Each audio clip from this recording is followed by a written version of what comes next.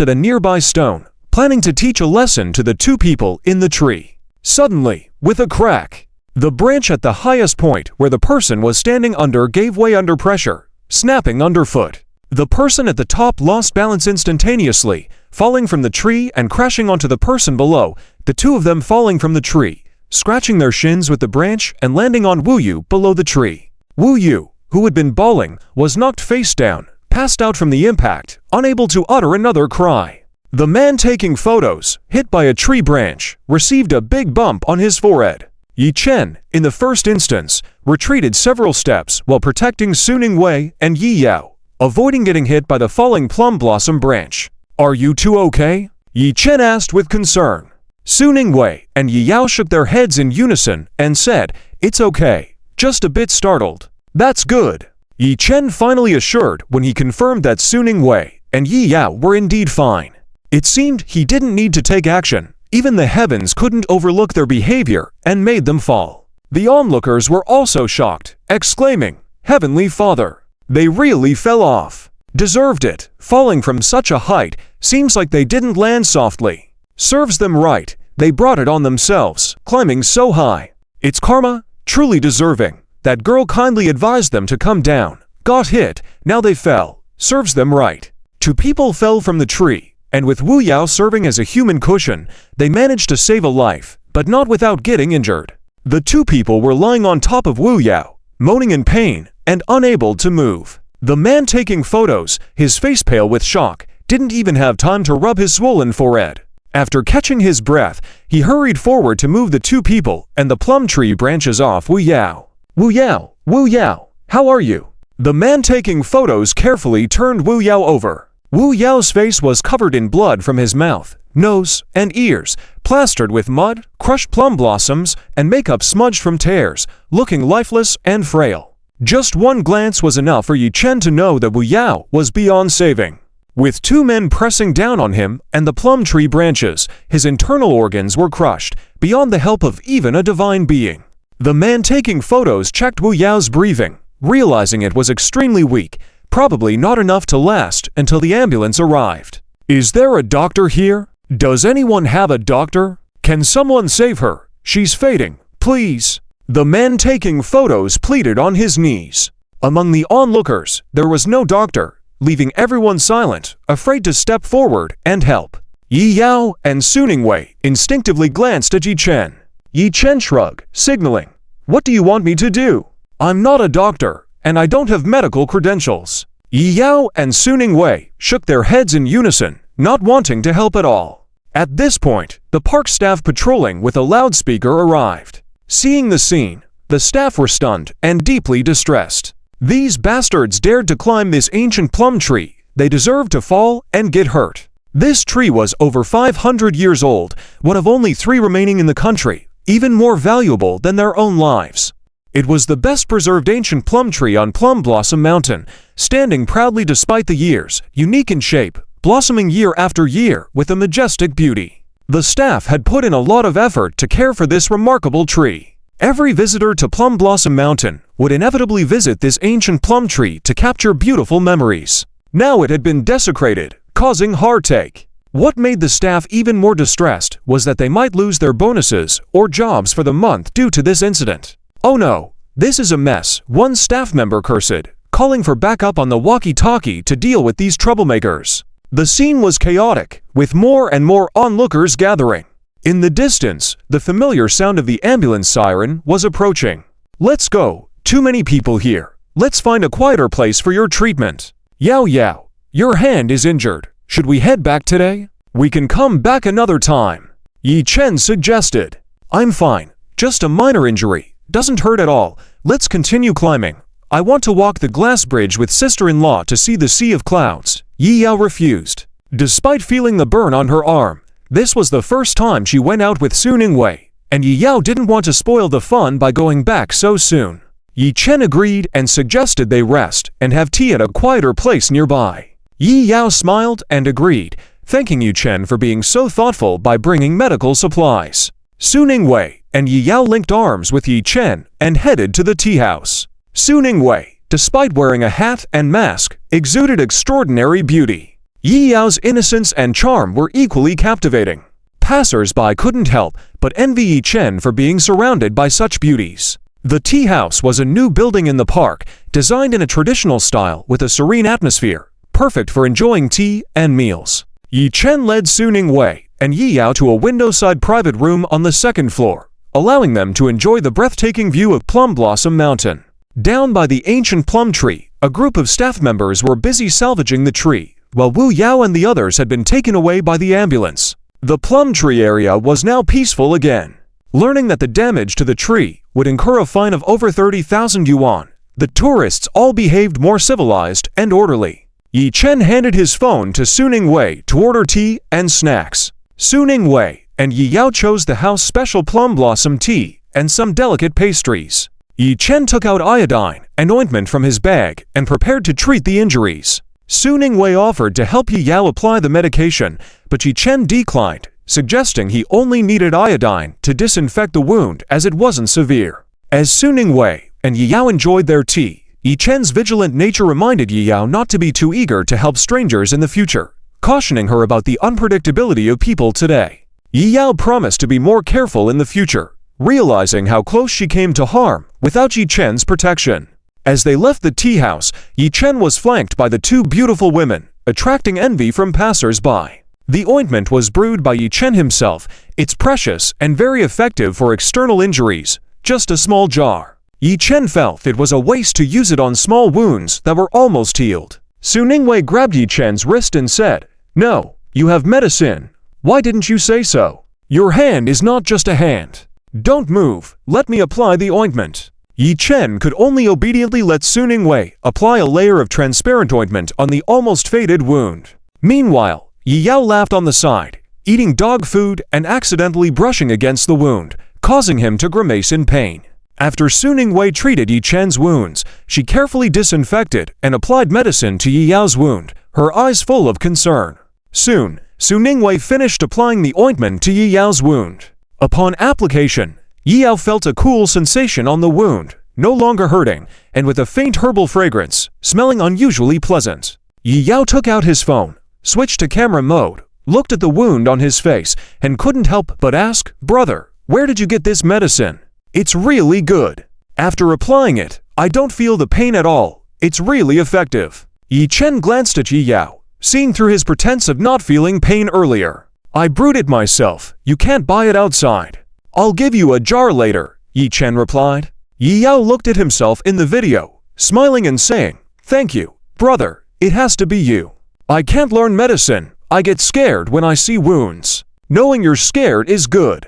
When I'm not around, you have to learn to protect yourself," Yi Chen said. "Got it. I'll be more careful next time. Today, I only dared to act recklessly as a justice warrior because I knew you and sister-in-law were here to watch over me," Yi Yao remarked. A knock on the door interrupted them.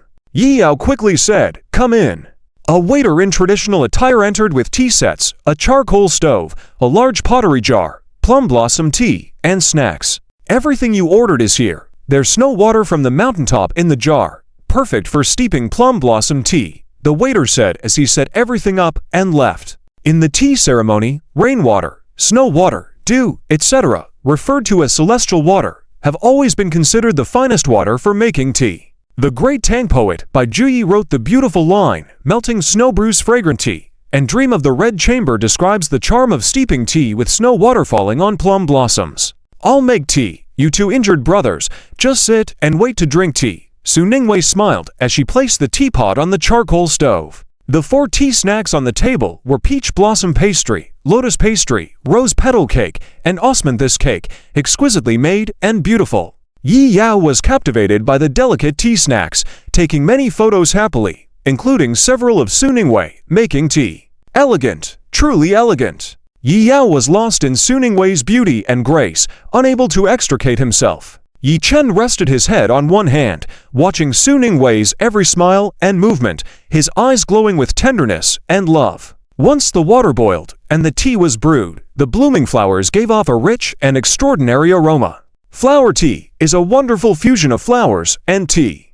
Drinking flower tea can evoke a sense of romance. The aroma of plum blossom tea filled the entire room, richer and more intoxicating than the blooming plum flowers outside. Plum blossom tea, also known as fragrant soup, aids digestion, soothes the liver, and relieves depression. It looks so beautiful and smells so good, Yi Yao couldn't help but close his eyes, take a deep breath, and express his contentment. It indeed smells wonderful. Su Ningwei poured the first cup of plum blossom tea, and although she wanted to give it to Yi Chen first, she politely handed it to Yi Yao. Yi Yao quickly passed the first cup of plum blossom tea to Yi Chen, saying, "Elder brother, the first cup of tea made by sister-in-law. You should have it first." "Then I won't be polite." Yi Chen picked up the teacup and took a sip. This was a specially fragrant plum blossom tea brewed by his wife. The aroma had chilled notes that blended well in the water, not overpowering the tea taste, rich in layers, and very good. Yi Chen nodded in satisfaction, acknowledging that this Xiang Zhuan tea house was indeed something. "How is it? Do you like it?" Su Ningwei asked. After giving Yi Yao another cup, she finally poured herself one. Yi Chen nodded and said, "It's delicious, quite good. You should try it too." Su Ningwei and Yi Yao also raised their teacups and took a sip, enjoying the distinctive scent of plum blossoms, feeling quite pleasant. Yi Chen glanced at the pink peach pastry, furrowing his brows slightly, regretting that it was adorned with sesame seeds, which Su Ningwei couldn't eat due to her allergies. Allergic reactions could be serious. There were many delicious foods she couldn't enjoy. The lotus pastry looked exquisitely lifelike, resembling a delicate piece of art. Yi Chen picked up a piece and tasted it. Crispy and sweet, not cloying, but elegant and charming like a lotus. Importantly, it didn't contain sesame oil, sesame paste, or sesame seeds. "It tastes pretty good. Give it a try," Yi Chen reassured as he fed Su Ningwei a piece he tried. Su Ningwei blushed slightly, bit into Yi Chen's hand, and expressed surprise in her eyes. It's really good, beautiful, and delicious. Yao Yao, give it a try too." Su Ningwei picked up a lotus pastry and offered it to Yi Yao. "Thank you, sister-in-law." Yi Yao smiled as he took a bite of the crispy lotus pastry, looking satisfied. "This place is really good. The environment is nice, perfect for a date. Haha, I feel a bit unnecessary coming with you both today. As long as you know, when we take the cable car later, you can ride alone." Yi Chen nodded. Yi Yao. Indeed, he was wronged by his elder brother. More people make it lively. Yao Yao, don't listen to your brother's nonsense. Later, I'll sit in the same gondola as you. Same row. Su Ningwei glanced at Yi Chen, then reached under the table, lightly twisting Yi Chen's thigh. Yi Chen didn't feel any pain, just a ticklish sensation. Riding a cable car was a private affair, surrounded by beautiful scenery. Naturally, sharing a joyful moment alone with Su Ningwei was more appropriate without a third wheel. Yi Yao quickly said, It's okay. I think it's good to ride alone. I enjoy the feeling of being alone among the mountains. You and my brother can ride together." "Oh, okay then," Su Ningwei agreed as she nodded. Yi Chen smirked, holding Su Ningwei's mischievous hand and taking a bite of the peach pastry. The food shouldn't go to waste. Su Ningwei can't eat it, Yi Chen can only eat a little more by himself. The pastry of the peach blossom pastry is thin and crispy, with a delightful aroma. The filling of the peach blossom pastry is mainly made of peach kernels and sticky rice sugar, with a rich taste that is sweet, but not cloying. It tastes good. Although the consumption here is relatively high, it indeed uses pure snow water and top-grade plum blossoms. The pastries are delicately made with high-quality ingredients, worth the price. Yi Chen couldn't help but take another bite. "Is it delicious?" Su Ningwei looked at the peach blossom pastry in Yi Chen's hand, and her mouth watered. Yi Chen calmly replied, "Not delicious, has sesame, sour, bitter." "Oh." A smile of happiness appeared on Su Ningwei's lips.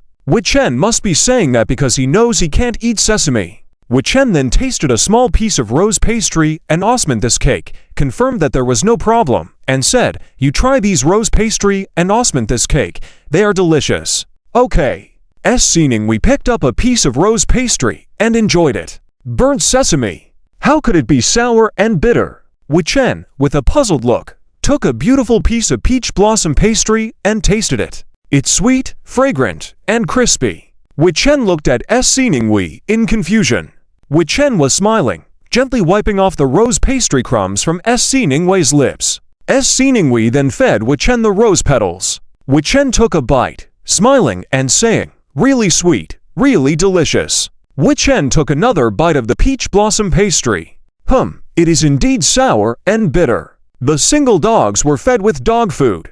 The baby's heart is sour, the heart is bitter. After the three of them had eaten and drank their fill, Wei-Chen bought the tickets, then continued towards the next attraction.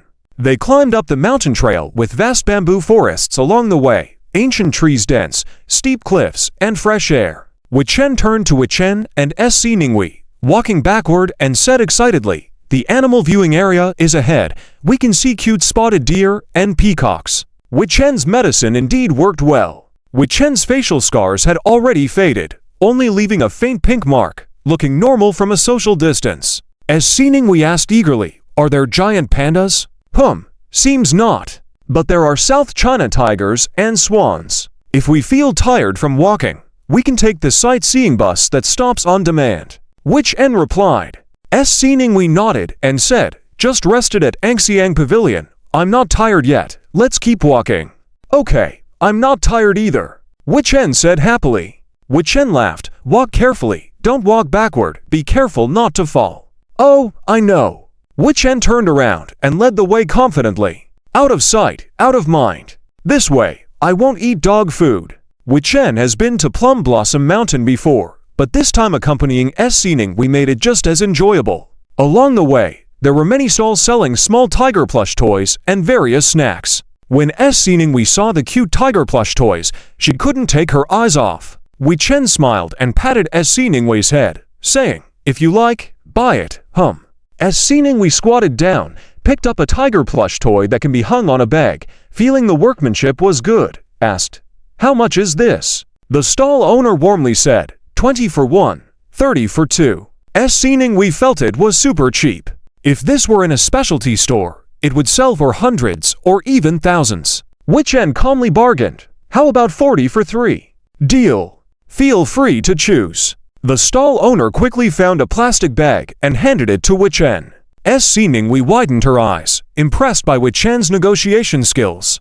After giving SC Ninghui a standard look, Wei-Chen squatted down, picked two tiger plush toys, gave one to Wei-Chen, and paid. SC Ninghui happily hung the tiger plush toy on her bag worth tens of thousands, very satisfied. Suddenly, other tourists couldn't help but follow suit, buying a tiger plush toy to hang on their bags. Wei-Chen naturally hung the tiger plush toy on his backpack. "Do you want to eat something?" Wei-Chen asked indulgently. "How about strawberry candied haws?" "Yes," SC Ninghui smiled and nodded. Wei-Chen bought 3 strings, one for each of them. The three of them continued walking toward the Sika deer enclosure. As they walked, Yi Yao kept eating and took the lead ahead of the group. Many visitors had stopped to snack or shop in the front area, leaving this stretch of the path relatively quiet, with only Yi Chen and his companions present. Feeling more at ease, Su Ningwei pulled down her mask, took a bite of her strawberry candied hawthorn, and found it exceptionally sweet and delicious. "Hubby, it's so sweet. The strawberry candied hawthorn is so much better than the hawthorn one," Su Ningwei said, sticking out her soft pink tongue to lick the golden sugar coating. Yi Chen's throat bobbed slightly at the sight. Pulling down his mask, he leaned in and bit into the same strawberry candied hawthorn Su Ningwei had just licked, lifting it off and eating it.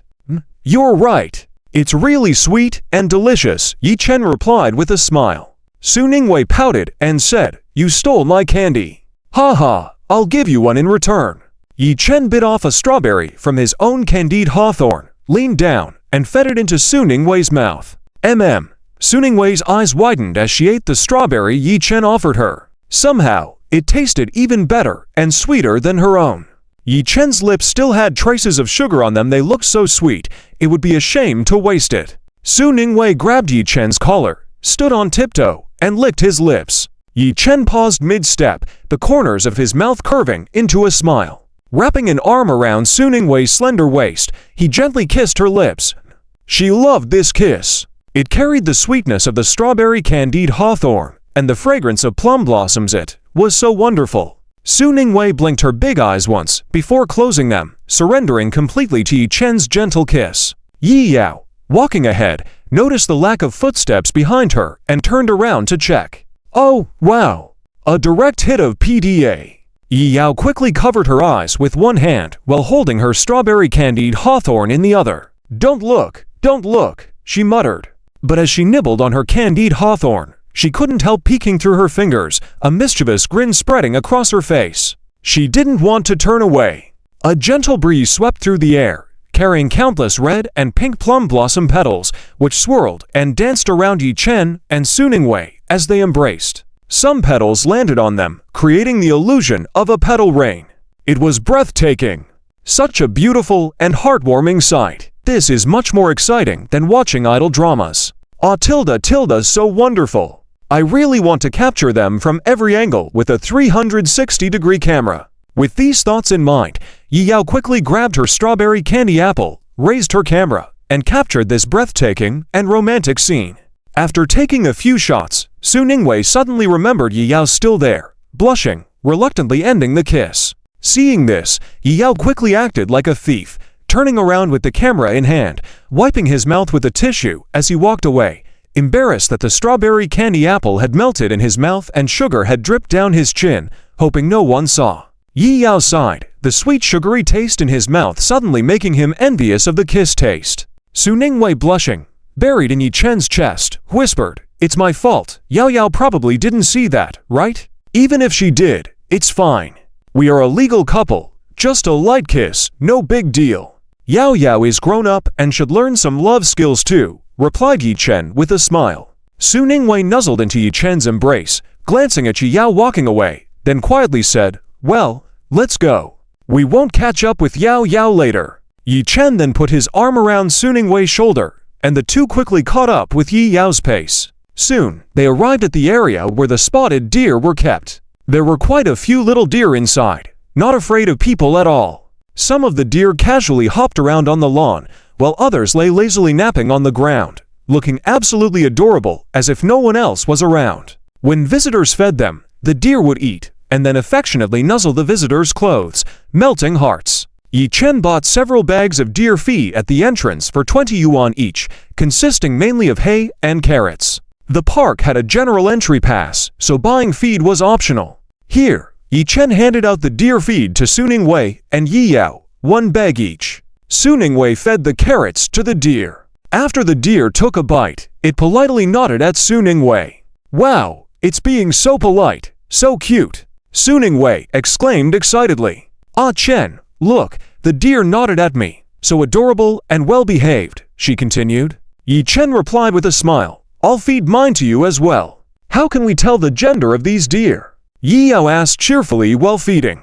Yi Chen explained, "Spotted deer have antlers that are particularly hard and good-looking, so those with antlers are male. If a deer is already an adult but lacks antlers, that would likely be a female." "Oh, then the one I'm feeding must be a male. It looks so handsome with its antlers," Yi Yao said, feeding the deer while gently stroking its antlers. Yi Chen then suggested, "Yao Yao, give me the camera. I'll take photos for you guys." "Well, my face got injured, so I'll pass on the photos. How about I take photos for both of you instead?" Yi Yao handed the deer feed to Su Ningwei, raised the camera, and said with a smile. Yi Chen replied, "I think your injury looks charming, and we can always edit the photos later if needed to hide the scars. But if you don't want to, I'll take photos instead." "Can you edit photos as professionally as I can? Let me handle it. There aren't many people around now. I'll take some shots for you first, and you can do mine later," Yi Yao said with a smile. Su Ningwei quickly stood up, holding onto Yi Chen's arm, and they both fed the deer together. Yi Yao took pictures with the camera. Snap! Snap! Several beautiful photos were taken. At this moment, another family of 4 visitors arrived in the park. Among the family were 2 twin boys, around 7 or 8 years old. They saw the deer and broke free from their mother's hands, running into the park excitedly. "Wow! Such a big deer with antlers! It's so cool!" The 2 boys shouted with excitement, rushing towards a deer lying on the ground with antlers. "Slow down! Watch your safety!" The boy's mother hurriedly chased after them. These 7 or 8-year-old boys had entered their second rebellious phase, being stubborn and sensitive, and the more their parents tried to control them, the stronger their resistance became. Would they listen to their mother's advice? Seeing the docile deer, one of the boys with double cowlicks on his head grabbed the deer's antlers and climbed onto its back. "Heh. Look, I'm a hero riding a reindeer ... Yeehaw!" The boy with double cowlicks on his head exclaimed excitedly, kicking the soft belly of the deer with his legs. Startled by the sudden action, the deer stood up abruptly, accidentally kicking the other boy nearby before running wildly around the park in panic. The boy knocked down by the deer started crying, calling out for his parents in fear. The boy clung tightly to the deer's antlers, unable to let go, while the deer frantically ran around, causing chaos. The parents of the children were horrified at this sight. The boy's mother picked up the sobbing child from the ground, her face pale with shock, tears streaming down her face. The boy's father shouted, trying to catch the deer running amok. Despite the deer's already swift movements, the panic made it run even faster. The park staff were equally alarmed. They had never seen such daring and mischievous behavior from a child before, especially one who dared to ride on a deer. The mischievous child, around 7 or 8 years old, was beyond their comprehension. The park staff immediately called for backup and started looking for a tranquilizing dart to deal with the situation. Yi Chen quickly shielded Suning Wei and Yi Yao, rushing them out of the park to ensure their safety. "Oh my god! That child was so daring! This is too dangerous!" Suning Wei, a new mother, was shocked by the scene. Yi Yao also frowned, saying, "That child is too reckless. How could he dare to ride the deer? That could have been a disaster. You just stay here. I'll see if I can help," Yi Chen said, also showing a slight frown. Worried, Suning Wei grabbed Yi Chen's arm, saying, "It's too dangerous. Maybe you should stay back." "Yes, it's too risky. Brother, it's better to not get involved. Getting hit by those antlers isn't a joke," Yi Yao quickly added. "It's okay. I know what to do. I won't enter the garden, so rest assured." Yi Chen patted Suning Wei's hand reassuringly. Suning Wei nodded in response and said, "Just be careful." "Got it." Yi Chen nodded and quickly walked towards the staff members. The staff members were holding an aluminum alloy pipe tranquilizer gun, blowing air into the pipe forcefully, causing a tranquilizer dart to shoot out. However, the startled spotted deer ran faster than usual, trying to avoid hitting the little boy near it. The staff member, standing on a platform, furrowed his brow and blew several darts in a row, but none hit the frenzied deer. Fortunately, the other deer had already fled in fear, so no other deer were harmed. Yi Chen glanced at the garden and saw the crazed deer still running around wildly. He couldn't delay any longer and had to tranquilize the deer immediately. If this continued, the little boy would surely exhaust himself and could be in danger of being thrown off by the deer. Yi Chen strode purposefully towards the staff members. The place where the staff members were stationed had a good view of the deer's running trajectory. Yi Chen saw the staff member blow another dart, but still missed. "This is bad. It's running too fast, and I can't hit it at all," the staff member exclaimed anxiously, scratching his head. Yi Chen spoke up, "Let me try." The staff member then noticed Yi Chen by his side. "Can you do it?" the staff member asked, with a mix of doubt and hope in his eyes. Seeing Yi Chen's pure and clear eyes, the staff member felt a sense of familiarity and trust, yet hesitated to fully trust. Yi Chen removed his mask and said, "I can." "So you're the singer Yi Chen. No wonder you look so familiar. I'm your fan. I love your song's wish fulfillment, because of love, divination, friends." The staff member excitedly listed several of Yi Chen's song titles. Yi Chen nodded and said, "Yes, that's me." "Can you pass me the tranquilizer gun?" "Oh, sure, but do you know how to use it?" "Be careful not to hit the child," the staff member said, handing Yi Chen a new aluminum alloy pipe with a tranquilizer dart attached. Yi Chen took the gun and reassured, "I know what I'm doing, don't worry." Yi Chen had observed the staff member's operation earlier and realized it was mostly about lung capacity and precise timing. With his upgraded physical abilities, superior eyesight, and reaction speed, Yi Chen was confident he could hit the target accurately. "All right," the staff member replied. Yi Chen brought the aluminum alloy pipe to his mouth, aimed carefully, and blew at the opportune moment towards the frenzied deer. The tranquilizer dart shot out and precisely hit the deer's hindquarters. "Impressive! You really hit it! That's great! The kid's life is saved! Yi Chen, you're amazing!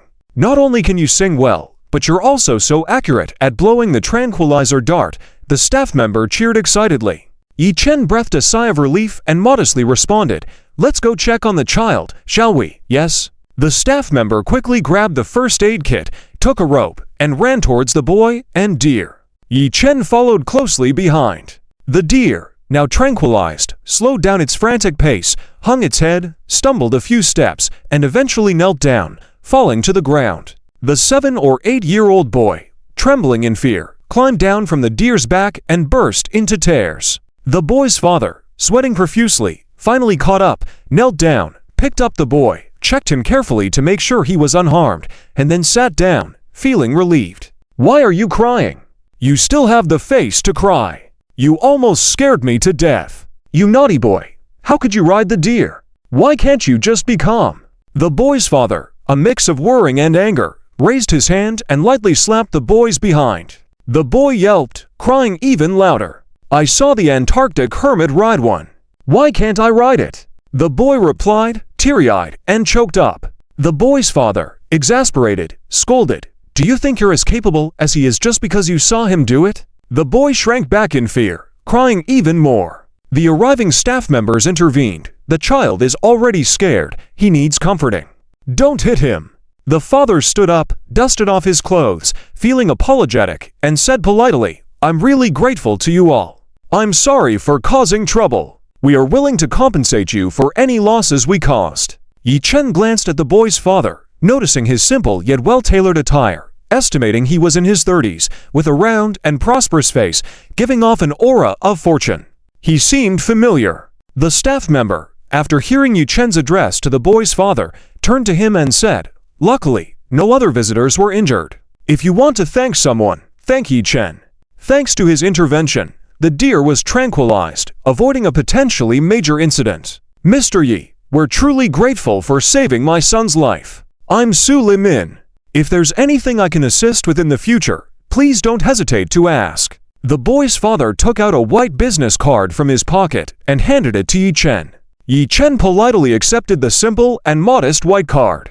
The emblem on it caught his eye immediately, a bright red badge of the Blue Star. Su Limin turned out to be the newly appointed deputy mayor of Shan City. No wonder he looked familiar and carried himself differently. Yi Chen had seen Su Limin's photo in Shang Quan's studio before. Shang Quan had casually mentioned that although Su Limin held a deputy position, he was a top graduate from Yanjing University and was planning to return to Yanjing after a few years in Shan City. It was unexpected that a seemingly ordinary intervention would involve someone of such high status. Was it just a coincidence, or was it all part of the system's plan?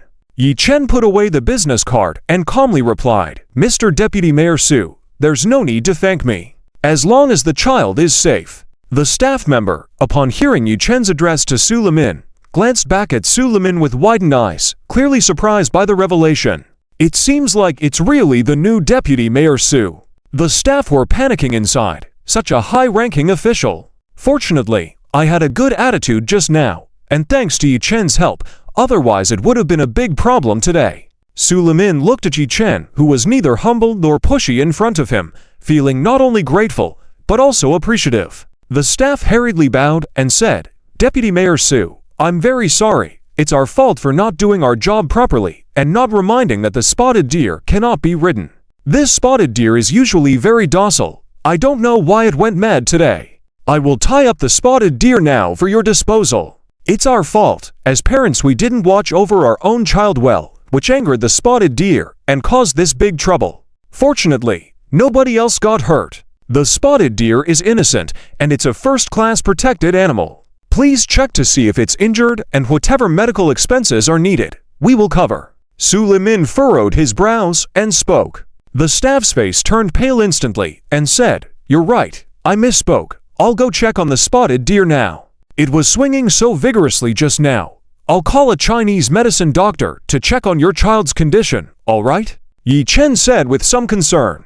Su Limin pushed his little son in front of Yi Chen and said, "Then I'll trouble you. This is my son, Su Heionan." Yi Chen took Su Heionan's hand, squatted down, and checked his pulse. Su Heionan had been staring at Yi Chen since he walked over. "Uncle, are you the Yi Chen who sings The Brave One?" Su Heionan asked with a tilted head. Yi Chen nodded and replied gently, "Yes, have you heard of it?" "Yes, I have. I really like that song, and I can sing it too. All of us students can sing it. I can even play the piano version of that song." Su Heionan said and started to sing, "Loving you as you walk alone in the dark alley, loving your determined appearance, loving your defiance in the face of despair, refusing to cry." Unexpectedly, he was his own little fan. As Yi Chen listened to Su Heonan sing passionately, he carefully examined Su Heonan's physical condition. The child seemed sturdy. Nothing seemed to be wrong.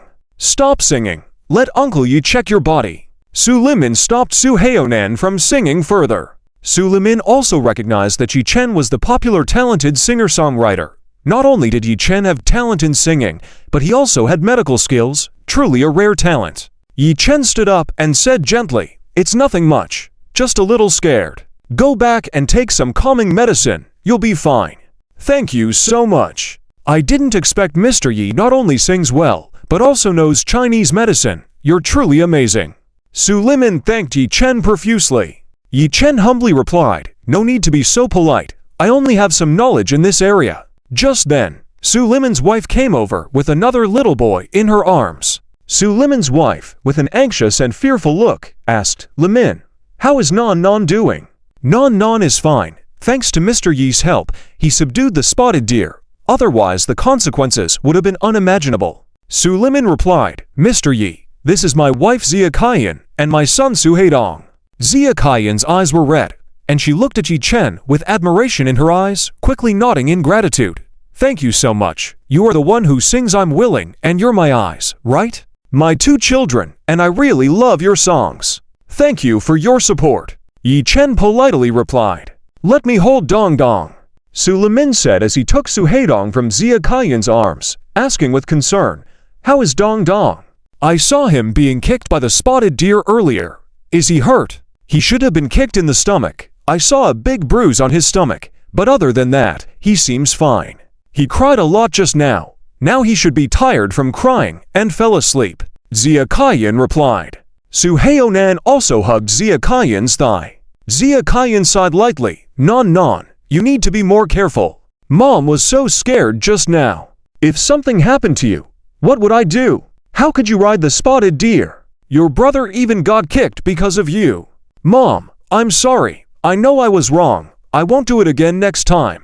Su Heonan, with red eyes, hung his head in regret and fear. Xia Kaiyan patted Su Heonan's head and said, "I hope you mean what you say." Yi Chen also looked at the other little boy named Su Heidong.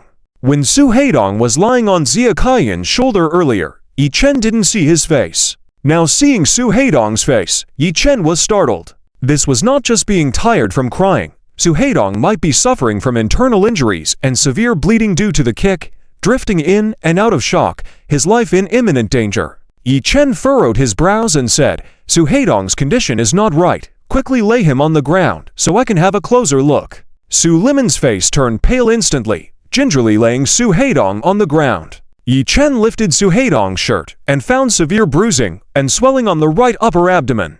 The liver is located in the right upper abdominal area. The human abdominal cavity is divided into substantial organs such as the stomach, intestines, and gallbladder, and hollow organs. Relatively, hollow organs are more resilient to injury than substantial organs. If substantial organs like the liver, spleen, or kidneys are impacted externally, it could lead to severe bleeding.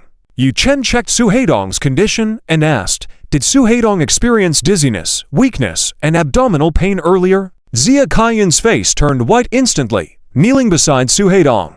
"Yes, Dong Dong did say he felt dizzy, had stomachache, and was weak, so I held him. He mentioned feeling dizzy. I inspected his head but didn't see any wounds." "Is Dong Dong okay? Is he all right?" Xia Kaiyan nodded repeatedly with a tight and worried expression. "From the current situation, things don't look good. It's likely severe bleeding in the liver, already showing signs of hemorrhagic shock. He needs to be taken to the hospital immediately for treatment, or it could be life-threatening. He could die at any moment," Yi Chen said with a frown. Hearing the word death, Su Heonan realized he might have caused a big problem. Looking at Su Heidong on the ground with closed eyes, lips bruised, trembling with fear, struggling to hold back tears by biting his lower lip, Xia Kaiyan, upon hearing the word death, felt the room spinning, tears uncontrollably streaming down her face. "Okay, I'll carry the child down the mountain and drive to take the child to the hospital," Su Limin said, bending down to pick up Su Heidong from the ground. "If we carry him, the position is not right, and it's easy to cause secondary injuries due to the bumps along the way. We must use a stretcher to carry him." Yi Chen raised his hand to stop Suleiman from picking up the child. "We have rescue stretchers and rescue vehicles here." The staff quickly raised their hands to offer. Accidents are inevitable in this scenic area, so there is always a rescue team on standby. Yi Chen asked, "Then arrange it quickly. The child must be sent to the hospital within 10 minutes.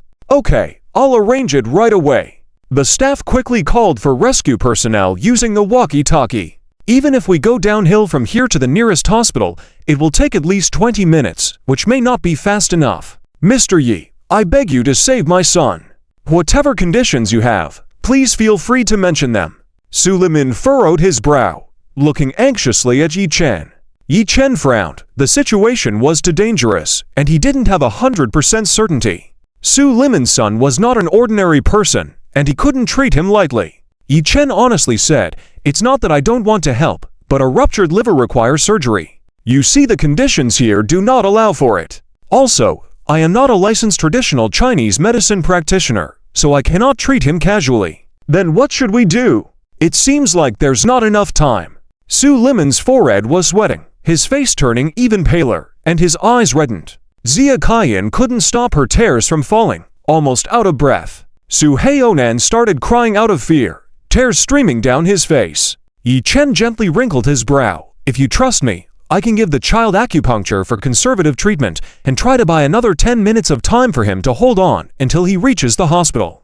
As for the subsequent treatment results, it's beyond my capabilities. I trust you. Please help the child with acupuncture. Thank you for your assistance." Suleiman, seeing a glimmer of hope, pleaded earnestly. If Yi Chen didn't use acupuncture, Su Heidong would undoubtedly die. Now that Yi Chen was willing to take the risk of treating without a license, Suleiman was extremely moved and grateful. Zia Kaiyan also said, "Yes, we trust you. Please help save the child." "All right, please have the hospital staff prepare for surgery." Yi Chen nodded. "Thank you." Suleiman quickly took out his phone and called the nearest hospital to explain the situation. Conducting acupuncture for conservative treatment and buying 10 more minutes was relatively easy. Yi Chen took out a small medical kit from his backpack and carefully disinfected the area on Su Heidong's body that needed acupuncture, using a set of ordinary acupuncture needles. After the procedure, several acupoints on Su Heidong's body were needled. Although his face remained pale and his lips slightly blue, his breathing, which had been getting weaker, gradually stabilized. The internal bleeding had been temporarily stopped, sustaining Su Heidong until they reached the hospital. Once at the hospital, Suleiman's status would ensure that the hospital would spare no effort in treating Su Heidong with the best resources available. "It's all right. He should be able to hold on until we reach the hospital. The needle has a hemostatic effect and can only be removed at the hospital. I'll accompany you to the hospital later," Yi Chen said. Observing Yi Chen's adeptness in acupuncture, Suleiman felt that Yi Chen did not seem like someone without a medical license, but rather like an experienced old TCM doctor. Impressed by the change in Su Heidong's condition, Suleiman admired Yi Chen's medical skills greatly. Having encountered such a young and highly skilled TCM practitioner like Yi Chen in Langsing, Suleiman couldn't help but feel fortunate to have met such a benefactor. Suleiman expressed his gratitude, saying, "Mr. Yi, you've been a great help, and we are truly thankful." "I'm very grateful too," Zia Kaiyan chimed in. Su Heionan wiped his tears and bowed to Yi Chen, expressing his gratitude. "Thank you, Uncle Yi Chen, for saving my little brother. I've only stabilized him temporarily. He still needs surgery as soon as possible. Don't move him. I'll quickly call my wife and daughter." Yi Chen stood up and walked to the side, making a call to Su Ningwei. The ambulance arrived with its siren blaring. Several rescue workers came down holding a stretcher, feeling exhausted from their busy day. Earlier, they had taken 3 injured individuals who fell out of trees to the hospital. Now, another young boy who had been kicked by a deer was brought in. The rescue workers were tense and unsure how to proceed, fearing a misstep that might worsen the child's condition. "Let me do it," Yi Chen said, bending down carefully to lift Su Heidong from the ground and place him onto the stretcher. The group then boarded the ambulance. Yi Chen put on a mask and closely monitored Su Heidong's condition during the journey. With the ambulance's lights flashing, they hurried towards the nearest hospital. Despite the over half-hour journey, they reached the hospital within 20 minutes. As they arrived at the emergency room entrance, they saw several doctors standing ready, their faces grim and serious. The hospital director had received Su Limin's call and was alarmed by the situation, leading him to immediately mobilize the best doctors to stand by. Several doctors were extremely anxious. If there is massive bleeding from the liver and signs of hemorrhagic shock have appeared, then the outlook is grim. Moreover, it's already been 20 minutes since the last call from Su Limin, so it seems like it might be too late to turn the situation around. The ambulance just came to a stop. The doctors immediately gathered around to inspect Su Heidong's condition. Yi Chen glanced at the nameplates of the doctors.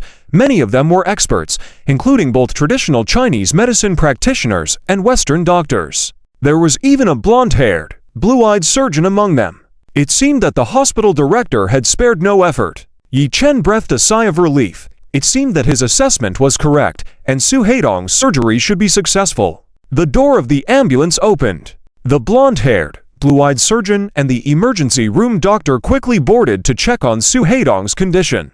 After assessing Su Heidong's condition, both doctors looked shocked. The blonde-haired, blue-eyed surgeon exclaimed, "It is indeed a massive bleeding from the liver causing hemorrhagic shock. The fact that this child's vital signs are still stable is a miracle. There is still hope. Quickly move him to the operating room." "But why does the child have acupuncture needles on him?" "This is acupuncture," the emergency room doctor replied. "Acupuncture? Hold on, let me take a look." One of the elderly traditional Chinese medicine doctors quickly examined. After examining, the elderly doctor said, "Excellent needle technique. This child is really lucky. He must have encountered a very skillful traditional Chinese medicine doctor who kindly helped him by stopping the internal bleeding temporarily and regulating his energies. That's why he has held on until now." The needle technique used was extremely precise, undoubtedly the work of an experienced traditional Chinese medicine practitioner. The elderly doctor thought to himself that he hadn't heard of any renowned figure in the traditional Chinese medicine field recently. Considering the skill level displayed, could it possibly be his martial brother, Dao Ming, who came here recently? The blonde-haired, blue-eyed surgeon asked, "Is this the acupuncture from your country? Just relying on these few needles to stop internal bleeding?" "That's right. Just relying on these few needles," the elderly Chinese medicine doctor nodded. The blonde-haired, blue-eyed surgeon was astonished. "Oh my, your country's traditional medicine is truly remarkable." Yi Chen then spoke up, "Now that we've arrived at the hospital, I'll remove the needles first. Please arrange for the surgery quickly." "Are these your needles?" The elderly doctor looked at Yi Chen in shock. He didn't expect that the person who administered the acupuncture treatment was so young and wasn't sure who he had learned from. It seemed like the rise of Blue Star traditional Chinese medicine was truly promising. The elderly doctor observed Yi Chen's demeanor and found it unfamiliar. He probably wasn't a prominent student of Dao Ming. Otherwise, he would have come to show off long ago. However, the elderly doctor couldn't fathom who at Blue Star could have mentored Yi Chen into such an outstanding student. Last time Dao Ming mentioned encountering a traditional Chinese medicine genius who mastered soul-chasing needle technique, was it possibly the person before him? The elderly doctor was greatly shocked and deeply stirred, with many questions in his mind that he wanted to discuss with Yi Chen. Yi Chen nodded and proceeded to remove the needles from Su Heidong's body. The other surgeons and medical staff immediately wheeled Su Heidong towards the operating room. Though Su Limin was very worried about Su Heidong's condition, he suppressed his concerns and said to Yi Chen, "Mr. Yi, I am truly grateful for your help today. I will have someone send you back to the resort first." Yi Chen replied, "No need for that trouble. I'll just go back with the ambulance later. Please go and take care of the child." "Thank you so much." Su Limin bowed to Yi Chen. Yi Chen reached out to assist Su Limin, saying, No, it was just a small effort. I'll go check on the child first. I'll bring my son to thank you later." Su Limin nodded and hurried towards the direction of the operating room. Yi Chen sterilized and packed away the needles, preparing to ride the ambulance back to the resort. This back and forth, hopefully, would allow him to catch the cable car with Su Ningwei. The elderly Chinese medicine doctor spoke up, "Mr. Yi, please wait a moment. Your medical skills are exceptional. May I ask who your mentor is? You overestimate me. I just followed an elderly Chinese medicine practitioner and only know this technique. This ambulance needs to return to the resort, so I'll head off first," Yi Chen casually responded before boarding the ambulance. Observing the departing ambulance, the elderly doctor felt a sense of regret. It turned out that Yi Chen wasn't the traditional medicine genius mentioned by Dao Ming. Furthermore, the elderly doctor regretted that with Yi Chen's talent, he could have been a traditional medicine prodigy. If Yi Chen was willing, the elderly doctor would have been prepared to pass on his knowledge for free. On the ambulance, Yi Chen messaged Su Ningwei, mentioning that everything went smoothly, and he was on his way back. Su Ningwei replied with a photo of 2 white swans kissing in a lake, inviting him to the pavilion by the lake. Yi Chen smiled, downloading the photo Su Ningwei sent, examining it closely. The wife sent a photo of 2 white swans kissing in the lake. She must want to share a kiss. She's so cute. As Yi Chen was immersed in thoughts of love, a familiar voice sounded in his mind. Ding! Esteemed host, congratulations on completing the hidden task of saving 2 children and forming important connections. Your positive energy is overflowing, setting me up with energy, triggering a critical strike. Ding! Congratulations on obtaining the reward of X-ray vision. Ding! Your left eye is being upgraded to X-ray vision. The process may be slightly painful. Please bear with it. I'll be quick. Wait a minute. Yi Chen felt a pain in his left eye that was 10 times worse than being splashed with chilly water, his face changing as he quickly covered his left eye with his hand. What do you mean slightly painful? System, don't think you can lie just because you're a lowly. Luckily, the pain subsided almost instantly. A staff member sitting across from Yi Chen asked in concern, Mr. Yi, are you alright? Are you feeling unwell? Yi Chen reassured, I'm fine. Perhaps a bug flew into my eye just now. Yi Chen let go of his hand covering his eye and looked at the staff member sitting opposite him. Damn! It really is X-ray vision. He could see the staff member's 8-pack ABS. Yi Chen immediately closed his eyes in discomfort. System, do you understand not to invade people's privacy? Good thing the staff member is a man, or it'd be disrespectful to Su Ningwei. As a married man, please system, let's not get entangled in such matters. It's a great skill, but it's not necessary. System, please randomly select someone from the comment section to give it to if there's somebody else in need. Ding! Respected host, sorry, but it's too late. The upgrade has been successful and cannot be transferred. Yi Chen. Okay, then how am I supposed to go out? I can't just cover one eye like a pirate when I go out, right? This X-ray vision doesn't discriminate by age, gender, or occasion. It affects normal life. Can it be controlled by thought? Ding! Okay, the respected host has activated the thought control function for you. When you want to see through, use the thought control to X-ray with your left eye, and when you don't want to see through, what you see will be normal. Yi Chen sighed in relief. This is much better. The system really is so unreliable, thinking so hard just to live a perfect life, daring to give anything. Yi Chen cautiously opened his eyes again and looked at the staff sitting opposite him, neatly dressed. Nice! Yi Chen looked down at his feet, used thought control to X-ray with his left eye, and saw the black asphalt road through the car's underside. Interesting. Yi Chen continued to use thought control to see through with his left eye. His vision passed through the black asphalt road, and he saw the base layer made up of gravel, sand, and asphalt mixture materials. Controlling his thoughts to continue seeing through, he saw the subsurface made up of stones, gravel, sand, and other materials. Quite interesting. Yi Chen planned to buy a few books about jewelry to read. Next time he travels to another country, he can play some gambling games with stones. Try his hand at a blue seed violet, a jade stone with a green glass seed. He could easily earn a few small goals. Ding! Respected host, if there are no issues, I will continue to award you more rewards. Yi Chen was stunned. More rewards. Ding, of course. I am now full of energy and triggered a critical hit. How could there only be one reward? I am not who I was before. Yi Chen. Oh, please continue. Ding, congratulations, you have won a 1 million cash prize. Yi Chen thought that just a million cash prize wasn't all that surprising. Present-day Yi Chen had no need for money and was not particularly interested in it. To him, this money was just a string of numbers in a bank account that he could never spend. The system, not to be outdone, said, Ding, the lyrics and scores for the songs Never Lose Contact by Zhou Xingzhe, Lost Heartbeat by Z Yaxuan, Above the Moon by Phoenix Legend, Most Exotic Ethnic Style, and Madame Luxurious have been unlocked. When Yi Chen heard that these 5 songs had been unlocked, his eyes brightened. It seemed like the system really had triggered a critical hit and unlocked 5 more songs. Never Lose Contact is truly pleasant to listen to. Yi Chen had heard the versions by Zhou Xingzhe and the duet by Li Wenwang and Zipeng, which were all now unlocked too. The system had indeed become stronger. Someone really talked about memories longer than they talked about love. Lost Heartbeat was considered a breakup and memory specialty song due to its sorrowful melody and heartbreaking lyrics. The songs Above the Moon, Most Exotic Ethnic Style, and Madame Luxurious by Phoenix Legend were even more impressive. Have you all heard of them before? Where is Phoenix Legend now?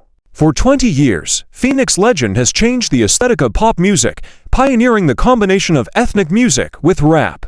By skillfully combining ethnic singing styles with popular arrangements, they created a contagious effect that everyone sings along with. Zhang Yi and Ling Hua have been in the industry for 25 years, never having any controversies and singing songs that are very down-to-earth, truly creating a unique style. When Above the Moon was released, it coincided with the thriving era of colored bells.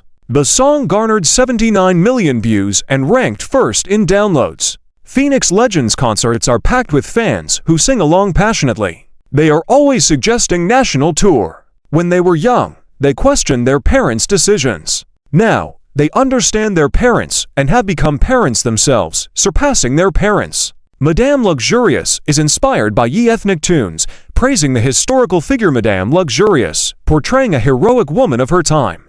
Most Exotic Ethnic Style became immensely popular for its catchy nationwide dance. When it was released, didn't all the aunties dancing in the square become their fans? It was rumored that in KTV, 9 out of 10 private rooms would play this song. This song even made waves internationally. Yi Chen realized he had quite a collection of songs at hand. Feeling good today, he decided to share Phoenix Legends' 3 songs through a video on his account to let everyone on Blue Star experience the charm of Earth's agricultural heavy metal. Ding! Congratulations, you have unlocked the movie All In. Yi Chen raised an eyebrow slightly. Was this a recent Earth movie? It didn't ring a bell. It must be a popular movie on Earth lately. The system was quite considerate. Yi Chen remembered the last time he made time to watch Disappearance. Indeed, it was a roller coaster of emotions, a world-class sweet drama specifically designed for romance lovers. All In starred by Zhang Yixing, Jin Chen, Yang Mei, and Wang Chuanjun seemed interesting. Yi Chen was bored on the way back, so he pretended to relax his mind and started watching the movie in his mind. Half an hour later, with the park in sight, he stopped watching to finish it later when he had time. After getting off the car, Yi Chen headed toward Swan Lake and saw Su Ningwei and Yi Yao in the pavilion near Swan Lake. Su Ningwei spotted Yi Chen from afar and ran towards him. Yi Chen opened his arms and embraced the running Su Ningwei. Su Ningwei hugged Yi Chen's waist, and in his arms, she coquettishly said, "Aiken, you're finally back. When you're not by my side, even the swans kiss and display affection to show me." "Really? Then should we also kiss to show them some affection?" Yi Chen whispered softly to Su Ningwei's ear. Blushing, Su Ningwei replied softly, "Let's pass. Yao Yao is still here. As long as you're by my side, I feel very sweet. It's okay. Yao Yao isn't young anymore. She should learn to get used to it," Yi Chen said, then turned and kissed Su Ningwei gently on her red lips. "Yao Yao, having you as a brother is truly my blessing." Su Ningwei gently pushed Yi Chen's chest, closed her eyes to savor Yi Chen's gentle kiss. Meanwhile, Yi Yao, who was feeding the swans, heard the commotion, turned her head, and saw Yi Chen and Su Ningwei embracing and kissing each other. Yi Yao, feeling sour, turned her head and continued to feed the swans. To her surprise, she saw one swan feeding a piece of bread from its mouth to another swan. "No more feeding! No more feeding! Even the swans have partners now, but I'm still single. So frustrating." Yi Yao angrily stuffed the bread into her own mouth. Delicious. If I can't marry love in this lifetime, being single is also good. It gives me more time to do what I want, and I can live freely. At least I won't be disappointed by others, and I won't disappoint others. On Kixie Valentine's Day, go order a couple's meal, and I can eat it alone. Yi Yao felt happy again. During the time with Yi Chen, Yi Yao had already taken Su Ningwei to see all the animals in this area. Yi Chen, Su Ningwei, and Yi Yao finished feeding the swans and continued on towards Monkey Mountain. The ancient trees on Monkey Mountain were dense and lush, with many cute monkeys freely roaming around in the trees. These monkeys were timid, only daring to take the food left by tourists on the large rocks. Yi Chen, Su Ningwei, and Yi Yao left some fruits on the rocks, took some photos, and then headed towards the next attraction. Further up, there were stone steps leading up through the dense forest. Along the way, there were many introduction signs for various trees. After climbing halfway up the mountain, they all started to sweat. Yi Yao was leading the way, panting and tired. Yi Chen and Su Ningwei followed closely behind. Su Ningwei, with her face red and sweaty, was exhausted. Yi Chen, however, was doing fine and didn't feel particularly tired. Suddenly, on the stone steps beneath Su Ningwei's foot, a big centipede crawled past. Ah! Oh my, a centipede! So terrifying! Su Ningwei stepped back in fear, twisted her ankle, and felt a sharp pain shoot up her leg. Yi Chen quickly reached out, protecting Su Ningwei in his arms, and crushed the centipede under his foot. Trembling with fear, Su Ningwei wrapped her arms around Yi Chen's neck, clinging tightly to him.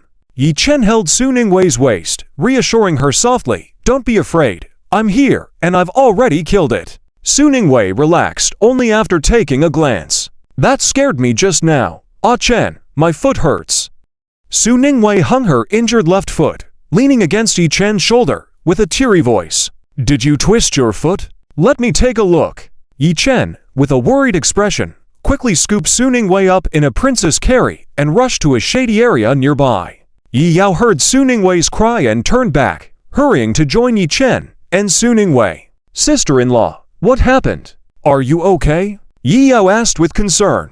Su Ningwei replied, "I'm fine, just got startled by a centipede, and my foot twisted a bit." "Oh my, there are centipedes here. How's your foot?" Yi Yao was also taken aback. She had been too engrossed in the scenery and birds along the way. Su Ningwei said, "It's a bit painful." "Then sit down here to check, brother. Help sister-in-law sit here." Yi Yao quickly wiped a large stone clean with a tissue and helped Su Ningwei onto it. Yi Chen gently checked Su Ningwei's foot. The left ankle was swollen where it was injured. Yi Chen took out a tube of ointment from his backpack, applied some on Su Ningwei's swollen ankle, and Su Ningwei immediately felt relieved. "Ah Chen, this ointment is so good. It's cooling and the pain is easing up. Thank you for being here." Su Ningwei's face relaxed and she smiled. Yi Chen put away the ointment and said, "Thankfully, it didn't affect the bone. This ointment has pain-relieving components, so the pain will lessen once it takes effect, but you still need to rest for a few days." "Great! That centipede was really scary. Ah Chen, I'm so glad you held me. Otherwise I would have rolled down the mountain," Su Ningwei said with a shiver. Yi Chen rubbed Su Ningwei's head, took out a bottle of water, handed it to her, and then took out another bottle for Yi Yao. After they drank, Yi Chen put on his backpack and lifted Su Ningwei onto his back. "Let me carry you to the summit. We'll take the cable car down after crossing the glass walkway," Yi Chen said. Not giving Su Ningwei a chance to say anything more, he directly grabbed her hand with one hand and lifted her injured left leg with the other, carrying her on his back. He softly said, ***, wrap your arms around my neck and hold on tight. With your weight, I can carry two of you up the mountain without any problem. *******, okay.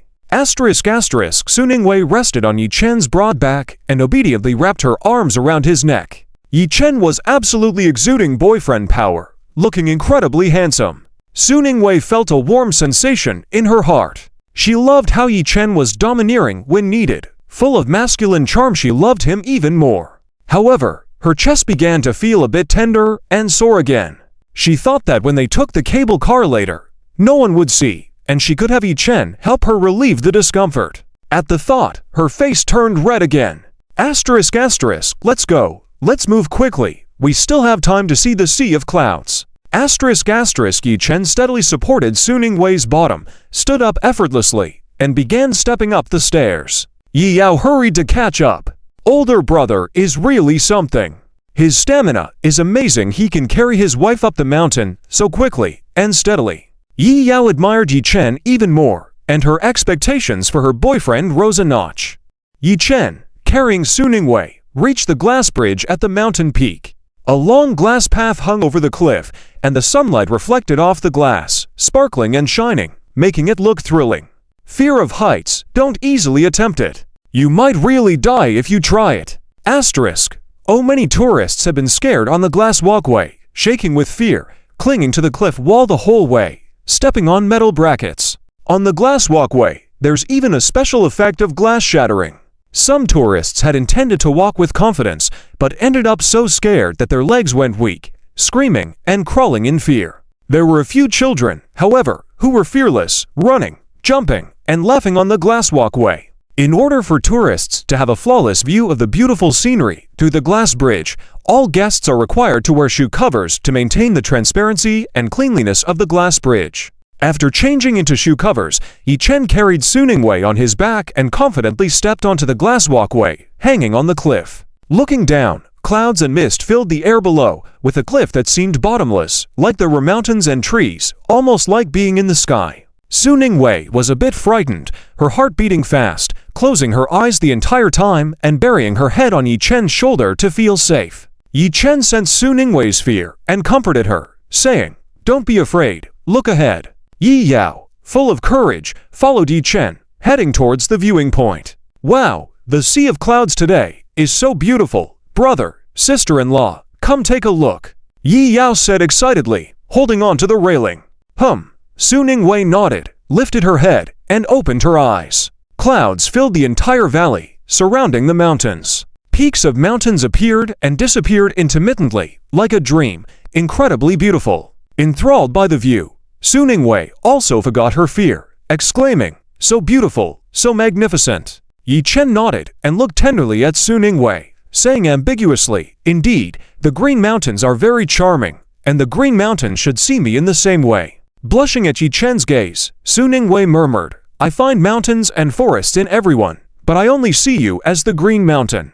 She leaned in to kiss Yi-Chen's cheek and whispered softly in his ear. Su-Ningwei's warm words slipped into Yi-Chen's heart from his ear, causing a slight tremor in his chest. The true meaning of mutual love should be, "I want to see you, and only when you also want to see me. Our meeting will be meaningful, and more precious thoughts will be cherished." Only meetings filled with mutual longing are worth traveling far for. Mountains with someone waiting for you are worth leaping towards. If you're going to fall in love, make it a two-way street, because that's a mutual rush of emotions. After completing the glass walkway journey with Yi-Chen, Su-Ningwei, and Yi Yao, they headed towards the cable car. The cable car was fully furnished and operated in a loop, very efficient. Each cable car could seat for people, with 2 on each side, and an extra seat for children, if needed. Inside the cable car, passengers could see the view outside. There were few tourists at this point. Yi Yao ran ahead and got on a cable car going downhill. Yi-Chen carried Su-Ningwei and boarded the following cable car. The cable car glided through the sea of clouds, slowly descending the mountain. The distant mountains now seemed closer, almost reaching the blue sky and white clouds. The distance between the cable cars was considerable, with black, explosion-proof glass offering privacy, preventing them from seeing the passengers in the adjacent car. Su-Ningwei was pleased with the privacy of the cable car and blushing, asked Yi-Chen, "Aiken, my chest hurts again. Can you help me?" "Of course," Yi-Chen replied dutifully. After expertly helping her, Yi-Chen burped, regretting drinking water earlier and feeling bloated.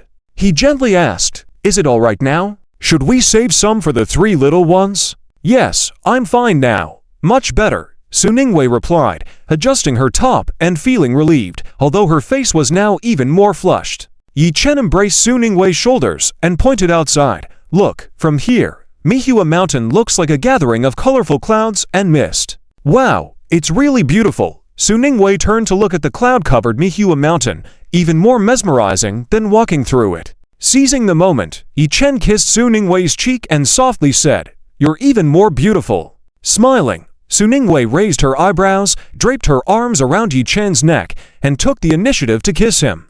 Yi-Chen smiled and deepened the kiss. While the scenery outside changed constantly, the embracing Yi-Chen and Su-Ningwei inside were lost in their own world of affection. Watching beautiful sceneries with a loved one, embracing and kissing amidst the beauty, is the happiest thing. The cable car journey was smooth and reached its destination. There was still some distance to walk from the drop-off point. Yi Chen carried Suning Wei off the cable car, while Yi Yao was waiting by the side. Brother, sister-in-law's foot is injured. Let's go straight home. Note, the text has been shortened for brevity. Li Huan said, Li Mei is playing with 3 babies in the backyard. I'll go call her to bring the kids inside. Mom, let me do it. Aren't you still busy in the kitchen? Yi Yao said with a smile after placing her backpack down. Li Huan nodded and said, Yes, you guys rest first. I'll go prepare the soup base. I also stewed some chicken soup. Wei, I'll serve you a bowl first. Drink some to settle your stomach before feeding the kids on an empty stomach. Suning Wei hurriedly thanked her. Mom, thank you, but I'm not hungry right now. I had some snacks on the mountain earlier. I'll eat with everyone later. Oh, all right. Li Huan nodded, then turned and busied herself in the kitchen. Yi Chen then carried Suning Wei upstairs to the bedroom. Once back in the bedroom, Yi Chen carefully helped Suning Wei change into loose and comfortable home clothes, then prepared warm water to help clean her chest. When the 3 babies smelled the milk, they started making noises, indicating they wanted to drink. Yi Chen listened closely and translated the baby language as follows. Eldest baby. Wah, Dad, Mom. Where did you go? I really miss you. Second baby. I wish I could grow up quickly. I also want to go out and play with Dad and Mom. Youngest baby. So hungry, so hungry, so hungry. It's my turn to drink first this time. Dad, Mom, let me have a sip. Yi Chen picked up the youngest baby and chuckled. This time the youngest one gets to drink first. Were you a good baby this morning? Babies are still so small, they can't understand what you're saying, Suning Wei said with a smile. The youngest baby blinked its eyes and made noises. Yi Chen translated, Of course, I understand. I was good today, except for pooping. I didn't cry at all. Well, we can't be sure. There is no research proving that children this young can understand. Children's brains develop very quickly. Within just a year, they can learn to sit, crawl, walk, and even talk if they start early. Perhaps their inner world is rich. Maybe they say a lot, we just don't understand, Yi Chen said. He then handed the oldest baby to Suning Wei. Makes sense. Children under 1 year old change so much every day, Suning Wei responded, taking the youngest baby and lifting her shirt to feed. After feeding the 3 babies, Yi Chen carried Suning Wei down to the dining room on the first floor. There were 2 hot pots on the table, one with spicy butter base and the other with mushroom and bone soup base. Various ingredients were already on the table. Come, sit down and eat, Li Huan said when she saw Yi Chen and Suning Wei. Yi Yao quickly stood to pull the chairs out. Yi Chen helped Suning Wei sit down. Yi Dashan had already put a bowl of pig trotter soup in front of Suning Wei. Wei, eat more. It helps to heal your foot faster, Yi Dashan said with concern. When my foot wasn't well, Mom used to make this for me. It tasted great. Try it, he added. Suning Wei nodded and said, Okay, thank you Dad and Mom. Why are you being so courteous with Mom and Dad?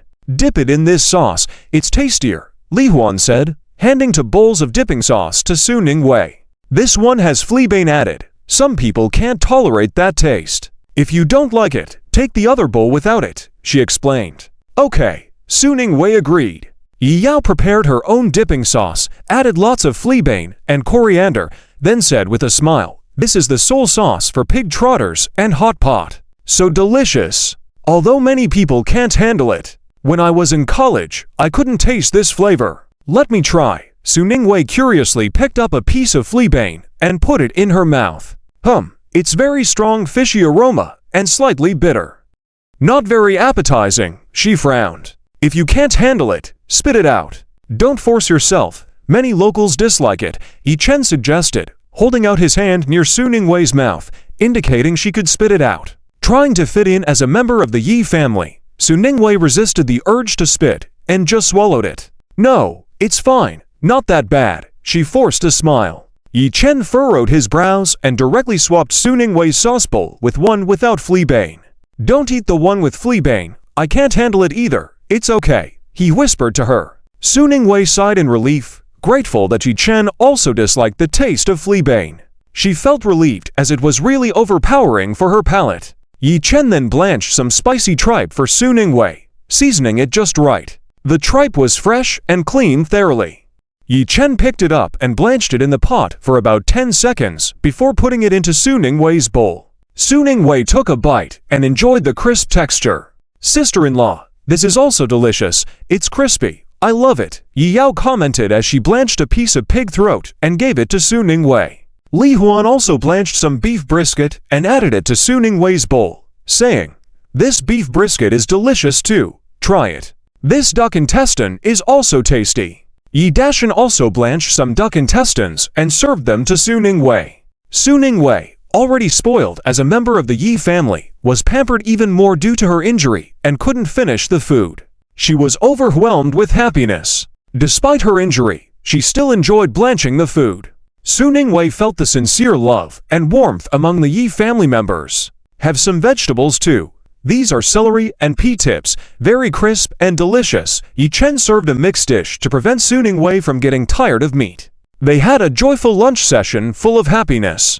After eating, Yi Chen carried Su Ningwei back to the master bedroom to rest and prepare for a nap. "I'll wash you from the outside to the inside later. Let's take a nap." Climbing the mountain and eating hot pot made us sweat a lot, Yi Chen suggested. Su Ningwei agreed, chuckling, "Forget climbing the mountain, the steamy hot pot made me sweat enough. Then later, I'll help you wash carefully from head to toe," Yi Chen playfully said, nibbling Su Ningwei's earlobe. Su Ningwei, ticklish, shyly replied, "Stop it. You're teasing me again. Where would I drive you to? I just wanted to help you properly take a bath, but you're the one with second thoughts. You're like a duck egg, all white and delicate on the outside, but a bit yellow inside," Yi Chen replied with a smile. Su Ningwei pouted and said, "I'm not like that at all. You said from the outside to the inside. Give me a thorough wash." "So, which inside are you referring to?" Yi Chen chuckled and said, "Well, inside the clothing layer.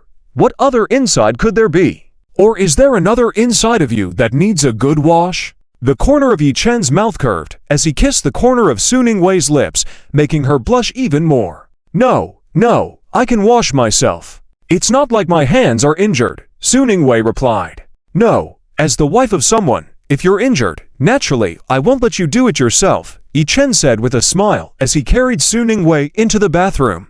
He placed her on a stool, and Su Ningwei removed her top. After adjusting the water temperature, Yi Chen asked Su Ningwei, "How's the water temperature? Is it hot enough?" Typically, the water temperature for girls' baths is much higher than for guys, so Yi Chen adjusted it to be even hotter than his usual shower. After testing the water, Su Ningwei said, "It could be a bit hotter." Yi Chen further adjusted the temperature, asking, "Is this better?" Su Ningwei nodded in approval. As the water bubbled and the steam filled the bathroom, Yi Chen helped Su Ningwei remove her pants and positioned her left leg on another chair. The warm water cascaded over Su Ningwei's clean, white back, spreading throughout her body. Her fair skin blushed a lovely pink hue. Yi Chen then lathered the shower gel on a shower sponge, creating a rich lather before carefully washing Su Ningwei without any ulterior motives, paying particular attention to her injured left ankle. Even though Su Ningwei was extraordinarily beautiful, Yi Chen wasn't so thirsty as to take advantage of her injury. Su Ningwei blushed as her skin tingled. Yi Chen rinsed all the foam off Su Ningwei with water. "Honey, let's shower together." Su Ningwei softly held Yi Chen's chin, her eyes full of affection, innocent yet charming, like a rose blossoming passionately in the wild. Yi Chen gently moved her hand away, kissed Su Ningwei's forehead, and tenderly said, "Let me finish washing you first, so you don't catch a cold." "No, I want to shower with you." Su Ningwei hooked her arms around Yi Chen's neck, pressed close to him, and whispered provocatively in his ear. The warm, soft touch made Yi Chen's neck blush. His wife was becoming quite adept at seduction. Yi Chen turned off the water, fetched a towel, wrapped Su Ningwei securely, leaving only her puzzled face exposed. "Behave, don't tempt me, or you'll catch a cold," Yi Chen said hoarsely as he carried Su Ningwei, swathed in the towel, and settled her on the large bed. As Su Ningwei struggled, unable to break free, she weakly said, "Honey, why are you tying me up? Please let me go." Yi Chen didn't want to act impulsively and worsen Su Ningwei's foot injury. "Your foot is still injured, don't move around. I'll release you after I finish my shower." Yi Chen carefully dried Su Ningwei's foot, covering her with a blanket. Seeing Yi Chen was still wet, Su Ningwei relented and said, "Hurry up." "All right, but since your foot is injured, you can't eat meat. so be good and don't tempt me. Rest well, okay? Yi Chen lightly tapped Su Ningwei's nose. Su Ningwei wrinkled her nose and obediently said, "Fine, go take your bath and don't catch a cold." "Good girl." Yi Chen turned and headed to the bathroom to shower. By the time Yi Chen emerged from the bath wrapped in a towel, he found Su Ningwei already fast asleep. She fell asleep so quickly, indeed quite obedient. Yi Chen changed into comfortable loungewear and sat beside Su Ningwei. Watching her peacefully sleeping, a smile crept onto Yi Chen's face. "My wife is so beautiful, even in her sleep," he thought. Gently, Yi Chen untied the towel from Su Ningwei and carefully applied medicine. Once finished, Yi Chen slipped into the warm bed, embracing Su Ningwei, and drifted into a peaceful nap. Upon waking, refreshed, Yi Chen reached for his phone and checked the time. Just 2 o'clock. Seeing Su Ningwei still in deep slumber, Yi Chen picked up his phone and browsed the latest entertainment news. As expected, the release of Nocturne made headlines. #musical genius Yi Chen releases blazing new hit Nocturne, leading a wave of traditional wind in the music scene. Yi Chen opened his TikTok app and discovered that his fan count had increased by almost 100 in just a few days, nearing 4 million followers. Nocturne was indeed a hit. This was just the single version. The full album would certainly make an even greater impact. Traditional Wind was truly remarkable. Yi Chen could already anticipate that once he uploaded the 3 songs from the Phoenix Legend, it would likely make headlines, and his fan count would soar. Soon, everyone would be dancing to the songs Yi Chen sang at Li Huan's Square Dance. Li Huan would undoubtedly be proud to have a son like Yi Chen. Yi Chen logged onto his music review page and read the comments from fans and netizens. Screaming, "Yi Chen is my god. This Nocturne is incredible, blending classical and pop elements. The beautiful melody, the emotional atmosphere, topped with Yi Chen's perfect voice and unique style. It's captivating and unforgettable. Absolutely outstanding. I'm not a musician, so I can't give an objective assessment, but the first time I heard Nocturne, I was blown away. The melody is so captivating, almost memorized after just one listen. It's stuck in my head all day. I want to set the intro of this song as my ringtone. I'll give a more professional review." The chorus of Nocturne, where the lyrics and melody intertwine, like snowflakes floating down in a piano echo, whisking away the memories of first love's vivid summer. The simple piano tones and vintage melody delicately touch the heart, accurately conveying indescribable pain, worth savoring repeatedly. Ignore me, I've lost count of how many times Nocturne has played on repeat. The elegant tune and subtle sadness, I adore it. Yi Chen is incredible, mastering all music genres. Truly legendary. I bet 5 million, the next king of songs will be Yi Chen. And so on. Yi Chen looked at the comments and felt that Lan Xiongren's music appreciation skills were still very good. As expected, Shudong is truly a legendary figure in the Chinese music scene. Even if his songs reached Lan Xiong, they could still become popular. Yi Chen scrolled through his phone and checked the recent headlines in the mountain city. Sure enough, he saw the news of the ancient plum blossom tree on Mihua Mountain being trampled. #HengYua and real estate heiress Wu was accidentally crushed while admiring flowers, sent to the hospital for rescue efforts proving futile, and has now been declared dead. Yi Chen saw the video cover with Yi Yao also being photographed, so he slightly furrowed his brows and clicked on the video. In the video, although Yi Yao's face was pixelated, it showed Wu Yu hitting Yi Yao, and in return, Yi Yao slapped her. The scene where Yi Chen twisted Wu Yu's arm was also captured. Yi Chen's frown deepened. Although Wu Yu's death had nothing to do with him or Yi Yao, now that Wu Yu was gone, he didn't know if Wu's family would hold a grudge against Yi Yao and himself. Thinking like this, Yi Chen quietly got up. He took out matching couple's loungewear from the closet and gently helped Su Ningwei put them on. "What time is it, honey?" Su Ningwei murmured. Perhaps tired from climbing, Su Ningwei closed her eyes and let Yi Chen dress her. "It's still early, you can sleep a little longer. I'll go to the study to check some information and be back soon," Yi Chen replied gently, covering Su Ningwei with the blanket again. Su Ningwei mumbled her agreement and fell back asleep. Yi Chen kissed her forehead, then got up and went to the study, intending to thoroughly investigate Hengyu on real estate. Being well prepared can better protect himself and his family. Yi Chen turned on the computer, and after some operations, hacked into Hengyu on real estate system and found the information he was looking for.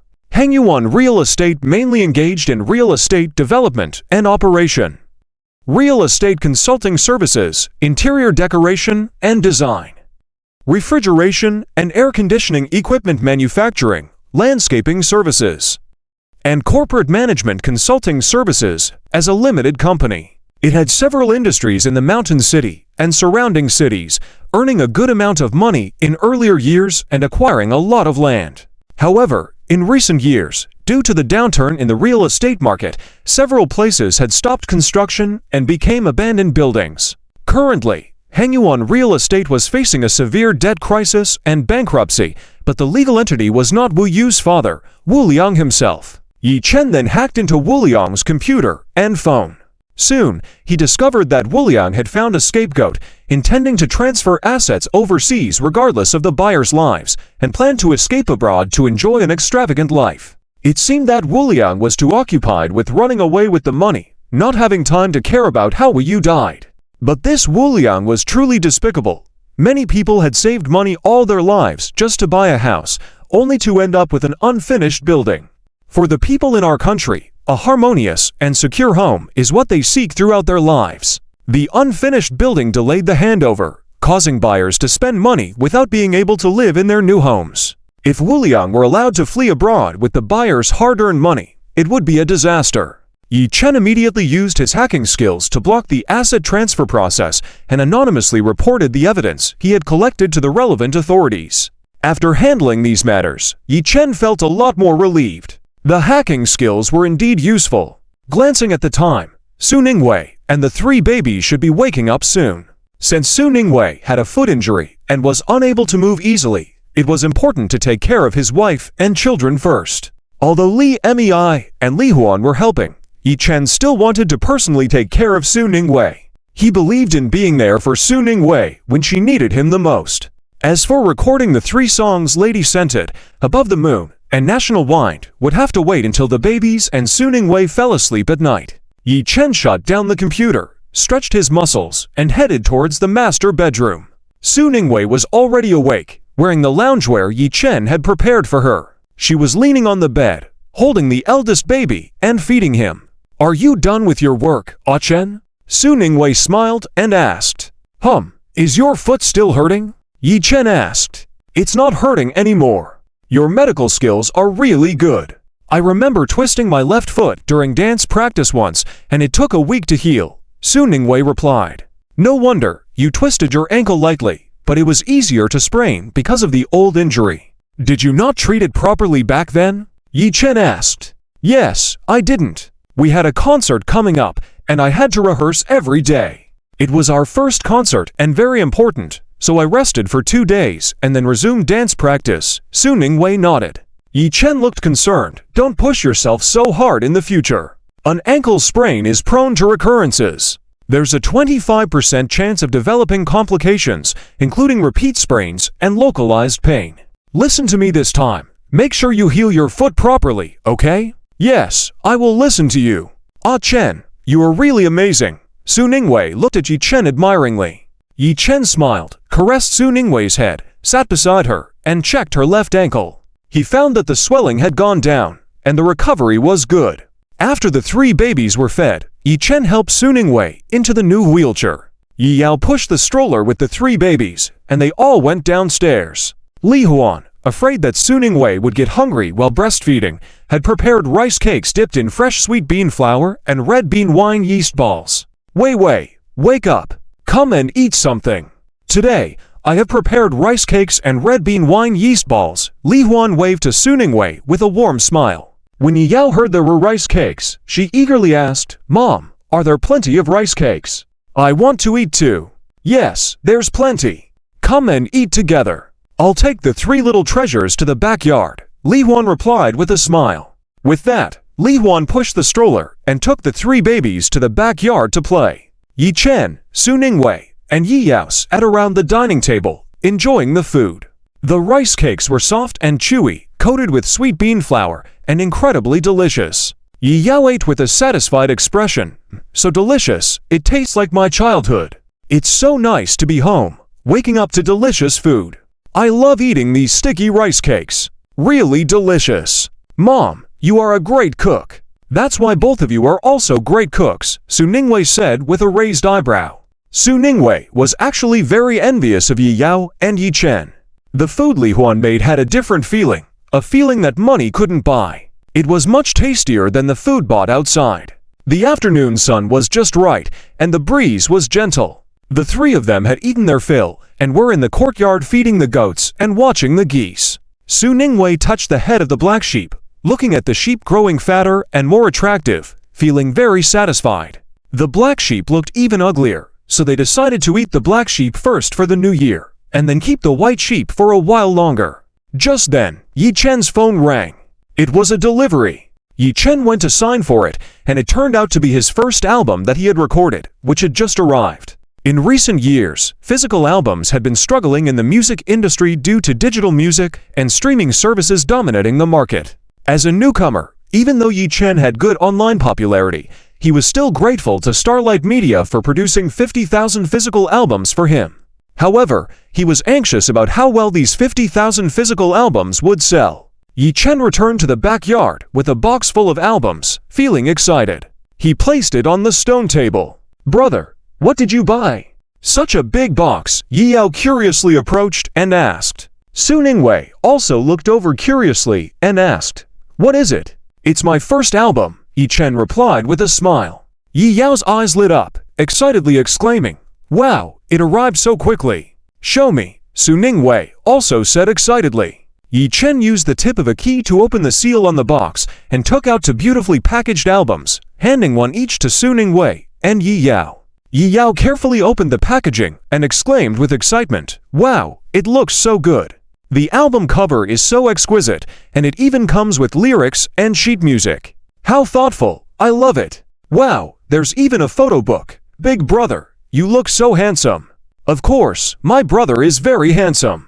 "Ah Chen, it seems like the company holds high hopes for your first album, putting so much effort into it," Su Ningwei said. "Our first album back then didn't even come with a lyrics book." Yi Chen also opened an album and examined it carefully, feeling very satisfied. Which singer didn't want their songs to be released in an album? Seeing his first album and the attention to detail the company had put into it, Yi Chen naturally felt happy. "It's really well done," Yi Chen replied with a smile. Yao, didn't you want 6 copies? I'll sign one for you." "Great, I'll go get a pen." Yi Yao happily went to find a pen. Su Ningwei smiled and said, "I want one too, the signed kind." Shy Yu, Yin, Man, and a few other friends of mine also want one. They have all become your fans, asking me every day when you will release new songs. "Okay, I had Angie send me 100 copies, enough for everyone. And plenty of new songs too," Yi Chen replied with a smile. "Ah Chen, how do you come up with so many good songs? Do you think about songs even when you eat, walk, or shower? Are you always thinking of new songs? You're overthinking it. These songs just come to me out of the blue. Most of the time, I'm actually thinking about you," Yi Chen truthfully said with a smile, reaching out to affectionately flick Su Ningwei's nose. Su Ningwei thought Yi Chen was being modest, as talent was truly admirable. "Oh, you sweet talker. Are you trying to sweeten me up? But your talent for songwriting is really enviable. I wish I could have such good songs just pop into my head," Su Ningwei chuckled sweetly. "Oh come on, I won't let you get too used to my sweetness," Yi Chen jokingly replied as he signed his specially designed autograph on the album, which looked beautiful and impressive. "I'm not talking about round or flat heads, I mean just being destined for love, fate, and all that." Yi Yao picked up the album that Yi Chen had signed and said with a smile, "It looks great, my roommates will be thrilled." The feeling of holding a physical album in hand can never be replaced by electronics. This texture is simply superb. Yi Chen called An Wei after signing the albums. The phone rang twice before An Wei answered. An Wei's hearty voice came through the phone. "Ah Chen, received the package." "Yes, just got it," Yi Chen replied. An Wei asked, "Satisfied with it?" "Very satisfied. You all put in a lot of effort," Yi Chen replied. An Wei chuckled, "As long as you're happy. On the 6th day of the Lunar New Year, we will release it online and offline simultaneously. You might have to work extra for a live broadcast to boost the excitement." "Okay, got it," Yi Chen replied. An Wei added, I've arranged for the band to record the accompaniment for your new song as per your request. I've sent it to you. Listen to it and see if there are any modifications needed." "Great, I'll check it out when I have time," Yi Chen replied. Yi Chen hung up the phone. Su Ningwei, who had been earnestly looking at Yi Chen's album, looked up at him and gently said, "Ah Chen, do you have work to do? If you do, go ahead and work on it." "Yes, brother, you should go attend to your work. Leave your wife and the babies to us," Yi Yao said with a smile, patting her chest. Yi Chen nodded and said, "Okay, I'll go work on it. If you need anything, just give me a call. There's nothing to worrying about at home, so go ahead and focus on your work. I'm looking forward to your new songs. They always bring such surprises," Yi Yao said with a smile. Yi Chen smiled and said, "All right, I'll go work on some new songs." "Okay," Yi Yao nodded happily. Yi Chen then carried the box of new albums and headed to the practice room. Yi Xiaofeng, Shang Quan, Cheng Tong, Zhou Dao, Zhu Peng, Dao Man. Several of them had asked for albums, and Yi Chen would naturally give them. After arriving at the practice room, Yi Chen opened his computer. He opened the files and messages sent by Anwei. Anwei's efficiency was top-notch. Before, Yi Chen had already prepared the accompaniments for the songs he sang in the live broadcast room. Ben Cao Gang Mu, You Are My Eyes, Chasing the Light, I Am a Little Bird, Magic Cow Milk is Really Great, Mother in Candlelight, and You at the Same Desk. Accompaniments for the song 10 Years that he hadn't sung before were also ready. Because of Love, For the Rest of My Life, I Am Willing, Fortune Telling, Sand in a Bottle, As Wished, Nocturne, Lanting Preface, Blue and White Porcelain, and In the Name of the Father have all been arranged for band production. The intro to Ben Cao Gang Mu is unbeatable, the most difficult to replicate, so Yi Chen immediately opened the accompaniment for Ben Cao Gang Mu. The synthesized bass, flute sounds, high-frequency embellishments, and electronic synthetic sounds started playing, followed by the drum set, bass, and lead, perfectly interpreting the familiar and cool intro of Ben Cao Gang Mu. After listening to the full accompaniment, Yi Chen highly praised Koan's ability and the strength of Starshine Entertainment as they perfectly reproduced the original accompaniment. "It's really great." Yi Chen then opened the accompaniments for the other songs and gave them a listen. Everything sounded perfect without any issues. The strength of this major company is really something, making everything worrying-free truly impressive. Yi Chen then sent Chen Din Yue Wei a song and several collaborative songs that he planned to include in the album, Chen Din Yue Wei, including Seasons for You, Under the Flying Clouds, Can't Help But Love, Love Frequency, Confident and Lover, A Little Sweet, and Love That Never Loses Contact. These songs were also sent to Koan for assistance in recording the accompaniments. The 5 songs to be sung at the wedding reception, Marry Me Today, Simple Love, Love Confession Balloon, Just Love You, and Love in Progress were also sent to Koan. After sending the songs, Yi Chen left a message for Koan, expressing great satisfaction with the previous accompaniments without any modifications needed. As for the 5 songs to be sung at the wedding reception, he wanted to surprise Su Ningwei, so he needed to keep the production of their accompaniments confidential and temporarily put off releasing the album.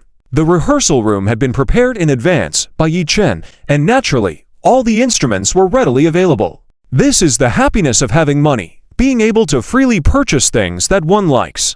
Yi Chen found the bamboo flute and sat in front of the guzheng.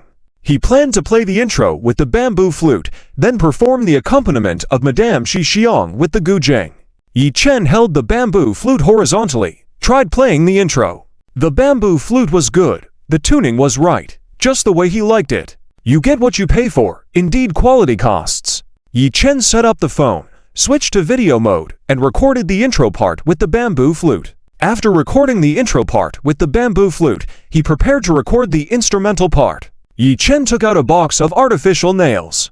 An ancient saying goes, "Practice the guzheng for 12 years, never remove the silver nails." Of course, one can play without artificial nails. However, Yi Chen, being able to blow, pluck, and sing and having some medical skill, naturally cherished his hands and obediently put on the artificial nails. Moreover, wearing artificial nails would make the guzheng sound even crisper and brighter. Some techniques require artificial nails for better performance. Yi Chen chose a slightly thinner set of artificial nails for the guzheng he was playing. Because the newly made guzheng, once it leaves the factory, not only has a higher density, but also contains more moisture. In this case, with the wood being dense, the sound produced when struck is naturally more solid. Using thinner artificial nails at this time would make the sound more bright instantly. Yi Chen wore artificial nails on his thumbs, index fingers, middle fingers, and ring fingers on both hands. After plucking the strings of the guzheng and playing a few notes, Yi Chen stopped. The sound wasn't right. Yi Chen adjusted the tuning peg of the guzheng, plucked the strings again, and a beautiful string of notes poured out. This sound was correct, the effect was good. Yi Chen then switched to recording mode, plucked the guzheng strings, and started to sing and play the popular song Madame Xixiong from the Phoenix legend. Set foot on the cliff above the river, the lush grass in weaning flourishes. Who hung the moon in the sky, illuminating the words we want to say? Flowing into the sea, flowing into the sea. The Wumeng mountain connects to mountains beyond, moonlight sprinkles on the resonant waterside. Can anyone tell me if the heavens are calling you? Crossing a mountain over a river, mountains and waters are never lonely. You've been here amidst legends, hundreds of miles of cuckoo never withers. Chicka cheeky. Friends who couldn't help but sing along to Xixiong Madame, raise your hands here. When Yi Chen sang, he incorporated some aspects of Lin Zizhuan's singing style, expressing more praise and respect for Madame Xixiong. The power in the climax and the delicacy in the calm parts were handled very well. After finishing recording, Yi Chen checked the recording's results, which were excellent, so he edited it a bit and included the bamboo flute intro in the video. Unfortunately, it still lacked some meaning without the accompaniment in the duet mode.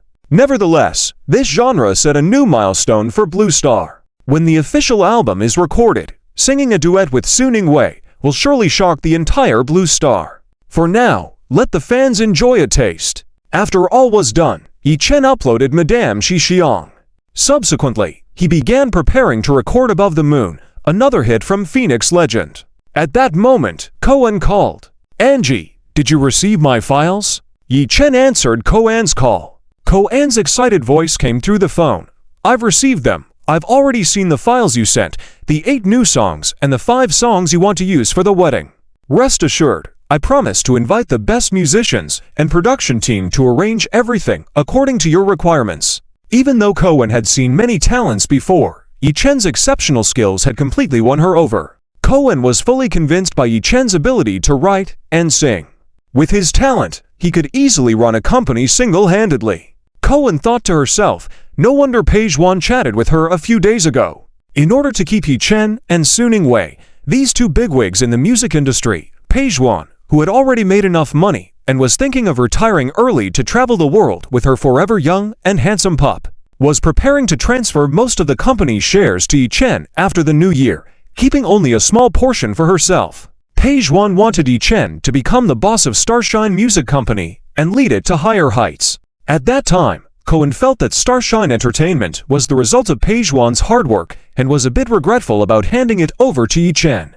However, now Koan fully understood Page Wan's vision and believed that her decision was right. She would strongly support Yi Chen becoming the boss of Starshine Entertainment. If Yi Chen didn't become the boss of Starshine Media Group, it's estimated that they wouldn't have been able to keep Yi Chen. Yi Chen's talent is truly too strong. The speed at which Yi Chen writes songs, even if Yi Chen doesn't sing them personally, could easily support many singers. Once Yi Chen truly ascends to the position of king of songs, with connections and resources, money will flow, talent will abound, and starting a company will be a piece of cake. By that time, no domestic media company will be able to compare to the company assembled by Yi Chen. Instead of that, it's better to create brilliance together with Yi Chen and reach the peak of life. That's why the current attitude of Koan towards Yi Chen is especially respectful, already treating Yi Chen as the future boss. Yi Chen responded, "All right, I'll count on you guys." Ken continued excitedly, "No trouble at all. I'll go arrange things now. But you're truly amazing. Every one of these songs is excellent. Practically everyone could be a hit single. In the next round of the Song King contest, you will definitely be the victor. Thank you for your acknowledgement. I will continue to work hard," Yi Chen responded. Yi Chen wasn't surprised at all. After all, many of these songs are already hits, each one an explosive presence. Furthermore, Langsing entertainment culture hasn't reached the level of Earth stars. They are nowhere close. Yi Chen added, "Oh, today, I will also upload 3 new songs. I will send you the sheet music later. please help with the accompaniment? Sure, writing so many songs must not be easy. You should take care of yourself too. With the upcoming Chinese New Year, make sure to rest well, Kan replied. Kan, faced with the highly productive and high-quality output of Yi Chen, couldn't help but admire. Yi Chen replied, "Yeah, thanks Kan," then hung up the call. Yi Chen then continued to meticulously record the song Moonlight Legend. Above the Moon. Above the Moon is a special song, with the first section featuring a monologue in Mongolian. But this posed no challenge for Yi Chen, who is already proficient in various languages. Yi Chen brought out the Morinkur, tuned it, made sure everything was in order, then clicked to start the recording. Yi Chen began reciting in Mongolian, on the night of the 15th moon, intoxicated by the melodious melody of the Morinkur. Thinking of my beloved, I sang this song about the moon. Then, Yi Chen strummed the Morinkur and sang, "As I look up, above the moon, how many dreams are freely flying. Yesterday's forgotten sorrows have dried up. I want to reunite with you on that vast road." After finishing the recording, Yi Chen checked everything, confirmed no issues, then uploaded the video of Above the Moon, proceeding to record the last song, Most Dazzling Ethnic Style. Most Dazzling Ethnic Style has a lively rhythm, and Yi Chen decided to accompany it with the guzheng. After starting the recording, Yi Chen plucked the strings of the guzheng and started singing, "The vast edge of the sky is my love, under the endless green mountains, flowers are blooming." What kind of rhythm is the most swaying? What kind of song brings the most joy? You are the most beautiful cloud in my sky. Let me gently keep you with me. Singing the most dazzling ethnic style, letting love sweep away all the dust. I know you are the most beautiful cloud in my heart, pouring good wine to keep you. Forever singing the most dazzling ethnic style, the most beautiful posture in the entire sky. After finishing the recording of Most Dazzling Ethnic Style, Yi Chen also uploaded it. Done. Ulan Mountain connected to the mountain beyond, moonlight sprinkling a sonorous water beach. Yi Chen hummed as he tittied everything. Surprisingly, after singing these 3 songs, Yi Chen felt even more joyful and especially relieved. Just as Yi Chen finished uploading the video for Madame Looks, the internet exploded. Likes and shares skyrocketed, downloads and fan counts on the rise. The comments section was also on fire. Truly Yi Chen, releasing new songs again. He's too productive, his fans are so lucky. The next door just releases 1 song a year. They better learn from him quickly. Equals defined as sigma, omega. Awesome. Yi Chen's new song is a fresh style, so cool. Is Yi Chen an iron lung? He sings so beautifully. Are you trying to kill me? I've listened to Madame Looks so much. It's more addictive than getting drunk. So satisfying. Oh my, Yi Chen is too amazing. Not only at piano, but also at Z and guzheng. So cool, so talented. First part, Madame Looks. What song is that? Second part, Yula Meng. Shan, Lian, Ji. Shan, Y. Shan, Yue. Guang, S.A., Zia, Liao, Xiang, Tan, Have, Ren, Neng, Gao, Su, Wo, Ke, Shai, Kang, Tie, Dui, Ni, Zai, Hu, Huan. Incomprehensible lyrics. You started so strongly. How can I follow? You two are arguing so much that it's hurting my eyes. Is everyone engaging in a roaring debate? I sent this song to my sister. She said it was terrible, so I told my dad about her boyfriend. Was that the right thing to do? The singing is really good, makes me feel better. My daughter didn't find her phone the whole summer because I accidentally put it in her backpack. Are you guys listening? It's simply beautiful. So good, eating a snack to boost my spirits. Type V for 50, eating a Shandong person. Where's the cat waving the light stick emoji? Post it quickly. I'm listening to this. My mom says I have good taste. Let me send it to her. As fans continue to fervently discuss Yi Chen's new song Madame Looks, unable to stop listening in an endless loop, they were shocked to find out that Yi Chen had released another new song. Unexpectedly, Yi Chen had released 2 new songs today, showcasing his productivity and artistry as a singer-songwriter. The fans, in high spirits, immediately clicked on Yi Chen's new song Above the Moon. Seeing Yi Chen holding the Morinkur and beginning with a unique Mongolian monologue, the fans went crazy. They had never imagined that Yi Chen could play the Morinkur, let alone speak Mongolian. Even though most fans didn't understand the meaning of Yi Chen's Mongolian segment, they were all captivated by his delightful voice. What exactly did God close for Yi Chen? How could there be such an outstanding singer as Yi Chen in this world? When fans hear Yi Chen sing, "I'm looking up above the moon, how many dreams are freely flying," all the fans feel goosebumps. Yi Chen's voice is so penetrating, it's invincible. The comments section exploded again. I really admire him. The only one who can surpass Yi Chen is Yi Chen himself. I thought the last song was Yi Chen's limit, but it turns out it's just his usual style. I was shallow just now. It turns out Yi Chen is a master of all trades. Is there anything Yi Chen can't do? I know what Yi Chen won't do. Yi Chen won't fall in love with me, but I can't help but fall in love with every song of Yi Chen's.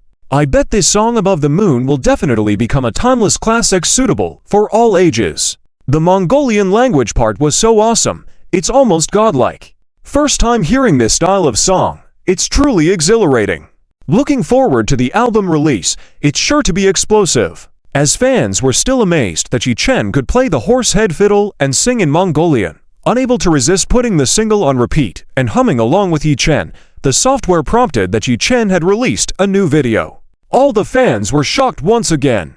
When all the fans clicked into the new video and saw the latest song released by Yi Chen, it was another cool new song, the most dazzling national style. Fans were left speechless. Was today a holiday? Yi Chen unexpectedly released 3 new songs in a row. It's truly impressive. Langsing needs hardworking singers like Yi Chen. The comments below this song's video were also lively. Wow, this song, the most dazzling national style, is so catchy, full of rhythm. I listen to it and suddenly feel like dancing. What's going on? I suggest changing all the workout songs to these 3 new songs by Yi Chen, then I'm sure I can keep up. Forget it, my mom asked me to turn the music up as loud as possible, and I started dancing to the beat. It's so energizing, I feel like jumping around. So down to earth, unforgettable, I love it. Oh, with such a broad audience for these 3 songs, getting tickets to Yi Chen's future concerts will probably be even harder. Forget it, let's focus on getting the first album from Yi Chen. Online fans went crazy for Yi Chen's 3 new songs. The heat of these 3 songs, Lady Looks, Above the Moon, and the most dazzling national style, kept climbing on the hot song charts, just like Nocturne.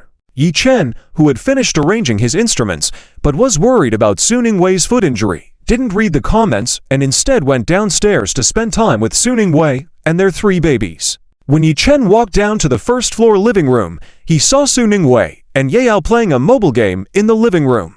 "Sister-in-law, don't be afraid. I'll carry you on my head.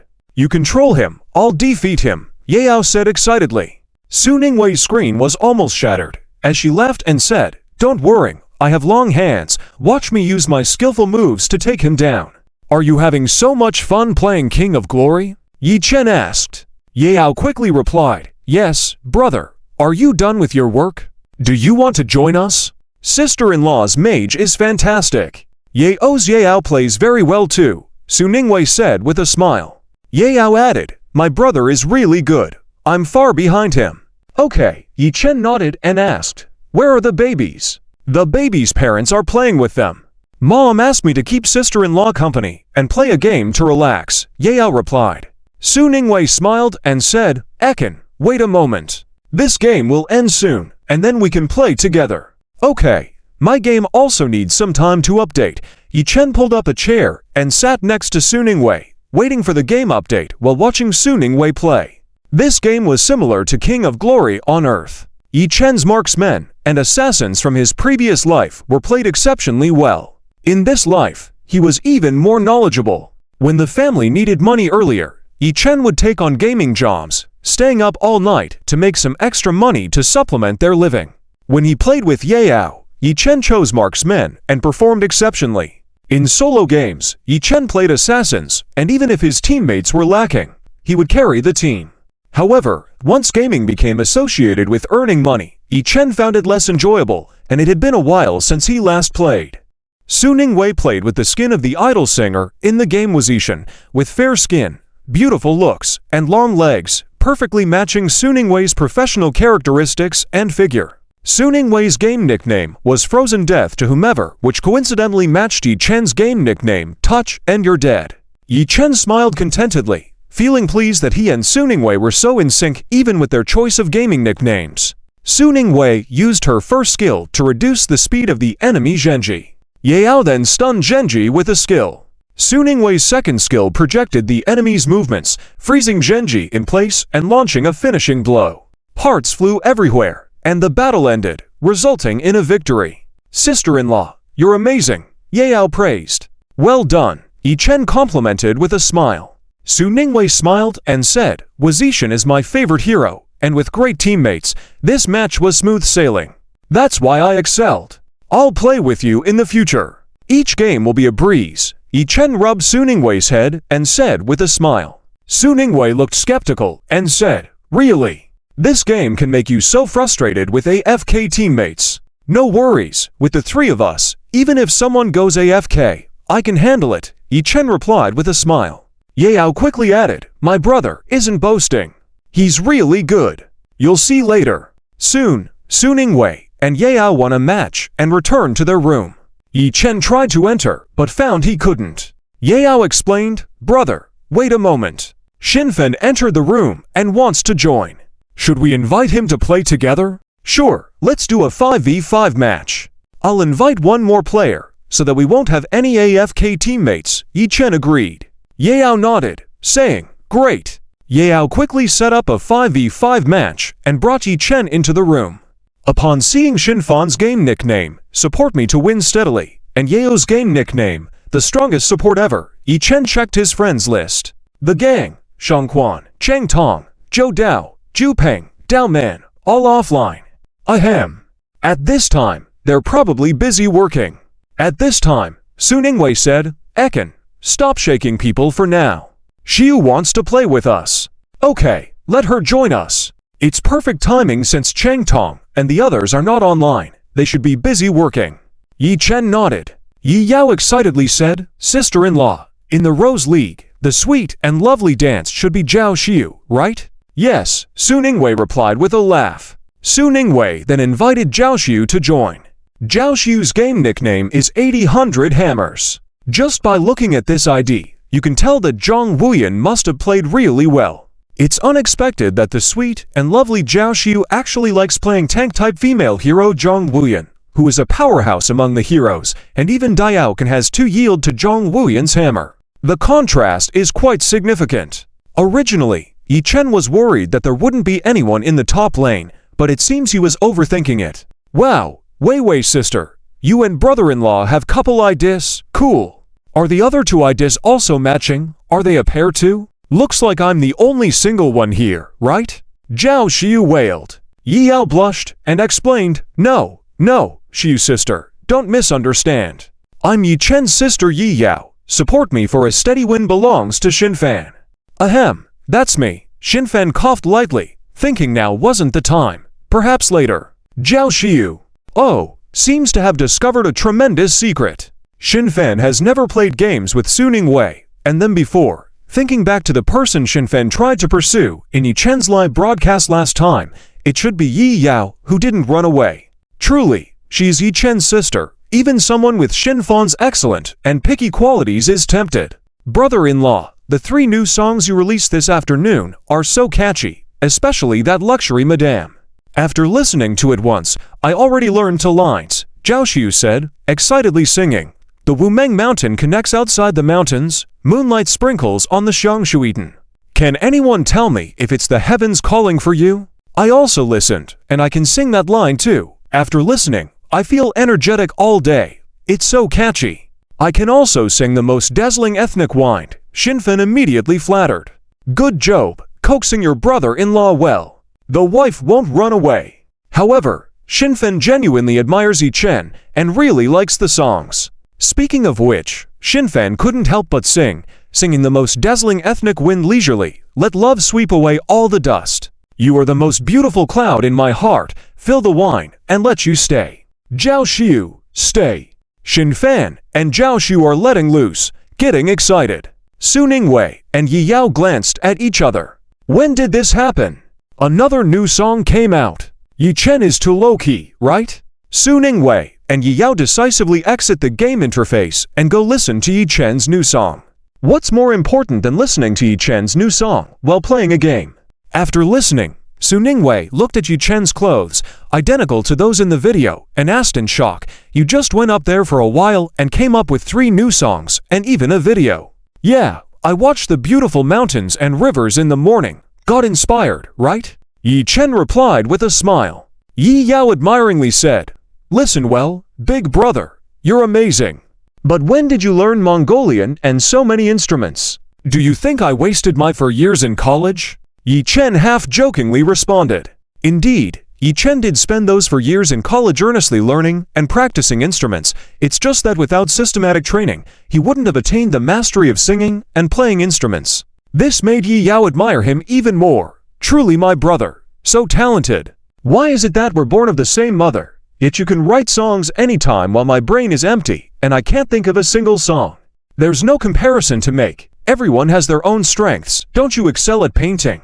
Yi Chen smiled. Yi Yao became happy again. "That's true. I'm definitely better at painting than you." "Oh, that's not necessarily true. Just because I haven't painted before doesn't mean I can't. Maybe I'm even better than you," Yi Chen said. Yi Yao pouted, feeling unconvinced. "That's impossible. Then the heavens would be too fair. There's no such thing as fairness. You to stop listening to songs and hurry up to the game. Xinfan and Zhao Xu are waiting," Yi Chen said. Su Ningwei and Yi Yao hastily said, "Coming, coming." Yi Chen said, "Everyone's here. Ready up. Let's start matching. You guys make your selections. I'll fill in." Yi Yao said, "I only know how to support." Zhao Xu said, "I'll take the top lane." Xinfan said, "I'll be the marksman." Su Ningwei said, "Then I'll go mid lane." "Okay. I'll jungle." Yao Yao, "Stick with me for the first 4 levels. Xinfan, you sneak around on your own," Yi Chen said. Xinfan replied, "Got it, no problem." "Understood." Yi Yao also responded. Soon, a new game began. Yi Yao secured the position of Yao. The opponent picked support Nani Tsai Wenji. They also chose short-legged Lubin and Zhenji. Su Ningwei picked Wang Zhaojun. Xinfan chose Marco Polo. The opponent picked Xiang Yu and Lanling Wang. Zhao Xiu chose Zhang Wuyan. Yi Chen chose Li Bai. As Wang Zhaojun's CP is Li Bai, he must be chosen. Other people's Li Bai might be mediocre, but Yi Chen's Li Bai is exceptional. The game quickly started. At the start, Yi Yao followed Yi Chen to clear the jungle. Su Ningwei and the rest each guarded their own lanes. Xinfan, encountering a 2-on-1 situation, might be a bit strenuous, but Marco Polo is agile. Both Yi Chen and Su Ningwei would support in time, so there wasn't much of an issue. The opponent's Lanling Wang brazenly attempted to steal the blue buff, but was directly pounced on by Yi Chen, Su Ningwei, Yi Yao, and Xinfan at the scene, failing to steal and losing first blood, as well as a blue buff, having to retreat. Once they developed, Yi Chen would accurately time it, running to the opponent's jungle to steal their blue buff. Yi Chen called out, "Wei Wei, come get the blue buff." Coming, Su Ningwei would happily run over and take the opponent's blue buff. When Lanling Wang tried to catch Su Ningwei, Yi Chen would also appear next to her instantly, and the two of them would cooperatively harvest the opponent. As for the bottom lane, Yi Yao and Xinfan, despite their first-time cooperation, had good coordination. They had nearly demolished the opposing short-legged Lubin. Single dog Zhao Xiu, in the top lane, quietly farmed with Xiang Yu, occasionally venturing into the opponent's jungle, keeping an eye on Lanling Wang's movements, showing experience. When Yi Chen and Su Ningwei came to support the top lane, Zhao Xiu bravely activated her ultimate and went in to petrify the opponents, collectively taking down the opponents' heads. Yi Chen's team was leading by 10-0. Then the opponent's mentality crumbled. They started infighting, blaming each other for being noobs, and began offking. After 6 minutes into the game, the player on the opposite side directly clicked on the surrender button, admitting defeat. For Yi Chen playing this game, it was the easiest and fastest victory he had ever achieved without fully unleashing his true potential. However, the feeling of having reliable teammates was indeed very joyful. The group cooperated happily and played a few more rounds, all unsurprisingly winning and having a great time. Yi Chen and Su Ningwei naturally established a romantic relationship, lighting up pink love hearts. To send a skin to Yi Yao, Din Fan was afraid she wouldn't accept it, so he directly gave skins to Yi Chen, Su Ningwei, and Zhao Xiu as well. However, the skin that Din Fan gave to Yi Yao was a complete set. Thank you, President Din. Everyone played so well. If you need a top laner next time, please call me. I will protect everyone with my life. Zhao Xiu was ecstatic, not only having received dog food today, but also achieving a win and acquiring a new skin for free. Happy tilde at this time, Yi Dashan and Li Huan returned pushing 3 hungry babies. Yi Chen, Su Ningwei, and Yi Yao naturally ended their enjoyable gaming time today to take care of the 3 babies. The next day, Yi Chen's 3 new songs, Lady Luke Surya, Above the Moon, and The Most Fascinating National Style, once again made headlines. Because these 3 songs were much easier to learn than Nocturne. Many bloggers were covering these 3 songs, and various versions could be found all over the internet. This made Yi Chen popular again, with his number of fans surpassing 4 million directly. Ding! Dear host, congratulations on surpassing 4 million fans. Your reputation has reached a new height, getting closer to a perfect life. Ding! Congratulations on a +5 arrangement skill. Ding! Congratulations on receiving a reward of 4 million in encouragement. Ding! Congratulations on receiving a Mercedes-Benz Room Car A ROCS 8X8. The procedures have been completed, and it will be delivered to your door before the new year. Please check carefully. Ding! The system has unlocked the song CI of Earth Star. Mercedes-Benz Room Car A ROCS 8X8. Worth over 8 million. It's a ceiling car. Good mates, even if the end of the world comes, preparing this Mercedes-Benz Room Car A ROCS 8X8 is enough. No man can resist such a big toy. Life is more than just the present. There are poems and distant places. Yi Chen decided to sign up for a license exam immediately to drive this car in the future. Take Su Ningwei, the children, and family to travel the country, following the footsteps of the wind. This time, even Song CI was unlocked. Great! In a short time, Sushi's east of the Great River. May we live long and share the beauty of the moon from 1,000 miles away. Ding Qiji's, I've searched for him 1,000 times in the crowd. Suddenly turning my head, he is there in the dim light. Yue Fei's with anger in my hair, leaning on the railing. The light rain stops. Looking up, I howl at the sky, my spirit intense. Yen Shu's helpless, Liu Yong's morning wind and lingering moon. Li Qingzhao's this feeling has no solution, just shaking my head, yet lingering in my heart. Do you know? It should be green and plump. Li Ji, I only hope your heart is like mine, never disappointing my thoughts of yearning. All appeared in Yi Chen's mind one by one. It's good to have these poems in my head. When traveling in the future, I won't need to exclaim all over the world. Seeing the falling twilight, I'll think of the setting sun and the lone wild goose fly together. The autumn waters stretch out in one color. Instead of just saying, wow, the sunset, and a bird, so beautiful. Facing the swirling snowflakes, I can recite suddenly, like a spring breeze in a night, thousands of trees, millions of pear blossoms bloom. Imagining the scene of the windows holding the snow on 1,000 hills, the ship docked at Dongwu for thousands of miles. Instead of just shouting, oh my, such big snow. Spring comes and autumn goes, everything rests, only the persimmon tree hangs lanterns, instead of, wow, look at the frozen dew, it's so pretty. Time flies, days pass quickly. In a few days, it'll be the Chinese New Year. The festive atmosphere is already strong on the streets, with stalls selling couplets, lucky characters, red packets, and lanterns everywhere. The things needed for the new year at home were brought by Yi Dashan and Li Huan a long time ago. The fruit gift box reserved by the Inferno Group was also successfully delivered. Just in time for the new year, the fruit shop's business was even busier than before. However, 2 new employees were hired, and they managed to keep up. Su Ningwei's foot had long since healed. In the past few days, Yi Yao accompanied Su Ningwei to shop and bought many things, enjoying authentic local food from the mountain city. Naturally, Yi Chen was there the whole time carrying bags and paying the bills. Early in the morning today, the people from the Mercedes-Benz 4S shop delivered the Mercedes-Benz Room Car A ROCS 8X8 to the door. Ringing the doorbell, Li Huan opened the door and was startled when she saw this big guy. Knowing it was Yi Chen who bought the new car, Li Huan hurried to call Yi Chen. Yi Dashan circled the large car, touched the half-human high big tires, marveled at it, and was grateful that they now lived in a large villa, or parking such a big car would be a problem.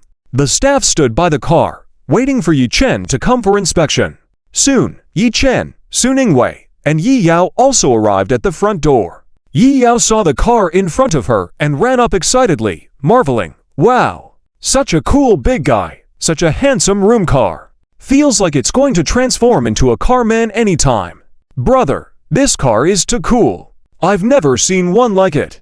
I bet it's the only one in the whole city, right? When are you going to drive us to Tibet for a self-driving tour with this car?" Yi Yao turned excited. "Yes, it's very sturdy. Even when in the wilderness, you don't have to worry about wild animals attacking, not to mention zombies." The staff nodded seriously. As they walked to the side of the car compartment, the staff introduced, "This is the side door of the car. It's password locked. The initial password is 8888. Saying that, the staff entered the password, and the car door opened, lowering the ladder. "Very cool." Yi Chen, Su Ningwei, Yi Yao, Yi Dashan, and Li Huan all followed the staff onto the car for a tour. The car had everything you could imagine, even a second floor. The second floor could also be used for entertainment like singing, so camping with this car at a place with a grassy mountaintop would be extremely enjoyable. Su Ming has a license. Yi Chen had Su Ming drive the car around, and after confirming there were no issues, he signed for it. "Bro, sister-in-law, since we can't go to Tibet, how about we take this car to camp and cook on the nearby mountains? I heard that it snows on the mountains during the Lunar New Year. Let's go and see the snow on the mountain," Yi Yao said excitedly. Yi Chen looked at Su Ningwei and asked, Wei, do you want to go?" "I'm fine with whatever. If you go, I'll go too," Su Ningwei smiled and replied. Yi Chen then said, "Okay, let's go camping and cooking in a few days. Cheng Tong should also be back by then. We'll invite Shangquan and the others to go together. The more the merrier." "That's great. Looking forward to it. Sister-in-law, I have plans with my friends today, so I can't accompany you," Yi Yao said happily. Su Ningwei gently replied, "It's all right. You go have fun. I still have your brother to keep me company." "Well, then I'm heading out. Bye." Yi Yao waved to Su Ningwei, Yi Chen, and the others, then happily left with her bag. Yi Chen said to Su Ningwei, "Since Yi Yao has gone out to have fun, we can have a private date. Wei, last time when we made ceramic cups, we just finished the shaping. Let's add color to them." "All right, I'll go prepare and feed the 3 babies first," Su Ningwei nodded happily. "Well, I'll call Dao Man to make an appointment," Yi Chen said, taking out his phone to call Dao Man. After a long wait, the call was finally answered. Dao Man's tired and lazy voice came through from the other end of the phone. "Ah Chen, so early? It's already 9, not that early, right? Why do you sound so lifeless? Did you go to 857 last night?" Yi Chen said. Dao Man replied, "No, if I was going to 857, I would have called you along. The business at the store is just too busy. You know my job was quite flexible before, and the store hours were flexible too. But ever since you helped me with promotion last time, the business at the store has been booming. Many customers come because of you and your wife. These past few days, I've been busy opening and operating the store every day, and I've been really tired.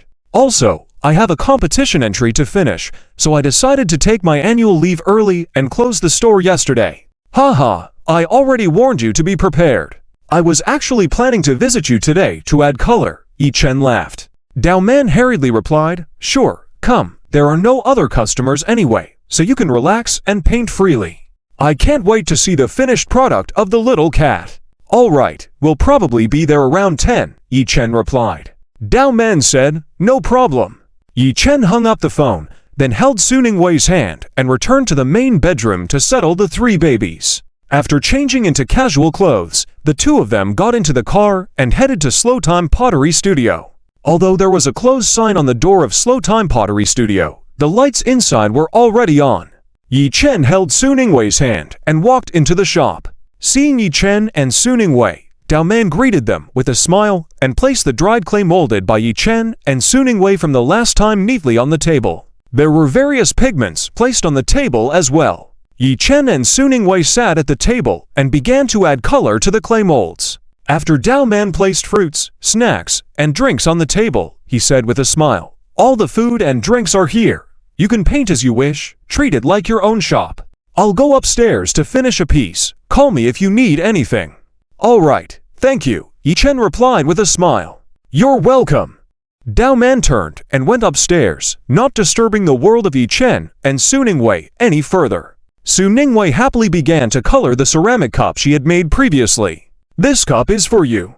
I'll draw a big orange for you, since it sounds like your name. Su Ningwei mischievously painted a big yellow orange on the cup and even added two green leaves on the top of the orange. But the main character was too complicated. Su Ningwei couldn't draw it. It looks great. Yi Chen took another cup and said with a smile, This cup is for you. Let me draw it. Okay, what do you want to draw? Su Ningwei smiled and asked.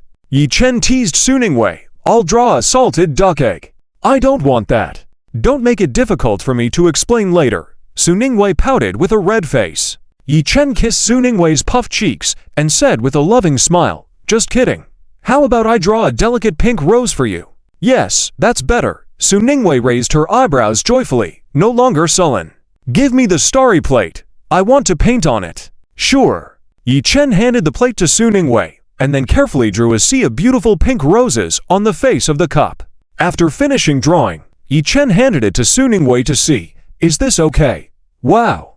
This is so beautifully drawn. I love it. It's like a real sea of flowers blooming on the cup.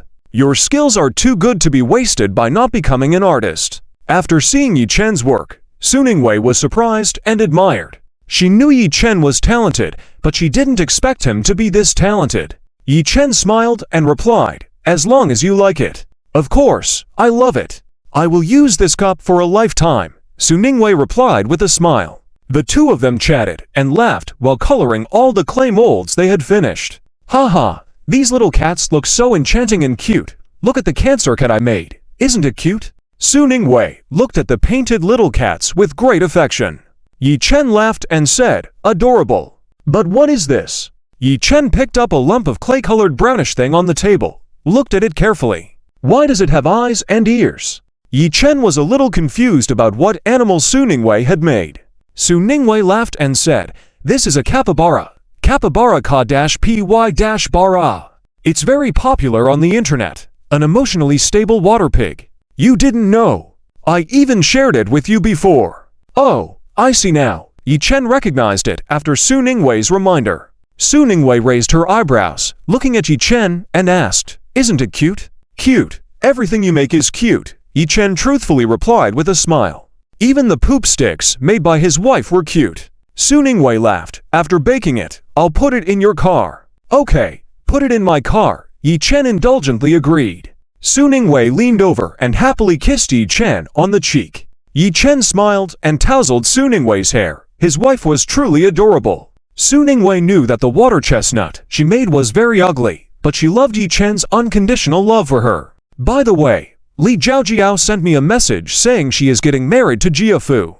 They are having their wedding banquet on Valentine's Day, February 14th, and have invited us to attend. Will you go? Su Ningwei asked. If you go, I'll accompany you. It's just a pity that we can't spend our first Valentine's Day sweet and romantic. Yi Chen replied. Su Ningwei said, It's okay, for me, marrying you means every day is like Valentine's Day. Very happy. Angie, Xiu, Yinyan, Mongmong, they all received wedding invitations too. And they will probably go. After all, they are still in this circle. I've known her for so many years. When I gave birth to my baby, she also came to see me and the baby. Let's try to make time to attend then. Okay, I'll listen to you. Yi Chen nodded. Su Ningwei frowned slightly. I just feel that this Jiafu guy isn't very reliable. I'm quite worried that Li Zhaojiao might suffer a loss. Don't worry so much. I'll take you out for a good meal at noon and then fulfill the promise. Yi Chen said. I'm already starting to produce milk now. Let's go home for lunch. I can breastfeed the children and put them to sleep, and then we can go out again. Su Ningwei suggested. Yi Chen nodded. Sure, I'll call my mom now. After Yi Chen made the phone call, Su Ningwei asked, By the way, what promise did you just mention? Yi Chen whispered in Su Ningwei's ear. I promised to take you to play on the mountain, from the car to the little woods. It's a promise you've been looking forward to for a long time, right? Su Ningwei blushed instantly, shyly replied in a soft voice, I have been looking forward to it for a long time. But isn't it not appropriate to play in the little woods in broad daylight? What if someone sees us? Yi Chen thought about it. Su Ningwei had a point, even though he thought the location was very safe. But better safe than sorry. And with the weather like this outdoors, Yi Chen was worried Su Ningwei might catch a cold, and didn't want that. Then let's play in the car instead, Yi Chen said, gently nibbling on Su Ningwei's earlobe, which was already hot and blushing. Su Ningwei giggled, shyly agreeing, okay? Yi Chen then called Dao Man.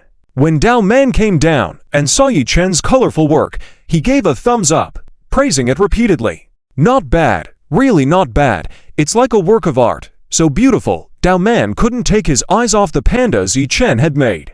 Yi Chen modestly replied, "You're too kind. I'm just showing off in front of a great artist like you. How about having lunch together at noon?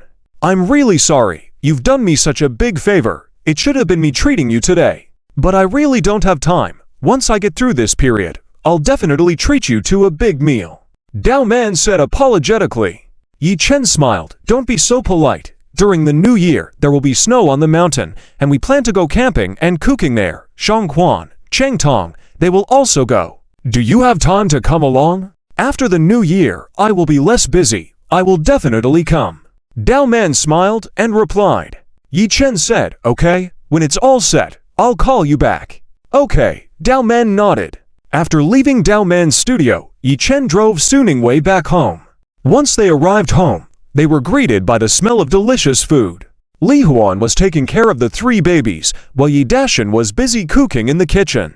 After Su Ningwei came back, she naturally went to feed the 3 babies. Yi Chen went to the kitchen to help with the cooking.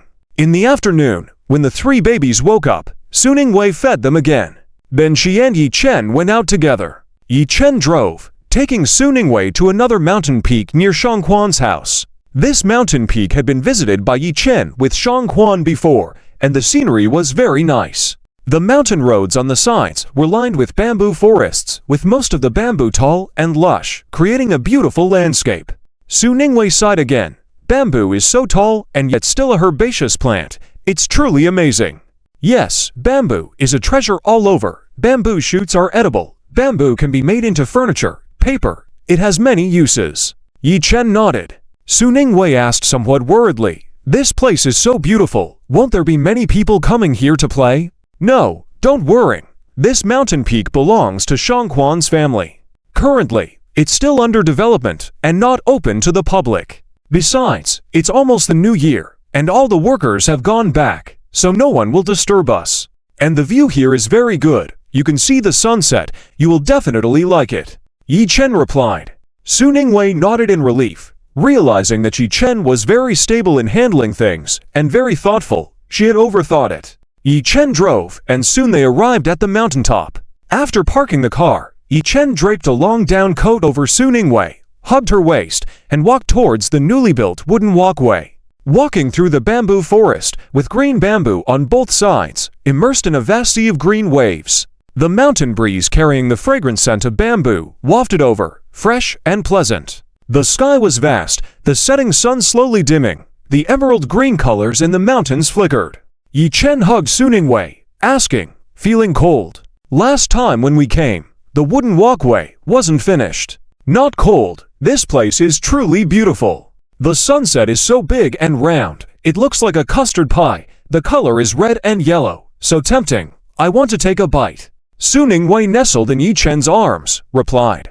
Yi Chen smiled and said, "You little glutton. This is called the twilight shadowing the azure, the mountain greens intersecting brightness and dimness." I admit what you said is more poetic than what I said, but look, doesn't this sunset look like a custard pie? Look, the big mountain has taken a bite out of it. It's missing a piece." Su Ningwei turned her body, pointing to the setting sun, laughing and saying. The gorgeous light of the sunset spilled on Su Ningwei, making her look radiant and beautiful beyond words. "It does. The big mountain took a bite of the custard pie, but I want to eat you." Yi Chen smiled and replied. Supporting Su Ningwei's waist with one hand and holding the back of her head with the other, Yi Chen bent down, turned his head, and gently kissed Su Ningwei's tender red lips. Warm, clear, sweet, soft and fragrant, intoxicating. Su Ningwei hugged Yi Chen tightly, closed her eyes, kissed his lips passionately, and gave a warm response. Under the setting sun, the two figures blended together. It was a beautiful moment. Yi Chen deepened the kiss. Su Ningwei's legs went weak from the kiss, her face blushing. Yi Chen picked up Su Ningwei and walked towards the back seat of the car. After getting in the car, he closed the door and opened the panoramic sunroof. The dreamy sunset scene unfolded before their eyes, with the pink-orange hues enveloping the entire car compartment. It felt like a dream. The car was warm, filled with a faint flowery and fruity fragrance along with the milk scent from Su Ningwei. Sitting on Yi Chen's lap, Su Ningwei looked up with her eyes also reflecting the beautiful pink-orange colors. The color of the sky matches the color of the engagement ring you gave me. It's so beautiful, Su Ningwei said admiringly. Yi Chen leaned in and kissed Su Ningwei's cheek, smiling. Yes, it does match. Very beautiful, but you are even more beautiful. Your words are so sweet. I didn't get enough earlier. Let me taste it again, Su Ningwei said affectionately as she held Yi Chen's face and kissed his handsome lips. Yi Chen, smirking, one hand supporting Su Ningwei's waist, quietly reclined the seat to make it easier for Su Ningwei. Su Ningwei, full of love, passionately kissed Yi Chen's lips, chin, Adam's apple, boldly exploring downwards. The soft, warm touch felt exquisite.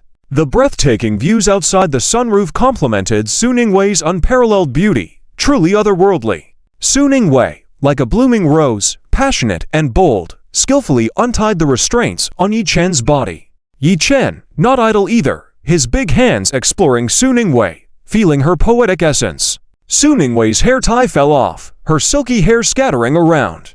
Her eyes shifting, exuding countless charms. In this little world, love filled every corner. The sunset was completely swallowed by the mountains. The dazzling stars filled the ink-blue sky, clean and pure. Su Ningwei lay on Yi Chen's chest, fully satisfied, saying, "Husband, you are amazing." "Of course, when am I not amazing? The stars are out. Are you hungry? What do you want to eat tonight?" Yi Chen asked playfully, patting Su Ningwei's peachy bottom lightly. After a moment, Su Ningwei replied, "Let's go home. Home-cooked food is always better. I had some snacks before we left, so I'm not very hungry." "All right, let me call my mom." Yi Chen then dialed a call to Li Huan. Suddenly, Yi Chen felt a warmth on his chest and looked down to see Su Ningwei shyly covering herself. "Sorry, just remembered our 3 kids at home," Su Ningwei apologized. Yi Chen then gently helped her fix herself and assured her, "It's okay. It's a normal reflex for breastfeeding moms due to psychological factors. There's nothing to be embarrassed about." "Oh, I thought it was because my chest is too big," Su Ningwei replied, blushing. Yi Chen and Su Ningwei put on their clothes, tittied up, and at that moment, Yi Chen's phone rang. It was from the pet shop, informing him that their Pomeranian had recovered and was ready to be picked up. Yi Chen shared the news with Su Ningwei, and they decided to go get their pet. They arrived at the pet shop shortly after. Su Ningwei linked her arm with Yi Chen's, walking into the shop affectionately. As the Lunar New Year was approaching, there was only Liu Yuking on duty at the front desk. Despite wearing masks, Liu Yuking recognized Yi Chen immediately. She felt envious seeing the loving couple. "Mr. Yi, your Pomeranian is over here," Liu Yuking said as she led them to see Snowball. Snowball truly lived up to its name. After being washed, its fluffy white fur and bright eyes made it resemble a snowball, irresistibly cute. Snowball recognized Yi Chen and rushed towards him, wagging its tail excitedly. Seeing Snowball, Su Ningwei's eyes lit up, expressing her delight. "Wow! Snowball is so cute and beautiful." Liu Yuking opened the cage door, and Snowball approached, rubbing against Yi Chen's feet affectionately. Yi Chen then picked up Snowball, checked its condition, confirming its recovery was excellent. Su Ningwei eagerly asked, "Can I hold Snowball too?" "Of course," Yi Chen replied with a smile. He introduced Su Ningwei to Snowball and reminded it to listen to her too. Snowball barked happily, wagging its tail at Su Ningwei. Su Ningwei timidly reached out and gently touched Snowball's head, feeling the love in the air. Zhu Tuan obediently allowed Su Ningwei to touch him.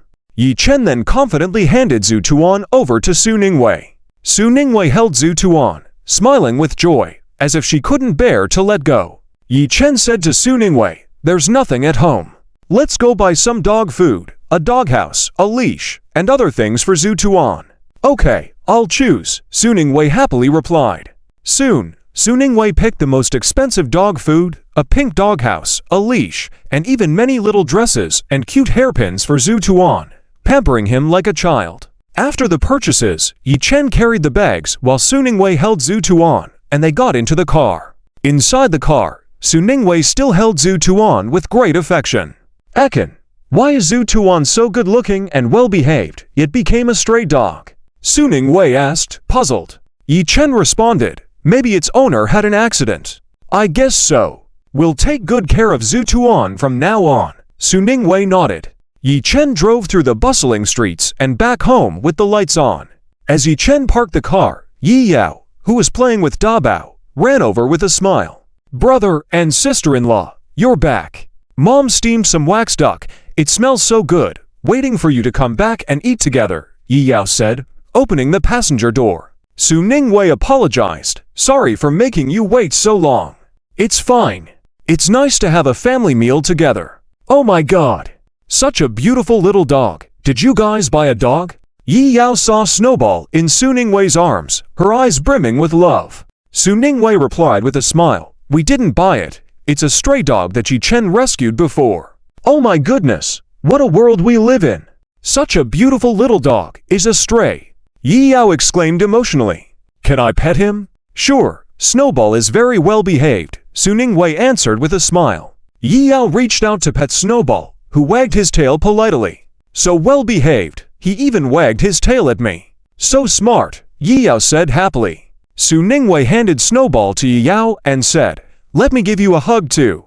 Don't hold him for too long. Let's wash our hands and eat first. Yi Chen got out of the car, carrying the items. Su Ming hurriedly took the items from Yi Chen and arranged them. Just for a while, Yi Yao giggled, hugging the fragrant Snowball in her arms. After Su Ningwei got out of the car, she said, I'll go check on the kids first. I'll come with you. Yi Chen held Su Ningwei's hand as they went inside. After taking off their coats and disinfecting their hands, they went to look after the three babies. The babies, upon seeing Su Ningwei and Yi Chen return, happily cooed. Yi Chen understood the translated baby language, similar to their normal sounds, expressing their desire for mom and dad, wanting to be held and fed. Children at this age find joy in simple things. With mom and dad around, food and drink, a good sleep after being fed, they feel happy and content. Yi Chen and Su Ningwei pushed the three babies back to the bedroom, fed them, then returned downstairs. Li Huan and Yi Dashan had already prepared dinner. Yi Yao was serving. Su Ningwei and Yi Chen sat down and started eating. Li Huan served a wax duck leg into Su Ningwei's bowl, saying, This is duck raised by your younger uncle, dried wax duck. Try it. Thank you, Mom. Su Ningwei thanked with a smile. Su Ningwei took a bite of the golden, fragrant wax duck leg, and her eyes lit up. It's delicious, she complimented. Yi Chen smiled and said, This is a delicacy only available during the Lunar New Year. I love it too.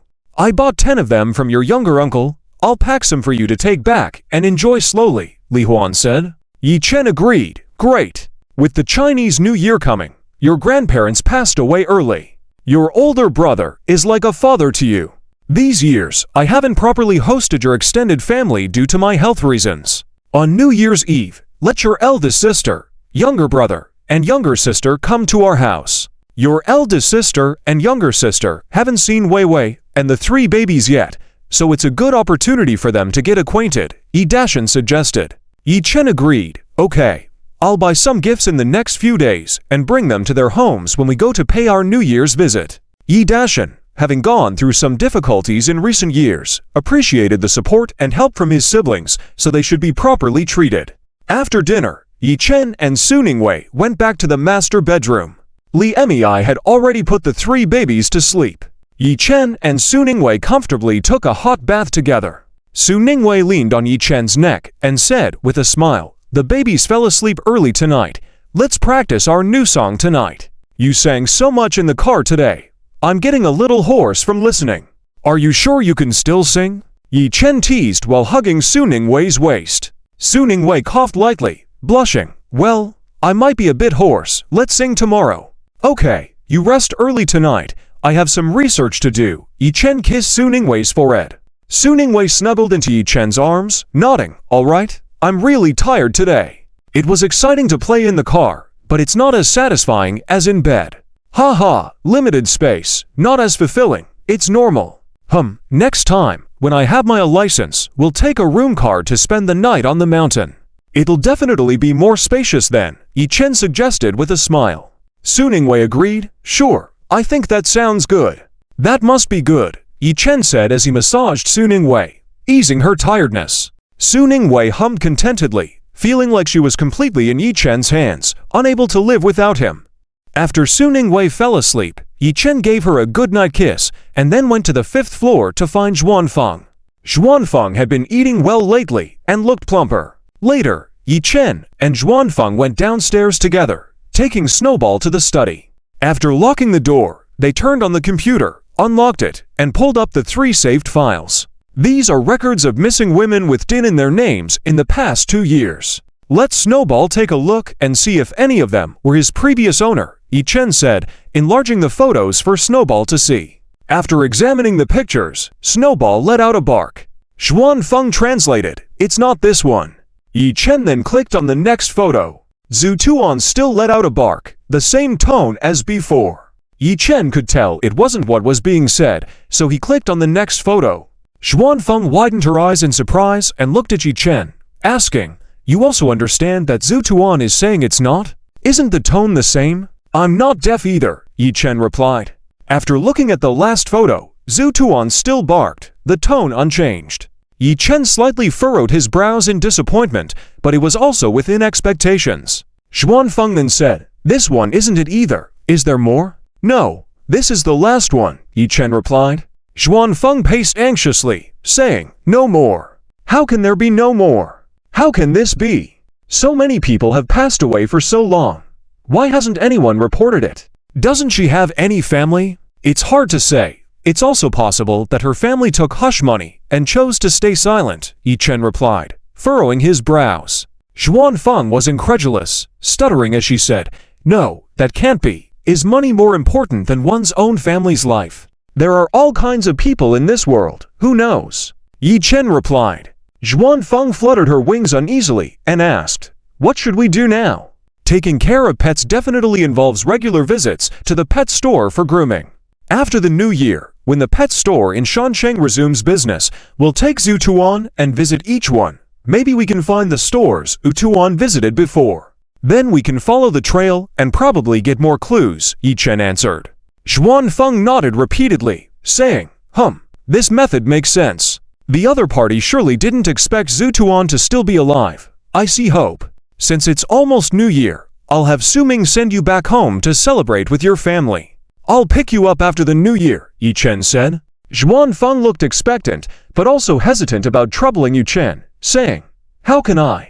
Just send me through express shipping. No need for Su Ming to go out of his way." "No, shipping isn't secure. I'll contact your parents and have Su Ming send you back tomorrow morning. I'll bring you back here afterward," Yi Chen said, glancing at the time. It was not even 10 o'clock yet, so Yi Chen took out his phone and called Xuanfeng's father. The phone rang a few times before he picked up. Xuanfeng's father was delighted to hear that Yi Chen would bring Xuanfeng home for the new year. After arranging everything, Yi Chen, Xuanfeng, and Zhu Tuan each went to rest. The next morning, nearing the Lunar New Year, the fruit shop's business was booming. Yi Dashan and Li Huan finished breakfast and went to help at the fruit shop. Yi Chen had Su Ming prepare gifts for Xuanfeng to bring back home to honor her parents. Just as Yi Chen had sent off Xuanfeng, he received several express delivery packages. After signing for them, he opened them up to find the custom-made couple outfits, family outfits, and figurines had arrived. They were meticulously embroidered, with excellent quality and results. Yi Chen was very satisfied, humming a tune as he carried the packages back to the main bedroom. Su Ningwei had just finished feeding the 3 babies, while Yi Yao was playing with them. Seeing Yi Chen holding several packages, Su Ningwei smiled and asked, "Did you buy something nice?" Yi Yao also stretched her neck curiously. "I ordered custom-made family outfits online," Yi Chen replied with a smile. Su Ningwei walked over to Yi Chen, smiling, and said, "You ordered custom-made family outfits online. How's the quality? Let me take a look." "The quality is good. try the clothes on and see if they fit. Yi Chen handed the package containing clothes to Su Ningwei. Su Ningwei eagerly took the package and took out a sweatshirt to inspect. She loved the vivid comic embroidery on it. Wow, it's so pretty. Did you have a top-notch designer create this comic design? It's really well done. Su Ningwei held up the sweatshirt and admired it, full of wonder. Seeing the sweatshirt on Su Ningwei, Yi Yao admired and exclaimed, "It's really nice, brother. Did you hire a top professional artist to draw this? The artwork is so good. I estimate I'll need to work hard for several more years to reach this level." Who hired a top professional artist? I drew it myself, Yi Chen said, pleased with the reactions from Su Ningwei and Yi Yao. Both knew about Yi Chen's talent for drawing as they had crafted pottery together, but they didn't expect his talent to be so high. "Ah Chen, you're amazing." Su Ningwei looked at Yi Chen with admiration almost overflowing in her eyes. Yi Yao widened her eyes in shock and disbelief, saying, "What? Oh my goodness! Brother, you really drew this by yourself?" "Yes, I did it myself," Yi Chen nodded. Yi Yao was visibly excited and envious, saying, "Oh my god! Brother, I didn't expect you to be the true artistic genius in the family. I'm so envious." "Haha, why envy? Painting is just one of the things I can do," Yi Chen laughed. "Yi Yao." Yi Chen then took out the cartoon dolls and handed them to Su Ningwei, saying, "Here, there's this too." Su Ningwei carefully took out the delicate cartoon dolls and said, "They're so nice, I'll put it on my vanity." Yi Yao looked at the exquisite cartoon dolls and felt that the difficulty of finding a wedding gift for Yi Chen and Su Ningwei had just increased significantly. Su Ningwei placed the dolls nicely and went to try on the clothes. The clothes were comfortable and fit well, suitable for wearing at home or when going out. Su Ningwei twirled around, asking with a smile, "How is it?" "Looks good." "Looks good. Your figure is good, so anything you wear looks good," Yi Chen also praised with a smile. "Indeed, it looks very good. Brother, you should try them on too," Yi Yao said with envy in her eyes. If her future husband could be so attentive to her, she would gladly bear a whole football team for him. Yi Chen nodded and said, "Okay, I'll try them on too." Soon, Yi Chen also changed into the matching family outfits as Su Ningwei. Standing in front of the mirror with Su Ningwei, they looked particularly harmonious. "Very nice. After washing them, we can wear them for the new year," Yi Chen said with a smile. "It's almost New Year. Let's write couplets and hang up Fu characters together later." "I can't write, but I can draw the Fu character." Yi Yao raised her hand immediately. Su Ningwei smiled and said, "I can't write or draw, but I can make paper-cut window decorations. We'll go to the courtyard to write, and the baby can also get some sun."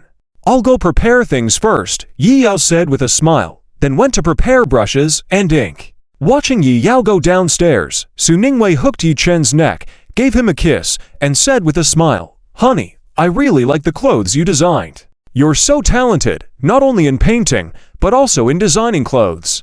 I feel so lucky to be able to marry you. As long as you like it. Change your clothes and come downstairs. It's time for the 3 babies to sunbathe," Yi Chen responded with a smile. Su Ningwei nodded and said, "Okay, I'll go now." After Yi Chen and Su Ningwei changed clothes, they pushed the 3 babies downstairs to the courtyard. Yi Yao was already at the stone table, ready with brush and ink. "Brother, sister-in-law, come quickly. Next year is the year of the dragon. Watch me paint a Fu character with a dragon," Yi Yao said, then drew a Fu character with a dragon, looking very auspicious and well done. Su Ningwei praised, "You draw so well. Both you and your brother have talent in painting."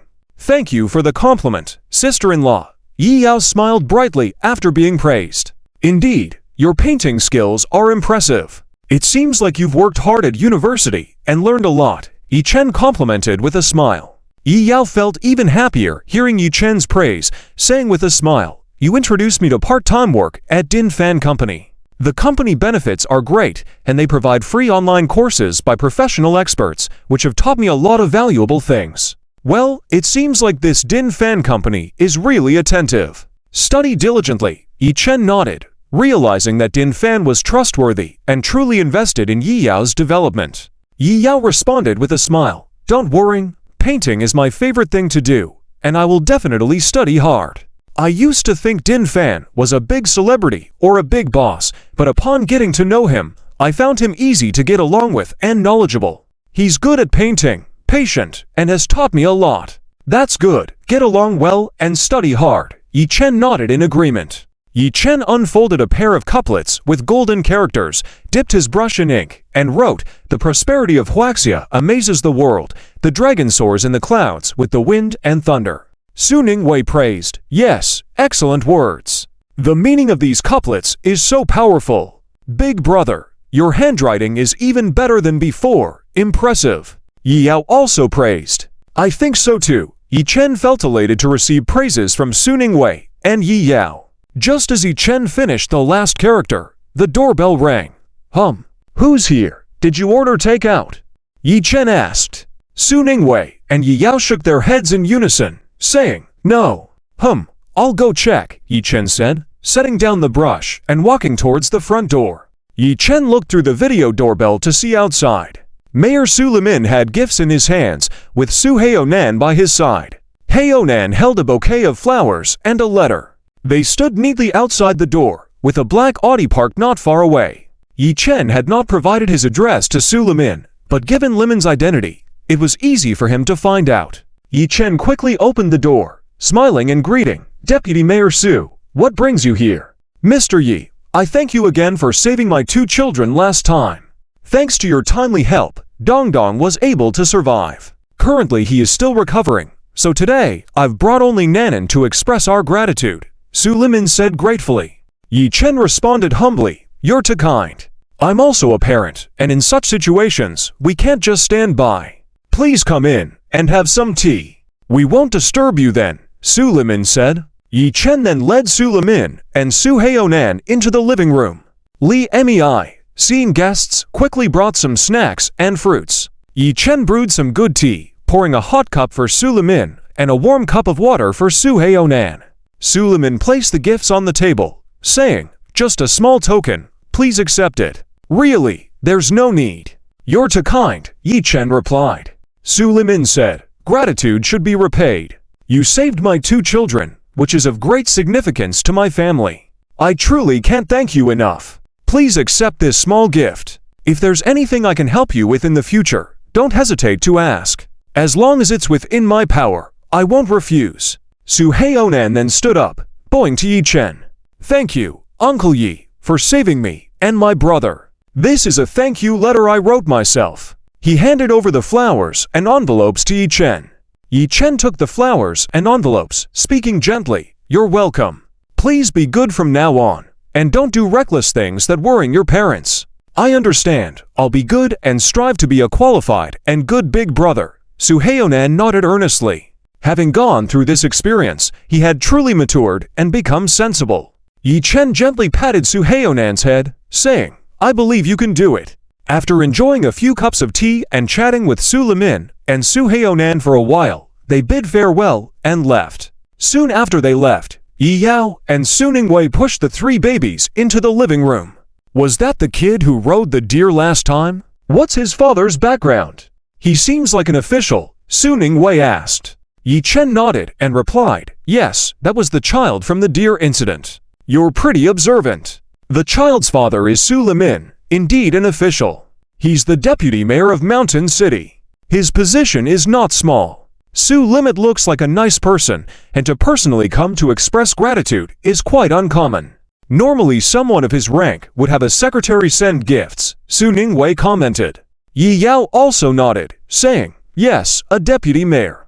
I've only seen them on TV. I heard Su Limin is from Yanjing, a top student, and has a strong background. He's so good at handling relations, I bet he'll be promoted in a couple of years." "Most likely," Yi Chen nodded in agreement. Su Ningwei raised an eyebrow, asking, "Is he from the Su family in Yanjing? That's indeed quite remarkable." "In what way is it remarkable?" "Sister-in-law, please elaborate," Yi Yao asked eagerly. Su Ningwei said, The Su family in Yanjing is not lacking in money. They have produced many talented individuals who hold high positions and have a very upright demeanor. That is indeed extraordinary." Yi Yao nodded in agreement. Curious, Yi Yao went to see what Su Limin had gifted. Su Limin gave all of these. "These boxes look very high-end. This ginseng is huge, with many whiskers. It looks extraordinary, almost like it's going to come to life, Yi Yao exclaimed as she picked up a gift box containing ginseng. Yi Chen took a look at the ginseng box and said, "It should be wild mountain ginseng that's nearly 100 years old. It is indeed a valuable item. Su Limin is indeed generous. Wow, there's a big red envelope inside this box, very thick." Yi Yao discovered a red envelope in another gift box, took it out, and handed it to Yi Chen. Yi Chen took it, glanced at the amount, and found it quite substantial. Su Limin is sincerely grateful indeed. Yi Chen handed the red envelope to Su Ningwei, saying with a smile, "Wife, this is for you." "All right, I'll keep it for you." Su Ningwei smiled and accepted it. Soon it was New Year's Eve. Lanterns were hung up at home, couplets, the character for luck, and paper-cut decorations were put up, creating a festive atmosphere. This was Su Ningwei's first New Year's celebration at Yi Chen's home. Yi Dashan and Li Huan had been busy since early morning. Yi Chen, Su Ningwei, and Yi Yao were also busy making dumplings and taro dumplings. While Yi Yao was wrapping dumplings, she saw Su Ningwei skillfully wrapping a taro dumpling and couldn't help but admire. "Sister-in-law, you're so talented. How do you do it?" "I've been trying to wrap taro dumplings for a long time, but I can't get it right." "Well, shape the dough into a small bowl, put the filling in, seal it, create some patterns on the edge. That's all there is to it." "I'll show you," Su Ningwei explained. Su Ningwei demonstrated by taking a small ball of dough made by Li Huan with taro and cassava flour, rolling it into a smooth small round ball, then pinching and turning it into a small bowl shape.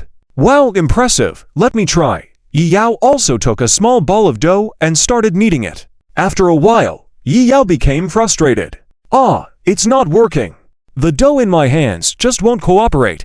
I can't shape it into a bowl." Yi Yao opened her palm in frustration, revealing a soft, flat sheet of dough. Su Ningwei comforted her. "It's okay, you can still make dumplings without shaping it like a bowl. Let me try." Yi Chen set down the dumpling he had just finished wrapping, took a small ball of dough, and following Su Ningwei's instructions, successfully shaped it into a small bowl. Yi Chen held up the small bowl-shaped dough in front of Yi Yao, teasingly saying, "Is this the kind of bowl you wanted? It's that simple, right? On tilde, why can't I do it? Never mind, I must learn today." Determined, Yi Yao bit her lip and got to work with the dough. Su Ningwei patiently and gently taught Yi Yao the technique. Yi Yao was earnest in her learning. After several attempts, Yi Yao held a small bowl-shaped dough in her palm, excitedly exclaiming, "Ha, I did it! I can also shape a small bowl now. Thank you, sister-in-law. You're the best. Yao, you're amazing," Su Ningwei praised with a smile. Yi Yao quickly responded with flattery, "All thanks to your excellent teaching." Smiles and laughter filled the air as they continued their busy preparations until it was time to have the New Year's Eve dinner. Once the three little ones were scrubbed clean and dressed in festive new clothes, the Yi family enjoyed a sumptuous dinner while watching the Lunar New Year Gala on TV. Yi Yao, eating a large pig trotter, curiously asked while watching a singer on TV, "Sister-in-law, when you sang at the Spring Festival Gala before, did you earn a lot of money?" It was only a few thousand yuan," Su Ningwei replied. Yi Yao widened her eyes, somewhat surprised. "That little?" "Yes, nowadays, the compensation for appearing on the Spring Gala is more of a blessing than an actual fee. Those who perform on the Spring Gala are generally not motivated by money. Some even pay out of pocket just for the exposure. The allure of the Spring Gala lies in creating stars. Many become famous and widely recognized after appearing on the show. The returns received after becoming popular through the Spring Gala are far more than just monetary," Su Ningwei explained with a smile. Yi Chen nodded and added, "The Spring Gala also has a more significant meaning, symbolizing a gold plating. Being on the Spring Gala represents approval. Once you've made it on the show, you're considered a qualified idol star without major flaws. This means all media outlets will use you as a role model for promotion. For all actors or singers on the Spring Gala, being on the show may be the proudest moment of their lives." "Yes, that makes sense. Big brother, I look forward to both of you making it big on the Spring Gala and becoming global stars." Yi Yao nodded in anticipation. Yi Chen smiled. "I will work hard for that. While you're chatting, make sure to eat more. Whether you become popular or not doesn't matter. As long as our family is together and healthy, I'm content. Let's raise our glasses for a smooth and prosperous year ahead."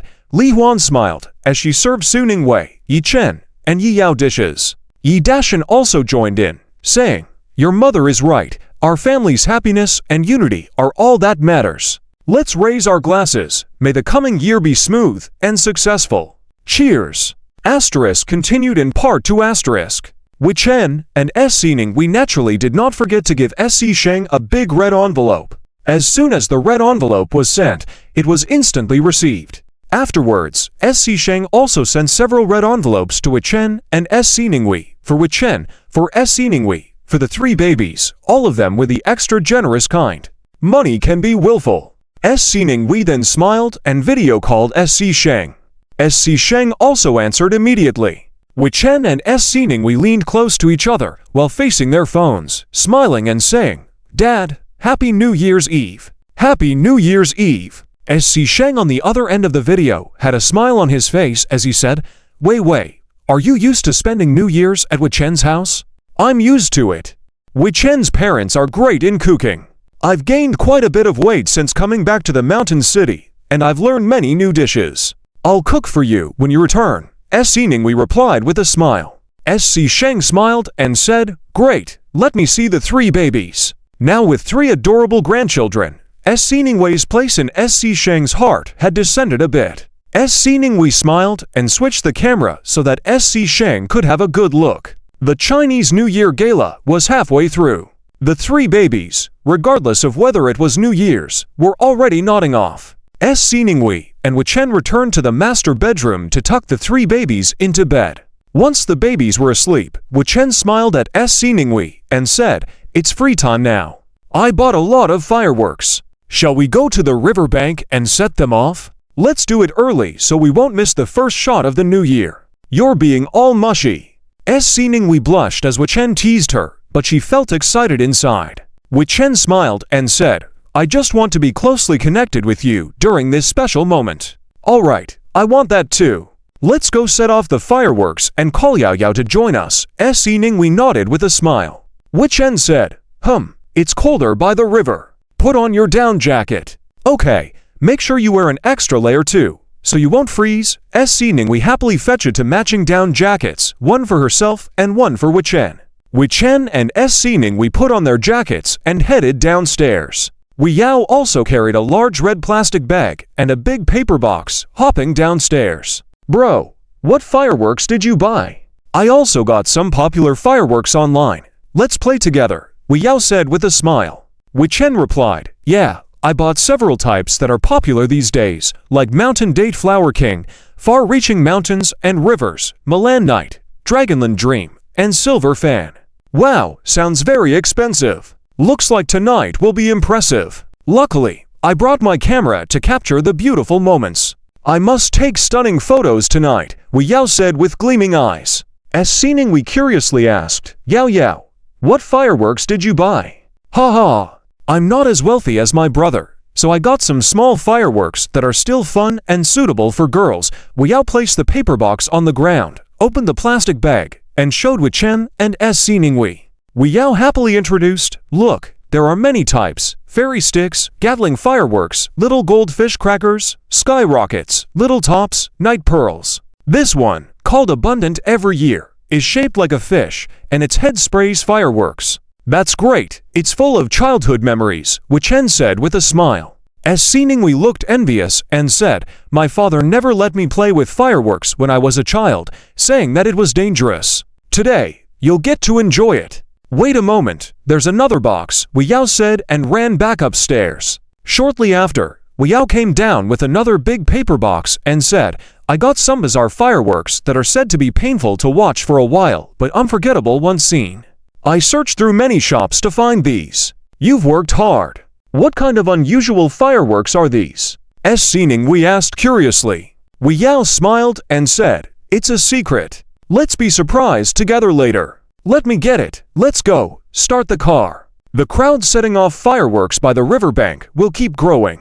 Wei Chen picked up the 2 boxes of fireworks he had placed on the ground and with long strides, headed towards the direction of the car. Wei Yao and SC Ningwei picked up the large bag of fireworks together, following Wei Chen to the car. Wei Chen drove and quickly arrived at the riverbank. That night was destined to be lively. This place was the designated location for fireworks. Although it was still early, people were already setting off fireworks by the river. Cheers of surprise echoed all around. In the quiet night sky, beautiful fireworks bloomed intermittently, bursting into splendid lights, captivating everyone's gaze. Wu Chen said, "Let's find a good spot to first set off Yao Yao's fireworks and later the big ones." "Okay, I'll go find a good spot." Wu Yao got out of the car and happily ran towards the riverbank. Seeing Wu Chen carrying 2 large boxes, SC Ninghui said, "Let me carry this bag of fireworks." "No need, these fireworks are light. I can handle it," Wu Chen said as he effortlessly lifted the bag of fireworks and the 2 large boxes,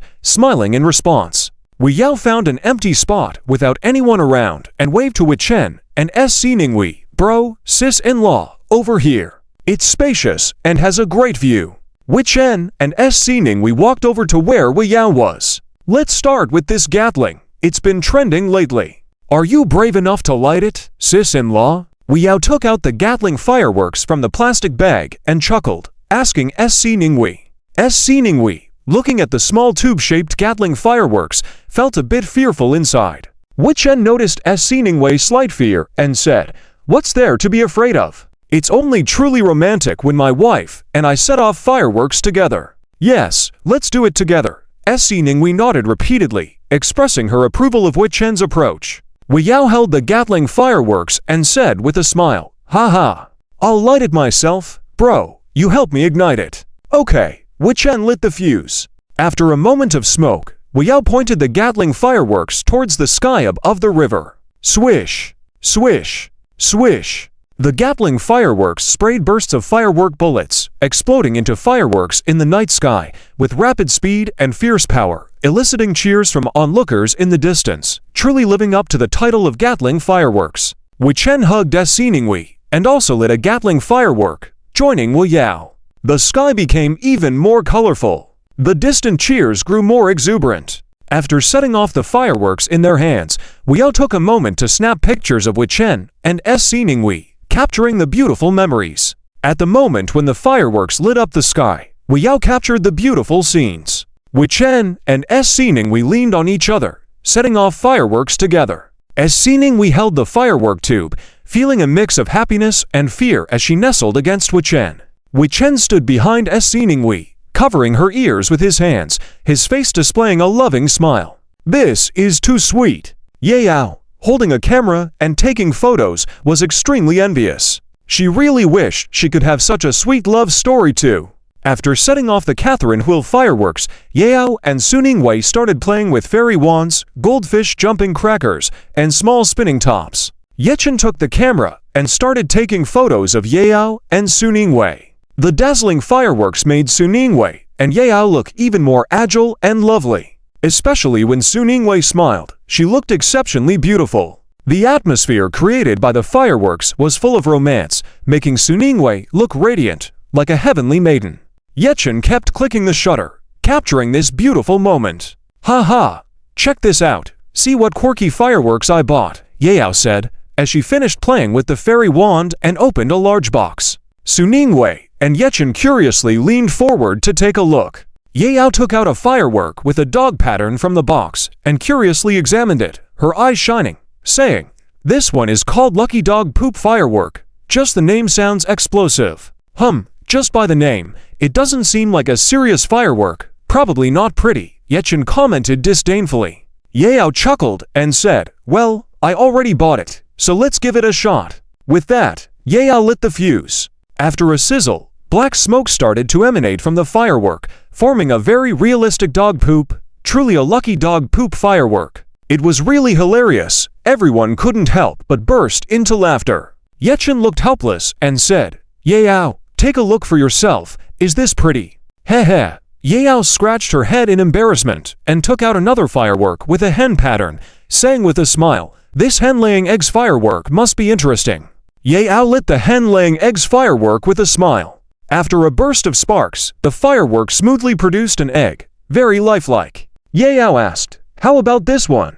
Not bad, right?" "Yeah, this one is quite interesting. Very magical." Su Ninghui nodded in agreement, asking, "What other quirky fireworks do we have?" We have the lotus flower firework. Yao smiled as she took out a large firework from the box. After unpacking it, Yechen couldn't help but laugh, saying, "Isn't this an upgraded version of the birthday lotus candle? Ha ha! It does look like that. Let me light it up. You guys step back a bit. The vendor said this one will emit rotating fireworks," Yao said with a smile. Yechen hugged Suningwei and moved to a safe distance. Yao lit the fuse of the lotus flower firework and quickly stepped back. The fireworks started to dance and spin wildly, emitting sparks much more spectacular than before. Yao then pulled out another firework, showing it off like a treasure, saying excitedly, "Look, this is the rotating Peppa Pig. Have you ever seen this before?" Although this Peppa Pig had a plastic feel to it, the design was quite accurate, especially the pink hairdryer. "No, I've never seen this. Impressive that you found it," Suningwei exclaimed upon seeing the pink Peppa Pig. "Heh, of course," Yao said, handing the lighter to Suningwei and asking her to light it. Suningwei bravely stepped forward, lit the fuse, and then quickly ran towards Yechen, jumping into his arms.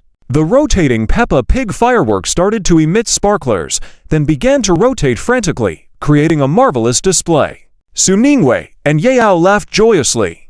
As long as they were happy, that's all that mattered. Yao then showcased the last firework from her collection, the flying jellyfish, saying it was absolutely gorgeous. Yechen agreed. "Yeah, the name sounds decent, probably more reliable." Yao proudly opened and arranged the flying jellyfish fireworks. She then prepared to light them up, asking Yechen and Suningwei to capture the moment with photos and videos.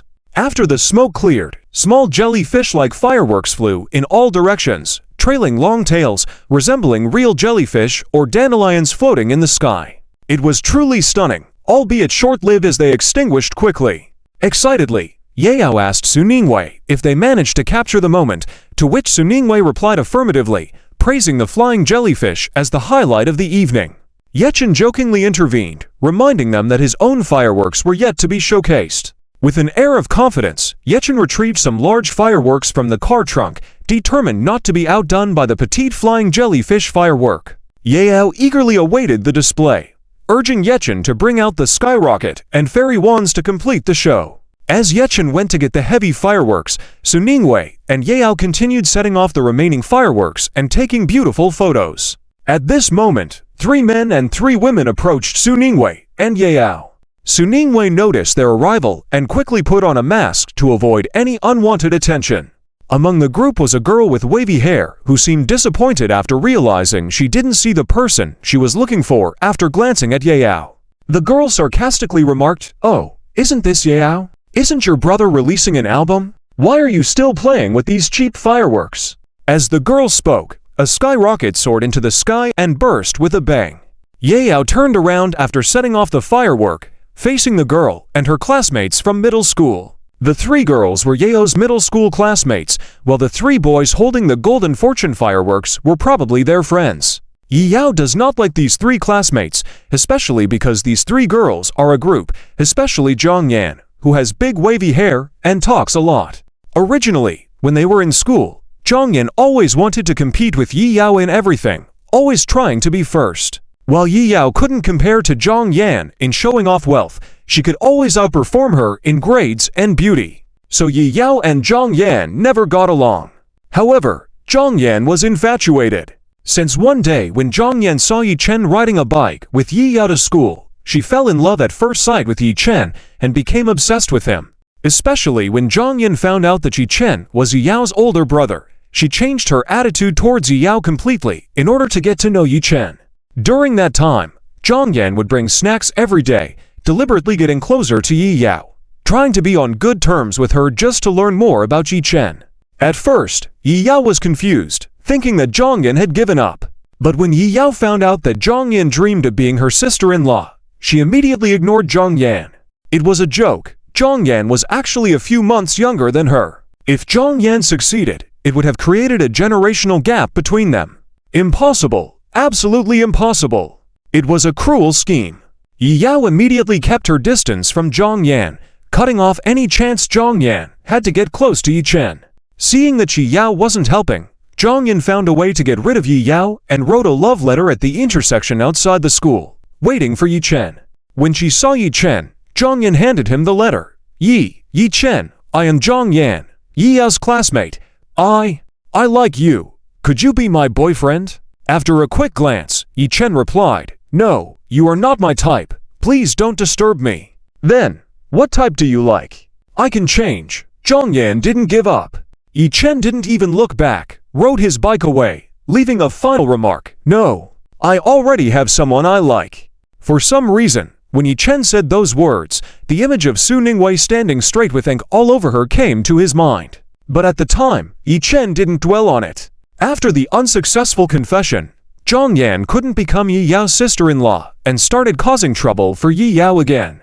But Zhang Yan didn't dare to do anything serious to Yi Yao. When Zhang Yan saw Yi Yao, she would say a few sour words and show off. Now Yi Chen's songs are all over the internet, and he is married and had a child with Su Ningwei. Zhang Yan regretted it so much. If she had been a bit bolder, things might have turned out differently. She was too young back then, lacked experience. Zhang Yan had always liked Yi Chen deep down. He was her first love, her youthful heartthrob. Zhang Yan really wanted a signed album from Yi Chen, but couldn't bring herself to ask for it. She had too much pride. If only Zhang Yan had known that Yi Yao had such a handsome brother, she wouldn't have competed with Yi Yao for everything, missing the chance to marry Yi Chen. Zhang Yan was full of regrets. She thought she was pretty, had a good figure, and came from a wealthy family. If Yi Yao hadn't been so resistant, Yi Chen would have surely liked her. Now, Yi Chen has a happy family with siblings. Yi Yao raised an eyebrow at Zhang Yan and said, I'll light whatever fireworks I want, it's none of your business. It seems like your brother doesn't care about you either. Let us have some nice fireworks to open your eyes, Zhang Yan said arrogantly. Zhang Yan said, You can put the big fireworks you bought over there, we will start here. The boys behind Zhang Yan quickly placed the fireworks on the ground. No, who wants to see the fireworks you set off? Take them somewhere else, we haven't finished yet, Yi Yao intervened. Yi Yao didn't want Yi Chen and Zhang Yan to meet. Zhang Yan mocked the few cheap firecrackers Yi Yao had in her bag. You're going to set off these few cheap fairy sticks and take so much space. Isn't that a bit ridiculous? Who said we would only set off these few fairy sticks? We were just taking a break. We haven't started yet. Yi Chen, wearing a mask, placed several boxes of fireworks on the ground. The guys next to Zhang Yan were shocked to see the firecrackers Yi Chen brought the Hawthorn Flower King, 1,000 miles of mountains and rivers, Milan Night. Comparing them with the Golden Wealth firecrackers made by Zhang Yan, it was clear who had the upper hand. Zhang Yan heard Yi Chen's voice, her eyes lit up. She excitedly looked at Yi Chen and almost said, Yi Chen, is it really you? Can I? Confused, Yi Chen looked at Zhang Yan, wondering who she was. Realizing what she said, Zhang Yan blushed and quickly tried to explain, Don't misunderstand. When I said like, I meant I like Yi Chen's songs, nothing else. Finally getting the chance to meet Yi Chen again, Zhang Yan just wanted to take a photo with him. Sun Sai, seeing his goddess Zhang Yan acting so humbly in front of Yi Chen, felt jealous and angry. Why? Just because Yi Chen was handsome? Upon hearing Zhang Yan's words, Yi Yao also realized that she had been too agitated just now, as if she had said the wrong thing. Would Su Ningwei misunderstand? Yi Yao quickly turned to look at Su Ningwei. Su Ningwei raised her eyebrows at Yi Yao, indicating that everything was fine. Then she turned to Yi Chen, feeling a pang in her heart. Yi Yao was fine. Yi Chen was the problem. Damn it! This young girl must still like Yi Chen. So Su Ningwei decided to monopolize Yi Chen at night, so that Yi Chen couldn't get out of bed. In his eyes, there would be no other women. After Yi Chen held Su Ningwei's waist, he said, In that case, if you like my songs, you can listen to my songs. Please excuse us and don't disturb us while we set off fireworks, okay? Zhang Yan had originally wanted to take a photo with Yi Chen, but upon seeing that Yi Chen had embraced Su Ningwei around her waist, she realized that the partially visible Su Ningwei already looked extraordinarily beautiful and matched Yi Chen perfectly. The disparity between this celebrity and an ordinary person was truly significant. Yi Chen had such high standards, no wonder he hadn't been interested in her before. Thinking this way, Zhang Yan naturally felt embarrassed to ask Yi Chen for a photo, and quickly made an excuse, saying, Oops, sorry for the interruption. Let's go somewhere else. After speaking, Jian had Sunsai and the others carry the fireworks on the ground and quickly moved away from Yi Chen, Su Ningwei, and Yi Yao, watching Yi Chen and the others set off fireworks from afar. Seeing Jia Yan and her group move away, Yi Yao quickly said to Su Ningwei, "Sister-in-law, don't misunderstand, there's nothing between my brother and that Jia Yan. When Jia Yan was in school before, she was infatuated and wanted to pursue my brother. I understand, I trust your brother." Su Ningwei, in Yi Chen's arms, smiled softly. Yi Chen chuckled and said, "Exactly, in my heart, there is only you, sister-in-law. No one else even catches my eye. I'm going to set off fireworks. This one is bigger, so you should watch from 50 meters away. You need to stand back a bit. Okay, be careful and stay safe." Su Ningwei nodded in agreement. Yi Yao smiled and said, "I'll take photos for you." Yi Chen then lifted the night in Milan fireworks and headed towards the river. After lighting the fuse, Yi Chen quickly returned to Su Ningwei's side. Bang, bang, bang. The sky burst with colorful fireworks, sparkling and disappearing in the night. Soon, more fireworks bloomed in the night sky, dazzling and stunning. The moment of splendor was enough to enchant the entire audience. Many people who had come to set off fireworks by the river were amazed by the extravagant night in Milan fireworks, cheering and taking photos. Watching Yi Chen's fireworks from afar, Jian felt even more envious of Su Ningwei. Suddenly, in her eyes, the golden prosperity fireworks didn't look appealing at all. Sunsai, seeing Jia Yan's distracted state, felt even more uncomfortable and jealous. Yi Yao excitedly exclaimed, "Truly, there's a reason for things being precious. It's so beautiful, so astonishing. Brother, sister-in-law, look here, I'll take photos for you." Yi Chen held Su Ningwei and left behind many beautiful memories in the midst of the fireworks. After the fireworks display, Yi Chen held Su Ningwei's shoulder and said, "It's done, let's go home." "All done. Aren't we waiting here for the New Year countdown?" Yi Yao asked, puzzled. Yi Chen replied, "We've seen the fireworks. For the New Year countdown, we should do it at home. Let's go, back home." "Oh, okay," Yi Yao nodded. Upon getting in the car, Yi Chen drove Su Ningwei and Yi Yao back home. In the living room, the TV was showing the Spring Festival Gala, playing sketches. Yi Dashan and Li Huan were engrossed in watching. After greeting Yi Dashan, Li Huan, Yi Chen and Su Ningwei retreated to their bedroom. Yi Yao, not feeling tired, squeezed between Yi Dashan and Li Huan, watching the Spring Festival Gala together. Yi Chen and Su Ningwei, upon entering the master bedroom, locked the door. Su Ningwei then held Yi Chen's neck, kissed him eagerly, her eyes full of desire. Yi Chen hooked his lips, embraced Su Ningwei by the waist, lowered his head for Su Ningwei's kisses. After the kiss, Yi Chen lifted Su Ningwei's hips, embracing her, and asked with a smile, "Why so eager today? We still have time before the New Year countdown. Shall we take a bath first and then kiss more? Who made you so charming?" "There has been a girl who has liked you since middle school until now." Su Ningwei clung to Yi Chen's neck, wrapped her arms around his waist, and said ruefully, "Well, she said she liked my songs. Don't think too much. I have high standards, besides you. I don't like anyone else," Yi Chen replied seriously, cradling Su Ningwei into the bathroom. With one hand holding Su Ningwei, Yi Chen turned on the water in the bathtub, creating a warm mist in the bathroom. He then dropped a Night Breeze Whisper Bath Salt Oil Ball into the bath, filling the air with the refreshing fragrances of lavender, frankincense, orange blossom, and tea tree wood. It emitted a mysteriously attractive aroma, truly pleasant to the senses. Gazing at Yi Chen with admiration, Su Ningwei asked, "Really? Before me, you never liked anyone else?" "No, before meeting you, I never thought about love and marriage.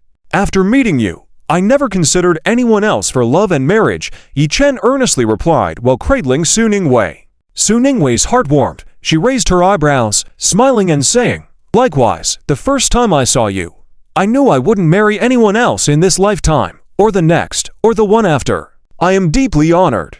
In this life, the next, or the one after, it's only you." Yi Chen then lifted Su Ningwei onto the sink, bent down, and kissed her red lips. Soft and sweet. The kiss was never enough. Su Ningwei groaned and closed her eyes, enjoying the moment. The kiss grew hotter, and Su Ningwei reached, There are serious ones, and there are not so serious ones. Which one do you want to experience? Su Ningwei blushed and responded. Recently, Su Ningwei asked Su Mongmong for a website address and watched many instructional videos, blushing with embarrassment as she learned many new things. Su Ningwei didn't want to always be the one begging for mercy first, and not just once, but several times in one night. Yi Chen chuckled. Only children make choices. I want to experience both kinds. Let's start with the serious one first. I'm afraid you can't handle the not-so-serious one, Su Ningwei replied provocatively. Yi Chen raised an eyebrow and said, Is that so impressive? You'll see in a moment. Turn around first. I'll give you shoulder massage. Su Ningwei gently pinched Yi Chen's shoulder, responding tenderly. Yi Chen obediently turned around, but then felt something was off, so he asked, Wait, where did you learn the not-so-serious techniques? Su Ningwei blushed even more, and softly replied, I asked Su Mongmong for a website. There are many instructional videos on it. That's not right. Yi Chen turned to look at Su Ningwei. Su Ningwei thought Yi Chen was angry because she watched these kind of videos and hurriedly said, Don't be mad. It's my first time watching too. I just wanted to learn something to make you happier. If you don't want me to watch, I won't next time. Who said I won't let you watch? What's wrong with that? Yi Chen replied laughing. Su Ningwei blinked her big eyes and asked, Do you think I'm a bad girl for watching that? Why would I? It's for academic research. Share the website with me. It's more interesting to watch together, and we can unlock more new postures, Yi Chen said smiling. Yi Chen just liked having a slightly naughty wife. What fun is there in a dead fish? I'll send you the link later. Su Ningwei blushed even more. After massaging Yi Chen in a serious manner, Su Ningwei blushing, had Yi Chen sit on the edge of the bathtub. Yi Chen got up from the water and sat down obediently. Under the light, Yi Chen, who had just had a bath, had a rosy complexion, a slender and tall figure, broad shoulders, narrow hips. Every move exuded a combination of power and laziness. Crystal clear water droplets slowly slid on Yi Chen's exposed skin, faintly shimmering with a lustrous sheen. Muscular arms, solid chest, narrow waist and abdomen. Every line was just right. Su Ningwei looked at Yi Chen's perfect figure and swallowed nervously. Yi Chen looked down at Su Ningwei. Exquisite and unblemished beauty. Water droplets slid along her elegant neck like shimmering diamonds. Her slender waist lightly twisted, like a graceful lotus swaying in the water. Innocent yet charming. Su Ningwei squeezed some smooth shower gel in her palm, then held Yi Chen's hand. Yi Chen couldn't help but let out a muffled groan. This professional technique is indeed different. Midway through the massage, Yi Chen grabbed Su Ningwei's hand and embraced her, sliding into the water. They washed away the foam on their bodies. Yi Chen carried Su Ningwei, wrapped her in a towel, and walked briskly towards the bathroom. The New Year's bell rang. Happy New Year! Yi Chen and Su Ningwei said in unison. The two of them were inseparable. Body and soul tightly embraced, welcoming a beautiful new year. Yi Chen's strength was overwhelming. Su Ningwei in Yi Chen's arms, blushing like a peach blossom, eyes sparkling. It looks like the one who won't be able to get out of bed tomorrow will be myself. On the first day of the new year, Yi Chen got up early feeling refreshed. Looking at the phone, it was not even 6 o'clock yet. Su Ningwei, who had not wanted to lose last night, slept as sweetly as a pig. Yi Chen lowered his head and kissed Su Ningwei's forehead. At that moment, Yi Chen heard the familiar childish voice of the system. Ding! Dear host, congratulations on completing the hidden mission of starting the new year with your wife. Your wife Su Ningwei is super satisfied with last night's experience. Congratulations on the qualitative leap in your marriage, getting closer to the peak of life. Ding! Congratulations on receiving the New Year Blessing Gift Package, Lucky Value +1, Appearance Points +1, Affinity +1, Anti-Aging +3, Lifespan +5, Scriptwriting Skill +5, Personal Charm Points +10. Ding! Congratulations on receiving a New Year's Red Packet of 1 million yuan. Ding! The lyrics and scores of the songs You Are the Most Precious, sung by Earth star Jackie Chung and Regine Lam, Little Dimples, sung by Earth star JJ Lin and Charlene Choi, and Gongxi Fatsai, sung by Earth star Andy Lau, have been unlocked. It was indeed the familiar mischievous system. This time, the New Year's blessing was really powerful, directly releasing so many rewards. Yi Chen touched his cheek, feeling smoother and more delicate. This New Year's blessing is really great. You are the most precious, and little dimples are also very classic. I will practice them with Suningwei after the New Year. I must add it to the album Chen Heart, Yue Wei. Andy Lau's Gong Shi Fat Sai. This song is really festive, a must-have for the New Year. Very suitable for a New Year sing-along. Yi Chen immediately got up, changed into a festive red outfit, ready to record this song, and upload it to his account right away. After freshening up, Yi Chen skipped his usual exercise and headed straight to the rehearsal room. The accompaniment effect for the song Gong Shi Fat Sai is not difficult to produce. Yi Chen directly used the accompaniment tape provided by the system for recording. Setting up the phone, switching to the filming mode, Yi Chen started the accompaniment. The familiar and joyful melody of firecrackers sounded, and with a jubilant tempo, Yi Chen began singing this classic pop song that resonated throughout the streets, creating a very festive atmosphere. Why I tilde yi, yi tilde yi tilde o tilde o tilde yi tilde yi. Oh, I congratulate you on your wealth. I congratulate you on your brilliance. Come to the best, avoid the bad. Oh tilde many gifts without blame. Year after year, talented people emerge. Grand and splendid, bring you luck. Congratulations on your wealth. Shout it boldly. I congratulate you on your wealth. I congratulate you on your brilliance. Come to the best, avoid the bad. Oh tilde many gifts without blame. Congratulations on your wealth. As the song ended, Yi Chen checked the recording effect, which was very good. With the original accompaniment, it was fast and had a good effect. Yi Chen wanted to use the system's automatically provided accompaniment for his other songs as well. However, some accompaniment effects that could not be achieved by the music production software's instrument sound alone. If they were just released directly, the source might not be easy to explain.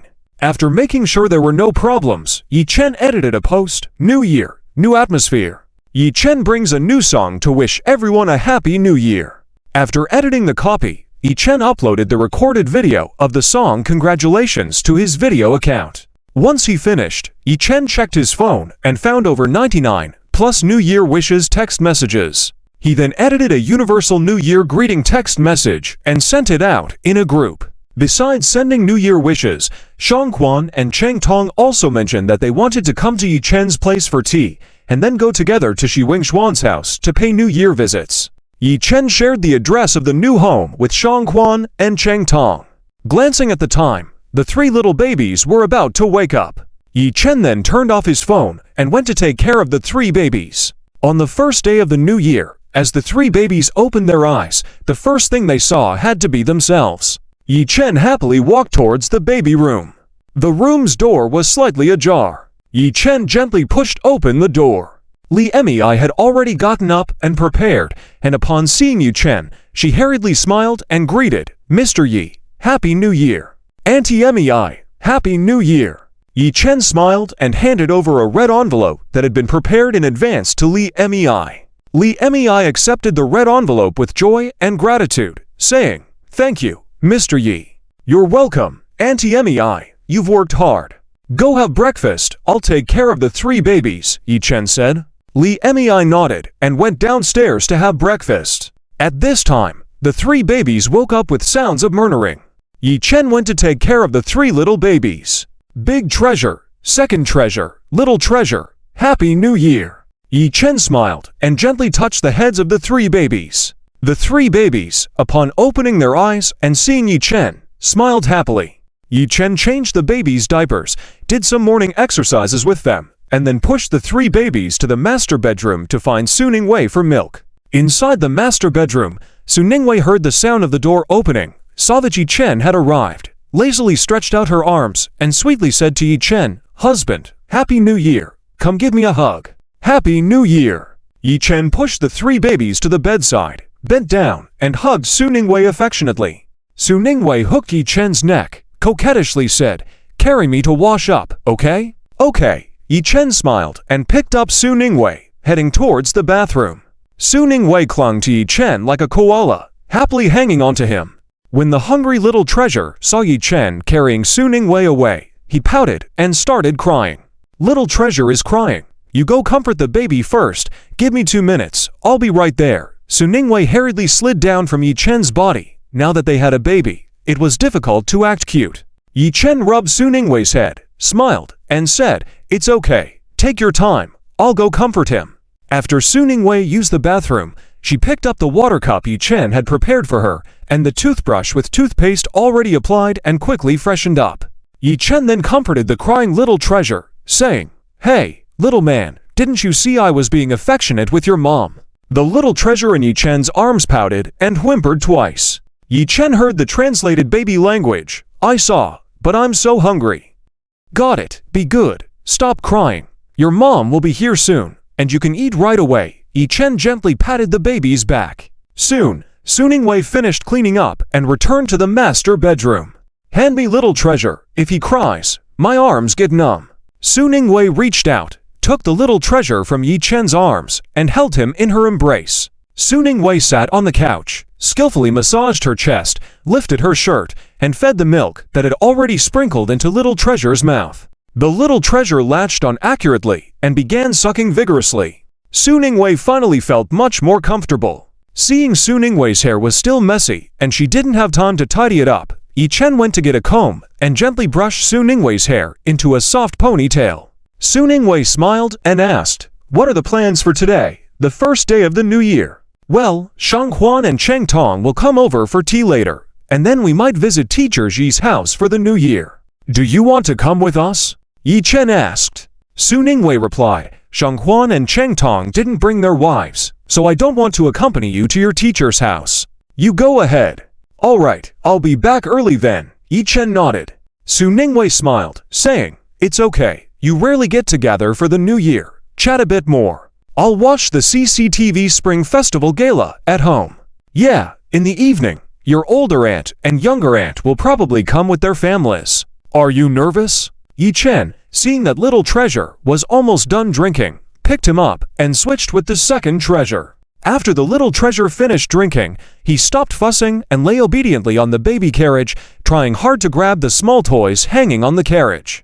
Su Ningwei lifted the other side of her clothing, fed the second treasure while asking, "A little bit, are you comfortable interacting with your older and younger aunt and their families?" "Both older and younger aunts have married into ordinary families, and they are easygoing.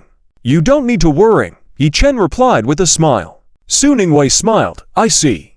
I uploaded a new song today, which is perfect for the new year. Let me play it for you," Yi Chen said, took out his phone, and sat next to Su Ningwei. Su Ningwei looked curiously at Yi Chen and asked, "What's the new song?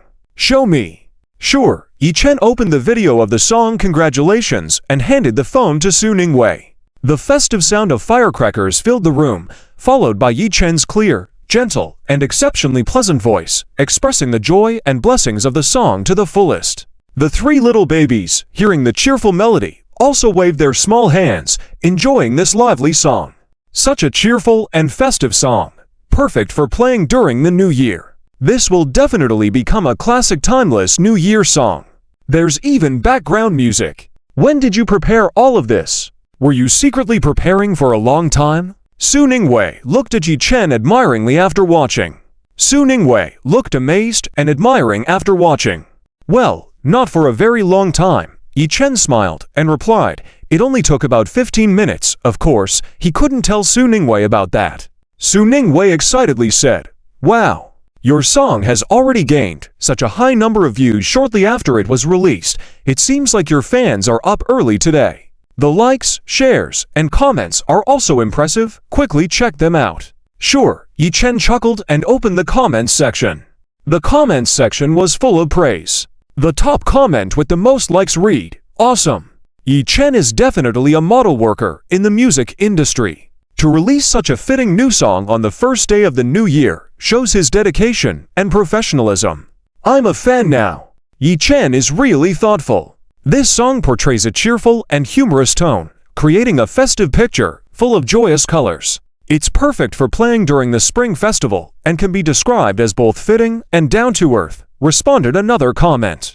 "I bet 5 packs of spicy sticks, this song will definitely become the #1 hit of the Chinese New Year. The layout upstairs is a bit small. I bet my entire fortune, this song will definitely become the #1 hit of the Chinese New Year. A must-have for every Chinese New Year, but unfortunately, no one dares to make a bet. Each song by Yi Chen is so amazing. Even the ones composed on the spot are exquisite. Who dares to be the banker? They might end up losing their pants. Unbelievable. This song goes from congratulating the girl who found a good partner to the young couple having an intelligent child and then wishing the success of Uncle Son's business to be renowned worldwide, while also blessing the respected grandma to play 36 rounds of mahjong without getting tired or losing her composure. Everyone who listens to this feels happy. Yi Chen really lives up to his fame. A big thumbs up from me. If Yi Chen's congratulations on making a fortune doesn't appear on next year's Spring Festival Gala, it's not worth watching. Yes, I fully support what was said upstairs. The song is very pleasant to listen to, and the cartoon characters on Yi Chen's clothes should be his family of 5. They look so nice. It's true, it's definitely a family outfit, so envious. After seeing this comment, Su Ningwei hurriedly said, "Honey, after the baby is fed, let's all wear this outfit and take a photo together and post it on the official account, okay?" "Alright, I'll go get the clothes for you guys." Yi Chen nodded and went to find the clothes. Soon, Yi Chen found the clothes for Su Ningwei and the 3 babies. After changing Little Bao and Second Bao, Su Ningwei also fed Big Bao. Su Ningwei went to change clothes. Yi Chen also put the festive family outfits on Big Bao. The 3 babies were dressed in bright red jumpsuits, all together like a big sugar-coated hawthorn, lively and lovely. All dressed up. How does it look? Su Ningwei, wearing a bright red hoodie, looked fair-skinned and full of vitality. With delicate features, a hint of baby fat, and a youthful vibe, she looked like a female college student under 18, not at all like a mother of 3. Yi Chen looked at Su Ningwei with tenderness in his eyes, and with a smile, he said, "Looks good. The color suits your skin tone. Very festive." "I think so too. The 3 babies are so cute, all bright red." Su Ningwei smiled and said happily as she picked up Big Bao, unable to resist kissing his forehead. Su Ningwei held Second Bao and smilingly said to Yi Chen, "Haha, looking at Big Bao feels like seeing myself as a child. I have a photo of myself at this age wearing a red dress, creating a little version of me. Yeah, I saw it last time. You'd really look alike." Yi Chen nodded with a smile, took out his phone, and said, "I'll take a picture of you too." Yes, Su Ningwei held Big Bao, facing Yi Chen with a smile. Yi Chen captured this beautiful moment with his phone. Su Ningwei said with a smile, "Let's take a family photo." "Sure, let's sit on the couch for the photo. I'll hold Big Bao and Second Bao later." Yi Chen nodded.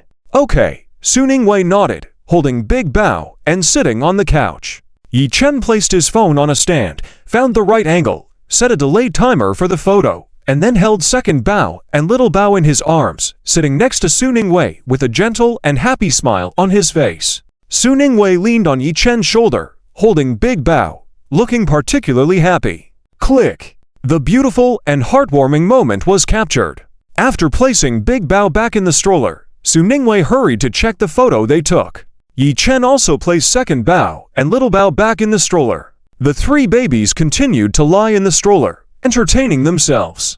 After reviewing the photo, Su Ningwei said, "The photo looks good, but let's edit the faces of the 3 babies before sharing it publicly." "Alright, let me do it," Yi Chen said. Su Ningwei handed the phone to Yi Chen. Yi Chen took the phone, picked up the stylus, opened the editing software, directly added 3 cute cartoon avatars on the faces, saved the image, and sent it back to Su Ningwei. Su Ningwei, satisfied with the result, smiled and said, "So cute, let's share this one. Keep the caption simple, wishing everyone a happy new year and a prosperous year." "Okay," Yi Chen nodded, edited the caption, and then sent the photo to the official account. After sharing the photo, Yi Chen and Su Ningwei took the 3 babies downstairs to have breakfast together. After breakfast, Yi Chen took out some good tea, boiled water, and waited for Shang Quan and Cheng Tong to arrive. After a short wait, Shang Quan and Cheng Tong arrived at Yi Chen's new home, following the location set by Yi Chen, and rang the doorbell. Yi Chen went to open the door. Shang Quan and Cheng Tong both carried gift boxes in their hands. The first thing they said when they saw Yi Chen was, "Happy New Year, Gongxi Fatsai. Your new song is really good. Happy New Year." Yi Chen responded with a smile, "Come in, sit inside. Chen Jie, this new mansion is really nice, luxurious." Cheng Tong said admiringly. Shang Quan also said with a smile, the Royal Dragon Villa is the most expensive villa in the mountain city. It's definitely luxurious. You to work hard for another 2 years, and you can buy a place here, then we can be neighbors. Yi Chen replied with a smile. Cheng Tong said, I think it's doable. Let me work hard on filming 2 more dramas. I can't afford it right now. All my money went into the mountain.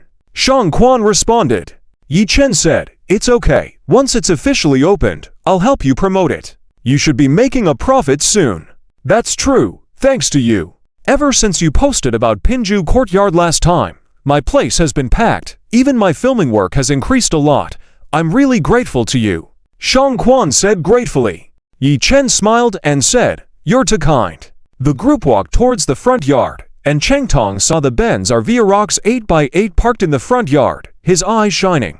He quickly approached, touched the thick car body of the Benz RV Rocks 8x8, full of envy. Shang Quan also walked up, looking amazed and envious, and circled the Benz RV Rocks 8x8 a few times. Wow, that's amazing.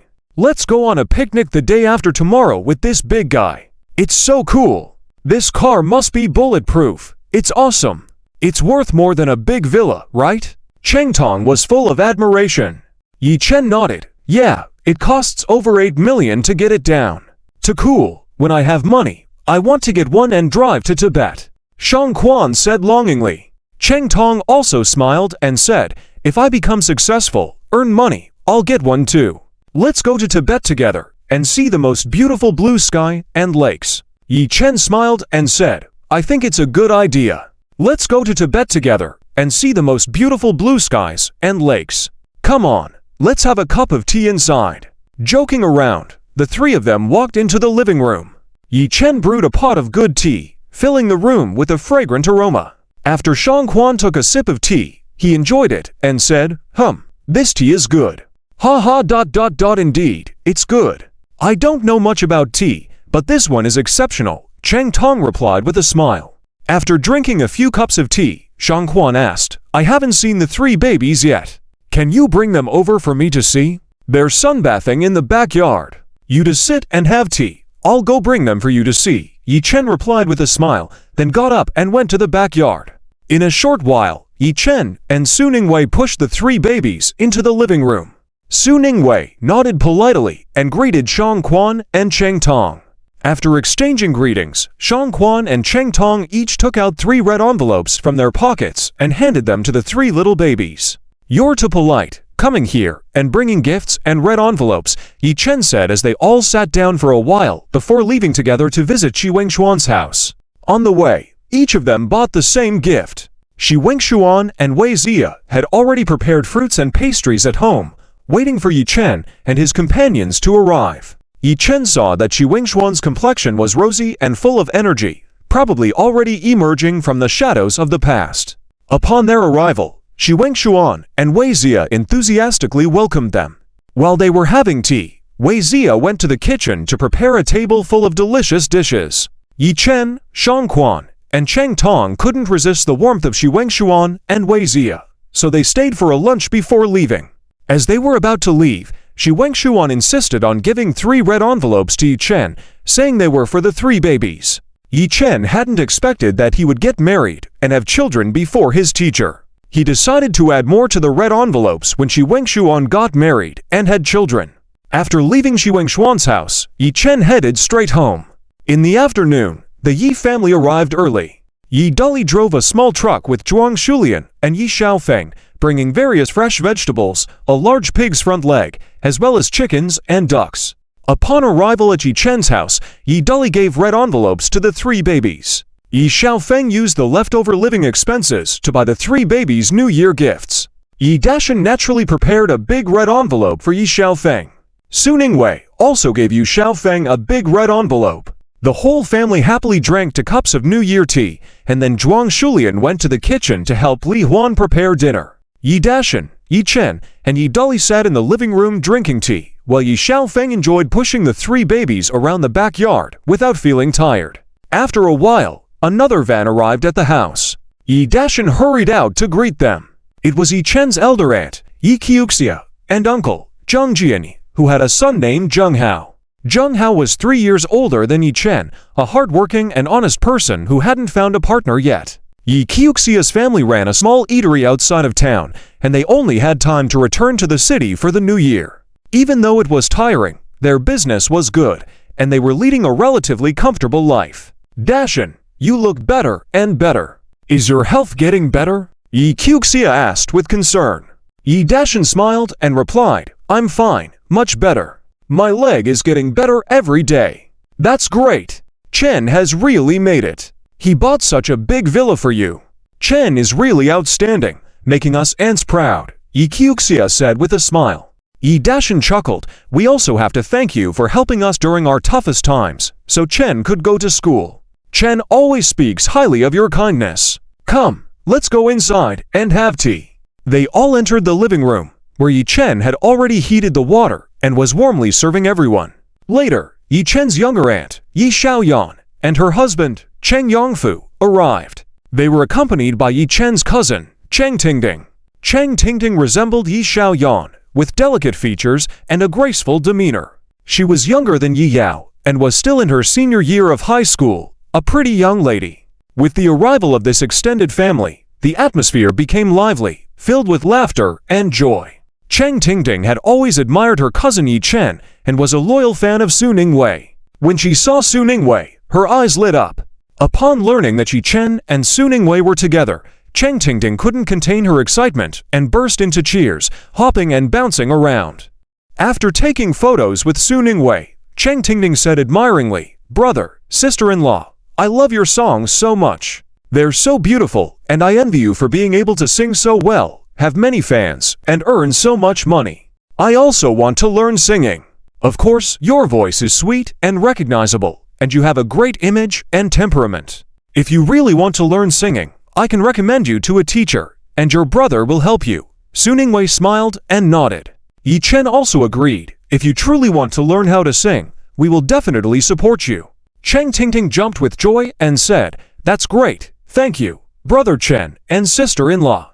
I will work hard to get into a music academy and follow in your footsteps. The relatives of Yi Chen praised Su Ningwei for being naturally beautiful, and the 3 babies, who were adorable and well-behaved, quickly became the favorites of everyone present. Su Ningwei's first family banquet at Yi Chen's house was especially pleasant and heartwarming. After dinner, Yi Dolly, Yi Qiuxia, and Yi Xiaoyan's families happily returned home. Yi Chen and Su Ningwei also went back to their room. After tucking the 3 babies into bed, Su Ningwei joyfully embraced Yi Chen, saying, Honey, your family is so harmonious among relatives. Unlike my family, where there's constant scheming and discord among the relatives. My grandparents passed away early, and there isn't much inheritance to fight over, so naturally, we get along well, Yi Chen replied with a smile. Yi Chen took out a few red envelopes and handed them to Su Ningwei, saying, Tomorrow, we'll go to my uncle's house to see Grandma with my parents. I have 3 uncles, and with all their children, there are 4 in total. These red envelopes are for Grandma and the 4 kids.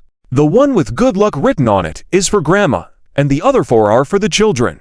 Okay, any special instructions? Su Ningwei asked with a smile as she received the red envelopes. Yi Chen chuckled and said, Nothing special. My uncles and Grandma live in the countryside and are ordinary folks, easy to get along with, and there aren't many formalities. It's just that you're too famous, so be prepared for many villagers wanting to take photos with you tomorrow. Okay, got it. Dress up nicely tomorrow, don't embarrass me, Su Ningwei replied with a smile. It's okay, you are beautiful even without dressing up, Yi Chen said gently as he ruffled Su Ningwei's hair. By the way, when you were studying in Mountain City before, did you have relatives there? Do you need to pay a visit? No, I didn't. At that time, my dad had a project in Mountain City. So I stayed there with my dad for a few years, Su Ningwei explained. Yi Chen continued, What about relatives from your mom's side? When should we visit them? My mom was an orphan, so there are no relatives to visit. It's because of this that my grandma always looked down on her. Even though my mom is a very talented HR director and has helped my dad a lot in his career, my grandma is very strict with my dad. If my grandma didn't treat Suju exceptionally well, I would doubt if my dad is really my grandma's biological son, Su Ningwei replied. Yi Chen tenderly embraced Su Ningwei, saying, From now on, My grandmother will be your grandmother. Although my family is not wealthy, my mom will treat you and our 3 babies well, not like your grandma. I feel it. Your mom is very nice to me. Her gaze and memories of my mom are remarkably similar, and I feel very happy. Su Ningwei nuzzled against Yi Chen's chest, feeling warm and secure. Yi Chen lightly patted Su Ningwei's back and said gently, "Let's go, take a shower, and get to bed early. We have to get up early tomorrow." "Okay, how about we shower together?" Su Ningwei lifted her head from Yi Chen's embrace, looking at him seductively. Yi Chen kissed Su Ningwei's forehead and teasingly said, "Okay, but no more tempting me like yesterday. I'm afraid you won't be able to walk tomorrow." Blushing, Su Ningwei complained, "I know, you're too strong. You still make fun of me. ... The next morning, Yi Chen's family, carrying gifts, drove back to the countryside.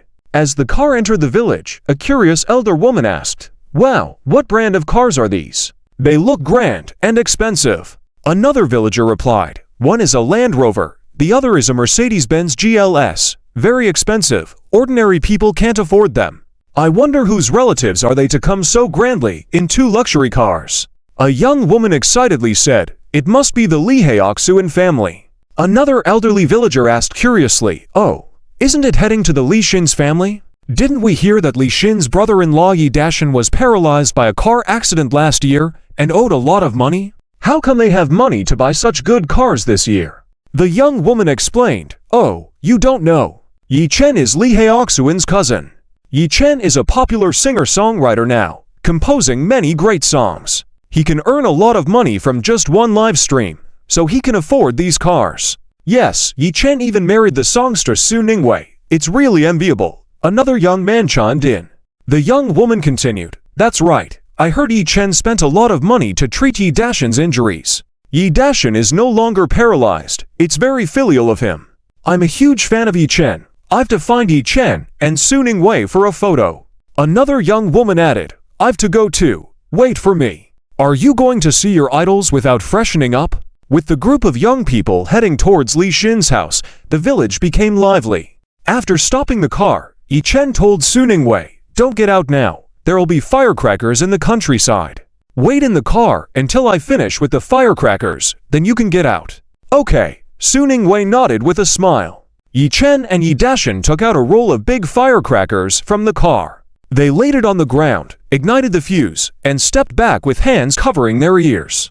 The firecrackers crackled and boomed, bringing a festive atmosphere to the village. Yi Chen's grandmother, Zizu, heard the firecrackers and made her way with Li Heoxuan's help to the front gate. Li Din, who was carving duck meat, heard the noise and rushed to greet Yi Chen's family. Li Xin's wife, Yu Qin, busied herself cutting fruits.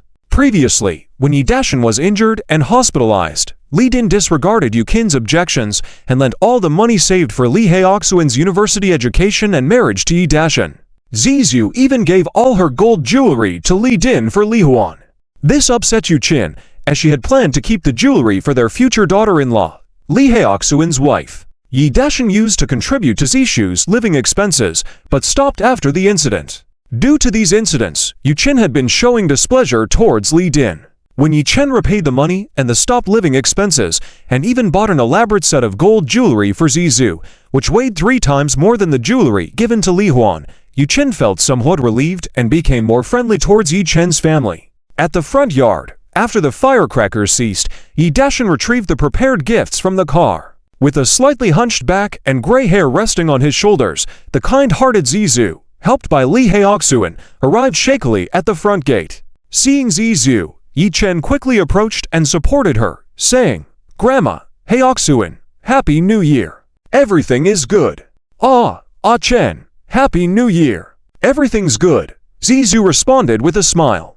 "Greetings, cousin, uncle-in-law. Happy New Year," Li Heoxuan greeted joyfully. "This is for you." Zizu took out a red envelope from her pocket and handed it to Yi Chen. Yi Chen insisted, "Grandma, I'm grown up now, working, married, and with children. This red envelope should come from me to you. Be good, take it. What's wrong with that? In Grandma's eyes, you will always be a child," Zizu insisted and pushed the red envelope into Yi Chen's pocket. Zizu took out 2 warm sugar oranges from his pocket and placed them in Yi Chen's hand. "Here, Have this to eat. It's very sweet. Zizou patted Yi Chen's hand affectionately. Thank you, Grandma. Yi Chen felt the warmth of the sugar oranges all the way to his heart. It turned out Grandma always remembered that he loved sugar oranges. Yi Chen smiled, put the 2 sugar oranges in his pocket, planning to share Grandma's love with Su Ningwei later. Zizou asked, "Where is your wife and the 3 babies? Have they all come?" "They're all here, still in the car. I'll go get them down now," Yi Chen replied with a smile. "All right, is that Dashin over there?" Zizou looked towards the direction of the car, tears glistening in her sunken eyes when she saw Yi Dashin. "Oh, it's me, Mom." Yi Dashin carried several boxes of gifts, supplements, clothes, etc., walking towards Zizou. After seeing Yi Dashin's face clearly, Zizou asked excitedly, "Dashin, your legs really healed." "Mom, my legs are really better. Thanks to a Cheng being filial and giving me leg massages regularly, my leg could recover so quickly," Yi Dashin replied with a smile. Zizou smiled with relief. That's good. These supplements are for you, as well as these clothes, shoes, etc. These are all selected for you by Zia Huan, Wei Wei, Yao Yao when they went shopping. See if they fit you, Yi Dashin said. Zizou responded, "You kids, why did you buy so many things when you came? I know your filial piety. It's not easy to earn money. Don't buy next time. I can't even finish wearing the clothes and shoes you bought last time." The smoke dispersed. Curious neighbors in the village peeked out from their doorways, wanting to see if the singing queen Su Ningwei was as beautiful as on TV. Yi Chen opened the door to the passenger seat. Su Ningwei was wearing light makeup, a pink plaid suit with a pink floral sweater inside, her hair tied up neatly in a low ponytail with a pink heart-shaped scrunchie. Full of girlish heart, youthful and beautiful, full of vitality, looking sweet and well-behaved, perfect for meeting the elders. Su Ningwei and Yi Chen standing together were a perfect match, like the male and female leads from a TV drama. Seeing Su Ningwei, the neighbors' eyes were full of astonishment and envy.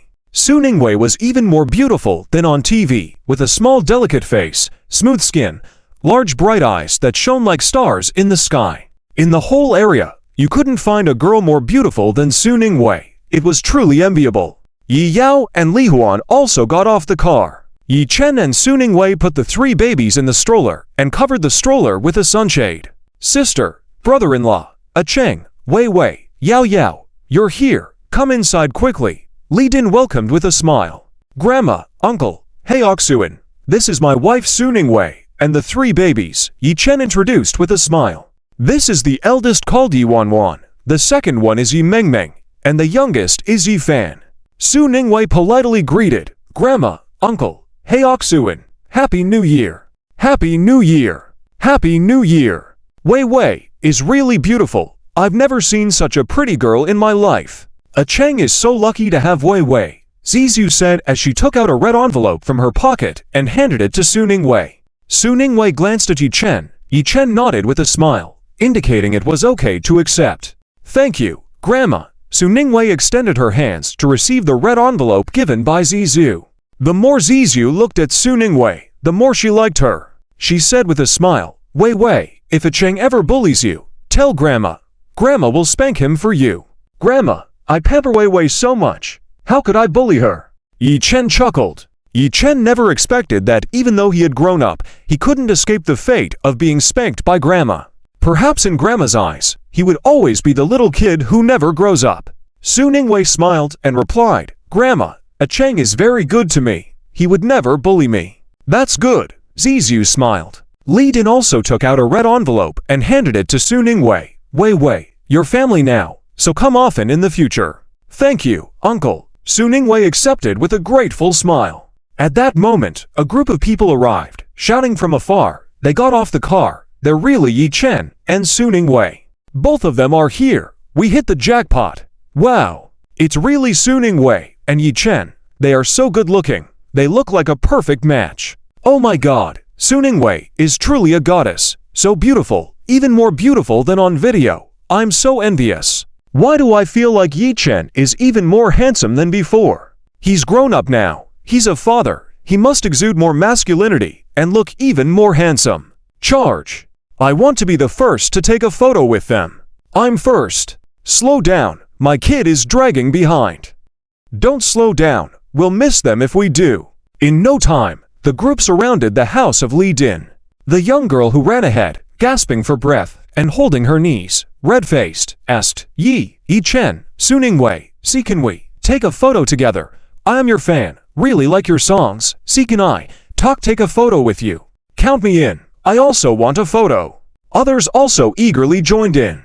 Yi Chen and Suningwei stopped in their tracks. Yi Chen smiled and replied, of course, but after taking the photo, can you post it on social media tomorrow? We don't want to expose our itinerary. Of course, I understand. The young girl nodded repeatedly. The others echoed, of course, no problem. Yi Chen then had Yi Yao push the 3 babies inside first before entering the house. Yi Yao pushed the babies in the stroller inside and followed Li Huan and the others. Yi Chen put his arm around Suningwei and patiently took photos with each rushing person. After everyone got their wish, they warmly invited Yi Chen and Suningwei to go to their homes for New Year tea. Yi Chen and Suningwei politely declined. The crowd no longer disturbed them and happily headed back home. Yi Chen put his arm around Suningwei's shoulders and they entered the yard together. After closing the gate, Yi Chen took out 2 sugar oranges from his pocket and handed one to Suningwei, saying with a smile, Here, have one. Huh? Did you bring these from home? Suningwei asked with a smile. Yi Chen smiled and replied, No. I really liked eating these sugar oranges when I was young. This is what my grandma specifically left for me. I want to share it with you. Is this from grandmother? It must be especially delicious. Thank you. Suningwei's eyes lit up as she smiled and took a smaller tangerine from Yi Chen's hand. Suningwei peeled the tangerine and put it in her mouth. Indeed very sweet. It turns out the feeling of being loved and remembered by a grandmother is something to envy Yi Chen for. But now that she's married to Yi Chen and has a grandmother herself, it's really nice. Suningwei smiled with her eyes curved. Yi Chen also peeled another tangerine, put it in his mouth, and it tasted just like he remembered. So good. Let's go inside. Yi Chen took Suningwei's hand and headed towards the living room. In the living room, Li Din was busy brewing tea. Yi Dashan and Yi Yao were enjoying their tea and snacks, drinking hot tea. Li Haoxuan was looking at the 2 doll-like nieces in the stroller, wanting to hold them, but not daring to, so he could only squat by the stroller, looking at and playing with the 2 babies with a curious expression. Zizhu had held the eldest, the second, and was now holding the youngest, unable to bear parting with her. Li Huan sat next to Zizhu, telling some cute and funny stories about the 3 babies. Zizhu listened, laughing happily. Seeing Yi Chen and Suningwei entering the house, Li Din hurriedly invited them to sit down and have tea. Ekin, Wavy, come have some tea. Li Din poured a cup of hot tea for Yi Chen and Suningwei respectively. Zizhu said with a smile, These 3 babies are really cute and well-behaved. Ekin J, your singing is too good. Can you give me an album and a signed photo? My classmates and I really like your songs, Li Haoxuan asked expectantly. Yi Chen had anticipated this and smiled, of course, 1 album enough. Or do you want more? Yes, really. Ekin J, you're too kind, Li Haoxuan replied excitedly. It's true. How many do you want? Yi Chen asked. Li Haoxuan thought albums were expensive and didn't dare ask for too many, so he said, 4 albums for me, 1 for myself, and 3 for my good friends. As for the signed photos, could I have a few more? Sure. I'll get them from my car in a moment, Yi Chen replied with a smile. At this point, Yukinon brought out a plate of freshly cut fruits and put it on the table. Seeing the pile of gifts, Yukinon smiled towards Yi Chen, and his family became even brighter. Yi Chen quickly introduced Suningwei. Wavy, this is your aunt. Aunt, Happy New Year. Suningwei politely greeted. Seeing Suningwei, Yukinon was also shocked by her beauty. Suningwei was beautiful, with fair and delicate skin. She looked like a wealthy city girl. Yukinon never expected that despite Yi Chen's family situation, he had married such a beautiful pop star who gave birth to triplets. It was indeed surprising. Yukinon felt not just envy, but also hoped that Li Haoxuan could marry such a good wife in the future. Happy New Year! Have some fruits. Wavy looks so delicate. This is for you from your aunt. Yukinon handed Suningwei a big red envelope. This was the red envelope for the new bride, offering blessings for her first visit. Thank you, Auntie. Su Ningwei smiled as she received the red envelope. Yukinon also took out 3 more red envelopes and placed them on the baby stroller, saying, "You two are a good-looking couple. These 3 babies are so good-looking too. They look like dolls." "Thank you, Auntie." Yi Chen and Su Ningwei smiled in unison. Yukinon replied with a smile, "No need to thank me. You're all family. Don't be so polite. Come over often to play. Please sit down. I'll go prepare the meal." Su Ningwei offered to help, but Yukinon insisted they just enjoy their tea, as it was a rare visit. Li Haoxuan got up to help Yukinon in the kitchen. During a tea break, Yi Chen checked Zizhu's pulse. Zizhu suffered from a type of osteoporosis caused by qi deficiency and blood stasis. Osteoporosis is a systemic metabolic bone disease caused by an imbalance in bone metabolism. As people age, the decrease in bone minerals and bone matrix leads to changes in bone microstructure and distribution, resulting in weakened bone load-bearing capacity, bone fragility, increased fracture risk, as well as symptoms such as general bone pain, weight-bearing difficulties, and kyphosis. These symptoms were somewhat similar to what Yi Chen had anticipated. He had prepared various relevant supplements and honey pills made by mixing powders of huangche, earth dragon, salvia, and other medicinal herbs. "Grandma, these honey pills are for supplementing your body. Remember to take them daily." Yi Chen took out the honey pills and earnestly reminded her. Zizhu smiled and agreed, "All right, Ekin, I will remember to take them." Soon, Yukinon had arranged a table full of dishes. There was braised pork leg with mushrooms and fish maw, stewed eel with aged wine, stir-fried preserved meat with winter bamboo shoots, stir-fried river shrimp with chives, white-cut chicken, braised duck, lamb stew with radish, and more. After helping Zizhu to the table, everyone sat down. "It smells so good. Auntie's cooking is really amazing. It looks delicious," Su Ningwei sweetly praised. Yukinon, delighted by her praise, quickly served a large chicken drumstick to Su Ningwei, saying, "Where? I don't know if these dishes suit your taste. We've raised this chicken ourselves. Have a chicken leg." "Thank you, Auntie." Su Ningwei gratefully accepted the chicken drumstick. Zizhu affectionately picked a duck leg for Su Ningwei, and Li Din served her a piece of pig's trotter. Soon, Su Ningwei's bowl became a small mountain. She couldn't finish eating no matter how much she tried. The food was delicious, but she was too full to continue. Su Ningwei had to seek help from Yi Chen. "Grandma, Uncle, Auntie, please stop serving. My bowl is almost full." Yi Chen laughed and said. Zizhu, Li Din, and Yukinon stopped serving more food.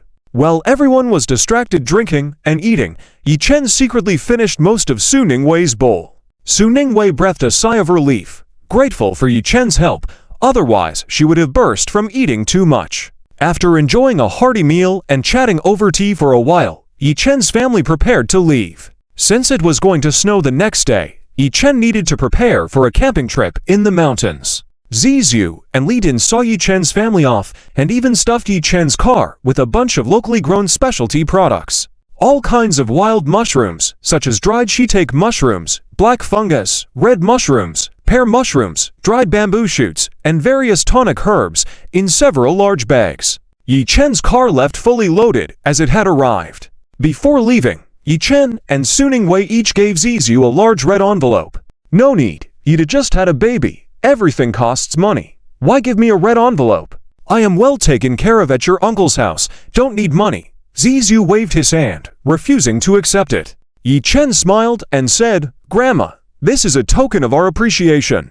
I am making money now, so you must take this money." "Yes, Grandma, you should accept it," Su Ningwei said with a smile. Zizhu replied, "You don't have to give me so much, what you gave is too much." "It's not too much, we rarely come back. Just accept it." "Hey Oxuan, help Grandma inside, it's cold outside," Yi Chen said with a smile. Li Haoxuan quickly agreed, "Okay, Yi Chen, sister-in-law, please come to visit often when you have time.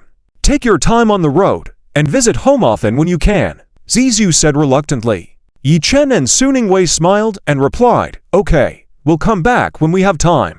After getting into the car, Yi Chen's cars slowly drove out of the village under the reluctant gazes of Zizhu and others, and sent Yi Dashan and Li Huan back to the villa. Su Ningwei took care of the 3 babies and went to rest. Yi Chen took Yi Yao to purchase the supplies needed for tomorrow's picnic, as well as ordering some seafood ingredients. Everything was prepared and ready for departure the next morning. In order for Su Ningwei to have better physical strength tomorrow to play in the mountains, Yi Chen only held her in his arms and they fell asleep together, without doing anything else. Su Ningwei soon fell asleep in Yi Chen's embrace. Early the next morning, Yi Chen and Su Ningwei woke up early. After feeding the 3 babies, Shang Quan drove over with Chang Tong. Yi Chen, Su Ningwei, Yi Yao, Shang Quan, and Chang Tong happily got into the RV. Su Ming was responsible for driving, and they headed towards the mountains. Yi Chen and others sat in the living room inside the car. Shang Quan touched the leather sofa and looked around, marveling. This car is really amazing. It's a luxury RV, so spacious. The appliances are complete, and it even has a living room. The price of this car could buy a big villa. Of course it's well equipped. Look at this square table, perfect for playing cards. It's getting more and more expensive as Yi Chen keeps upgrading it, Chang Tong said as he touched the wooden table, looking amazed. Yi Chen smiled and said, "Do you want to play cards? We have poker and mahjong. Only 5 of us can play the golden flower," Chang Tong said. Su Ningwei quickly said, "I don't know how to play. Just watch the 4 of you play. Golden flower is simple. Just compare the values of 3 cards, no skill required.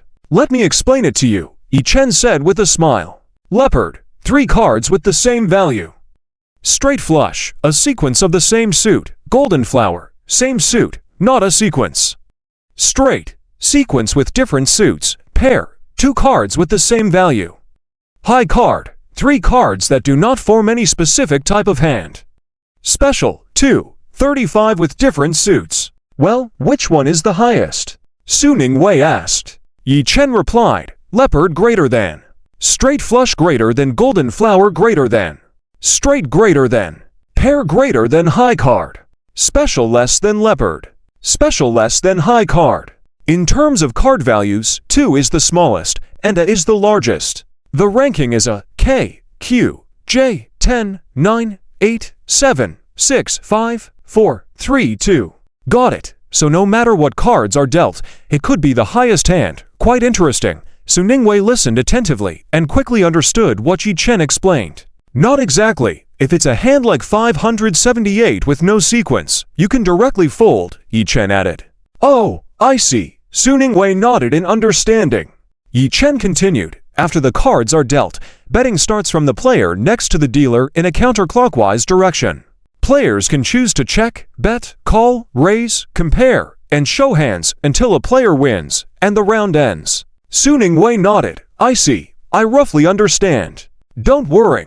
You can learn slowly, Yi Chen smiled. Chang Tong said, let's play golden flower, and the loser will stick a piece of paper on their face and drink a shot as a penalty. How about that? I'm in, Shang Quan agreed. Yi Yao said, no problem. Su Ningwei wasn't good at drinking and was a beginner, so she glanced worriedly at Yi Chen. Don't worry, if you lose, I'll drink for you. And in games like card playing or fishing, there's a beginner's protection period, Yi Chen said, embracing Su Ningwei. Su Ningwei then smiled and nodded, feeling completely reassured with Yi Chen around. Chang Tong said eagerly, let's get started. Yi Chen took out the snacks they had purchased the day before and said, here are some beers, drinks, mineral water, peanuts, melon seeds, 8 treasure congee, snacks, pickled snacks, fruits. Just take whatever you like. Your line is wrong. It should be beer, drinks, mineral water, peanuts, melon seeds, 8 treasure congee. Move your feet. Then it's right. Chang Tong took the 2 large plastic bags from Yi Chen's hands. Yi Chen laughed. Are we on a train? Sure. Unexpectedly so many classic childhood snacks. Mimi shrimp strips, Wilong spicy sticks, pickled chicken feet, Wahaha AD calcium milk, Meiji, Wang Wang biscuits, Kingwei milk. Amazing. These are all our favorite snacks from before. Brother Chen really put in effort. Chang Tong's eyes lit up. He looked at the snacks in the bags. It's necessary. Today, I'll let you enjoy snacks freely, Yi Chen said with a smile. Shang Quan excitedly said, give me a pack of Wilong spicy sticks and pickled chicken feet. Here you go. Chang Tong handed a pack of Wilong spicy sticks and pickled chicken feet to Shang Quan and said with a smile, haha, it's great now. Earning our own money. Eat whatever snacks you want without being controlled. Chang Tong placed the snack bag on the square table, opened a bag of Meiji, took out a piece, and stuffed it into Yi Chen's mouth, saying, "Yi Shikshong, quickly take this supreme elixir. It can enhance your cultivation for 100 years. Are you sure this isn't contained smile half-step crazy? Or utmost affection elixir?" Yi Chen laughed as he ate the Meiji piece that Cheng Tong stuffed into his mouth. The chocolate shell melted in his mouth, mixed with crispy malt inside, fragrant and sweet. It was really, really, really delicious. How dare I? Cheng Tong also ate a piece of Meiji himself, laughing and saying, "Unable to stop at one bite, every piece awakens childhood memories. The magic little pill in costume dramas." In memory, it held up the sky of costume dramas with superb acting. Whether it's elixirs, poisons, antidotes, they were all played by Meiji. Sometimes breaking hearts, sometimes making people crazy, all with the familiar taste. "I found the cards." Yi Yao happily pulled out a deck of playing cards. Cheng Tong put down his Mali Su and said, give it to me, and I'll show you a trick." "Here you go." Yi Yao handed the new cards to Cheng Tong. Yi Chen and the others all looked at Cheng Tong. Cheng Tong removed the plastic packaging from the outside and poured out the cards from the box. He held the cards in his right hand, thumb at one end, index finger curved on the back of the card, and the remaining 3 fingers at the other end. His left-hand fingers extended straight, palm facing up, placed at the front of the card. He lightly placed his right thumb on top of his left-hand fingertips. With his left-hand index finger on the back of the left-hand card, he curved his left-hand fingers, and with the help of his right hand, raised the left-hand card vertically, using his left thumb to pick up the upper end of the left-hand card, ensuring that the movements of the left-hand fingers matched that of the right hand. Cheng Tong bent both hands' cards into roughly the same arc, keeping all but the thumb's fingers bent and aligning the upper ends of both hands' cards. The index finger extended, parallel to the other 3 fingers. He controlled the strength of his thumb and gradually relaxed the other fingers. Sounds of admiration arose. The cards in Cheng Tong's hand flew together, a visually appealing display. Yi Chen praised, "Impressive, that's quite cool." "Cool, this is the Refluxian card technique. I've practiced it for a long time," Cheng Tong replied with a smile. Yi Chen reached out and said, "Interesting, let me try." "Here you go." Cheng Tong handed the cards to Yi Chen.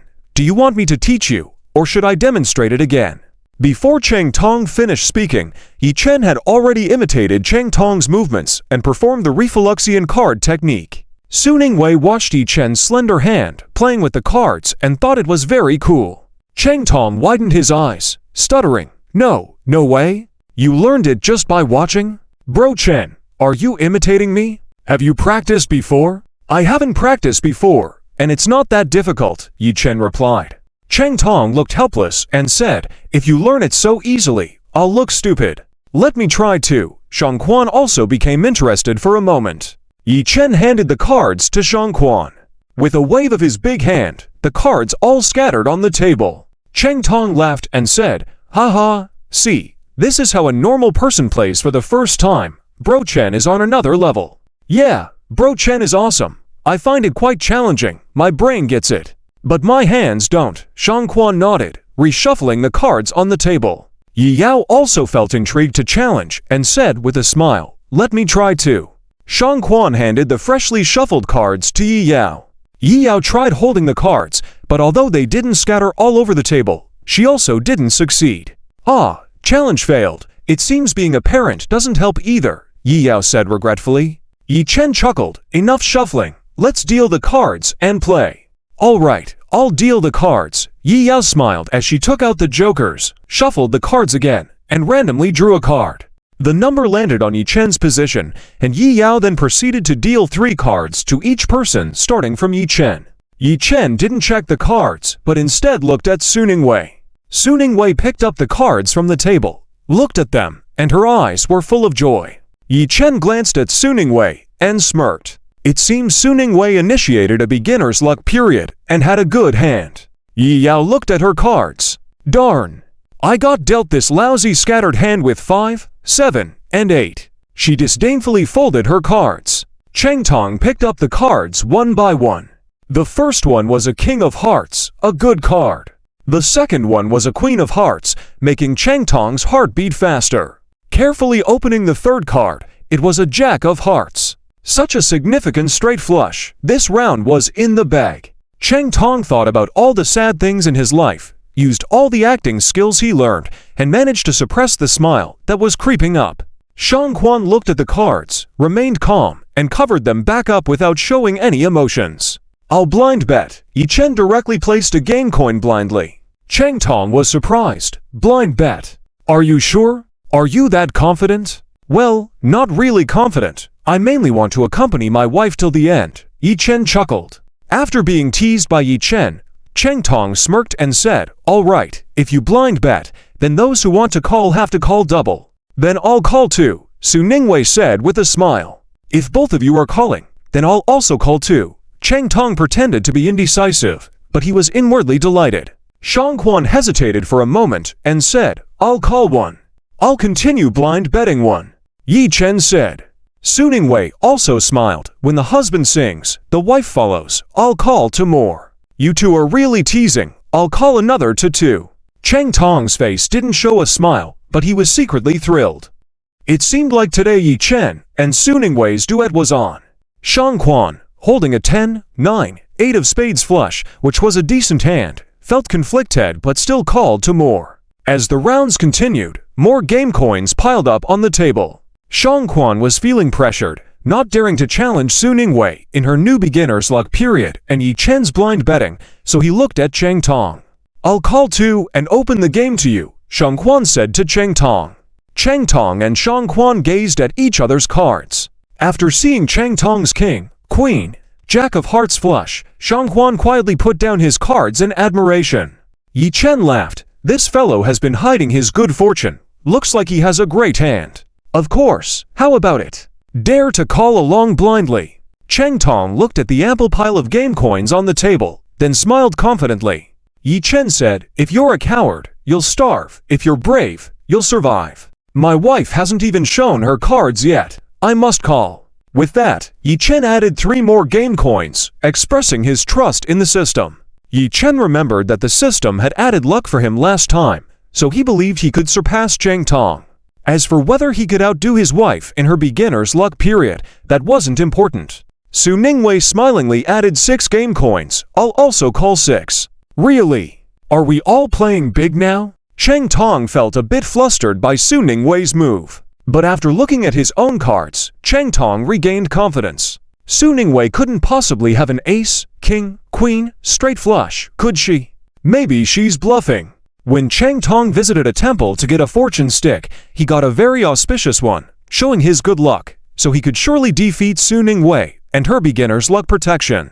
With this in mind, Cheng Tong confidently said, I'll call 6, show your cards, sister-in-law. Oh, sure. Su Ningwei smiled and compared cards with Cheng Tong. Cheng Tong's face changed, his eyes twitching. It's not a straight flush with a KQ. It's 3 A's. This hand is just unbelievable. Cheng Tong is speechless. The newbie protection period is indeed terrifying. It looks like Su Ningwei is going to win this round. Su Ningwei seems to have something special about her, being a wealthy man's daughter and all. Not only can she sing well, already being a top singer at such a young age, but she also married the outstanding Yi Chen. Playing cards with such good luck. Cheng Tong doesn't know how to express his envy. Su Ningwei holds her cards, raises her eyebrows at Yi Chen, and asks, Ah Chen, it's just the two of us now. Do you still want to blindly follow? It's just us. Why blind follow? Yi Chen responds with a smile. Yi Chen flips his cards and takes a look. The red 2, diamond 3, and spade 5 are special cards of different suits. Yi Chen has already guessed what cards Su Ningwei has, probably a 3 of a kind. It seems the more of a newbie you are, the luckier your cards. Unfortunately, it's still not enough to beat the system. But what's more important than winning or losing is making your wife happy, right? After all, even if he blindly bets, he won't lose too much. That way, he can avoid drinking a few more rounds. Su Ningwei looks at Yi Chen with a smile and asks, how about it? Do you still want to follow? Seeing your expression, I know you have a good hand. I concede, not following anymore. Yi Chen smiles and covers his cards on the table, ready to discard them. Su Ningwei reveals her cards, saying, your guess was accurate. I have the red a 3 of a kind. Wow, I didn't expect you to have a 3 of a kind. If I had known, I would have bet more. Yi Chen responds with a smile. Yi Chen thought it was a 3 of a kind, but he didn't expect it to be such a big one. Su Ningwei is really lucky. Cheng Tong immediately stops Yi Chen's hand and asks in astonishment, "What's the meaning of this? Is your hand a special one? Let me see it quickly." "Indeed, but losing to my wife is willingly done." Yi Chen smiles and releases his hand. Cheng Tong looks at Yi Chen's cards and sees the red 2, diamond 3, and spade 5, special cards of different suits. Yi Yao and Shang Quan, after looking, also show a shocked expression. Su Ningwei, especially, widens her eyes. Indeed, only Yi Chen can outshine her. Impressive. You managed to draw such cards. It's a shame not to make a bet. Cheng Tong frowns and says, "This doesn't seem right. I have a feeling you're going easy on me," he adds. "How so? How would I know that Su Ningwei had a 3 of a kind?" Yi Chen responds with a smile. Yi Yao says, "Let me write this down. In this game, Cheng Jie loses 14 game coins, Shang Jie loses 8.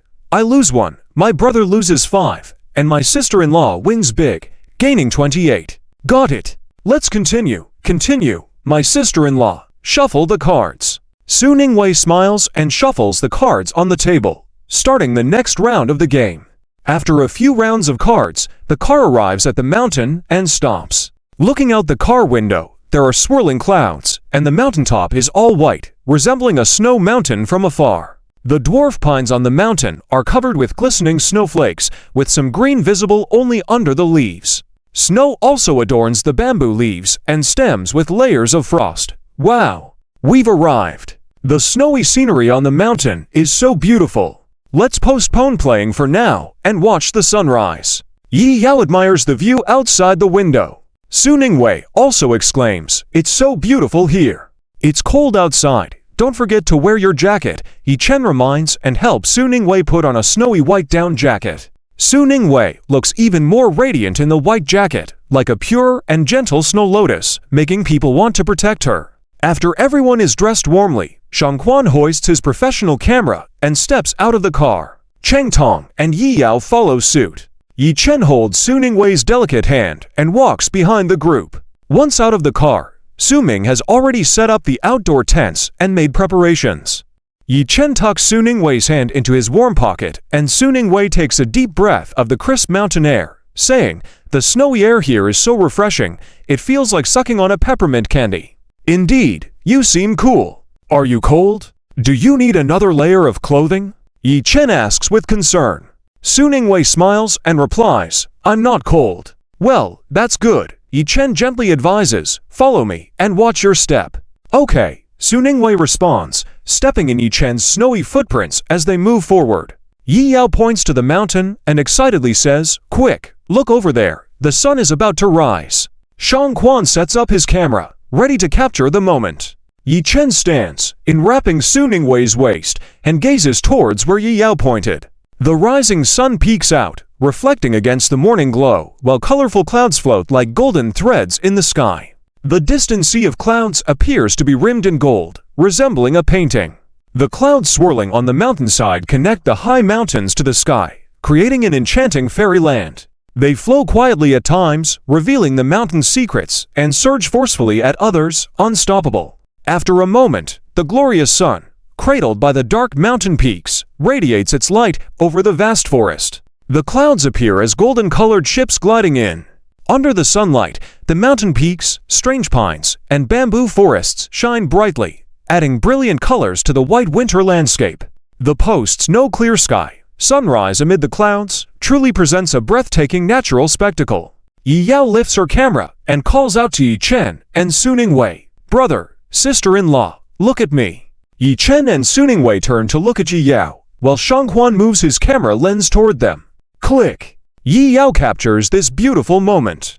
Cheng Tong suggests, "Let's take a photo with us brothers." "Sure." Yi Yao smiles and agrees. "Let Shang Jie take a group photo for us later." "No problem." Shang Quan nods with a smile. The group records this beautiful moment through photos. After the photos, Su Ming has already set up the tent. Yi Chen and the others arrange the tables, chairs, and barbecue stove. They also bring down several large boxes of food from the car. What did you buy? They seem pretty heavy, Cheng Tong asks as he puts down a heavy box. Yi Chen laughs and says, why don't you open it and check? Cheng Tong lifts the lid and his eyes light up immediately, exclaiming, wow! This is a massive king crab! Shang Quan and Yi Yao, upon hearing Cheng Tong's excitement, put down their boxes and look over. From the box, Cheng Tong pulls out an oversized king crab with legs spanning over a meter. Holding up the king crab, Cheng Tong says, amazing! This king crab must weigh over 50 pounds, right? I've never seen such a large king crab in my life. Cheng Tong curiously asked, how much did Brother Chen spend on this emperor crab? Not that much. Seafood is a bit more expensive during the New Year period. It's 500 RMB per caddy, so this one is probably over 20,000 RMB, Yi Chen replied. Cheng Tong excitedly said, luxurious, too luxurious. Quick, take a picture for me. I want to post it on my moments and show off to my friends. Wow, it's really huge. It's my first time seeing a crab this big too. I'll take the photo, and you can take one for me afterward, Yi Yao said, raising the camera to help Cheng Tong take a picture. Shang Quan also chimed in, it's my first time seeing it too. Please take two photos for me later. Su Ningwei had seen crabs even larger than this, so she wasn't too surprised and continued helping to organize the ingredients. After Yi Yao and the others took the photos, Su Ming had already started the barbecue charcoal and outdoor wood stove. The surrounding air became much warmer and very comfortable. The outdoor sound system was also brought out, playing cheerful music. Cheng Tong asked, this crab is so big. How do we eat it? Chop the crab legs and meat into sections and grill them. Extract the crab roe and steam it with eggs, Yi Chen explained. I'll handle it. You guys can help grill the other ingredients. All right, let me see what other good stuff we bought, Cheng Tong said, opening a few more boxes. The first box contained 6 Boston lobsters. The second box was filled with a whole box of palm-sized DRIZZLE oysters. In the third box were 6 thick-skinned mantis shrimps. The fourth box held 6 abalones as big as a bowl. And in the fifth box were lamb kebabs, beef skewers, steaks, chicken wings. The sixth box contained various vegetables, corn, lotus root, eggplant, chives. Cheng Tong exclaimed, oh my goodness, this is too extravagant. Brother Chen, you're really extravagant. Today's seafood feast is really generous. Being your friend is truly a blessing. It's just seafood, we can have it any time, Yi Chen said as he chopped the crab legs, smiling. Wow, these mantis shrimps are impressive. They're thicker than my arm. Definitely satisfying to eat, Shang Quan said, picking up one of the mantis shrimps and placing it on his arm, then looking at Yi Yao. Quick, take 2 more photos for me. Sure, Yi Yao said, lifting the camera to take more pictures. Cheng Tong also grabbed a big lobster with a grin, saying, take one for me too. Sure, I'll take more later. Yi Yao nodded with a smile. Everyone took pictures with the seafood and started grilling. Smoke rose high. Su Ningwei and Yi Yao, the 2 girls, were assigned to watch over the steamed dishes. Soon, the air was filled with the delicious aroma of various seafood and meat. It smells so good. Are there any dishes that are ready to eat? I'm salivating already, Yi Yao said as she looked at the sizzling meat. This steak just needs a sprinkle of salt. Cheng Tong imitated the Salt Bae from abroad, curling his elbow and elegantly sprinkling a bit of salt over the fragrant steak. Cheng Tong then handed the grilled steak to Yi Yao. Smelling it, Yi Yao complimented, wow, it smells amazing, looks so delicious. The crab legs are grilled too. Give them a taste. Yi Chen loaded the grilled crab legs onto a big plate. Shang Quan laughed, the lamb kebabs and beef skewers are also good. Su Ningwei peeked under the lid of a pot and laughed, the mantis shrimps are steamed. Shall we eat them first and then continue grilling? I think that's a good idea. It's so cold today, we'll cool down quickly. Let's eat while we grill, Yi Chen suggested with a smile. Yi Chen asked, what drinks would everyone like? We have warm sweet rice wine, white wine, beer, red wine, and spirits. Let's have beer, Cheng Tong, who had lost the most in the card game, quickly replied. Shang Quan added, it's so cold today, let's have white wine to warm up. Grilling is heating up, so let's have some beer, Cheng Tong suggested. Shang Quan laughed, since we have them all, let's each have our preference. but beer and white wine are a 3-to-1 ratio. All right. Chang Tong agreed quickly. Yi Chen, Su Ningwei, and Yi Yao opted for warm sweet rice wine. Yi Chen raised his glass and said, "Come on, let's have a toast together. Happy New Year. May all your wishes come true.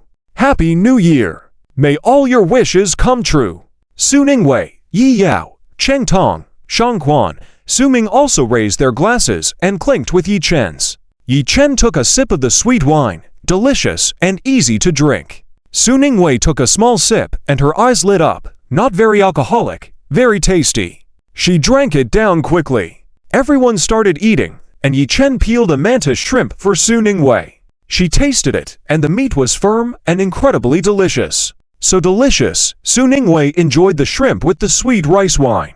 Yi Chen reminded her, "Don't drink too much. Even though this sweet rice wine is easy to drink, it's quite strong and you can get drunk quickly."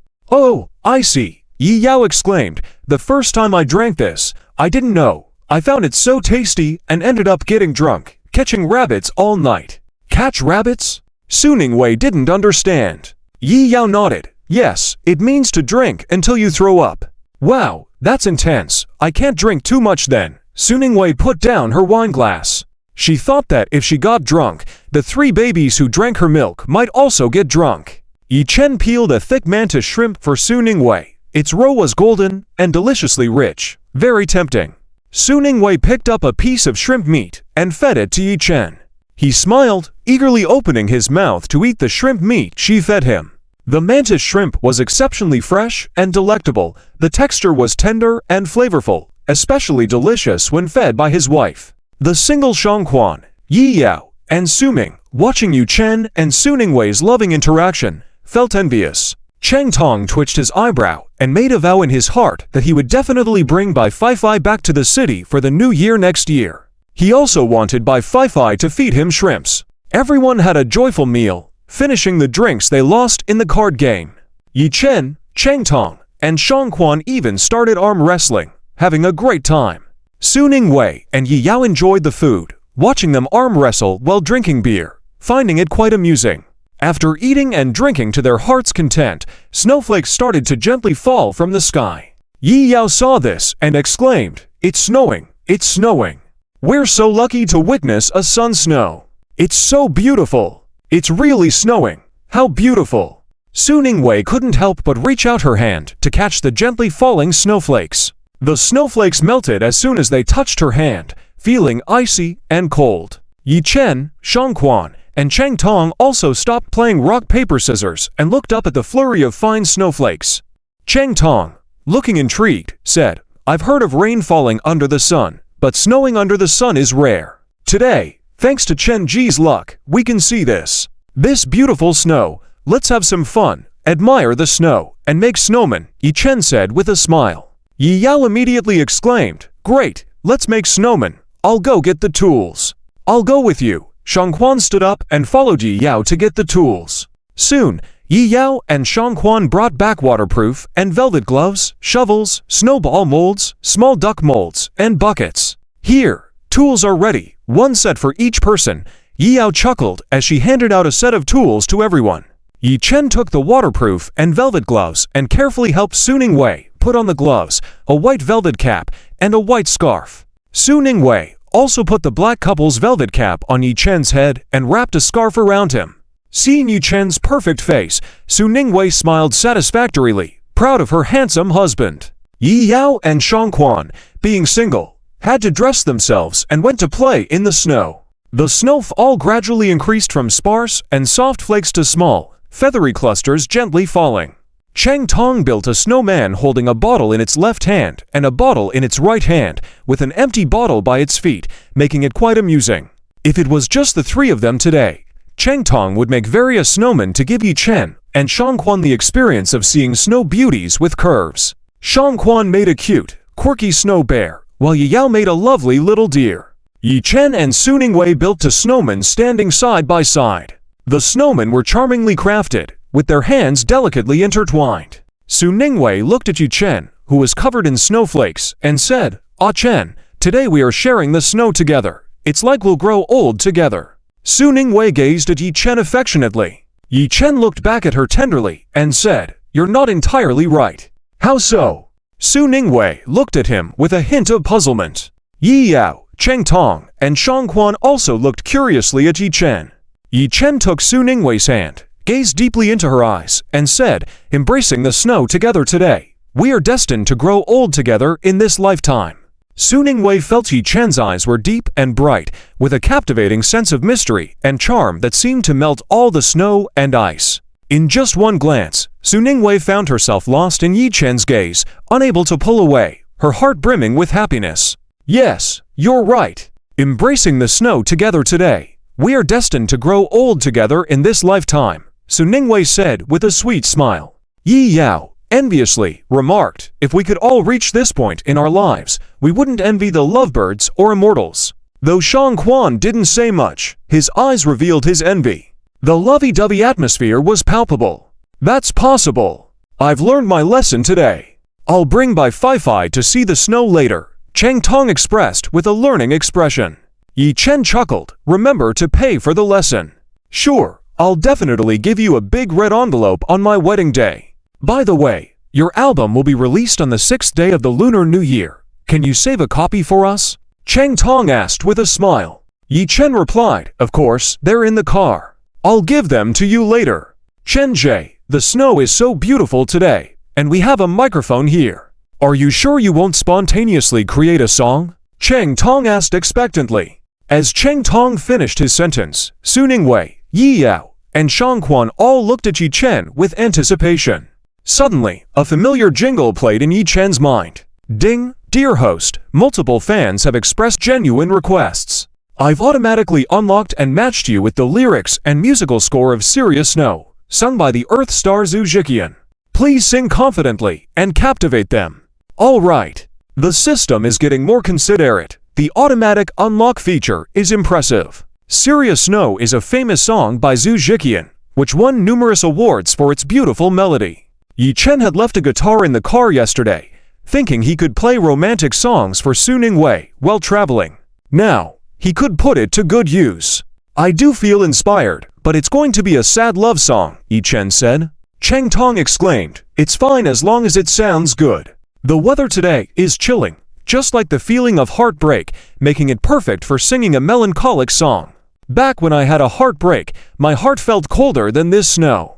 "Okay, I'll go get the guitar and treat you to a song," Yi Chen confirmed. Shang Quan's eyes lit up, admiringly praising, "This is what a professional creative singer looks like, always carrying their instruments. The scenery here is so beautiful. After this, I'll record it for you, so you can post it online, balancing work and leisure." "All right, wait for me a moment," Yi Chen nodded and went to get the guitar. When Yi Chen returned with the guitar, Shang Quan had already set up the backdrop, the camera, and arranged a chair for Yi Chen. Yi Yao and Cheng Tong had set up chairs and were now eagerly waiting for Yi Chen to start singing. Su Ningwei handed Yi Chen a thermos cup and a microphone, then helped tidy up his hair and clothes. "You look great now," Su Ningwei complimented and couldn't resist giving Yi Chen a kiss on the cheek, making him blush slightly, feeling overwhelmed with happiness. Yi Yao, Cheng Tong, and Shang Quan, once again, felt envious of the sweet interaction. Yi Chen rubbed Su Ningwei's head and gently said, "Sit by the fire, don't get cold." "Okay." Su Ningwei blushed and nodded quickly. Yi Chen sat on the chair, removed his gloves, tuned the guitar strings, played a short prelude, then signaled okay to Shang Quan. The snow was falling all around. Yi Chen took off his gloves, plucked the strings of the guitar, and began to sing. The snow is so deep on the ground, falling so earnestly, reflecting the scars I lie in the snow. Late at night, in the quiet, that is love, secretly controlling my heart. I don't care about myself, how scarred I may be, but I care about who will be with you in the future. Loving so earnestly, yet still hearing you say it's impossible. Loving so deeply, more earnestly than anyone, but in the end, only I am left alone. Please, snow in the sky, don't wipe away my tears. After all, she is the woman I love the most. After all, I was once loved deeply by her." The song expressed Yi Chen's deep attachment to his beloved, the feeling of loving, but not being able to have, the inability to hold on, all sung with great emotion and poignancy by Yi Chen. Cheng Tong listened to Yi Chen's singing and couldn't help but recall his first love, almost tearing up. Back in the day, Cheng Tong was also a naive boy, deeply in love with someone, but unfortunately hurt deeply. Afraid of getting hurt again, Cheng Tong didn't dare to love someone seriously for a long time. But fortunately, he later met Bai Fei, and Cheng Tong opened his heart again, believing in love once more, giving him the courage to love wholeheartedly. Yi Yao and Shang Quan, also moved by Yi Chen's voice, found the lyrics emotional yet heartbreaking, truly beautiful. Although Su Ningwei found it very pleasing, she felt sorry for Yi Chen's frozen hands, turning red. The song ended. Cheng Tong applauded. "Chen Jie, you sang so well, almost made me cry. Indeed, it's very good, and it complements the snowy scenery perfectly, really touching. The shooting effect was also great. I'll edit it later and send it to you," Shang Quan praised. Yi Yao also praised, "As expected of my brother. Even though he hasn't experienced heartbreak, he can still sing about it. Brother, you are really suited for singing. Amazing." "Just so, third best in the world," Yi Chen jokingly replied. Yi Chen was covered in snow and stood up, brushing off the snow. "It's very cold, your hands are frozen red," Su Ningwei said, rushing over and grabbing Yi Chen's hand, opening her coat's zipper, trying to warm Yi Chen's hands against her warm chest. Yi Chen, surprised, quickly pulled back his hand and zipped up Su Ningwei's coat. "It's just a bit cold, I'm fine. You should put your clothes on properly, I'll warm up by the fire," Yi Chen said, pulling Su Ningwei into his arms, afraid she might catch a cold. Su Ningwei obediently nodded and followed Yi Chen to the fire. The group spent the day together, enjoying themselves until sunset, before returning home. The next day, Su Ningwei was feeding the eldest baby. Yi Chen was playing with toys, keeping the two babies entertained. At that moment, Yi Chen's phone in his pocket vibrated. Yi Chen took out his phone and checked. Shang Quan had sent the edited video. Yi Chen opened the video and watched it. The visual effects were indeed excellent and suitable for making a music video. Shang Quan's filming skills were truly remarkable. "Did you finish the video of you singing yesterday?" Su Ningwei asked. "Yes," Yi Chen nodded, holding the phone and sitting next to Su Ningwei to watch it together. After seeing the video, Su Ningwei praised, "Shang Quan's filming is really good. The editing is also well done, but the most important thing is that you sing beautifully and look handsome." Yi Chen leaned over to kiss Su Ningwei, saying with a smile, "You have such a sweet mouth. I also think Shang Quan's filming skills are good. I plan to start my own company or studio when the contract expires. By then, I will have Shang Quan help us with filming. We can't work for others forever," Yi Chen told Su Ningwei. Su Ningwei thought for a moment and responded, "Well, that may work, but running your own company is quite tiring. Sometimes it's better to have the support of a bigger entity." In the entertainment industry, apart from talent, having a reliable and capable agent is crucial. Aunt Anne and Mr. Pei have a great relationship and wouldn't venture out on their own. "Well, we'll see when the time comes. After all, the contract hasn't expired yet, and Aunt Anne and Mr. Pei are nice people," Yi Chen agreed, finding Su Ningwei's reasoning sound. Su Ningwei continued, "Actually, we have the backing of the Su family group, and you have such great talent. You will definitely be the top singer at Starshine Media in the future. Don't worry, Mr. Pei won't do anything against us. He might even consider offering you a share in Starshine Media. Your analysis makes sense, but you know I not only write songs, but also enjoy writing novels. I plan to produce movies and TV shows in the future. So, it would be more convenient for me to have my own company," Yi Chen added. Su Ningwei looked at Yi Chen and nodded, saying, "All right, I support you. I'll have my dad keep an eye out for talented agents and professionals to hire in the future. No rush, I was just talking about future plans. I didn't mean to start now. Being together is the most sincere confession. The three babies are still young, and I want to spend most of my time with you and the babies," Yi Chen replied warmly. Yi Chen was considering planning for the wedding, recording more albums, shooting ads, and going on a global honeymoon with Su Ningwei. He didn't have time to start a company immediately, maybe after the three babies started school. Su Ningwei nodded, saying happily, "Yes, I'll support whatever you want to do. What more could I ask for in a husband?" Su Ningwei was not only beautiful with a great figure, but also talented and understanding, truly a dream woman for all men. Yi Chen said, I'll upload this video now, just in time for the album release the day after tomorrow, to generate more buzz. Although Yi Chen's previous song Congratulations on Getting Rich was still at the top of the charts, more buzz and popularity would be beneficial. I think that's a good idea. You go upload it now. I can handle the feeding alone. After you've uploaded it, let's have breakfast together, Su Ningwei suggested. Yi Chen agreed. Okay, today Joe Lai invited us to his house again. I promised him before. Let's go together. Sure, I'll get ready in a bit. Su Ningwei replied. Great, let's bring the 3 babies along.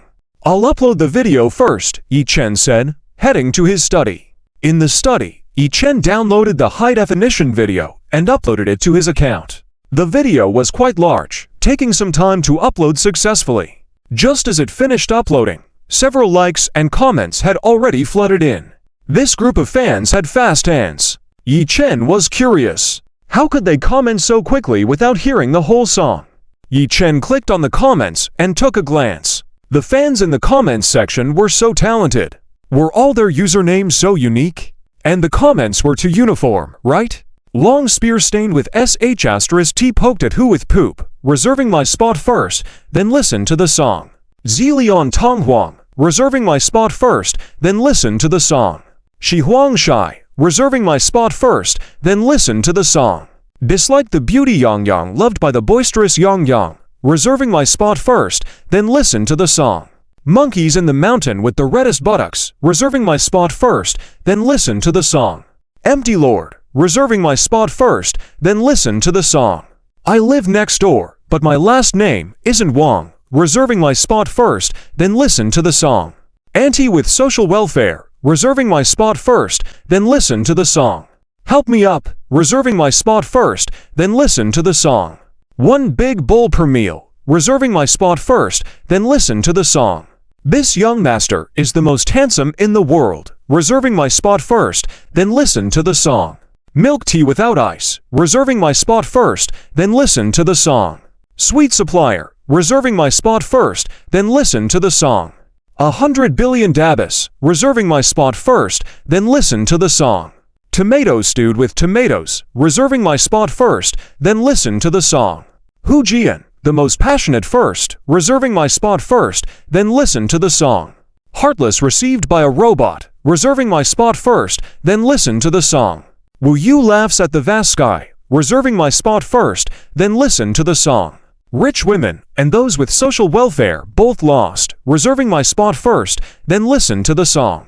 Flash hit the wall daily emptiness. Hey, people upstairs, are you all squatting by the Wi-Fi? My 20 years of being single can't match your speed. After a few minutes, the number of likes on the video continued to rise, and the number of fans and shares also started to increase. Fans who listened to Yi Chen's new song also started leaving comments. It snowed for the first time this year, and Yi Chen brought us such a fitting song, singing in the snow, so touching, so good to listen to.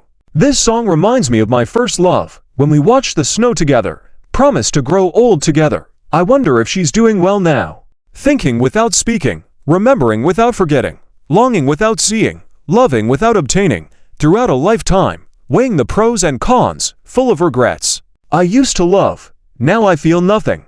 Why can't I find that feeling anymore? Yi Chen is truly a model in the industry, releasing a new song again, singing in the snow, so dedicated. Those singers who release one song a year, come and learn. This song is sung so well, made me cry during the new year. Luckily I was listening in the bathroom. It made me cry. Those who understand what they hear have experienced it. Those who don't understand are lucky. But still I hear you say it's impossible. Oh, I don't care about myself, how battered and bruised I am, but I care about who will be with you in the future. Tears in my eyes.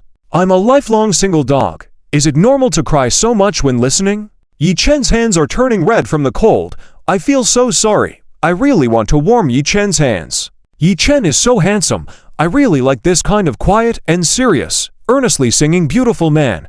I love him even more. Does Yi Chen have to sing so passionately? He's really taking my life away. There were too many comments. Yi Chen only glanced at the ones with high likes, then put away his phone and shut down the computer. He had to go to Jolie's house later and prepare some gifts. Can't go empty-handed. Yi Chen left the study and headed to the master bedroom. Su Ningwei had already fed the 3 babies. After eating breakfast together with Su Ningwei, Yi Chen took the 3 babies and drove to Zhou Li's house. Zhou Li lived in the Zhou family's courtyard. Yi Chen's car arrived at the entrance of the Zhou family's courtyard. The main gate of the Zhou family's courtyard slowly opened. It seemed Zhou Li had already arranged for it in advance. After driving into the Zhou family's courtyard, someone immediately guided Yi Chen to a parking spot. After parking the car, the guide respectfully opened Yi Chen's car door. Yi Chen and Su Ningwei got out of the car with the 3 babies. The guide bowed and said, "Mr. Yi, Mrs. Yi, Mr. Zhou has been waiting for your arrival. Please follow me." Yi Chen and Su Ningwei, pushing the 3 babies and carrying gifts, followed the guide as they walked forward. The design of the Zhou family's courtyard was a new Chinese courtyard style. Winding paths, high roofs, draped gate towers, occasionally embellished with rockeries, curved corridors as scenery, changes of view, layers of greenery, lotus ponds with ripples, all exhibiting deep elegance and tranquility, a design full of artistic conception. Walking through it, Yi Chen felt unusually relaxed and comfortable. Yi Chen thought he must build a more grand Yi family courtyard in the future, not in vain in this life. I wonder how grand the Su family's old house is. Judging from Su Ningwei's calm and composed expression, the Su family's old house should be even more magnificent and luxurious than the Zhou family's courtyard. Soon, Yi Chen and the group arrived at the front hall of the Zhou family's courtyard. Zhou Li was holding his daughter and his wife Yangyu, already standing in the front hall waiting for Yi Chen and the others to arrive. "Mr. Zhou, Happy New Year. Sorry to bother you. Here are the small gifts my wife and I prepared." Yi Chen politely greeted, handing over the gifts in his hands. Zhou Li quickly smiled and said, "What bother? Why bring gifts? Your presence here shines brightly. I am honored. Last time I didn't introduce you properly. This is my wife Yangyu, and this is my daughter Zhou Yi. She's already 8 big months old." Zhou Yi had made a good recovery, no scars left, looking rosy and tender, with big eyes, very cute and well-behaved. When she saw Yi Chen and Su Ningwei, Zhou Yi smiled sweetly and raised her hands to be held. Zhou Li was surprised. "My daughter is usually shy. Didn't expect her to ask to be held. It seems she really likes you and remembers you saved her. Yi is so well-behaved. Uncle wants a hug." Seeing this, Yi Chen smiled and reached out to hug Zhou Yi. Zhou Yi hooked her arms around Yi Chen's neck, kissed his cheek, showing her fondness for Yi Chen. "Oh, Yi actually just kissed you willingly, even more affectionate than towards her own dad." Zhou Li, observing his daughter, who was usually proud and took a lot of coaxing to kiss him, was feeling a bit sour. After Yi Chen slipped a red envelope to Zhou Yi, he smiled and said, "Haha, I guess I'm more approachable and carrying the aura of my 3 babies. That's why Yi feels close to me." In fact, not only has Yi Chen always been liked by children, he's also fond of small animals like kittens and puppies. After holding Zhou Yi for a while, Yi Chen handed her back to Zhou Li. Because Yi Chen could hear his 3 babies at home muttering and getting jealous, not allowing him to hold other children, they were like 3 little jars of jealousy. "Mr. Yi, thank you so much for saving our baby last time." Yangyu once again expressed her gratitude to Yi Chen. Yi Chen smiled and replied, "You're too kind. This is my wife, Su Ningwei, and our 3 babies. The eldest is called Yi Wanwan, the second is called Yi Mengmeng, and the youngest is called Yi Fan. Mr. Zhou, Mrs. Zhou, hello. Yi, you are truly beautiful." Su Ningwei greeted politely and also gave a big red envelope to Zhou Yi. "Mrs. Yi, you are even more beautiful than on TV. I really like the songs you sing. I'm your fan. Both of you have such high looks, and your 3 babies are much cuter than Yi in my house. Look at those big bright eyes. They are so gorgeous and captivating." Yangyu's eyes lit up when he saw Su Ningwei. Yangyu then took out 3 big red envelopes from his pocket and gave them to the 3 babies, as well as giving golden bracelets to the eldest and second baby, and a jade pendant with imperial green for the youngest. The jade pendant was obviously of considerable value. Yi Chen hurriedly said, "This won't do. How can we give such expensive jewelry to children? I insist. You saved Yi's life for us. We can't thank you enough. These bracelets and jade pendant are just a small token of our gratitude and can't express our thanks adequately. Please accept them." Yangyu insisted. Joe Lai also smiled and said, "Brother, don't be so polite. Let's go inside and chat." Yi Chen and Suning Wei exchanged a glance and didn't refuse further, planning to reciprocate another time when they had the chance.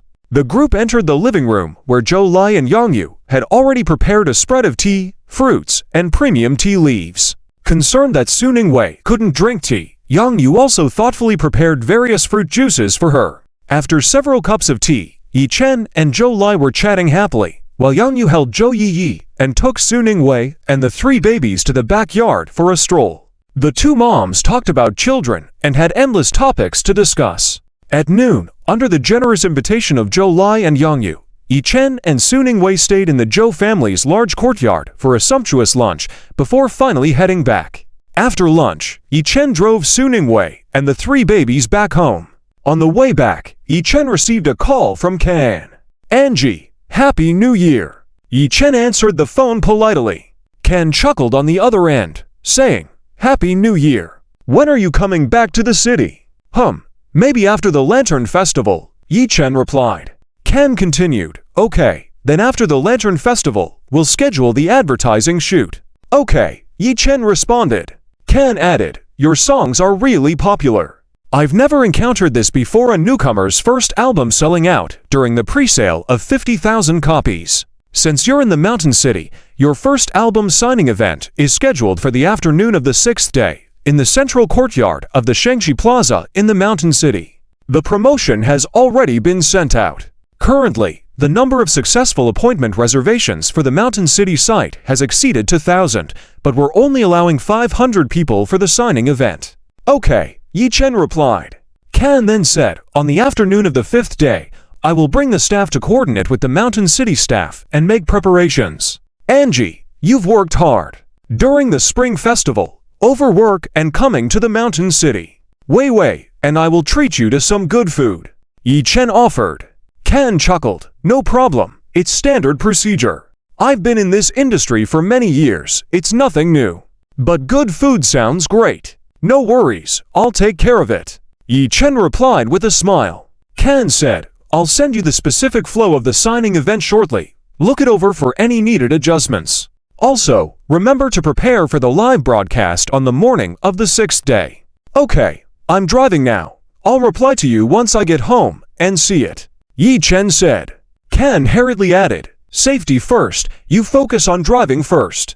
I'll hang up, contact me if you have any questions." After the call ended, Yi Chen felt even more delighted. This first album signing event was something to look forward to. Upon returning home, Yi Chen and Suning Wei, with the three babies, went to the master bedroom to nurse. In the master bedroom, Suning Wei held the second baby on the sofa, and Yi Chen handed her a warm towel. Suning Wei, holding the second baby, lifted her shirt and bra, coyly and seductively saying, "Husband, help me." Yi Chen lifted his hand with the warm towel and wiped away the sweat on Suning Wei's. His gentle and skilled movements showed he was accustomed to doing this. Suning Wei hummed in comfort. After wiping her clean, Yi Chen replaced the nursing pads with a new one for Suning Wei. The second baby eagerly smelled the milk fragrance, hugged, and vigorously suckled. After washing the towel, Yi Chen played with the three babies. While breastfeeding, Suning Wei chatted with Yi Chen, saying, "Yang Yu is really nice, and we got along well. I learned a lot about childcare from her today. Joe Lai and his wife are indeed nice. By the way, Angie just called me and said all 50,000 copies of the physical album were sold out. There will be a live broadcast on the morning of the 6th day, followed by the signing event in the afternoon. Since we're both in the Mountain City, the signing event will be at the Shangxi Plaza." Yi Chen informed Suning Wei of the new album signing event. "Husband, you're amazing. Selling out the first physical album, that's fantastic," Suning Wei exclaimed, placing the full second baby on the bed. Then, Suning Wei excitedly dove into Yi Chen's arms, even happier than when she signed her first album. Yi Chen hugged Suning Wei's waist, smiling and saying, "It's mainly thanks to the enthusiastic fans, and Angie will be there tomorrow. Yes, it's all because of your great music and singing. Husband, you're really amazing. I admire you so much." Suning Wei held Yi Chen's face and gave him a series of kisses. *MUA. *3 MUA. *3 MUA. *3. Yi Chen held Su Ningwei's waist, slightly lowering his head to let Su Ningwei kiss him. His wife was truly adorable. The eldest and youngest babies, after making a few sounds of dissent, kicked their little legs unhappily. Why were mommy and daddy hugging and kissing again? Could they have a sip of milk first before kissing? Thinking like this, the eldest and youngest babies started crying loudly. Su Ningwei blushed and quickly let go of Yi Chen's neck, turning around to feed the eldest baby. Yi Chen picked up the youngest baby and gently comforted, "Little one, don't cry. It'll be your turn soon. You're not just a 1 or 2-month-old baby anymore.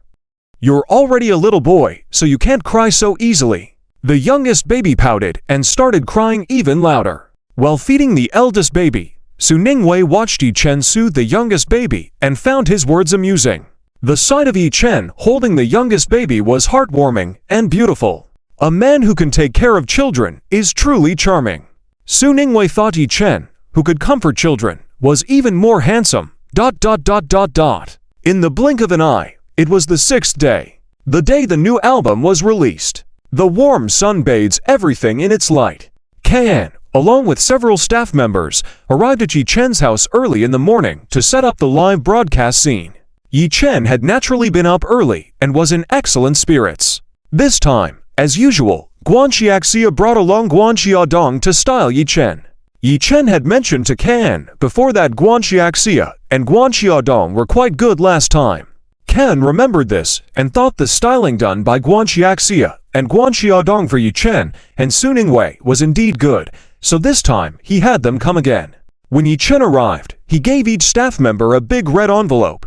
The staff members who received the big red envelopes, feeling the thickness of the envelopes, all smiled happily, dissipating the grudges of working overtime during the Spring Festival, feeling delighted. It's not that they particularly like red envelopes, but they enjoy the feeling of working overtime. Yi Chen, being such a generous and handsome singer, must become popular worldwide, right? Because it's still during this festive Spring Festival time. The background elements arranged on site included large red lanterns, Chinese knots, and so on, creating a very festive atmosphere. Yi Chen's outfit today was personally chosen and matched by Su Ningwei. The short red jacket, paired with a black inner top and black trousers, made Yi Chen's legs look even longer. The red and black color scheme exuded a high-end retro charm, looking exceptionally handsome. In Su Ningwei's words, she wished Yi Chen a bright future, full of joy and happiness. Soon, Guan Xiaxia and Guan Xiaodong styled Yi Chen handsomely according to his outfit. With Yi Chen's good looks, there was little need for much styling. His swept-up bangs, slightly curled hair, clean and transparent makeup brought Yi Chen to a new level of handsomeness. Everything was ready. The live broadcast officially began. Fans who had been waiting in Yi Chen's live room early in the morning flooded in right on time. As soon as the broadcast started, the online viewers exceeded 100,000, with the numbers continually rising.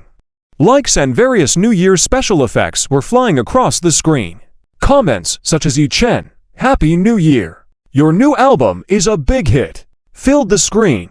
The staff members, as per Yi Chen's request, directly hung up the New Year big red envelopes and lucky bags. Inside the lucky bags, there was a Huawei Mate 60. The fans were all ecstatic, as Yi Chen truly was giving out gifts. Yi Chen sat in front of the piano, smiled at the camera, and greeted, "Happy New Year, everyone.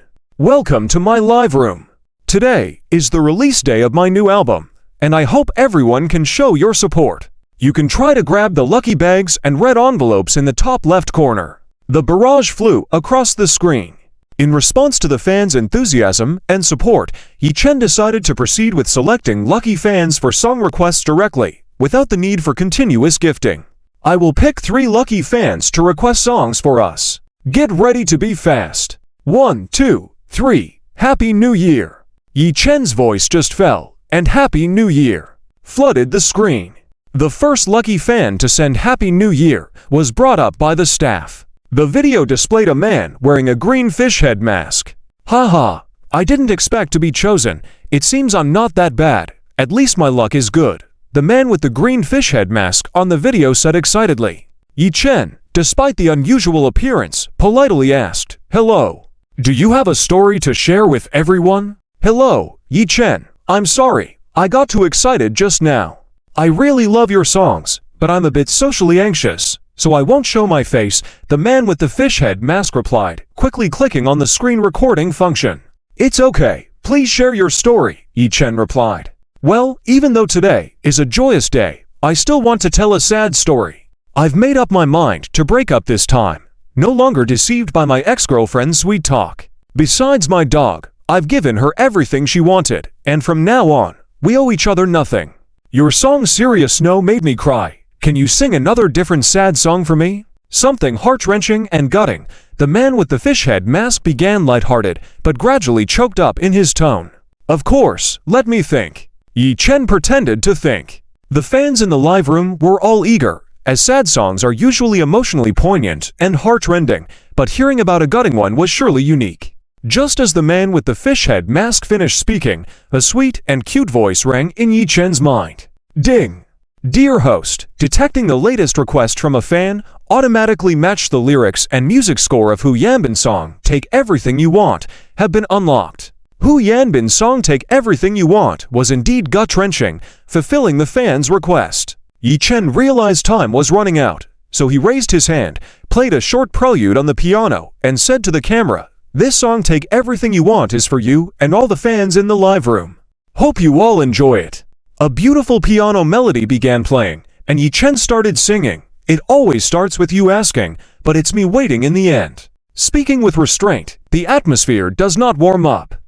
These set routines, the pale story has surfaced. Must we feel reluctant to separate to feel not so casual? Take everything you want, turn memories into emptiness. As the piano gradually enters the chorus, the narrative of the story begins with a relatively mundane melody, but it always feels like the emotions have not yet burst out. The man wearing a green fish head mask and the live audience in the room were a bit disappointed.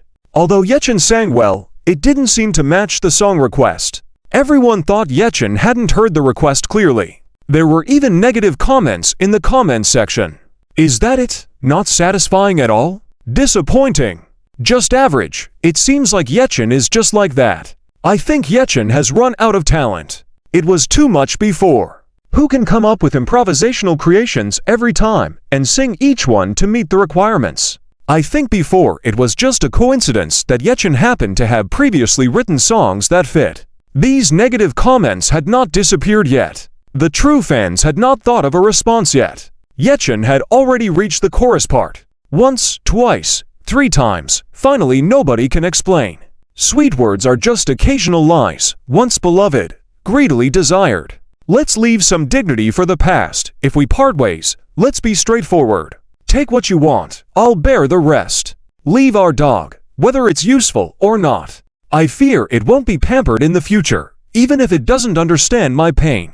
I don't need to insist on you anymore. One after another, one row after another, counting an extinction. When we close the door, we owe each other nothing. The fans in the live room were directly shocked. Omega, Omega. Wasn't this chorus too amazing? The auditory experience became more fulfilling, with the melody transitioning from slow to fast, the fast-paced yet clear lyrics, and the sudden acceleration of the rhythm in the chorus hitting people's hearts directly, intensifying the painful emotions to the peak, completely releasing the feeling of resignation, but also lingering. Gaga, so good. The screen was filled with gifts flying around randomly, with special effects animations never stopping. The likes also kept coming. The comments section boiled over again. Oh my god. This is explosive. It's scorching hot. Yi Chen is so amazing. If I were to sing this, I'd be tongue-tied. So cool. Yi Chen is truly my god forever. I love Yi Chen. For those who just said Yi Chen was not good, average, come forward, I'll slap you. I calculated 6 seconds and 38 characters per second. It's truly amazing. Yi Chen's mouth. Was it singing or rapping? Upstairs. Are you serious? You calculated that. Heh, I'm naturally gifted. I've had this ability since I was little. The difficulty of this performance, Yi Chen didn't even consider the catchy factor. I can't believe that in such a short time, Yi Chen improvised this. Truly amazing. High, difficult, rich, heartbreaking. It's impossible to imitate. Too amazing. the accelerated preview, first teasing the anticipation, then immediately transitioning to gentle music, gradually climbing the emotional peak step by step, without pauses, instantly exploding the emotions like free-falling. Gratifying to gratifying. Simply a genius. This song, at first listen to the intro, wasn't too amazing, but as the music and lyrics gradually unfolded, the flat song seemed to grow a three-dimensional story, stirring different emotions. Truly amazing. Yechin deserves it. The song ended. The man wearing a green fish head mask directly sent 10 rockets as a token of appreciation. You sang so well, just the kind of feeling I wanted. I'm really thankful. I'm also going to let go of this relationship and start a new life, the man wearing the green fish head mask said with a heart full of shock. Yechin smiled and said, I'm glad you liked it. Soon, the staff brought the second lucky fan up. Without turning on the camera, when she took the mic, she immediately sent 2 large gift items with special effects. Yechin thanked her. Thank you for the gifts from this mysterious lucky fan. Do you have a song you'd like to request? Well, I think that's how relationships are. When someone leaves, someone else comes. There's no need to be too pessimistic. Love is always sweet. My girlfriend and I are not each other's first love. Perhaps before meeting the person in front of me, we've been through a lot, loved other people. But what does that matter? The most important thing is that I love the person in front of me. Maybe we're not smooth sailing together. We argue, we cry, we fuss, but there's sweetness, there's love, there's good night before bed. That's love. I hope you can create a song to encourage everyone to cherish the right person in front of them and love them well, she said. Although Yechin's first love was Sun Ningwei, he hadn't experienced the situation where when someone leaves, someone else comes, but he felt the other person's words made a lot of sense. After all, not everyone is as lucky as to meet the right person right away. Yechin nodded. Indeed, cherishing the right person in front of you and loving them well is the most beautiful form of love. Give me some time to think about it. Ding! Dear host, a match for the latest demands of the fans has been automatically created for you. The lyrics and music sheets for This Is Love, sung by Earth's star Zhongye, have been unlocked. Zhang Ji's version of This Is Love, either the original or the latest adaptation, truly interprets what love is and is very fitting. Yechin pretended to think for a moment before speaking. I will sing This Is Love for everyone, hoping that in the new year, everyone will find their own sweet love. A piano melody started playing. Yechin sang, perhaps memories sink into the sea, perhaps some past cannot return. Perhaps time will steal away the waiting, after loving for a long time, perhaps we may part ways. We enjoy the present together, we've been replaced by others. Dialogues under the moon, innocent like children. You've asked me multiple times what that is. This is love tilde love tilde love tilde love tilde love. This is love tilde love tilde love tilde love tilde love. This is love. Love tilde love tilde love tilde love. This is love. The audience in the live room, who were originally feeling heartbroken, were healed by Yechin's rendition of This Is Love. Yechin's pure and high-pitched voice, accompanied by a warm melody, soothed the hearts of every listener, telling everyone, this is love. No longer the gentle and moving love songs, but an epic chapter of love. As Yechin reached the transition, gifts flew around the screen, and the special effects animations continued. The comment section became lively again. Oh my god! Yechin's transition is amazing. For future concerts, he does his thing, and we do ours. The person above is right, no mistakes. But, aren't our voices annoying? This is love. Love tilde love tilde love tilde love tilde o underscore. Sounds great. During the concert, don't let the fans sing. We can't imitate your vocal stylings. I don't want to be embarrassed at the concert. I really like this vocal technique. At the concert, let me hear you sing with all your might. Politely smiling. Looking forward to Yechin's concert so much. The song ended. The lucky fan connected online directly sent 10 virtual flowers to express their admiration. You sing so well. That's the kind of feeling I want to express. I love this song so much. From now on, I'm a die-hard fan of yours. Please hold a concert soon. I want to come and listen live. The connected lucky fan praised, expressing the sentiments of most fans. Yechin smiled and responded, thank you for your gift and your support. I will continue to work hard to hold a concert soon. Afterwards, the staff brought up the third lucky fan, whose ID name was Sweet Donut. The video showed the third lucky fan to be a cute and lovely Lolita, with twin ponytails and dressed in a Lolita-style outfit, looking like she was about 15 or 16 years old. The cute and sweet Lolita took the microphone and directly sent 10 virtual gifts worth over 8,000 yuan. Yechen quickly said, underage individuals should not send gifts. Young lady, just request a song directly, and the staff will arrange a refund for you. Yechen Jej, hello, my name is Lin Zhuan. I really love listening to your songs.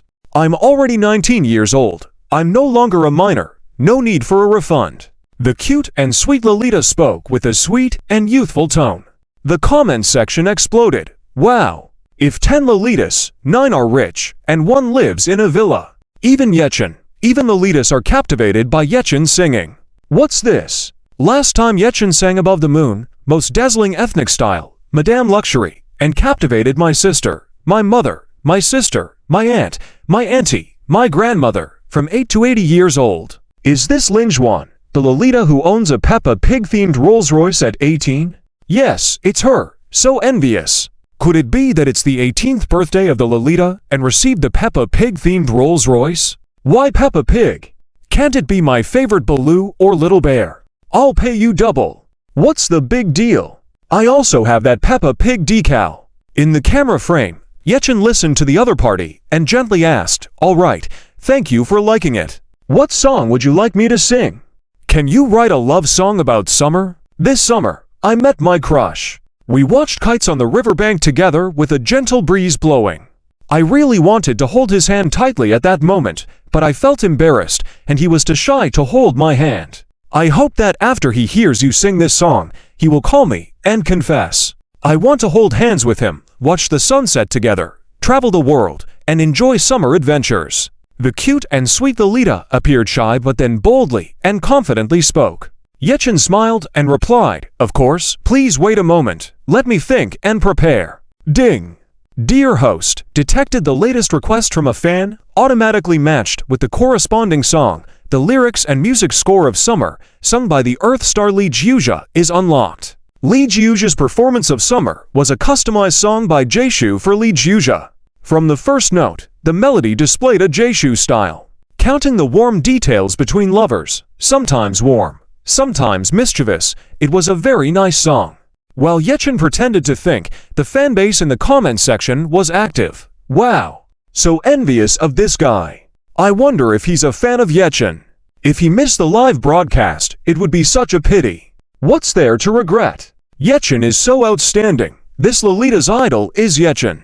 If this guy also likes this Lolita, he would definitely watch Yechen's live broadcast. If he missed it, then they aren't a good match. The above has a point. At Sweet Donut, if he doesn't call you, please tell me your number. I'm a fan of Yechen, and I can also travel the world with you. In the video, after pretending to think for a moment, Yechen started to play a brief prelude on the piano and said with a smile, I'll sing Summer for everyone. The lucky guy in front of the screen, don't be shy anymore. Guys should be more proactive and bold in expressing their love. After that, Yechen started singing. After the spring rain, the sun slowly reveals a smile. Your smile is like a rainbow. In this sky, I am surrounded by clouds around you anytime, anywhere. The kite on the riverbank freely stretches, the breeze blows gently, happiness moves me. I also want to hold you tight, firmly grasp your hand, romantically embrace you, and watch the sunset together. As the prelude started, the audience in the live broadcast became excited. When Yechen began singing, numerous virtual gifts started pouring in on the screen, and the comments and likes didn't stop. Asterisk closing parenthesis. So the prelude of this song makes me feel like I'm in the blue sky, white clouds, sunny and warm summer day. It's so beautiful. Even though summer has passed, this song is really charming. It makes me relive the sweet summer days with him. So in love with it, Omega. Today is another day envying others' sweet love. I really want to spend a sweet summer with the one I love the most. Yechen's gentle gaze glanced towards Suning Wei next to him, holding back as the feeling in her eyes turned admiringly towards Yechen. Yechen lifted a gentle smile and continued singing. The whole summer, I want to travel the world with you. The winding mountain road is like an adventure of love. Your smiling face is my only sustenance. With my eyes, I capture this close up. This summer has melted the whole season. Day by day, I capture you at the end. Let me understand that love can be so simple, embellished. Looking at the blue sky outside the window from the eaves, my memory has you in every scene. The song ended. Yechen's hands on the piano had yet to retract when the cute Lolita's phone rang. After looking at the caller ID, her face visibly turned red. Yechen guessed that the one calling the cute Lolita was the heartthrob she was referring to. The Lolita took a deep breath. Trembling hand picked up the phone. Hello, the voice of the little Loli became softer and sweeter. I like you too. Okay, next time we'll go see Yechen's concert together. I'm still online here, I'll talk to you later. After hanging up the phone, the shy and excited little Loli said, Brother Yechen, he listened to your song and really called me to confess. Congratulations, I wish you both a happy life together, Yechen responded with a smile. While giving Yechen gifts, the little Loli nodded repeatedly, saying, Yes, thank you, I will treat him well. After ending the call with the little Loli, Yechen prepared to end the live broadcast. Yechen said happily, That's it for today's live broadcast. Thank you all for your support and love. I'll be waiting for you at Shangxi Square this afternoon. After the broadcast ended, Su Ningwei, who had been listening on the side, hurried to bring Yechen a glass of warm water and adoringly said, Ah Chen, you must be tired. Drink some water to soothe your throat. I'm not tired, Yechen replied with a smile as he took the water glass from Su Ningwei. The water had honey in it, making it especially sweet and soothing to drink. Ken praised, Ah Chen, you are amazing. There's no genre of music that can stump you. You are truly versatile. The 3 songs you improvised during today's live broadcast are sure to be a hit.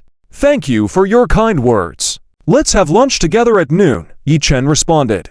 Su Ningwei also suggested, Yes, everyone worked hard, let's have lunch together. Ken added, Now we need to rush to Shangxi Square to prepare for the afternoon signing session.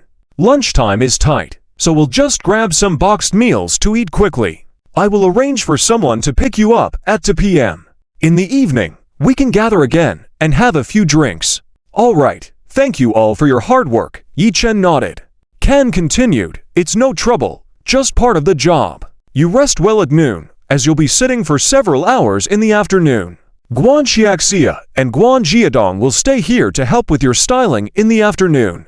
Okay, Yechen acknowledged. Guan Xiaxia and Guan Jiadong then stepped forward to remove Yechen's makeup. Once Yechen had removed his makeup, Ken had already organized the staff and swiftly left Yechen's home to head to Shangxi Square. In the afternoon, at the scene of the album signing event, it was extraordinarily lively. Yechen had changed into a new outfit and style again. Stepping into the mall, what caught the eye was a sparkling stage, densely packed seats, and various handsome posters of Yechen.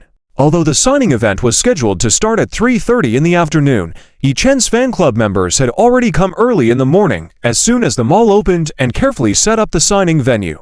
Yechen had several dedicated fan clubs who had reserved prime spots and set up high-definition cameras to capture the most handsome moments of Yechen. As more fans arrived, they quickly formed queues, with many traveling from neighboring cities specifically to attend this signing event just to see Yechen up close. Before the signing event even began, it had already caught the attention of passers-by. Yechen was now a highly popular figure in the entertainment industry. Any news related to him garnered high viewership and likes. Therefore, various entertainment media had arrived early on the scene, setting up cameras to capture exclusive footage. The sound system played the 4 songs from Yechen's album, and many fans sang along, creating an electrifying atmosphere. Both Starshine Company and Shangxi Square placed high importance on Yechen and had a security team of 30 people to ensure his safety. With the Spring Festival holiday, in addition to the 500 fans with confirmed reservations, many others had gathered with Yechen's light sticks and banners to support him. The venue was packed to the brim, creating a spectacular scene. When Yechen, dressed in a sharp suit, entered the venue, the audience erupted into cheers and screams like a flood. Yechen! It's Yechen! I'll listen to whatever Yechen sings. I'll follow Yechen to the ends of the earth. It's really Yechen. So handsome. Great figure. Haha, he's really cool. Yechen is so handsome. Wow, Yechen is incredible. His looks, his figure, Everything is amazing. I want to hug him so bad. Help! Yi Chen is the exact image of my dream husband. Why did he debut as a married man? The head of security at Shangxi Square wiped his forehead, marveling, there are so many people. I didn't expect Yi Chen, as a new singer, to have so many fans. This is really incredible, isn't it? This scene is even more grand and bustling than the album signing event of the King of Songs Fu Yi. It seems that Yi Chen's future is boundless. We'll need to allocate more resources for Yi Chen's next album signing event. The head of security from Starshine Company agreed. The security head at Shangxi Square continued, indeed, we need more security. I've never seen Yi Chen look so handsome. Those young ladies' eyes are practically sparkling. I'll keep an eye on them, can't let them take advantage of Yi Chen. Mr. Su personally instructed to ensure Yi Chen's personal safety. For the smooth running of this signing event, Mr. Su even closed a floor of the shopping center for 2 hours. Closing a floor during the Spring Festival period for 2 hours. That's quite extraordinary, remarked the head of security from Starshine Company, looking at Yi Chen with even more envy and respect. Yi Chen walked confidently toward the stage, wearing a sleek black suit, giving off an air of sophistication and style. Adorned with a diamond brooch in the shape of a snowflake on his chest, breaking the monotony and adding a touch of refinement. Yi Chen looked even more fashionable and dignified, exuding endless radiance. After nodding appreciatively to the fans, Yi Chen took his seat. The fans at the venue were captivated by Yi Chen's appearance. His features were exquisite and three-dimensional, his eyes clear and gentle, and his smile warm and healing, making people feel like they were basking in the spring breeze, unable to look away. Many young and beautiful female fans present, knowing that Yi Chen was already married to Su Ningwei and had 3 adorable children, couldn't help but fall for Yi Chen, going crazy and idolizing him. Of course, besides female fans, there are also many male fans. The popularity and fervor are beyond imagination. It is evident that Yi Chen not only attracts people with his appearance, but also with his genuine musical talent. The die-hard fans are going crazy, with camera shutters firing rapidly. Every angle of Yi Chen looks handsome, without the need for editing. He is truly the perfect masterpiece of New Goddess. The autograph session officially begins. Yi Chen sits behind a table draped in blue silk cloth. The 500 lucky fans who won the appointment draw for autograph collection enter in an orderly fashion, holding Yi Chen's first album and gifts to be presented to him.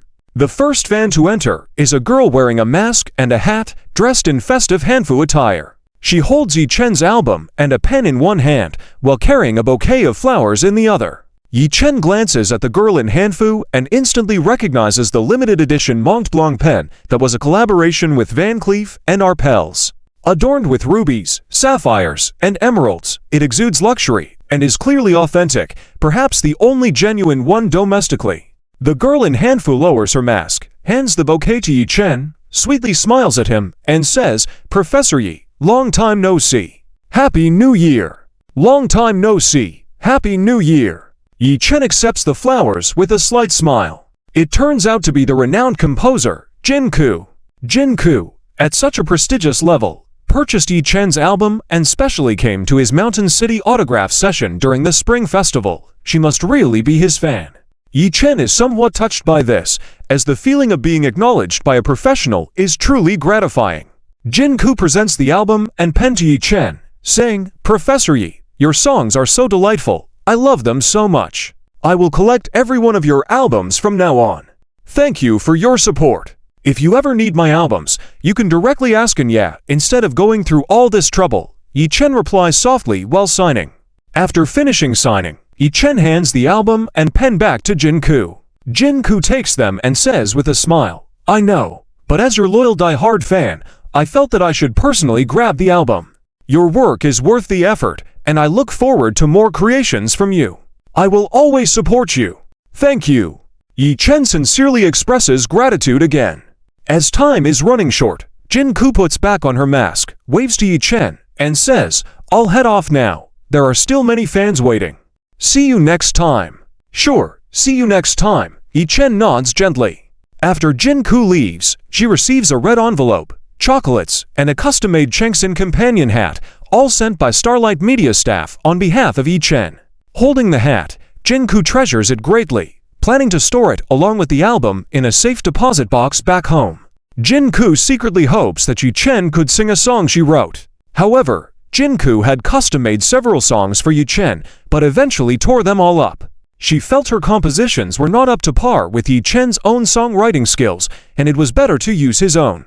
Jin-Koo decides to continue working hard on her compositions and aspire to have Yu-Chen appreciate her songs. If other singers knew that Jin-Koo, whom they might pay a fortune to compose a song, was eager to write for Yu-Chen but felt too insecure to present them, they would probably be driven insane by jealousy. Immediately after Jin-Koo, a beautiful, long-haired female fan wearing cat ear headband comes forward, holding a red rose and an album, seeking Yu-Chen's autograph. Seeing Yu-Chen up close, the fan admires his flawless skin and long, thick eyelashes even more, finding him extremely handsome. Seizing the opportunity, she places the cat ear headband on Yu-Chen's head and tucks the rose behind his ear while he signs. Yu-Chen is momentarily surprised but politely plays along.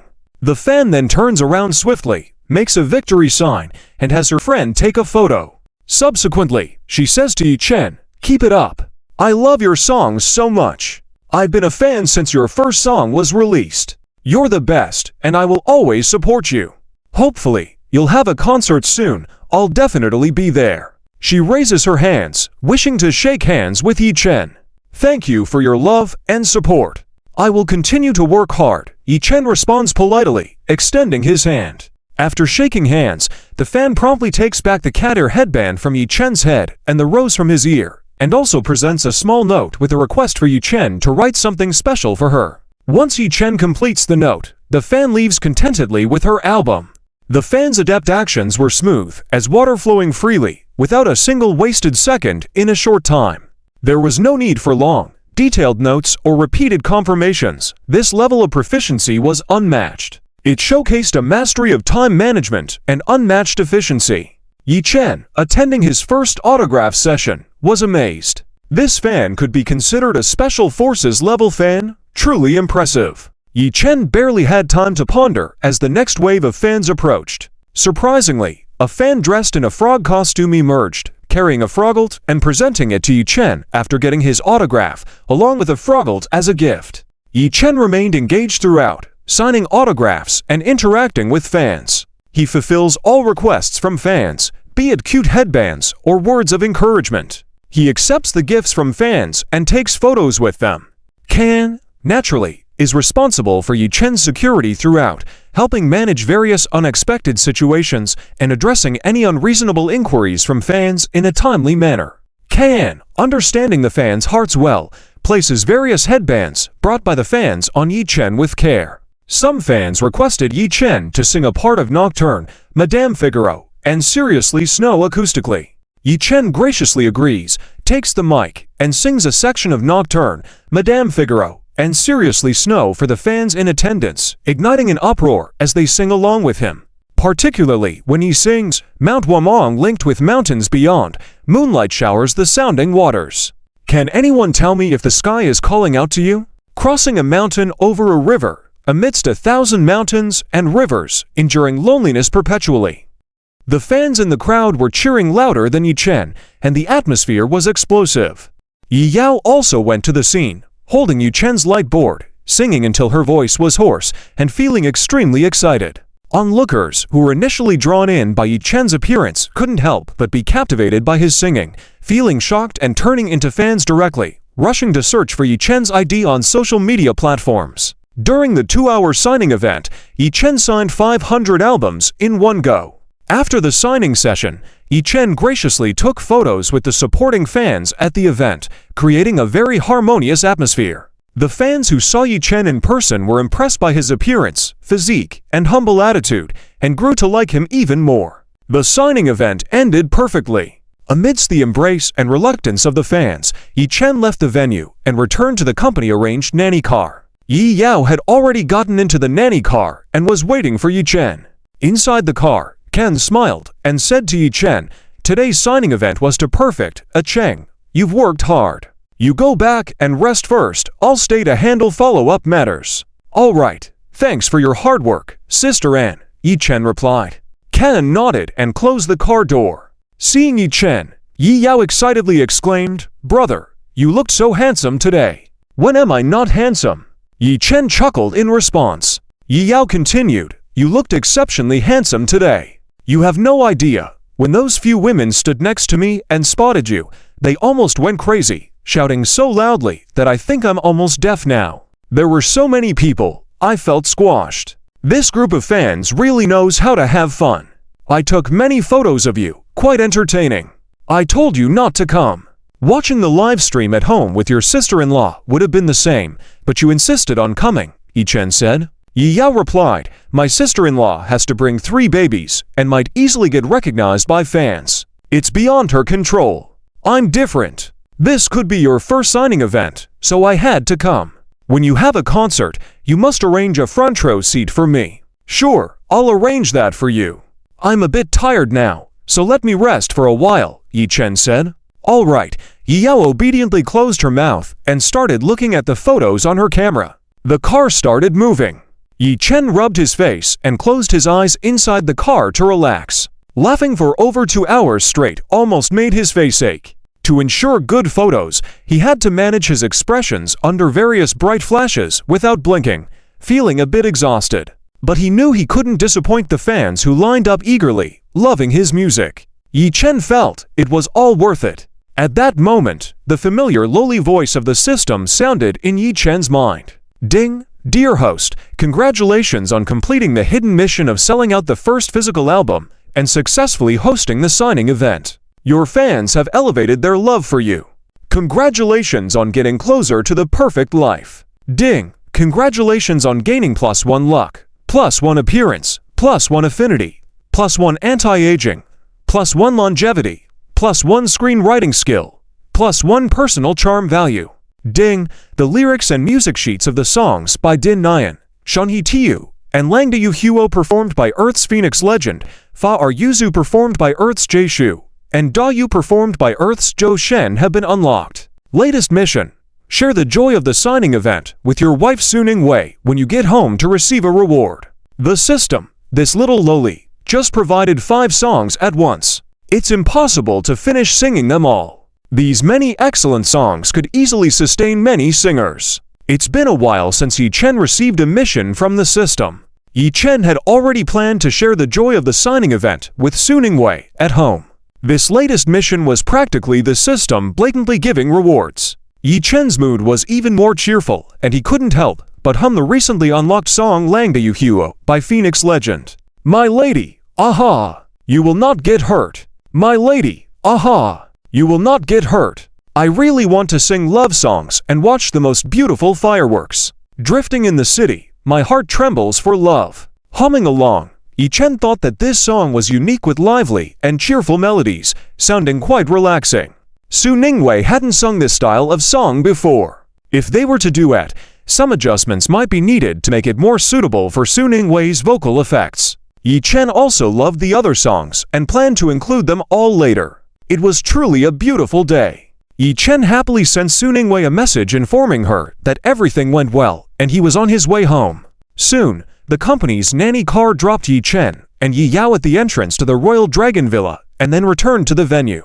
Yi Yao followed Yi Chen inside the house. Suning Wei, holding a bouquet of flowers, joyfully rushed into Yi Chen's arms with a bright smile. Yi Chen quickly reached out and embraced Suning Wei, a deeper smile on his face. Suning Wei smiled and said, "Cheng, I watched the live stream of the signing event. You were so handsome today. These flowers are for you.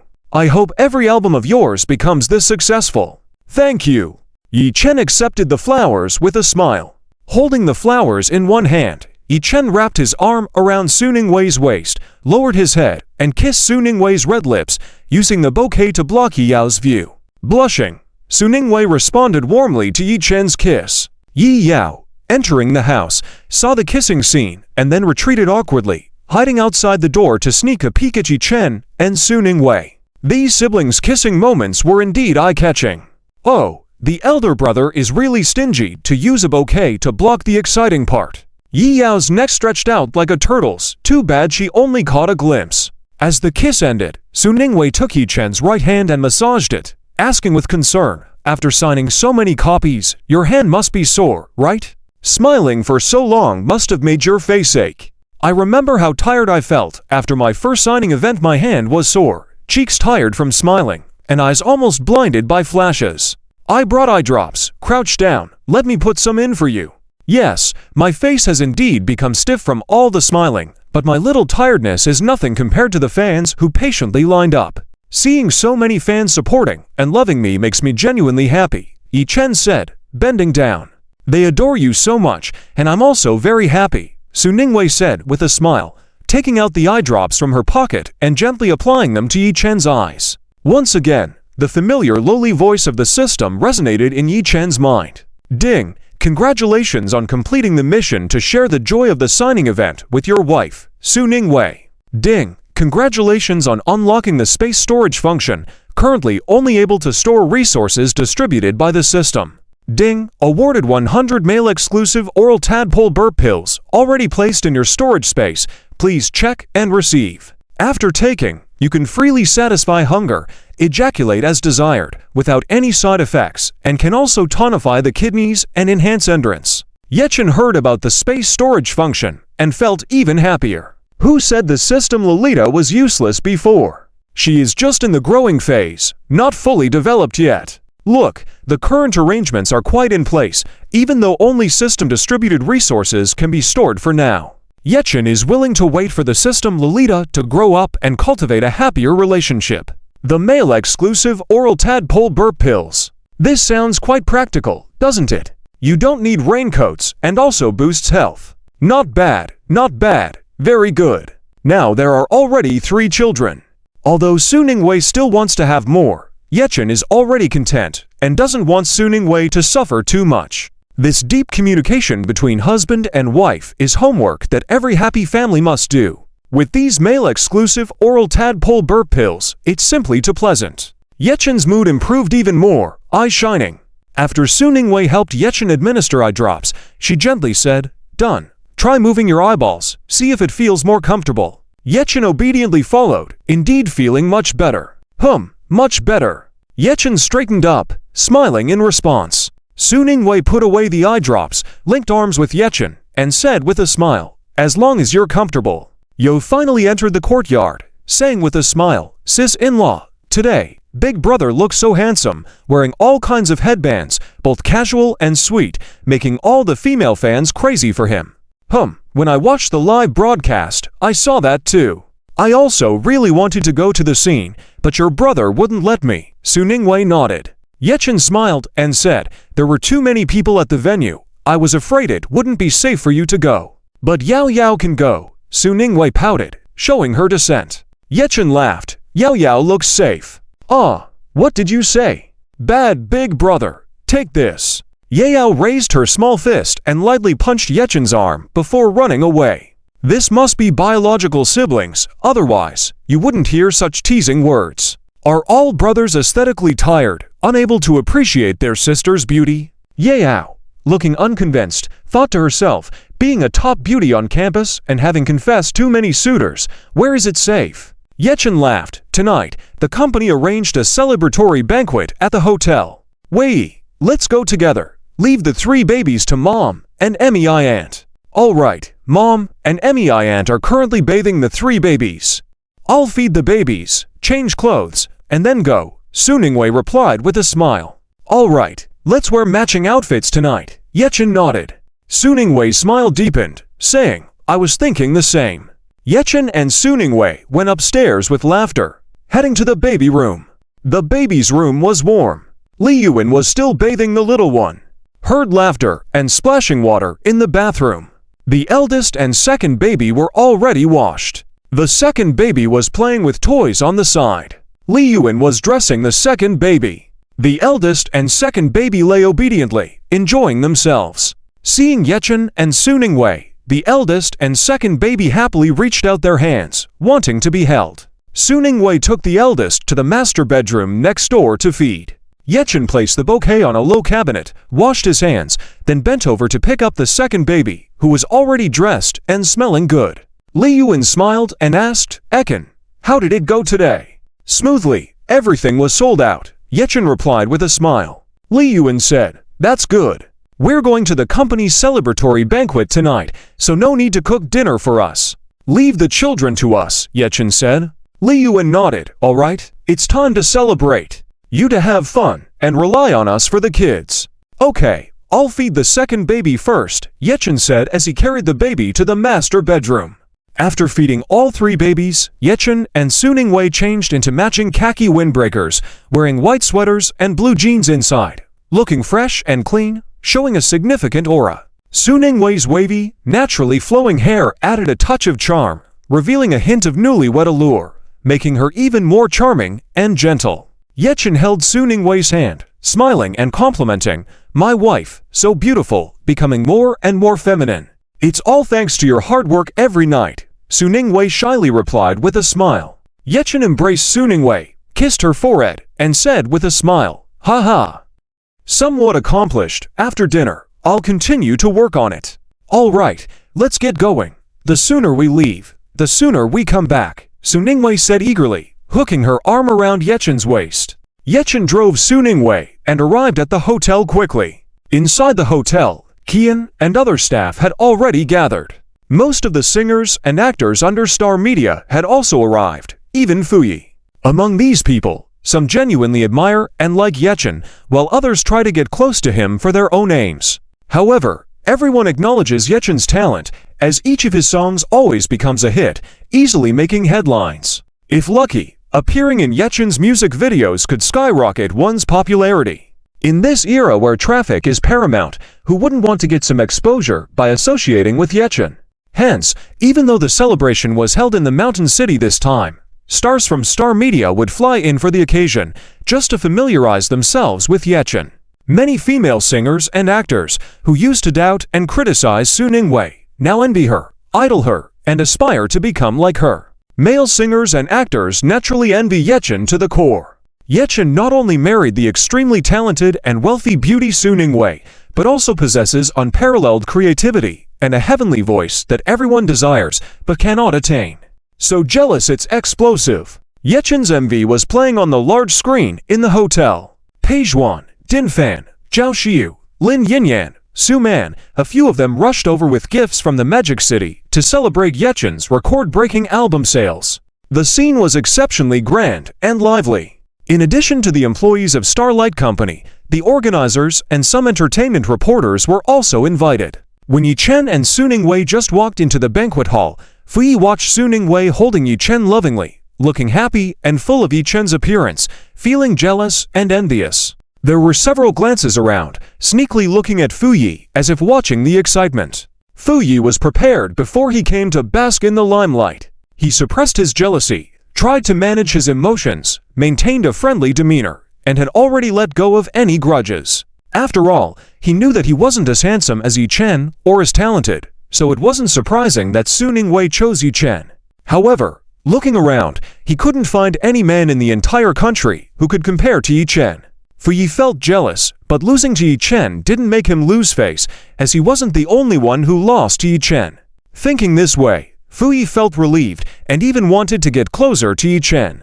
However, he couldn't bear to lose face, feeling miserable. Indeed, jealousy can devour one's heart. Fuyi thought to himself that if he had known earlier, he wouldn't have pursued Su Ningwei in the first place. Sitting next to Fuyi, Zhang Fanren looked even more unhappy than Fuyi, with a gloomy expression, lost in some bad thoughts. Zhao Xiu, Lin Yinyan, and Su Mangmang happily surrounded Yichen and Su Ningwei. "Wei Wei sister, brother-in-law, you're here." Zhao Xiu happily held Su Ningwei's hand and looked her up and down.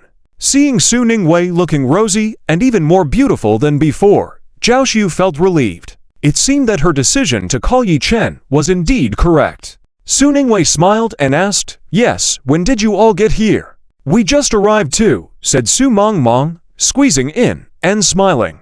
Su Ningwei said, "Since you're here, stay a few more days and let Ekin take us to enjoy the best of everything." "Sounds good." Zhao Xiu, Lin Yinyan, and Su Mangmang all agreed. Yichen smiled and said, "No problem.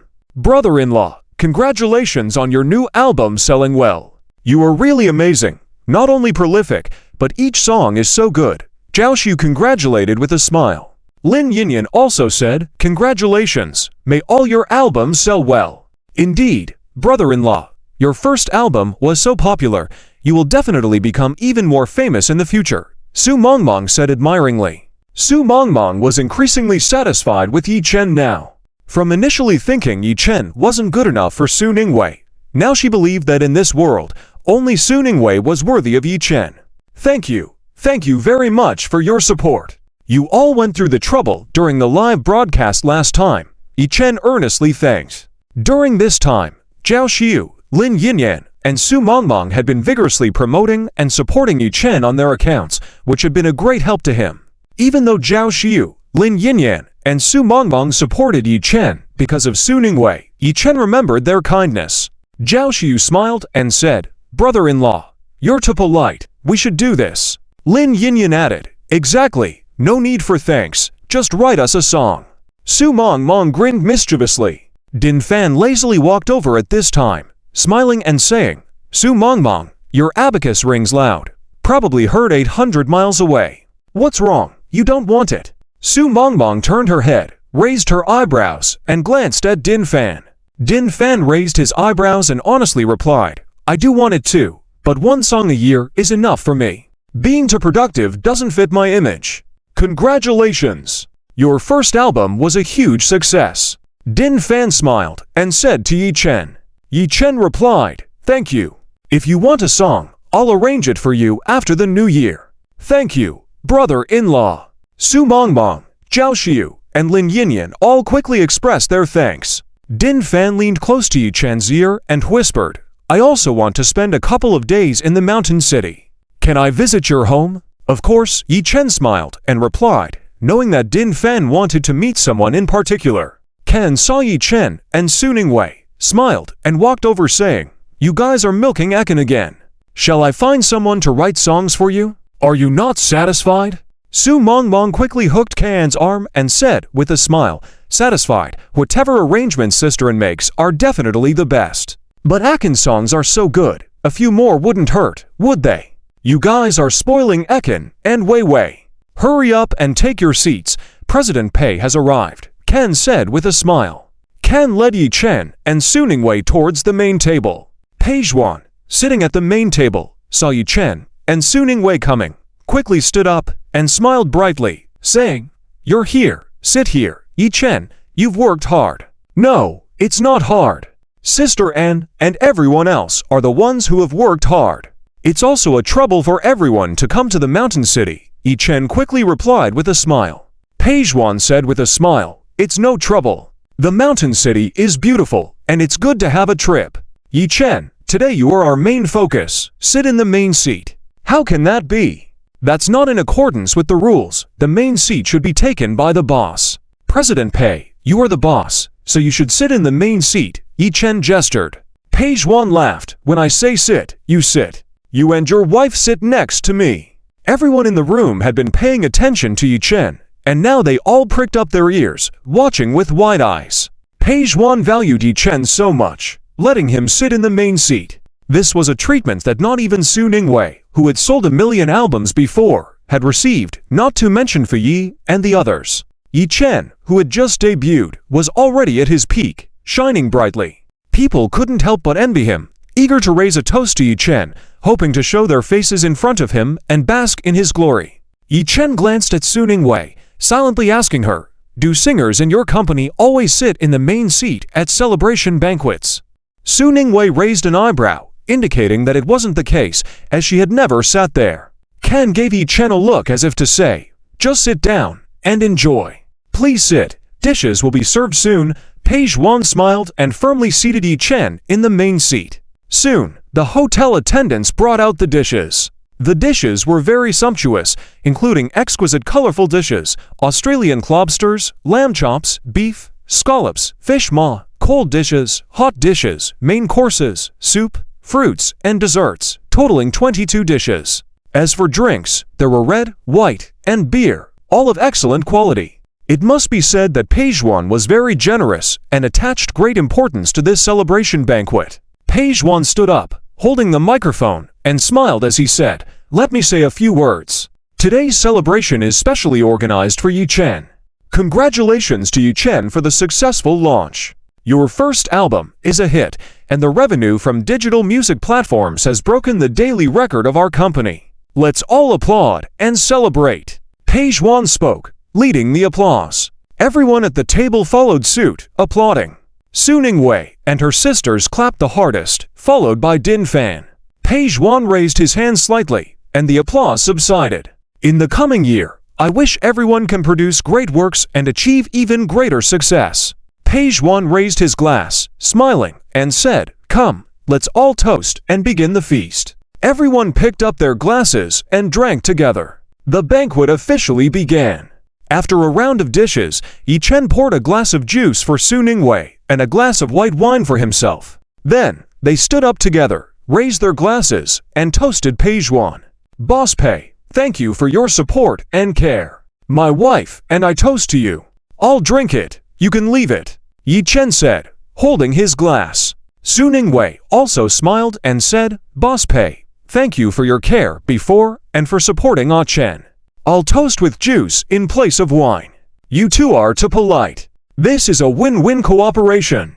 I should thank you for being willing to work with Star Media. Without you two, how could Star Media have developed so well? Looking forward to both of you releasing a duet album next year and winning awards. Here, let's drink to that." Page Wan raised his glass, stood up, lightly tapped glasses with Yi Chen and Su Ningwei, and then drank up. Seeing Page Wan's generosity, Yi Chen raised his glass and finished the white wine in his crystal glass. Su Ningwei also finished her glass of juice. After finishing his drink, Page Wan smiled and whispered, "Ah Chen, Wei Wei, do you both have time tomorrow morning?" "Yes," Yi Chen nodded. Page Wan said, "Great, I'll come to you tomorrow morning to discuss something." "Deal." "Sure," Yi Chen and Su Ningwei both nodded in agreement. Yi Chen looked at Page Wan's expression and felt that whatever Page Wan wanted to discuss was probably good news. He couldn't help but feel excited about it. After toasting Page Wan, Yi Chen poured himself another glass of white wine and poured a glass of juice for Su Ningwei, preparing to toast Qian and then make the rounds. However, Su Ningwei picked up a piece of fish cheek with her chopsticks, placed it in Yi Chen's bowl, and whispered, "Don't drink too fast. It's not good for your stomach. Have some food first." Yi Chen smiled and put the fish cheek in his mouth. It was tender and delicious, making him feel cared for and happy. "Okay, you eat some too." Yi Chen picked up a prawn, peeled it, and put it in Su Ningwei's bowl. Su Ningwei nodded with a smile, picked up the prawn from her bowl, and ate it, feeling content and happy. After finishing a round of dishes, Yi Chen and Su Ningwei stood up and raised their glasses to toast Qian. "Aunt Anne, thank you for your hard work and care. My wife and I toast to you. I'll drink it, you can leave it," Yi Chen said gratefully while lifting his glass. Su Ningwei also held her glass of juice and said with a smile, "Thank you, Aunt Anne. We really appreciate your support over the years. My husband and I toast to you." "Thanks, what's the big deal? It's all part of my job, and I'm happy to work with you both." Qian also picked up her glass, stood up, clinked glasses with Yi Chen and Su Ningwei, and then drained her glass. In this circle, there were few with poor drinking capacity, and Qian and Page Wan naturally had good alcohol tolerance. Yi Chen and Su Ningwei also smiled and finished their drinks. After Yi Chen finished toasting at the main table, the singers and actors at other tables couldn't sit still. They all came over with their glasses to toast. After toasting the boss Page Wan and a few other shareholders, everyone rushed to Yi Chen and Su Ningwei with congratulations and praises, creating a warm and friendly atmosphere. Yi Chen and Su Ningwei greeted everyone with smiles and courtesy. Fu Yi naturally brought Zhang Fanren with him to toast Yi Chen and Su Ningwei. Zhang Fanren held a glass pitcher of white wine in his hand. "Congratulations, Yi Chen, on the success of your new album. I always knew you were exceptional, the most talented singer in the company. I also wish you and Su Ningwei a long and happy marriage." Fu Yi raised his glass to Yi Chen, and Su Ningwei spoke eloquently and managed to keep a pleasant expression. After figuring things out, although Fu Yi still felt a bit sour, he had plenty of women around him.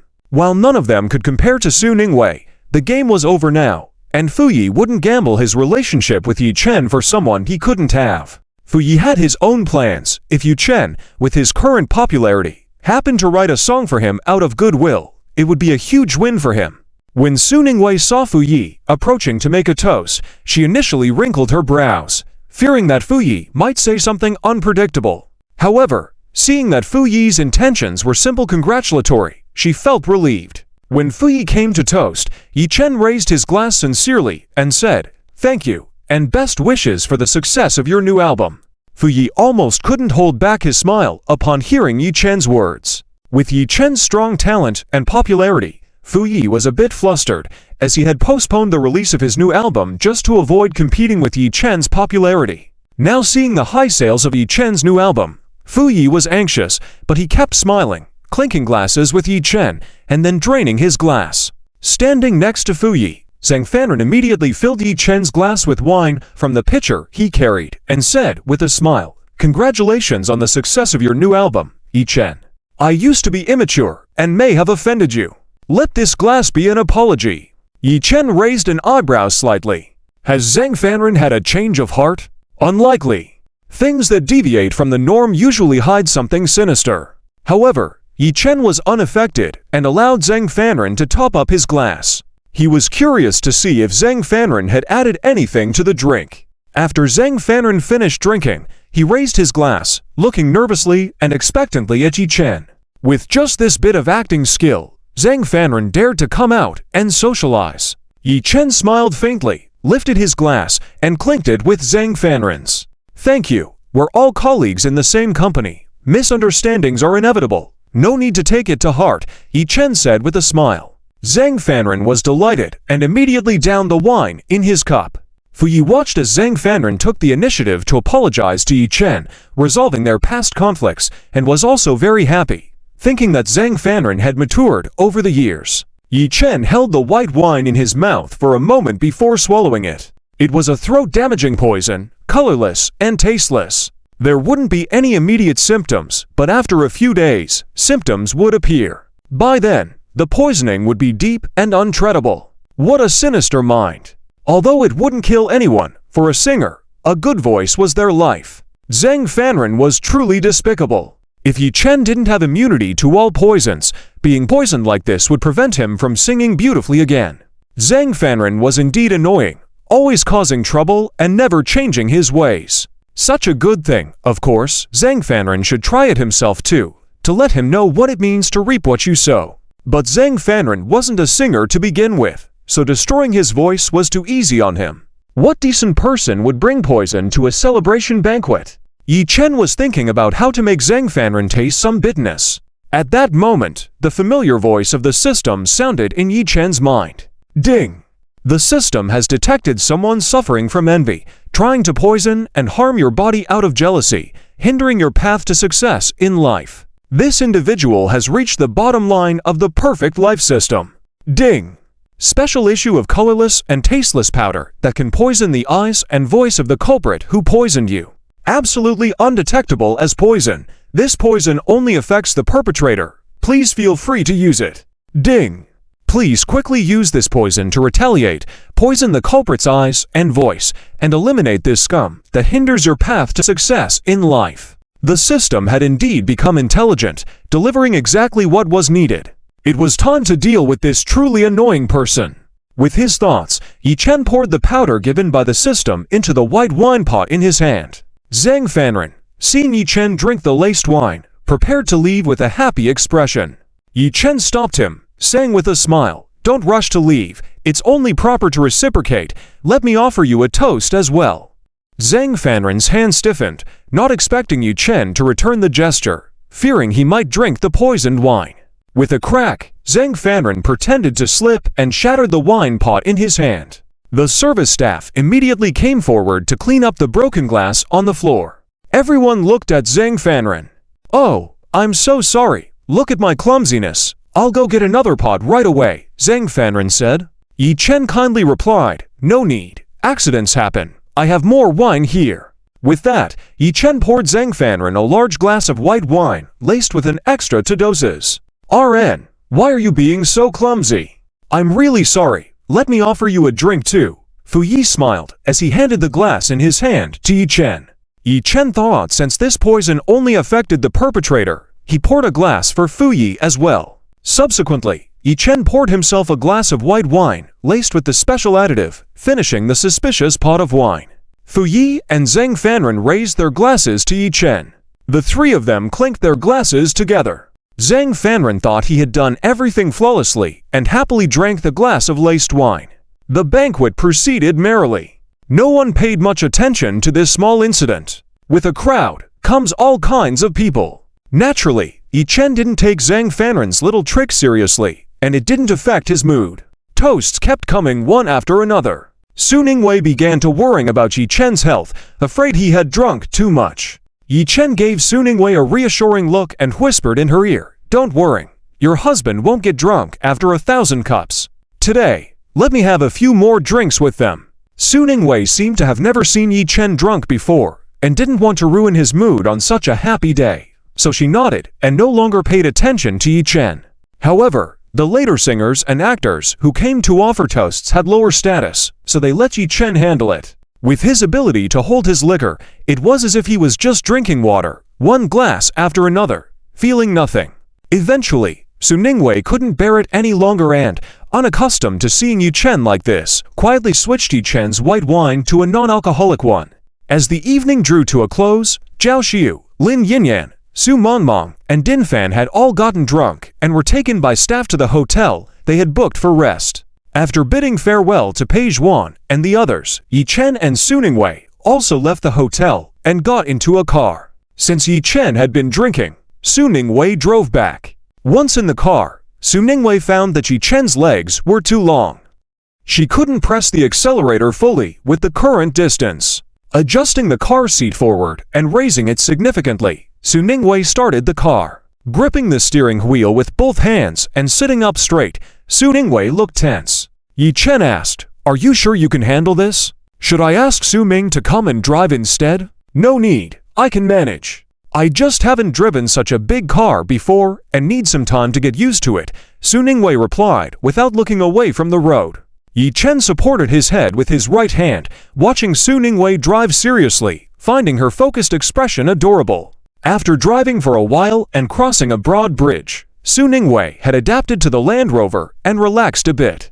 "Ah Chen, are you really okay? You drank a lot," Su Ningwei asked with concern. Yi Chen smiled and said, "I'm really fine. When we get back, I can still have a full-blown battle with you." "Ooh, you're driving again." Su Ningwei blushed but continued to drive seriously. She knew that after they returned, Yi Chen could still go a few rounds with her. At the time of their first applause for love and when they first got together, Yi Chen was drunk like that and unusually fierce. "When did I drive? Aren't you the one driving?" "I'm a law-abiding citizen who never drives after drinking," Yi Chen replied with a smile. "Besides, don't you want to have a big showdown with me after we get back? Thinking about it, just one round is already enough for me to have fun." "I can't handle 300 rounds." Su Ningwei asked, "Oh right, why did Page Wan say he wants to meet us tomorrow morning?" "Well, it should be good news. The new album is selling well. Maybe Page Wan is thinking of giving me some shares because he sees my potential," Yi Chen replied with a smile. Su Ningwei nodded and said, "I think so too." "What's the current share structure of the company?" Yi Chen asked. After thinking for a moment, Su Ningwei replied, "When the company was about to release my sealed song, Page Wan gave me 10% of the shares. But I got pregnant at the time and had to breach the contract, so naturally, I returned the 10% of shares to Page Wan. When I left, Din Fan had 10% of the shares, Fu Yi should also have 5%, and Ya should also have 10%, Zhao Xiu, Lin Yinyan, and Su Mengmeng each have 3%, and the rest should be in Page Wan's hands. Star Media is doing pretty well. Some of the signed artists are quite good, and there are plenty of resources," Yi Chen remarked. Su Ningwei agreed. Indeed, Page Wan and Ken are quite capable, and they treat the artists under their banner well. Yi Chen and Su Ningwei chatted all the way. By the time they returned home, it was already around 9 o'clock in the evening. They saw the light still on in the baby's room. Su Ningwei said to Yi Chen, "The baby probably hasn't slept yet. I'll go feed him. You've been tired all day and drinking, so go take a shower and rest first." "All right, I'll take a shower to get rid of the alcohol smell before getting close to the 3 babies, Yi Chen replied. Yi Chen thought that after drinking so much alcohol and meeting so many people at night, it would be better to take a shower and be clean before holding the babies. Su Ningwei went to the baby's room to feed the 3 babies. After drinking, it's not suitable to take a bath. Yi Chen returned to the master bedroom and prepared a bath for Su Ningwei. After showering and freshening up, Yi Chen changed into comfortable home clothes, feeling refreshed. Yi Chen walked out of the bathroom and saw Su Ningwei sitting on the sofa chair, feeding the 2nd baby. The eldest baby was lying in the stroller, sucking on their tiny hand, waiting quietly in line for their turn to feed, cute as can be. Su Ningwei softly said, "The little one has already finished drinking, and the nanny took him to bed." All 3 babies were especially good today, Yi Chen remarked as he gently picked up the eldest baby. Yi Chen admired how the eldest baby was becoming more and more lovely, unable to get enough of looking at them. As the baby rested in Yi Chen's arms, they reached out their dribbled hand to touch Yi Chen's face. Yi Chen bowed his head, letting the baby touch him freely, not minding the drool. Even his daughter's saliva smelled sweet to him. Seeing this, Su Ningwei softly remarked, "You just showered, and now you let the baby drool all over your face. What's wrong with baby drool? It's sweet. I can always wash my face later if needed," Yi Chen chuckled. Su Ningwei playfully said, "You spoil the babies too much. The 2nd one has fallen asleep.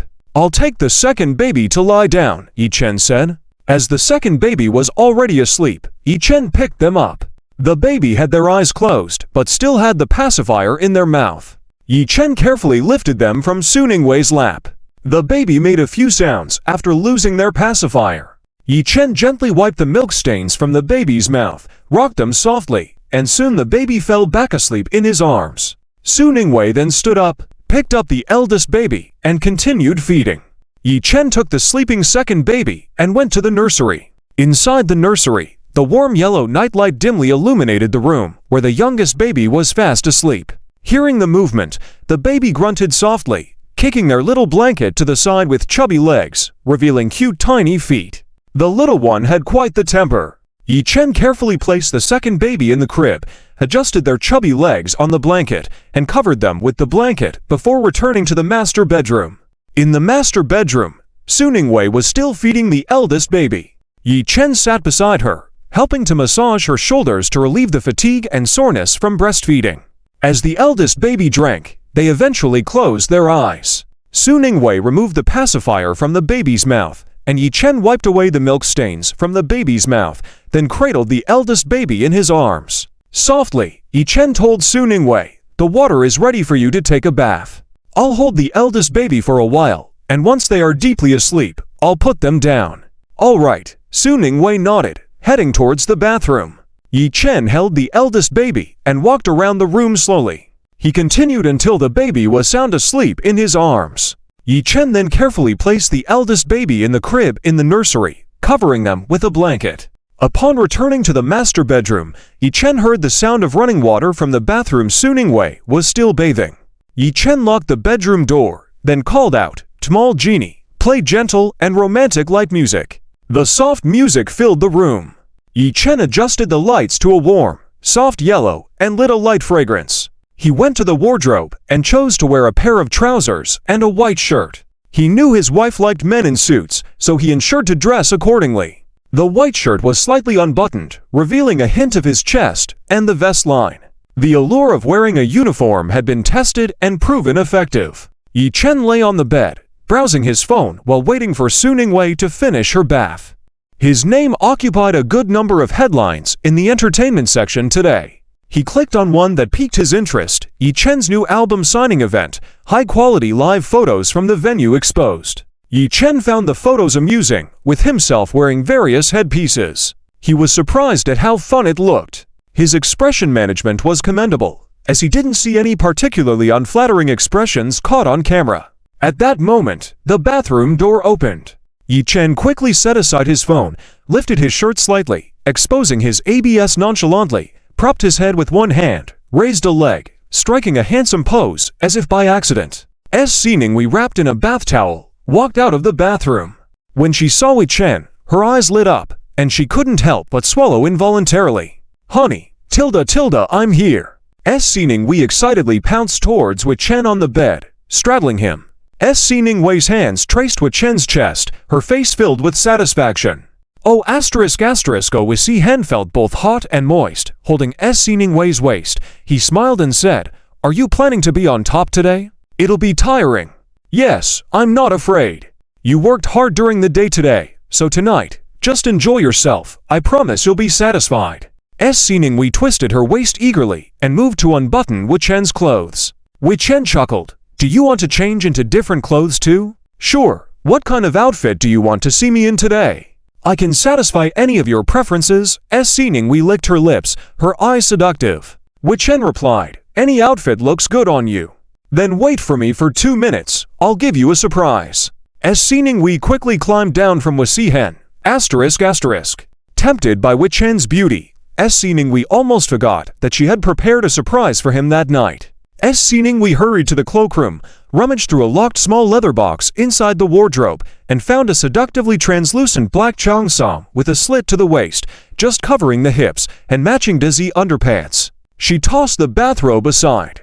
Ning Wei quickly dressed in the cheongsam and dizzy underpants, tied up her long hair, picked up a matching black ink folding fan, used her phone to control the stereo, and played a traditional Chinese music piece. Meanwhile, Wei Chen took out a small red tadpole gas relief pill from the system storage space. The tadpole gas relief pill was red, about the size of a fingernail. It dissolved in the mouth, sweet with a hint of strawberry fragrance, quite pleasant taste. After taking it, all fatigue disappeared, feeling refreshed and energized. Indeed a good product. As the music sounded, Wei Chen eagerly looked towards the cloakroom, where the curtain moved slightly. A slender, fair, jade-like hand holding a fan emerged from the white curtain. With a snap, the folding fan opened following the music's rhythm.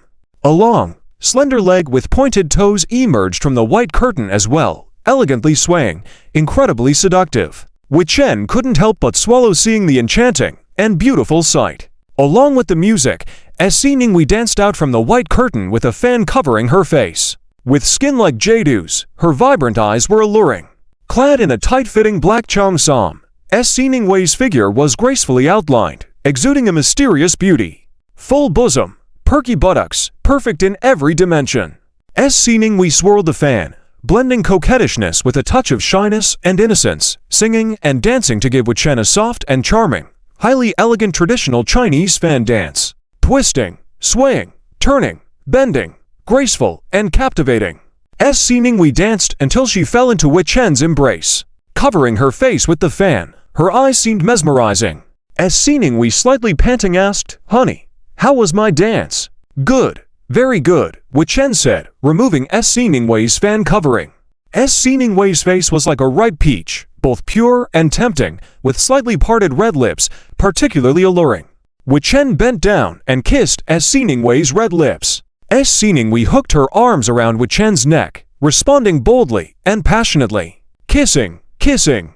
Ning Wei straddled Wei Chen again.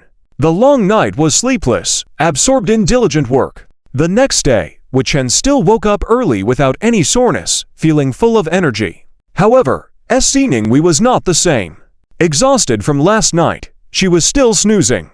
Wei Chen pulled back the blanket and inspected Ning Wei's knees. Indeed, her knees were all bruised.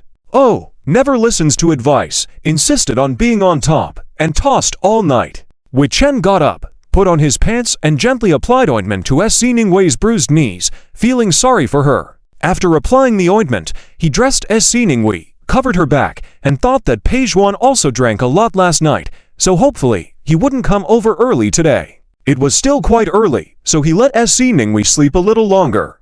Ning Wei, accustomed to this routine, kept her eyes closed the whole time, unable to lift her eyelids. Wei Chen tittied up, washed up, then headed downstairs. Li Huan was already busy in the kitchen. Wei Chen said to Li Huan, "Mom, this noon, my company's boss and colleagues will come over to eat at our home. I'll call a chef to come over and cook." "No need, your dad and I can handle it." "How many people will be having the meal?" Li Huan smiled. Wei Chen replied, "There will be 7 or 8 friends, plus our family. A table won't be able to hold so many." How about I have the restaurant send over some specialty dishes, and you prepare some side dishes, so it won't be too tiring? Sure, as you wish, Li Huan replied with a smile. Wei Chen then called the restaurant, arranged for the dishes to be delivered at noon, and made the necessary preparations. As Xining Wei woke up past 9 o'clock. During nursing the babies, she kept her eyes closed, relying on Wei Chen's assistance, not letting it affect her sleep. It was near 10 o'clock when Wei Chen received a call from Pei Zhuan. Pei Zhuan on the other end of the phone said, "Wei Chen, morning. Are you up?" "Boss Pei, we are up already," Wei Chen replied. Pei Zhuan had seen him drink a lot last night, thinking Wei Chen was still hungover, never expected him to be up so early. It seemed like Wei Chen had a good tolerance for alcohol. "Can I come over now?" Pei Zhuan asked. "Of course, come on over," Wei Chen agreed. "Okay, I'll be there in 20 minutes, Pei Zhuan said. Wei Chen hung up the phone. As Xining Wei smiled and asked, "Boss Pei is coming over?" "Yes, he'll be here in 20 minutes, Wei Chen responded. "I'll go to the tea room to prepare, and you call in Zhao Xiu, and the others, see if they are awake to come over for lunch." "All right, let me try and see if they're awake." Zhao Xiu, Lin Yinyan, Su Mongmong, and Din Fan all drank a lot last night, probably still asleep. Xining Wei replied. 20 minutes later, Pei Zhuan arrived at Wei Chen's home promptly. Wei Chen and Xining Wei warmly welcomed him. Pei Zhuan saw the 3 lovely babies and handed out red envelopes generously, also preparing expensive gifts as a token of meeting. Understanding that Pei Zhuan had official business to discuss, Wei Chen invited him to a quiet tea room. In the tea room, Wei Chen made a premium cup of tea for Pei Zhuan. After 2 cups of tea, Pei Zhuan cut to the chase. "Wei Chen, I'm here this time to ask if you're interested in becoming a major shareholder in Starlight Media." Pei Zhuan placed the teacup in his hand and inquired. Yi Chen and Xining Wei exchanged a glance, both feeling surprised, thinking they must have misheard. Pei Zhuan candidly stated, "You heard correctly. I am the major shareholder of Star Media. I know with your capabilities as a couple, you don't need to work for others. Sooner or later, you'll be out on your own. However, running your own company comes with its own set of worries. I hold 66% of Star Media shares, Din Fan has 10%, Fu Yi has 5%, and Enya has 10%. Zhao Xiu, Lin Yinyan, and Su Mongmong each have 3%. I plan to retain 15% of the shares for retirement, and would you be willing to buy the remaining 51% at a 70% discount of the market price? This way, you will become the largest shareholder of Star Media, with the most decision-making power. You want to sell us 51% of Star Media shares at a 70% discount of the market price?" Xining Wei was surprised to hear this. Star Media has been profitable over the years. Even though Xining Wei hasn't been earning as much since leaving the group, the company still makes a good profit. Even at a discounted price, it would be a great deal. Yi Chen was also astonished. He thought Pei Zhuan might offer them 10% of the shares to keep them, but Pei Zhuan unexpectedly offered them 51%, essentially handing over the boss position to them. Pei Zhuan smiled and said, "That's right, Star Media is currently profitable. After working in this industry for so long, I am a bit tired and planning to retire early to enjoy life. Seeing you both successful, I also want to have 2 kids to play with. Of course, if the company needs me, I will give my all. I have already discussed with Enya, and she also believes in you both. I believe you can lead Star Media to greater heights and create new brilliance. I don't have any objections, and I don't know how to run a company. It mainly depends on whether Yi Chen is interested," Xining Wei said, looking at Yi Chen with anticipation. Yi Chen was naturally willing. After exchanging a glance with Xining Wei, he said, "Since you put it that way, and trust us, we are more than willing." "All right, it's settled then. After returning to the capital, I'll have the lawyers prepare the documents and send them to you. From now on, don't call me President Pei. Calling me President Yi would be more appropriate," Pei Zhuan said. Seeing Yi Chen agreed. Yi Chen replied, "President Pei, as the founder of the company, you deserve the title of president at all times. I am older than you both, so in the future, you can call me Sister Pei." President Pei sounds too formal. Let's work hard together to make Star Media stronger and bigger. Pei Zhuan smiled. Yi Chen said, "All right, Sister Pei, let's have lunch together, and Enya will join us too." "Great," Pei Zhuan replied with a smile. At that moment, Su Ningwei's phone rang. She glanced at it and saw that it was Ken calling. "You guys continue chatting. I'll take this call," Su Ningwei said before walking out to the tea room to answer the call. "And yeah, have you woken up? Come over for lunch," Su Ningwei said with a smile. Ken on the other end of the call replied, "Yes, we're up. Waiting for Su Mongmong. We'll be there soon." "Has President Pei already come to see you?" "Yes, she's here, having tea at home," Su Ningwei replied. Ken chuckled, "Great, we'll be there shortly. You guys go ahead and start." Su Ningwei hung up and returned to the tea room. Yi Chen had made a fresh pot of tea and was discussing company matters with Pei Zhuan.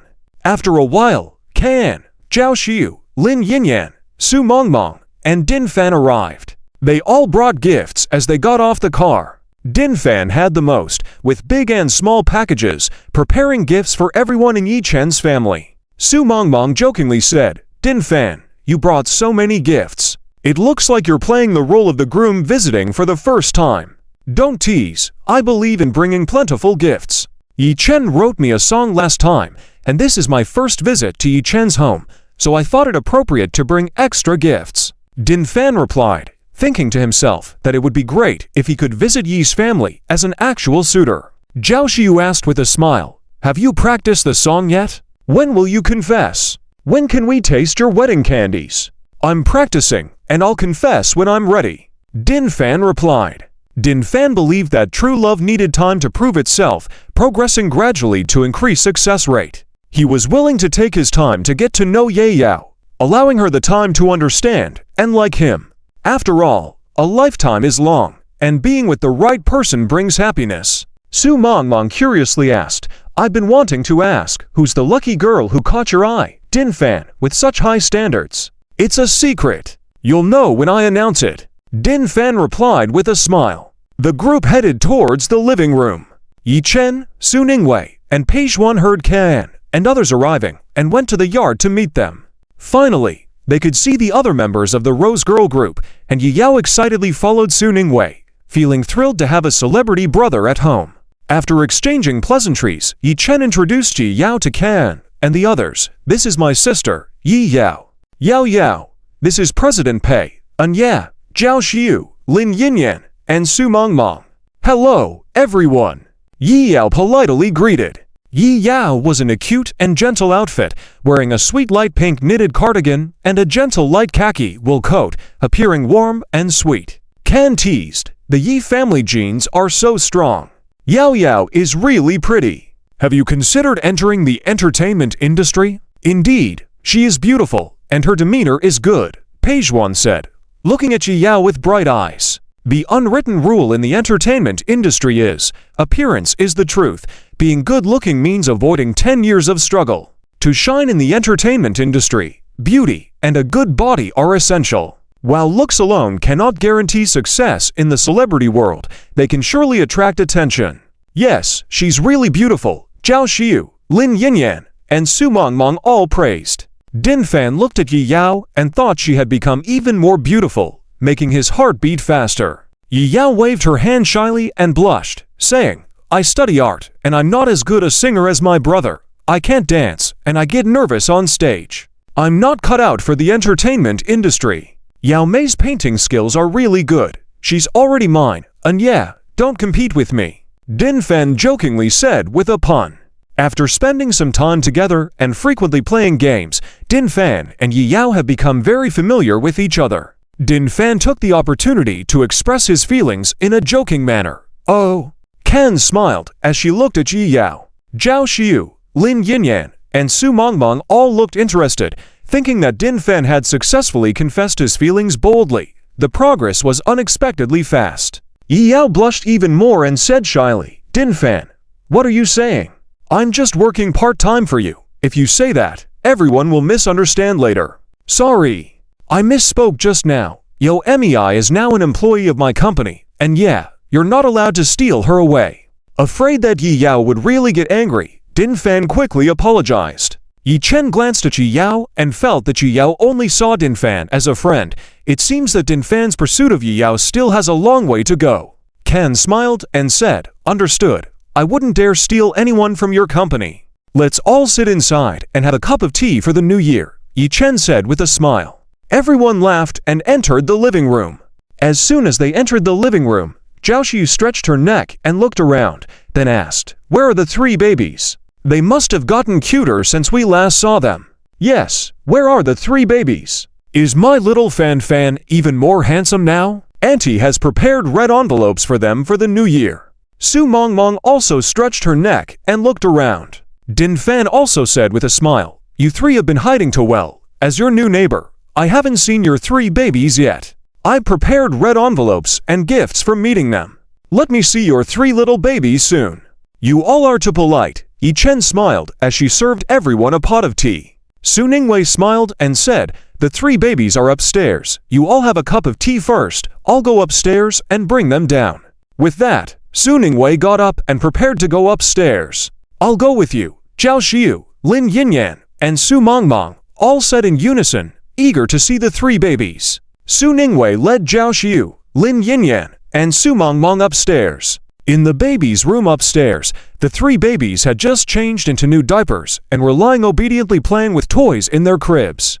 Big Bao and Second Bao were wearing pink bunny onesies, while Little Bao was wearing a light blue piglet onesie. They were round and chubby, with a milky smell, incredibly cute. Seeing the 3 babies, Zhao Xiu, Lin Yinyan, and Su Mongmong joyfully surrounded them, each giving a big red envelope to the babies. Wow, the babies have grown so much cuter. Especially Big Bao. His eyes are so big, just like Sister Wei Wei. So handsome, let me hold him. I also want to have such a cute baby, Su Mongmong said eagerly. Su Mongmong was a fan of Su Ningwei, and especially loved Big Bao, who resembled Su Ningwei the most. Yes, it's so rewarding to see others raising children. Haha. Little Bao smiled at me. So cute. Let Auntie hold him. These babies are so good looking and charming. It tempts me to have a baby, Zhao Xiu said as she lifted Little Bao. Looking fascinated, Lin Yinyan picked up Second Bao and said with a smile, "Exactly. Just looking at them makes me want to have a baby to play with. Aren't they adorable? You 3, stop teasing. If you all go have babies, who will sing? Can you take turns to have babies? Anya will be mad later," Su Ningwei said with a laugh. Su Mongmong replied, "I'm just thinking about it. I still don't have a boyfriend. Who should I have a baby with? Yes, look at how much Little Bao looks like Yi Chen. A father's appearance greatly influences a child's looks. You need to find a husband as handsome as Yi Chen to have such good-looking babies. Don't just have a baby casually." Zhao Xi replied as she held Little Bao, smiling. Lin Yinyan nodded and said seriously, "That's right. A father's appearance determines the child's appearance. Nowadays, it's truly an era of appearance. Good looks can take you far in life." Sister Wei Wei, does your husband's family have any cousins, younger brothers, or nephews? Age and money are not issues. There are, but none are as handsome as Yi Chen.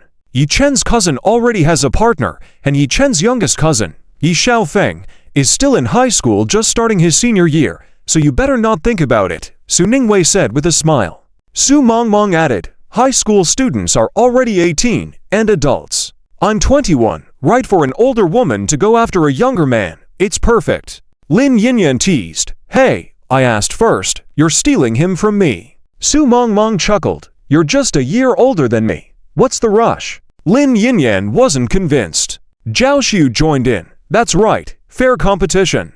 Wei Wei, quickly give us Yi Xiaofeng's contact information."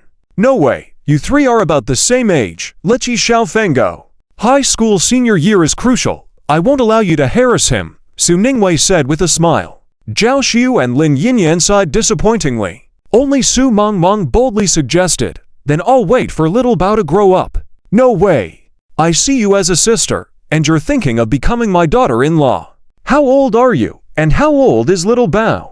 Su Ningwei playfully nudged Su Mongmong and said, "You need to work hard to find a boyfriend and have a daughter to be a suitable daughter-in-law for Little Bao." Su Mongmong grinned, "I'm just kidding. Little Bao is so handsome, he probably won't even look at a 20-year-old like me. Let's go downstairs, it's almost time to eat," Su Ningwei said with a smile. Zhao Xiu, Lin Yinyan, and Su Mongmong each held a baby and followed Su Ningwei pushing the stroller downstairs. As they entered the living room, Pei Zhuan, Kan, and Din Fan, seeing Su Ningwei, and the others coming down with the 3 babies, couldn't sit still. Can said with a smile, "The 3 babies are getting more and more good-looking. Big Bao looks so much like Wei Wei. Let me hold him." Su Mongmong hadn't had her fill of holding the baby before Can took Big Bao from her arms. "The 3 babies are so beautiful, they make me, an older auntie, want to have a baby," Peijuan said, taking out 3 large red envelopes and 3 gold necklaces with solid pendants to hang on the babies. Su Ningwei quickly responded, "Pei yeah, you're still young. Where's the age? A sweet tongue like Wei Wei's." Nowadays, women over 35 who are pregnant are considered older mothers. "I'm already 36, so I'm not old yet," said Peijuan with a smile. "This is a Bao, he's so good looking. Combining both of your strengths, it's really rare. Come on, let me give him a hug." Peijuan looked at a Bao and said with a smile. Su Ningwei smilingly replied, "Yes, this is a Bao. If I could have such a beautiful daughter, I would be willing to take any risk." Peijuan hugged a Bao, feeling extremely amazed. Din Fan came forward and put a thick red envelope and a 50 grams gold bar into the pockets of the 3 babies. Yi Chen smiled and said, "Thank you, you're too kind. It's nothing. These 3 babies are too adorable. Can I hold one too?" Din Fan looked at the 3 babies and imagined his own future children with Yi Yao. Surely they would be just as cute. His eyes lit up. Peijuan laughed and said, "You, a single young man, have never even held a girlfriend. How can you hold a child?" "That's exactly why I should give it a try. To practice in advance." Din Fan raised his arms eagerly. Din Fan wanted to show Yi Yao that he also loves children and would help take care of them in the future. Peijuan laughed and said, No, your posture looks like you're receiving a decree from the emperor, isn't it?" Yi Yao, watching from the side, couldn't help but giggle. Din Fan blushed slightly, wishing he hadn't tried to show off. "Here, let this experienced dad teach you a couple moves." Yi Chen stepped in and demonstrated how to properly hold a baby. Raise your left hand higher, supporting the baby's back, neck, and head. Lower your right hand, supporting his little bottom and waist. Like this.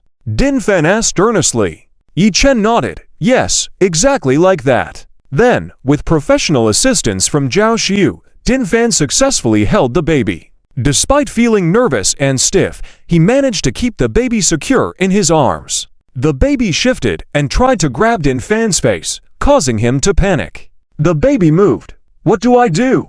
Din Fan froze, not daring to make any sudden movements. "Babies aren't statues, they'll move for sure." Yi Chen reassured him, "Relax, just hold him securely."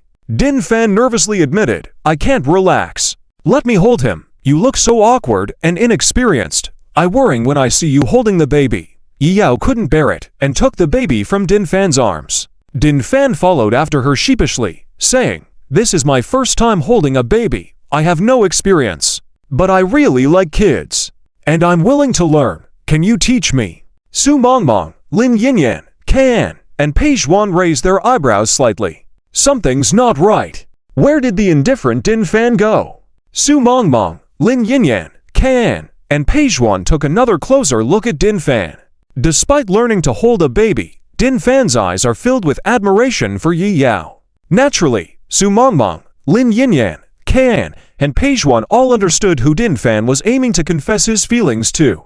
After some baby cuddling and chatting, Li Huan and Yi Dashan called everyone to the table for a meal. Peijuan and Can had to rush back to Shanghai for work. Yi Chen had prepared many local gifts as a token of appreciation for them. Zhao Xiu, Su Mongmong, Lin Yinyan, and Din Fan stayed in the mountain city for 2 more days. Yi Chen and Su Ningwei hosted them generously, covering all expenses. Zhao Xiu, Su Mongmong, Lin Yinyan didn't want to leave. Din Fan and Yi Yao, after spending these days together, had deepened their understanding of each other. After Zhao Xiu, Su Mongmong, Lin Yinyan, and Din Fan had returned home, Yi Chen had Su Ming bring Xuanfeng back. On the 8th day of the Lunar New Year, Yi Chen checked online for updates on Fu Yi's book signing event. Not seeing Zhang Fanren there, learned that Can was assisting instead. It seems Zhang Fanren's actions have caught up with him. After the 8th day, many stores had reopened for business. Before heading back to Shanghai, Yi Chen planned to investigate with Zhu Tuan and Xuanfeng. On the 9th day in the morning, as Yi Chen and Su Ningwei had breakfast, Li Huan and Yi Yao took the three babies for a walk in the yard. This chapter continues. To read more, please click on the next page. Yi Chen offered a fried dumpling to Suning Wei and said, "After breakfast, I'll take Snowball and Zhuanfeng to the pet hospital for a checkup." Suning Wei asked, "Will you be back for lunch?" Yi Chen nodded, yes. After breakfast, Yi Chen took Snowball and Zhuanfeng out for their checkup. Zhuanfeng asked from his perch on the cage, "The mountain city is so big, there must be many pet hospitals and pet shops. When will we find one?" Yi Chen replied, "Let's start by looking around the site of the accident. We should find one faster." Yi Chen set the navigation system to a nearby pet hospital and drove there. Upon arrival, he began searching the area with Snowball. Snowball, well-fed and well-rested in Yi Chen's home, had grown rounder and even cuter, resembling a moving ball. Yi Chen saw this and grabbed some dried leaves and mud from the garden, smearing them on Snowball. Snowball whimpered, not understanding why as a clean and tidy dog, it didn't want to become dirty. Zhuanfeng, puzzled, asked, "What are you doing?" Yi Chen smiled and replied, "You'll see." Woof woof, Snowball looked around, sniffed, and barked twice. Zhuanfeng translated, "This isn't the place. Snowball has never been here before." "All right, let's go to the next place then." Yi Chen nodded and, with Snowball and Zhuanfeng, got into the car to continue searching for the next pet shop. Yi Chen was mentally prepared. After checking 7 pet shops and animal hospitals, Yi Chen drove to the 8th pet shop. Soon, Yi Chen arrived near the 8th pet shop. Yi Chen parked the car by the roadside, got out with Snowball and Zhuanfeng. This time, as soon as Snowball got out of the car, his tail started wagging frantically, eyes bright and excited, looking around eagerly. Yi Chen thought, this time should be the right place. Snowball tugged on the leash and headed straight towards the pet shop's address. Yi Chen followed quickly. Soon, Snowball stopped in front of a pet shop, wagging its tail frantically and barking. Zhuanfeng translated to Yi Chen, "Snowball says, this is the place." Yi Chen nodded and led Snowball and Zhuanfeng into the pet shop. The staff warmly welcomed them, saying, "Welcome. How may we assist you?" When Snowball saw the staff, it approached, wagging its tail and barking. The staff, recognizing Snowball, crouched down, petted Snowball, and asked, "Is this Snowball? How did he get so dirty? Was he playing in the garden again? Did Shinshin's sister not come with him? Do you know the owner of this dog? I found this dog nearby and wanted to bring it here for a checkup to see if we could find the owner. If we can't find the owner, I plan to adopt him," Yi Chen asked, suppressing his joy. The staff recognized Snowball as a previous client who used to come to the shop for grooming and dog food. The staff mentioned that they hadn't seen Snowball in a while and thought that Shinshin had moved. Then Yi Chen asked for the owner's contact information. The staff promised to make a call to the owner and went to check the client's information. The pet shop employee gently stroked the cockatiel, letting it perch on their shoulder. They then pulled out their phone and dialed Xiao Shinshin's number. A recorded message played. "The number you have dialed is currently unavailable." The employee frowned, double-checked the number, and then apologized to Yi Chen. "I'm so sorry, but it seems the contact number she left is no longer in service. She hasn't been here in a long time, so she might have changed her number." "No problem. For now, please give Snowball a bath.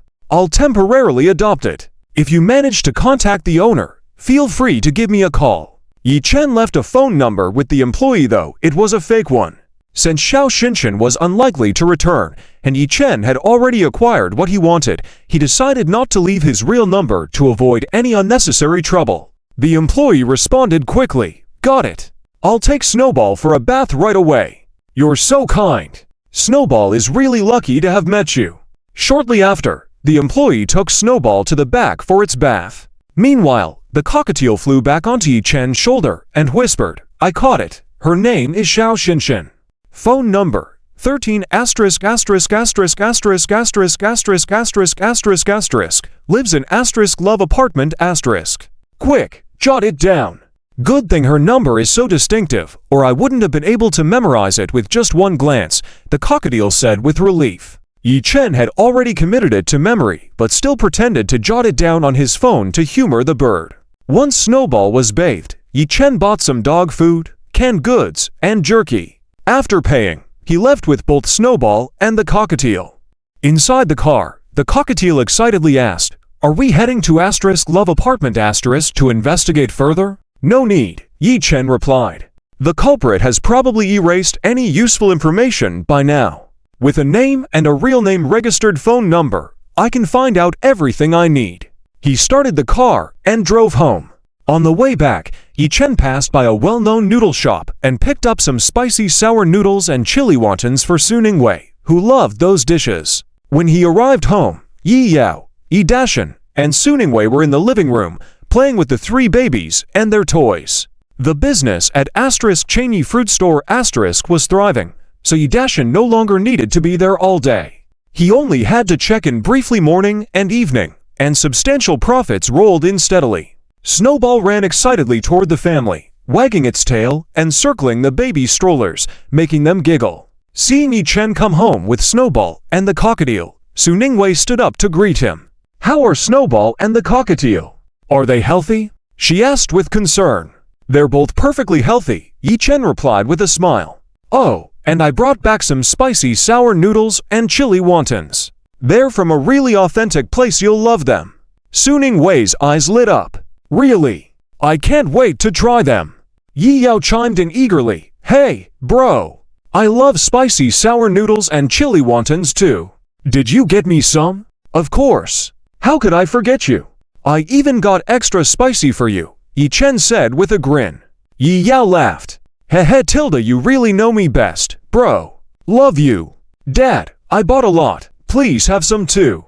After placing the food on the dining table, Yi Chen washed his hands before going to pick up the 3 babies. Yi Dashan smiled and replied, "I'm not hungry. I'll watch the babies. You guys eat." At that moment, Li Huan brought a pot of fragrant chicken soup and placed it on the table. Li Huan had styled her hair and dyed it during the new year, using the skincare set gifted by Su Ningwei, making her look at least 10 years younger. Without the stress of life and good skincare, one appears younger. Li Huan helplessly said, "I just made some red mushroom chicken soup for Wei Wei as a snack." "Yi Chen, you bought these snacks again. How can Wei Wei still have the chicken soup later?" Wei Wei might get tired of having chicken soup every day. Occasionally having some appetizing sour and spicy noodles and spicy wontons is good too. Let's save the chicken soup for everyone to have together at noon." Yi Chen replied with a smile. Yi Yao also chimed in, "Mom, Big Brother bought a lot. You should have some too. The taste here is amazing. It's delicious." "Mom, I'll just have a little. I promise it won't affect lunch," Su Ningwei obediently said. Li Huan affectionately said, "Go ahead, Wei Wei. Next time you want to eat these sour and spicy noodles and spicy wontons, I'll make them for you. They'll be cleaner and more hygienic than the ones outside." "Okay, thank you, Mom." Su Ningwei smiled. Yi Chen, Su Ningwei, and Yi Yao sat around the dining table happily slurping their noodles. Just then, the doorbell rang. "I'll go see who it is." Yi Yao quickly put down her chopsticks and said. After checking the doorbell camera, Yi Yao turned to everyone and said, "Auntie, uncle, and cousin are here. Auntie's family rarely visits us. Why did they bring so many gifts this year? What are they here for?" Yi Dashan furrowed his brow slightly, showing his displeasure. Yi Dashan didn't like his cousin Yi Dao at all. Last time when Yi Chen saved Yi Dao, Yi Dao mocked and looked down on them. Yi Dashan really didn't want much interaction with Yi Dao's family. Those relatives who used to be distant and condescending, suddenly visiting usually have an agenda or want to cause trouble. Yi Dashan's expression darkened further. Su Ningwei, curious, asked softly, "Do we need to receive your aunt, uncle, and cousin?" "No rush, you eat first. Wontons aren't good once they're cold," Yi Chen replied. Su Ningwei nodded and said, "Okay." Soon, Li Huan led Yi Dao, Sai Bai, and Yi Dao's husband Sai Che into the living room. "Please sit, have some tea," Li Huan warmly greeted. Upon seeing Yi Dashan, Yi Dao quickly approached and said, "Brother, I and old Sai Bai came to wish you a happy new year." Seeing the 3 lovely babies in the stroller, Yi Dao took out 3 big red envelopes from her bag and placed them inside the stroller, saying, "These are Yi Chen's 3 kids, right? They are so adorable, they'll definitely be very successful in the future. Yes, it's all thanks to Chen's abilities. He has succeeded in his career and has children, which is truly admirable. Sai-che praised as he put down the gifts he brought. Sai-bai also put down her gifts and stood aside obediently. Seeing Yi Dao's family being polite and constantly praising their children, daughters-in-law, granddaughter, and grandson, Yi Dashan and Li Huan naturally felt good. Li Huan smiled and said, "You are too kind. Please stay for lunch after you finish the tea." It's a custom to invite visiting relatives to lunch during the New Year. Although Yi Dashan didn't like Yi Dao's family, he maintained a friendly demeanor and poured them each a cup of hot tea, saying politely, "Yes, have some tea, and let's have lunch together." "No need for lunch, we'll just stay for a while, have tea, and then leave," Yi Dao replied. Li Huan quickly said, "I'll cook a couple of dishes." "Mom, I'll help you." Yi Yao got up and followed Li Huan to the kitchen. Yi Yao didn't want to spend much time with Yi Dao, fearing she might ask uncomfortable questions like she did before. Seeing that Yi Dao's family came to offer New Year's greetings in good faith, and even gave red envelopes to his children, Yi Chen brought Su Ningwei to the living room to express gratitude. Upon seeing Yi Chen, Yi Dao immediately stood up and said, "Chen, it was wrong of me last time. I shouldn't have made baseless comments. I tend to speak without thinking. Please don't take it to heart. Auntie, I forgot all about what you said last time. This is my wife Su Ningwei." Yi Chen hugged Su Ningwei and introduced her. "Wei Wei, this is my aunt, uncle, and cousin." Yi Dao's attitude had significantly changed this time. She seemed like a different person. Although Yi Chen had not forgotten, he didn't take Yi Dao's words to heart. Su Ningwei smiled politely and greeted Yi Dao's family. Seeing that Yi Chen's love and career were flourishing, and he had both children and a successful marriage, Yi Dao couldn't help but feel embarrassed about her son, Sai-bai, who couldn't even graduate. Feeling envious, Yi Dao managed to hold back her words, but she presented a golden bracelet to Su Ningwei. Smiling, she praised, "I recognize you, the singing queen Su Ningwei. I've seen you on TV, you're even more beautiful in person. I love your songs, it's an honor to be related to you." "Thank you, Auntie." Su Ningwei graciously thanked her. Su Ningwei naturally sensed that Yi Chen's family wasn't fond of Yi Dao's family. If Yi Chen didn't like someone, Su Ningwei naturally wouldn't either. At that moment, the youngest baby started crying. Su Ningwei withdrew her hand, saying with a smile, "The baby's crying. You all enjoy your tea. I'll take the baby out for a walk. I'll hold him. I'm good with kids." Yi Dao wanted to bend down to pick up the baby. Yi Chen quickly stopped her, saying, "Auntie, no need. You enjoy your tea. The baby is probably missing his dad. I'll take them out to play." Although he knew Yi Dao wouldn't harm the babies, it's better to be cautious, Yi Chen said, and then pushed the three babies upstairs together with Su Ningwei, returning to the master bedroom. Once back in the master bedroom, Su Ningwei locked the door, embraced Yi Chen from behind, took a deep breath of the faint fragrance on Yi Chen's body, looking satisfied. Yi Chen felt the warmth and softness behind him and noticed Su Ningwei sniffing again, so he smiled and asked, "I went out for a walk this morning and sweated all over. I must smell bad. What's so good to smell? I'll take a shower later and you can smell me then." "You don't smell bad. Only after sweating does it smell good, like a man's scent," Su Ningwei said, planting a kiss on Yi Chen's cheek. Yi Chen sniffed himself and indeed didn't smell bad, but caught a whiff of a mysterious blend of milky sweetness and indescribable scent from Su Ningwei, intoxicating and irresistible. Little Bao saw that they returned to the master bedroom without having his milk, so he started crying again. Yi Chen said, "Little Bao must be hungry." "I know. Isn't this giving you a chance to escape? It seems you don't quite like this cousin-in-law, huh?" Su Ningwei smiled and released Yi Chen, picking up Little Bao. Su Ningwei sat on the couch, skillfully lifted her top, unbuttoned her nursing bra, and fed the big baby to Little Bao, who had been crying. Little Bao stopped crying instantly, drinking the milk with delight. "Did I make it obvious?" Yi Chen was somewhat surprised, knowing that he was skilled in acting. Su Ningwei smiled and said, "Husband and wife are in tune. Am I right?" "Yes, very right. This cousin-in-law is quite materialistic. When my father had an accident, she visited him in the hospital, gave a packet of money, and never even called afterwards, let alone came to pay respects. If she's here today to pay respects, she definitely has an ulterior motive." Yi Chen nodded in agreement. Su Ningwei asked, "Do you want to help?" "Of course, since she also visited my father in the hospital, and we are relatives. I will help with 10,000 yuan, 10 times the return. Not more than that, Yi Chen agreed. Su Ningwei raised the gold bracelet in her hand and said, "It's just a matter of courtesy." Today she also brought a gold bracelet and red packets for the 3 babies. This is all part of reciprocity. When Sai-bai gets married and has children, we'll have to return the favor. Otherwise, do you think she's so generous? Yi Chen replied. Su Ningwei said, "All right, you handle your own relatives, I'll follow your lead. If you need my or my father's help, as long as you want, we will be there to assist." Noted, my good wife. I'm touched by your words. Yi Chen bent down, held Su Ningwei's face, and kissed her forehead. Su Ningwei said, "If you're touched, then let's have a good time tonight. I want to help you have 3 more babies." Yi Chen hesitated at the thought. Now that they already have 3 babies, having 3 more would be beyond imagination. There's a ranking of family happiness online. Rank 1, 2 daughters. Rank 2, 1 daughter and 1 son. Rank 3, 1 daughter. Rank 4, 2 daughters and 1 son. Rank 5, 1 son. Rank 6, 2 sons and 1 daughter. Rank 7, 3 daughters. Rank 8, 2 sons. Even though they currently rank 4th, Yi Chen feels 100% happy and sees no need to have more children. What if they have 3 more sons? Yi Chen doesn't want Su Ningwei to go through the pain of childbirth again, risking their health. It's good as it is now. Yi Chen cleared his throat and carefully said, Wife, I also want to have more babies, but it's too taxing on your body. I can't stand seeing you suffer again.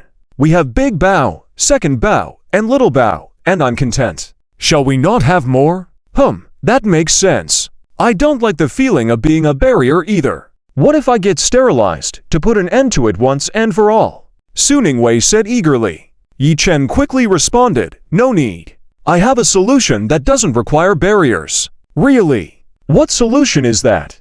Su Ningwei asked curiously. Yi Chen said, "The old Chinese medicine practitioner who taught me medicine gave me some pills that can be used for contraception without side effects." Such a good thing. Give it to me quickly. I heard that even during breastfeeding, it's still possible to get pregnant. Tonight when we celebrate our love, I'll take one, Su Ningwei said urgently. Yi Chen laughed. These pills are for men. Men also take this? Is it safe? Su Ningwei asked in surprise, impressed. Yi Chen nodded, saying, "Yes, it's very safe. You can trust it. The old Chinese medicine practitioner who taught you is truly a miracle worker. Amazing." That's what I think too. This matter about the pills must be kept secret and not told to anyone. Okay, I understand. A mysterious formula, our little secret between us. As Yi Chen and Su Ningwei chatted, they fed all 3 babies until they were full. The babies soon grew sleepy. Yi Chen gently soothed and rocked them until they fell asleep. He carried each of them to the nursery to nap. Li Mei watched over the babies while they napped. It was then that Ji Yao came up and called Yi Chen and Su Ningwei downstairs for lunch. In the dining room downstairs, Yi Dashan, Yi Dao, and the others were already seated. Yi Chen and Su Ningwei also took their seats. Li Huan had prepared a table full of delicious dishes. Yi Dashan, even though he didn't particularly like Yi Dao's family, still showed manners and had prepared mutai liquor, a fine liquor even though the vintage was relatively new. As the meal progressed, Yi Dao and Sai Che toasted Yi Chen's family, praising them with flattering words. Sai Bai also drank enthusiastically, her face flushed with alcohol. After several rounds of toasting, the atmosphere was still cordial with laughter and conversation flowing. Yi Dao and Sai Che glanced at each other and then stood up together, raising their glasses to Yi Chen. "Ekin, aunt and uncle, here's a toast to you," Yi Dao said with a smile. Yi Chen raised an eyebrow slightly, noting the upgrade of aunt and uncle from cousin-in-law, indicating they were getting to the point. "Aunt and uncle, please sit and drink comfortably." "There's no need to stand up," Yi Chen responded with a smile. Yi Dao felt a bit embarrassed and smiled awkwardly before bravely saying, "Ekin, you know my husband works in engineering. I noticed that the fruit baskets for the new year from the Li Fire Group are bought from you. Can you introduce your husband and the person in charge at Li Fire Group to each other?" "Right, Ekin, you know the biggest real estate developer in Mountain City is Li Fire Group. Can you help make an introduction, perhaps to benefit from some financial gain?" Sai Che also smiled and added, "Could you help establish connections?" We'll share the profit if it works out. Turns out, I've been waiting here. This Tsai Che is quite understanding of human relationships, but Yi Chen doesn't care about that little profit sharing, nor does he want to get involved in this matter. If it were other relatives coming, Yi Chen might still help, but he's not interested in helping the Yi Dao family. Yi Chen pretended to be clueless and said, "Huh, the person in charge of the Li Hu group. I'm not familiar with them. A far cousin Ah Yuan is in charge of these matters. Just ask him." Seeing Yi Chen's response, Yi Dao became agitated. "Yi Yuan is just working for you guys. How can he know anything? How can you not be familiar? If you're not familiar, how could the Li Hu group give such big contracts to your family? I think you just don't want to help. How can you be like this with family? It's not like you're not getting any benefits," Yi Dao said unhappily. Yi Chen's brows furrowed slightly. A hint of displeasure flashed in his eyes. It seems that this Yi Dao is still as annoying as before, truly not wanting to acknowledge this relative. Seeing this, Tsai Che immediately turned her head and glared fiercely at Yi Dao, saying, "What nonsense are you talking about? Ah Chen, helping us is a matter of camaraderie. Not helping is a matter of propriety. If he can help, Ah Chen will definitely do so." Yi Dao closed his mouth only then, not daring to speak further. Tsai Che smiled and said to Yi Chen, "Ah Chen, what your aunt means is that family should stick together and make money together. You can take the lion's share of the profits without having to invest. All the money and effort will be handled by your uncle. You just need to smooth things over with Director Zhou of the Li Hu group and show some care." "Oh, but I'm not interested in construction projects, and I'm not that close with Director Zhou. I'm sorry, I can't help," Yi Chen replied lightly. If it weren't for the Lunar New Year, Tsai Che would still be good at speaking, and Yi Chen was too lazy to be polite. As Yi Chen finished speaking, Tsai Che felt bitter inside. She initially thought Yi Chen would be interested in the profit sharing, but it seems she had expected too much. Yi Chen probably doesn't need money now. Yi Chen raised his glass and said, "Shall we drink this wine or not?" "Let's drink. I'll finish mine. You do as you please. When you become more familiar with Director Zhou in the future, if there's an opportunity, just help mention us." Tsai Che hastily agreed, drained her cup in one go. Yi Chen said, "Okay, I understand. We'll talk more about it when the opportunity arises." Tsai Che is also an experienced business person.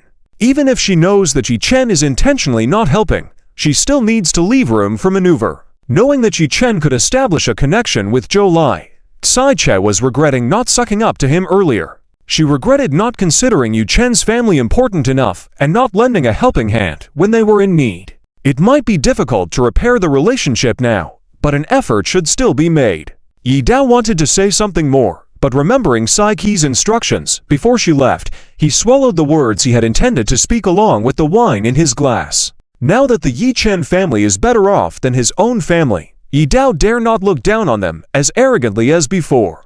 Yi Chen felt pleased watching the Yi Dao family, who usually look down on people, feel miserable. The Yi Dao family felt very uncomfortable. Sai Bai originally wanted to ask Yi Chen to teach him a few skills, but seeing the situation, he dared not bring it up again. After the meal, Tsai Che, Yi Dao, and Sai Bai, feeling disappointed but still putting on a smile, left Yi Chen's home. After Yi Dao got into the car, he kept muttering, "I think Yi Chen is deliberately not helping. It's really crossing the line. My valuable gold bracelet was wasted on him."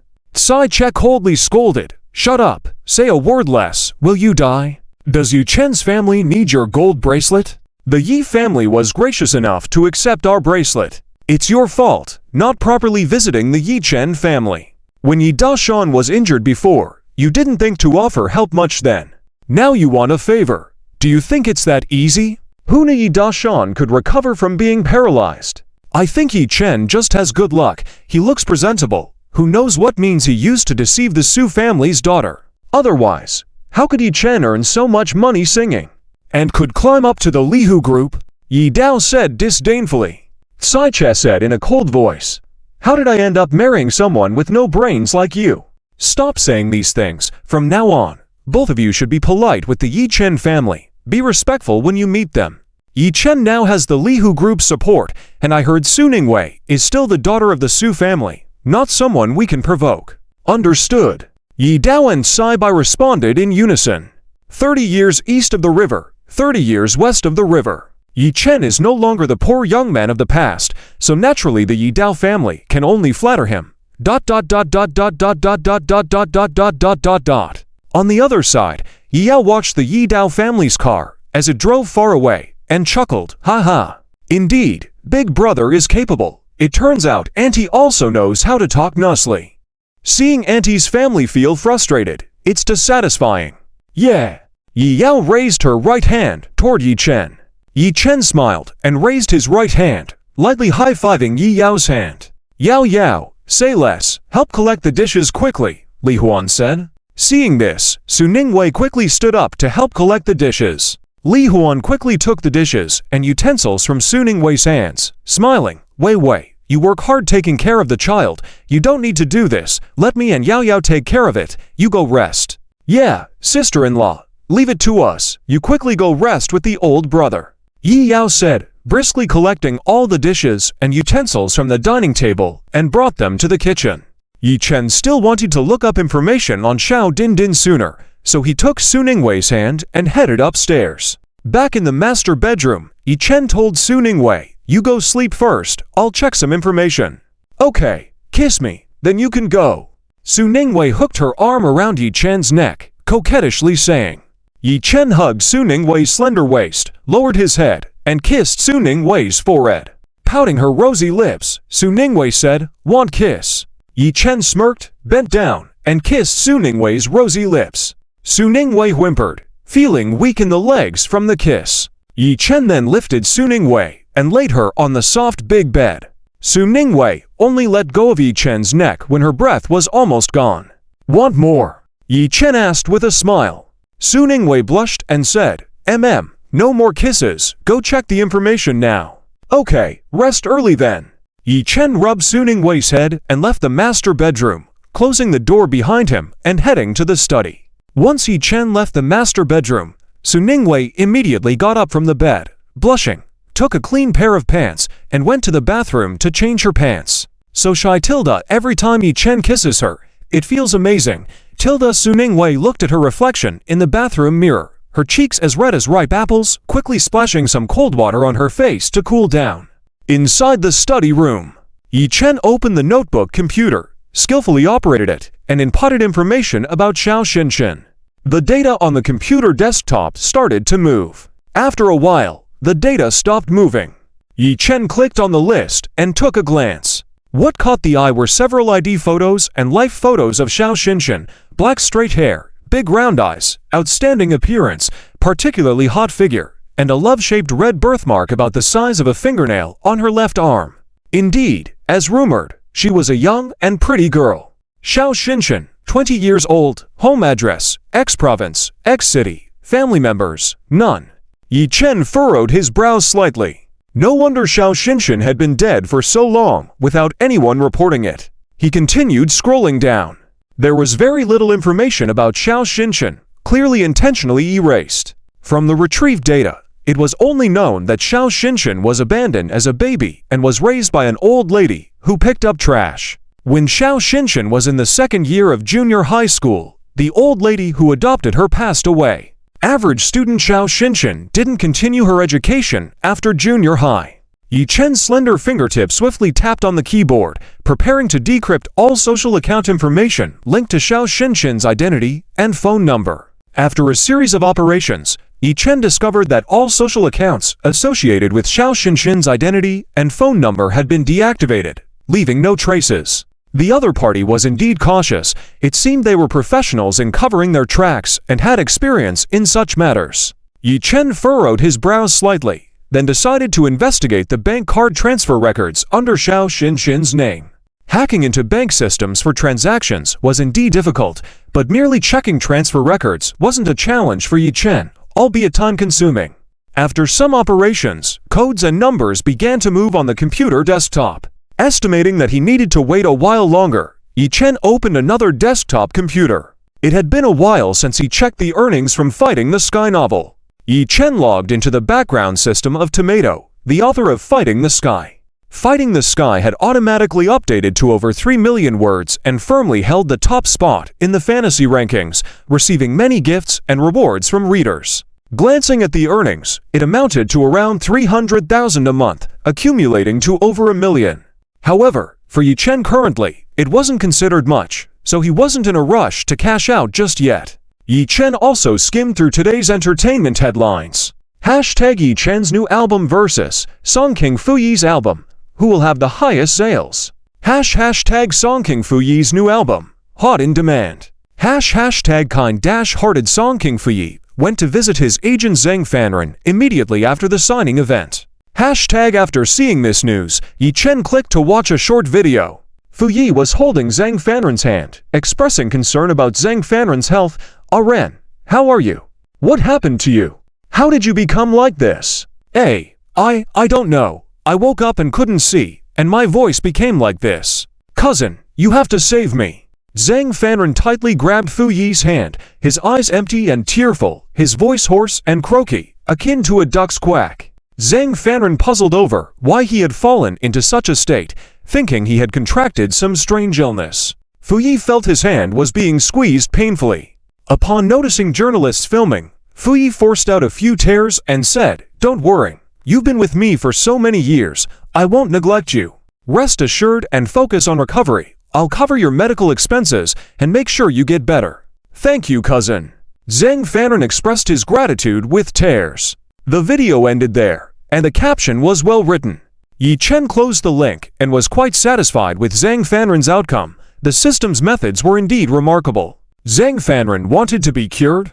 It was simply a pipe dream.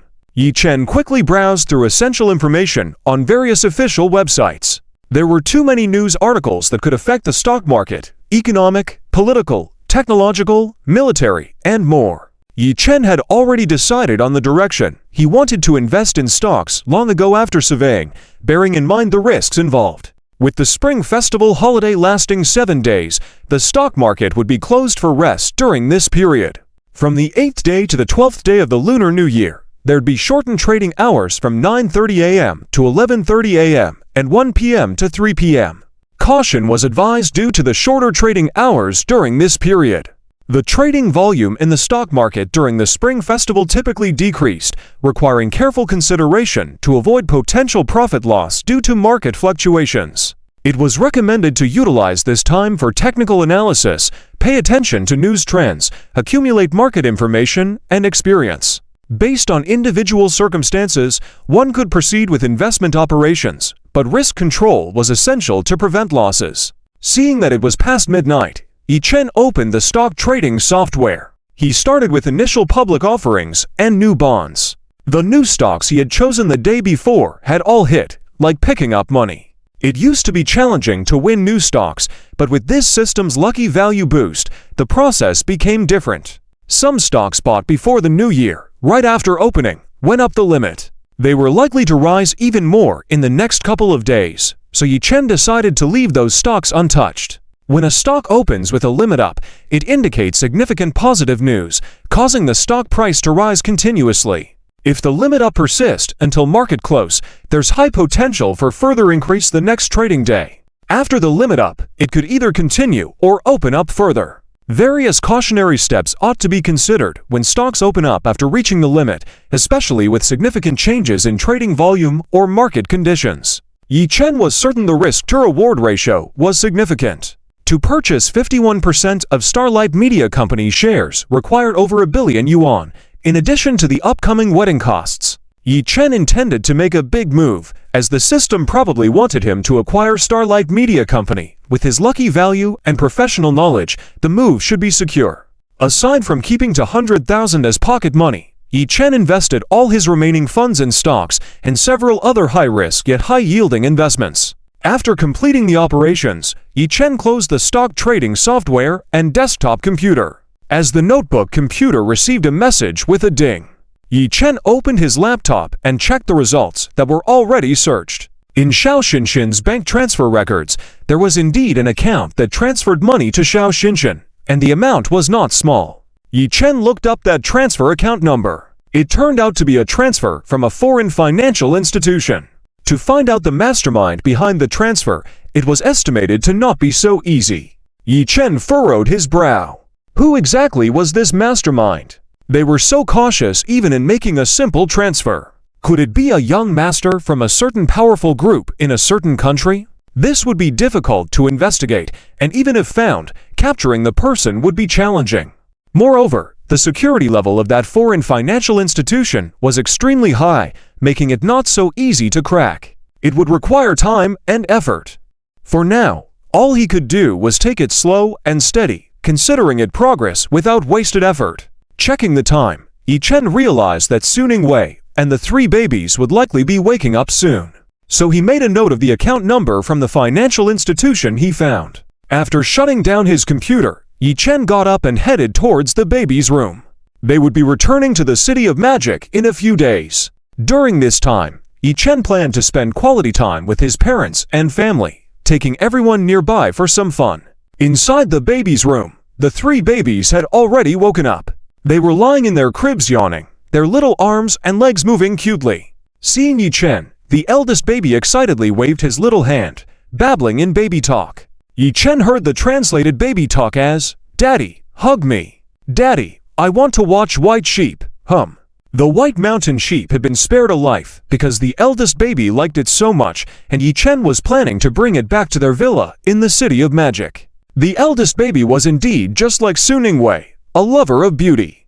Upon seeing Yi Chen, the second baby also excitedly babbled in baby talk. Yi Chen heard the translated baby talk as, "Daddy, I want a hug. I want to drink milk, tilde." When the youngest baby saw Yi Chen, their eyes sparkled, and they kicked their little legs more energetically, spouting a long string of baby talk. Yi Chen heard the translated baby talk as, "Daddy, I just dreamed that I was riding a dog so fast. Daddy, I want to ride a dog, tilde, hurry, and hold me to go ride."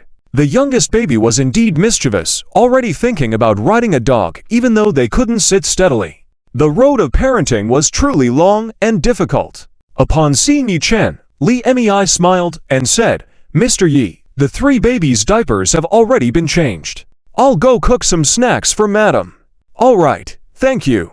We'll all go to the zoo later. Mei, could you help prepare the things the babies need?" Yi Chen replied. Li Mei nodded and said with a smile, "Sure, I'll go prepare them now." Yi Chen bent down, picked up the youngest baby, and said with a smile, "Little one, you can't ride a dog. It's easy to hurt the dog that way. If the dog gets hurt, it might bite your bottom."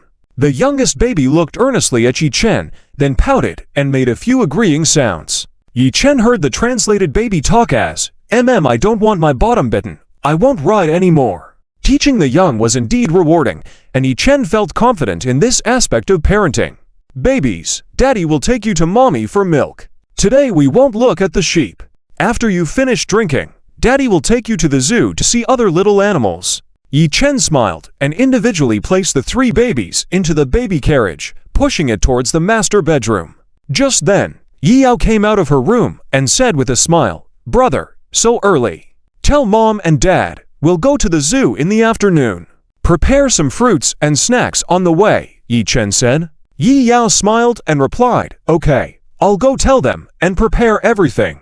In the master bedroom, Suning Wei had just woken up, her eyes sleepy and charming.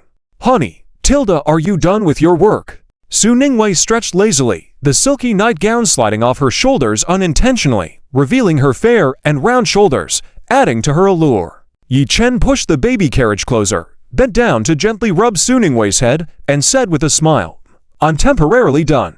Let's go to the zoo with Mom and Dad in the afternoon, and I'll take you to see the pandas." "Okay, I love watching pandas. Hand the baby to me after feeding, and we'll head out," Suning Wei said, her eyes sparkling in excitement. Yi Chen bent down to pick up the second baby and handed them to Suning Wei. Suning Wei took the baby, lifted her shirt, skillfully undid her nursing bra, placed the already moistened nipple in the baby's mouth, and the baby immediately began to nurse eagerly. Yi Chen approached, bent down to hand Suning Wei a pillow to support her back, making her more comfortable. Suning Wei smiled and said, "Have you spoken to Dad and Mom and Yao Yao? Are you ready?" "Yes, I've asked Yao Yao to talk to Dad and Mom. Aunt Mei is organizing the baby's things. And by the way, when will your dad be back?" "This year for the new year. Do we really not have to visit your family and relatives?" Yi Chen asked. "No, My dad said he's traveling abroad on a big project this year and won't be back until after the new year. The specific time hasn't been set. Since my dad won't be home this new year, why bother visiting relatives? I don't want to see my grandma's face. We can go together after my dad returns, Su Ningwei replied. Yi Chen rubbed Su Ningwei's head gently and affectionately said, Okay, I asked my dad to look into our wedding date, so after your dad returns, I'll bring the date and betrothal gifts. That sounds good.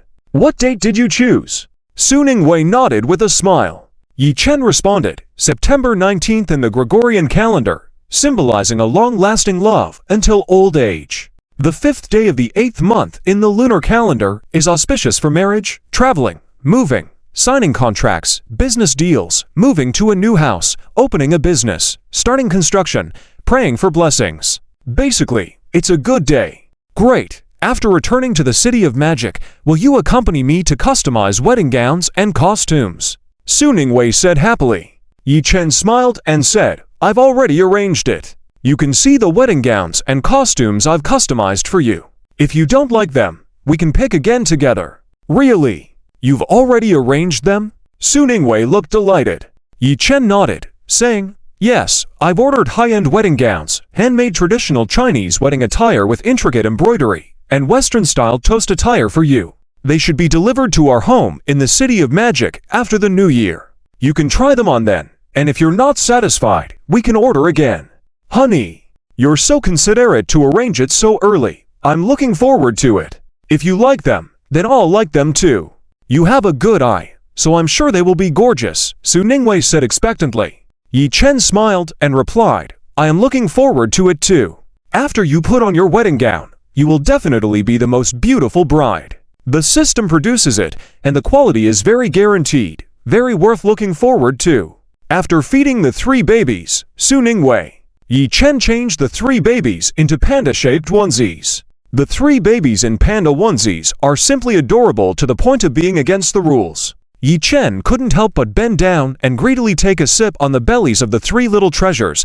The milk-scented cuties are simply too rare. Su Ningwei changed into the same casual sportswear as Yi Chen and couldn't help but step forward when she saw the 3 cute little treasures. Wow, Tilda, 3 panda babies, so cute. Let mom take a sip. Su Ningwei bent over and greedily took a sip on the milk-scented 3 cute little treasures. Su Ningwei and Yi Chen are truly a perfect match as a couple, with their baby-nurturing actions being exactly the same.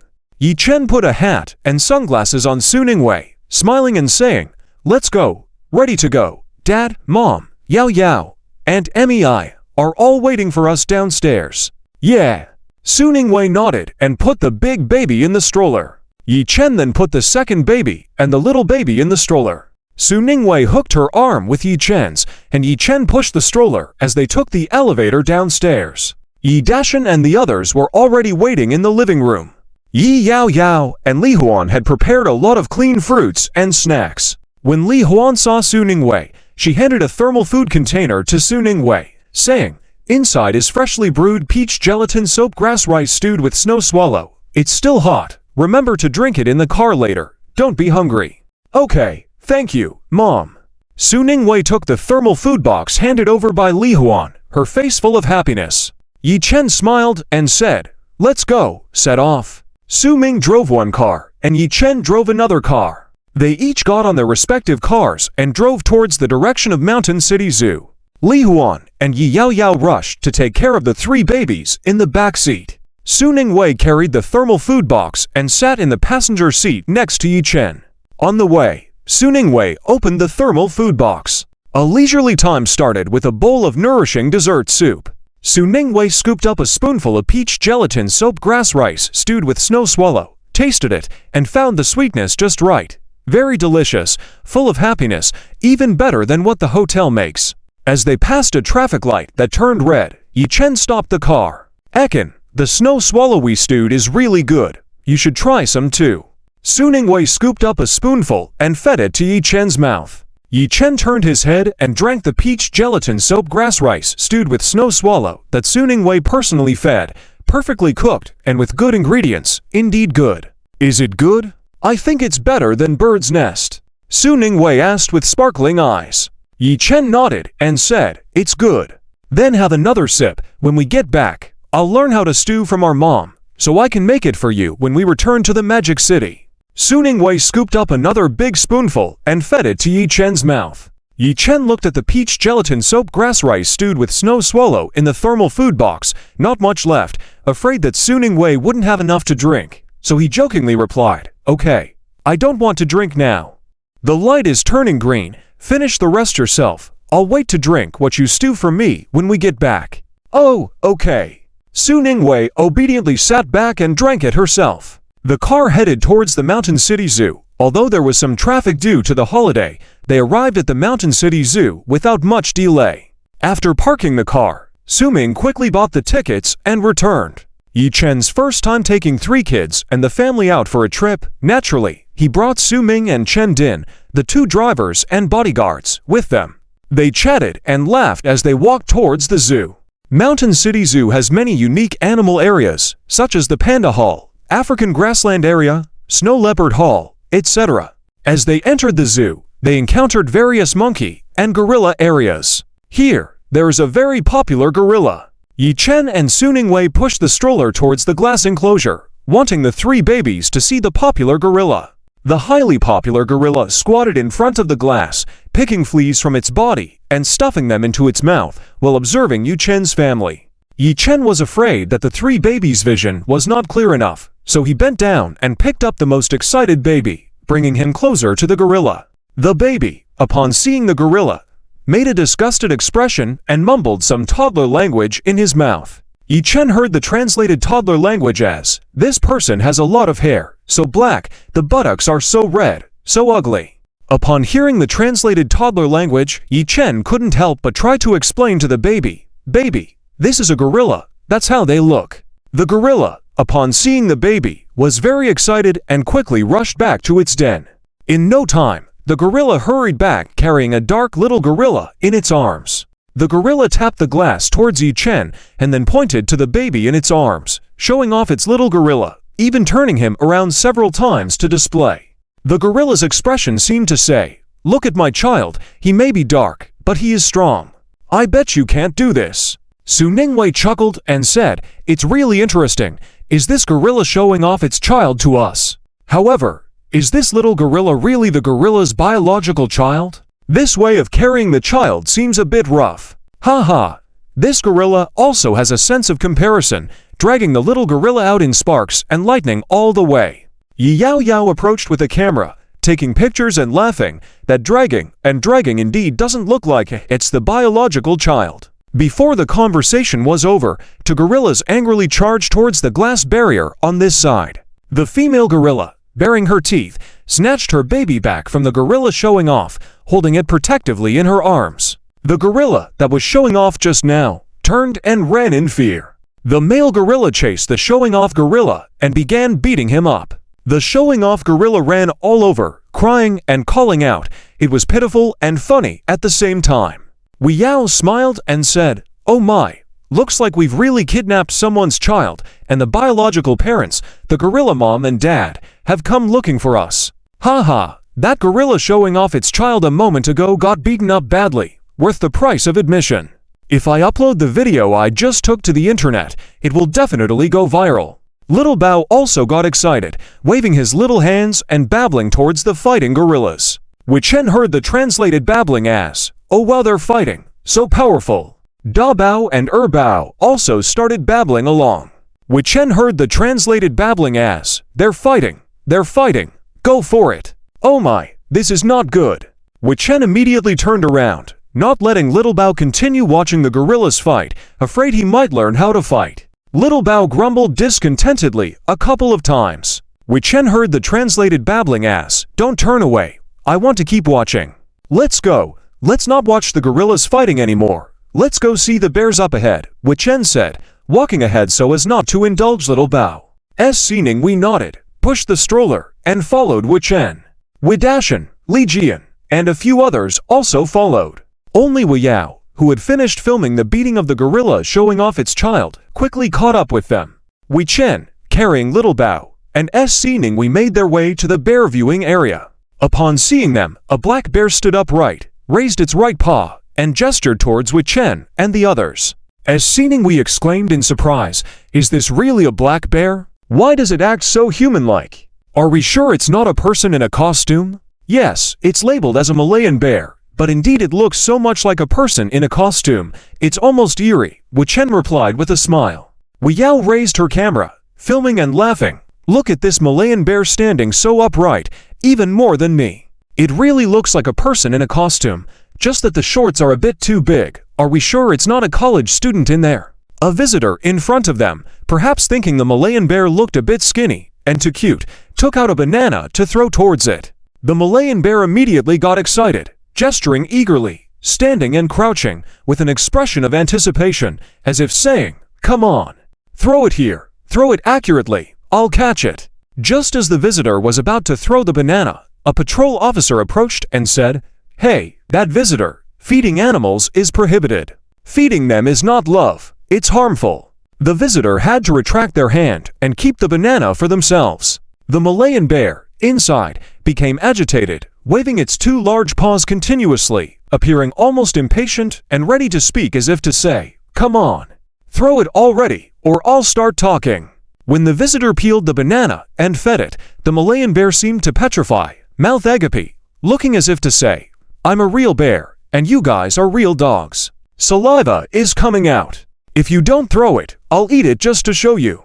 I think this Malayan bear really wants to eat. Can't we give it a little?" Wei Yao asked. The patrol officer patiently explained, "Each animal has its specific diet, feeding on a schedule and in proper amounts. Feeding them randomly could lead to malnutrition, just like with children who refuse proper meals after snacking too much. In addition, feeding animals by visitors may lead to them consuming harmful items like plastic bags, causing stomach problems. Zoos should aim to showcase the animals in their natural habitats to help people better understand the creatures we share the earth with, bridging the gap between humans and animals instead of making them perform diligently in cages for human entertainment. This Malayan bear was rescued from the circus and adopted by us, which is why it has these performing and begging behaviors. Just watch and don't pay it any further attention." "Oh, I see. Learn something new. Thank you for the explanation," Wei Yao said gratefully. The patrol officer smiled. "No problem. Educating about the zoo is also part of my job." Wei Chen took turns carrying the three babies, and after seeing the black bear, they proceeded to the next area. They visited the snake exhibit, the amphibians and reptiles museum, the bird language forest, and other sections in sequence. Finally, they arrived at the panda house, fulfilling Xiningwei's long-awaited visit to see the giant pandas. In the panda house, there were several chubby giant pandas, white and fluffy, looking like they were wearing a black and white cotton coat, with cute black ear tufts and gem-like eyes, along with heavy black eye circles resembling sunglasses, utterly adorable. Wei Chen carried Da Bao, Xiningwei carried Bao, and Wei Yao carried Little Bao, all watching the baby pandas. "Saw that, Bao. This is the giant panda, so cute, right?" Xiningwei held Bao, smiling.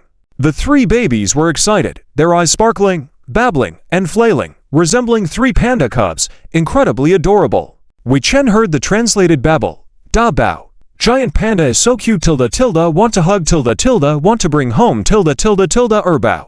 Giant panda is fluffy, so cute, like it so much, daddy I want, bring home. Little Bao. Such a big panda, bring home, want to ride dad, I want to ride Wei Chen.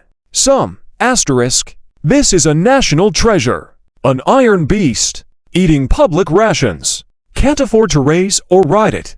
Even if you have money Wei Chen helplessly said. Babies, this is a giant panda. We can only look, not bring home. Yes, can't bring home. And for the protection of the giant panda, please don't touch them casually. Xiningwei smiled and replied. Xiningwei remembered the first time she saw a giant panda when she was 5 years old, sitting on her father's shoulders, her mother guarding carefully, the three of them watching the panda together. Back then, it was possible to take close-up photos with pandas and even touch them. She had touched and taken pictures with a panda at that time. For Xiningwei, that period was a beautiful time, so she had a special fondness for giant pandas. However, due to discovering many pandas dying from canine distemper, physical contact with the pandas had been prohibited.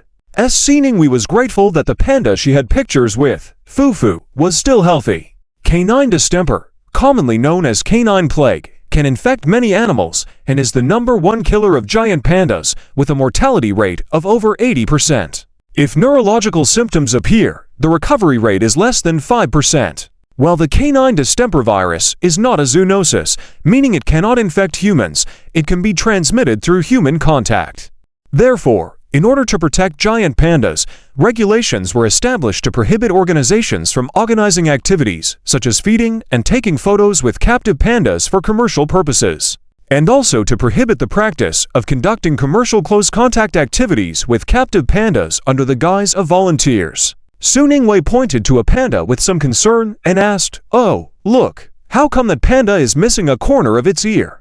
Could its ear be injured? It's the one in the corner propping up its chin with its foot." Yi Chen followed Su Ningwei's finger and indeed saw a panda in the corner with a missing piece on its ear, resembling a wrench. "It really is missing a piece," Yi Chen responded. Yi Yao also furrowed her brows and said, "Isn't that Bao Bao? It was perfectly fine when I visited last time. What happened? Got into a fight." Upon hearing people discussing its ear, Panda Bao Bao immediately turned around to hide its ear. At that moment, a patrolling staff member happened to pass by. Yi Chen quickly asked the staff member, "Excuse me, is that panda's ear injured? It's missing a large piece." "Oh, you're talking about Bao Bao, right? No worries, it was bitten by the panda next door. Only got a chunk of hair bitten. No injury, it's fine. Just affected its appearance," the staff member explained. Hearing this explanation, Yi Chen and the others felt relieved. After the staff member finished speaking, he glanced at the big plush toy in Yi Chen's arms with a smile and said, "Thank you for your love and concern for the pandas. The baby's outfit is so cute. Wait here, I'll have the panda keeper bring the pandas to the glass so you can take photos with them." "Thank you so much." Yi Chen expressed his gratitude. "You're welcome," the staff member said, then proceeded to speak to the panda keeper through the walkie-talkie. Soon, the panda keeper appeared with fresh bamboo shoots and apples, enticing the pandas to come to the glass. The panda keeper distributed the fresh bamboo shoots and apples to the pandas, and they happily enjoyed the treats, looking very adorable. Su Ming held up the camera. Clicks of the shutter were heard. Yi Chen, Su Ningwei, Yi Dashan, Li Huan, along with the 3 babies, took many heartwarming photos with the pandas. Yi Yao took the camera, and after looking at the photos, she smiled and said, "These are great. I didn't expect Brother Zhu's photography skills to be so good. It's because your family is good-looking, no matter how the pictures turn out." Su Ming smiled back. Su Ningwei tugged at Yi Chen's sleeve. Yi Chen then leaned over towards Su Ningwei. Su Ningwei whispered to Yi Chen's ear, "Chen, I need to use the restroom." "All right, I'll go with you." Yi Chen nodded, passed the big plush toy to Yi Dashan, and handed the 2 babies Su Ningwei was holding to Li Huan. Yi Chen grabbed some tissue paper and said, "You guys can watch the pandas. We'll be right back after we use the restroom."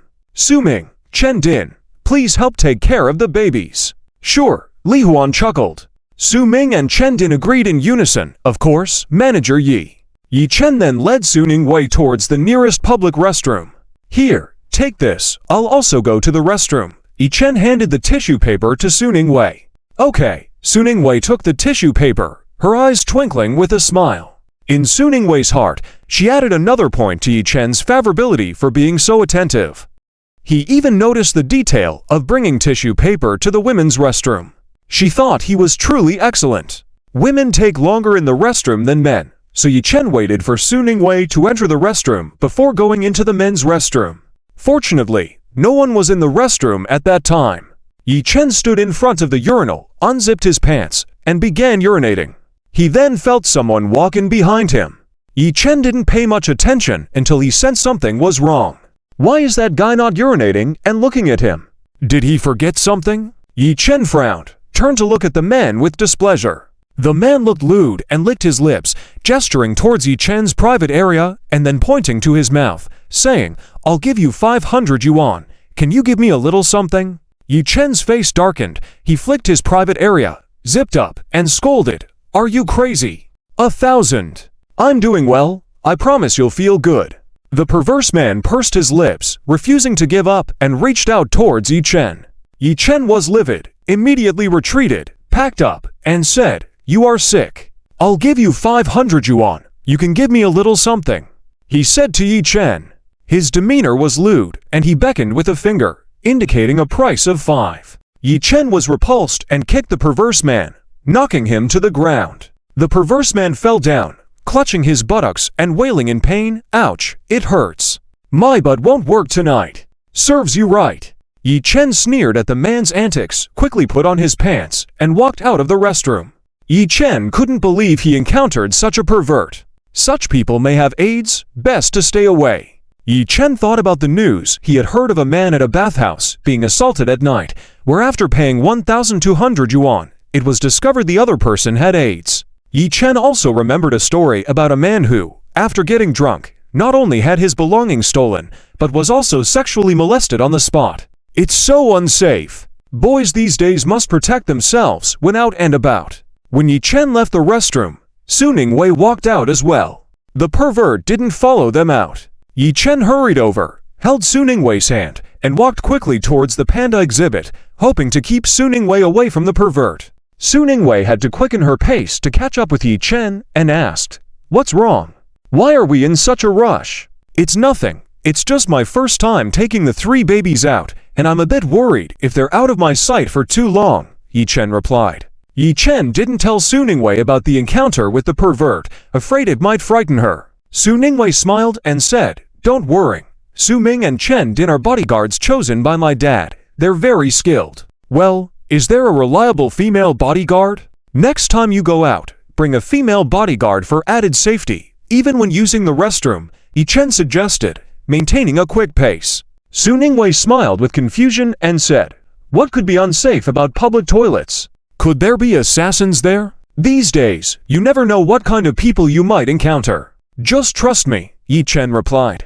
Su Ningwei nodded and said, "Okay, when we get back, I'll have my dad arrange for a skilled female bodyguard for me." Su Ningwei noticed that Yi Chen must have encountered something unpleasant in the public toilet, but since Yi Chen didn't mention it, she didn't press for details. It wasn't until they were far from the public toilet, near the panda exhibit, that Yi Chen slowed his pace. Seeing their 3 babies, Yi Dashan, Li Huan, and Yi Yao Yao, safe and sound, happily watching the giant pandas, Yi Chen's negative emotions from before dissipated instantly, and he felt relieved. After touring the panda exhibit, they had seen most of the zoo. Yi Chen, accompanied by Su Ningwei and the babies, bought some souvenirs like animal plush toys before leaving the zoo and heading to a 5-star hotel in the city to have a luxurious dinner before going home. Su Ningwei needed to breastfeed, so she sat in the back seat. Yi Chen also sat in the back, feeding Su Ningwei warm water from a thermos. Su Ningwei was thirsty, so Yi Chen offered some of the water from his mouth to her. Even though it was just plain warm water, Su Ningwei found it sweeter than honey. After giving Su Ningwei the water, Yi Chen continued to feed her with braised snacks and fruits. Su Ningwei said with a smile, "It's okay, you eat first. You don't have to feed me. I'll eat after feeding the babies." "How can that be? You can't go hungry." "Let's eat first, and the babies can wait," Yi Chen replied. They continued feeding and eating, making sure everyone was satisfied. The family then went to a 5-star hotel for a lavish dinner. Yi Chen opened the car door. Su Ming had already set up the strollers and was waiting outside. Yi Chen carefully placed the 3 babies into their strollers, making sure they were comfortable. The family then walked into a 5-star hotel. Guided by a server, they headed to a private dining room Yi Chen had reserved. Soon, a variety of exquisite dishes were brought to the table. As each dish was served, the server announced its name. "Congratulations, 8 cold appetizers. Splendid salmon sashimi, turtle soup with Chinese wolfberry and huai yam, golden soup chicken tofu with zhexian rice, steamed scallops with garlic vermicelli. 3 delicacies fish maw, steamed wealthy fish, gold leg chicken wontons, garlic steamed shrimps with silver noodles, abalone braised shark fin, stir-fried twin clams, phoenix-flavored beef mince, bamboo shoots with whitefish, wild mushroom duck soup." After the server left, everyone started digging in. Each person was served their own portion of the abalone braised shark fin. Looking at her portion, Yi Yao smiled and said, "This shark fin looks a lot like vermicelli." "It tastes kind of similar too," Yi Chen responded with a chuckle. Yi Yao took a bite and nodded. "It really does, but it's so fresh and delicious. Eat as much as you like," Su Ningwei said affectionately, treating Yi Yao like her own sister. "If you want more, you can have mine." Yi Yao quickly shook her head and grinned. "No need. There are so many other delicious dishes I haven't even tried yet. It's great being with you guys. I get to eat so many amazing things I've never had before." "Exactly," Li Huan chimed in. "Some of these dish names are new to me too. They must have cost a fortune." She couldn't help but feel a bit sorry for Yi Chen, knowing how hard he worked. Yi Dashan added, "Yeah, this is my first time eating in such a fancy place. The decor alone must have cost a lot." "Don't worry about the cost," Yi Chen said with a laugh. "The whole point of earning money is to enjoy life, so eat to your heart's content." Su Ningwei stood up and began serving food to Yi Dashan and Li Huan. "That's right. Dad, Mom, you both worked so hard lately. Eat more." Li Huan immediately returned the gesture, serving Su Ningwei some food in return. "We're not the ones working hard. It's you who's been through so much. You should eat more." The family enjoyed a warm and joyful meal together. After dinner, they drove back home. On the way, Yi Chen heard the familiar, sweet lowly voice of the system in his mind. Asterisk. Asterisk ding. "Congratulations, dear host, for completing the hidden task of taking your babies to the zoo for the first time. Your 3 little ones are very satisfied with this outing and are full of admiration for their rookie dad. Congratulations, you're one step closer to achieving the perfect life. Asterisk asterisk. Asterisk asterisk ding. You've received a cash reward of 10 million yuan. Asterisk asterisk. Asterisk asterisk ding. The lyrics and sheet music for 3 songs from Earth. Asterisk The First Lover asterisk by Cindy Wang. Asterisk Tornado asterisk by Jaishu. And asterisk Adao asterisk by Angela Zhang have been unlocked. A cash reward of 10 million yuan. This was too good to be true. Yi Chen felt overjoyed. As always, the system's little lowly voice was incredibly thoughtful. It must have known that Yi Chen needed money for his wedding, so it promptly delivered a generous reward. What a darling system! Unlocking 3 songs at once meant Yi Chen had more material for his performances once he returned to Shanghai.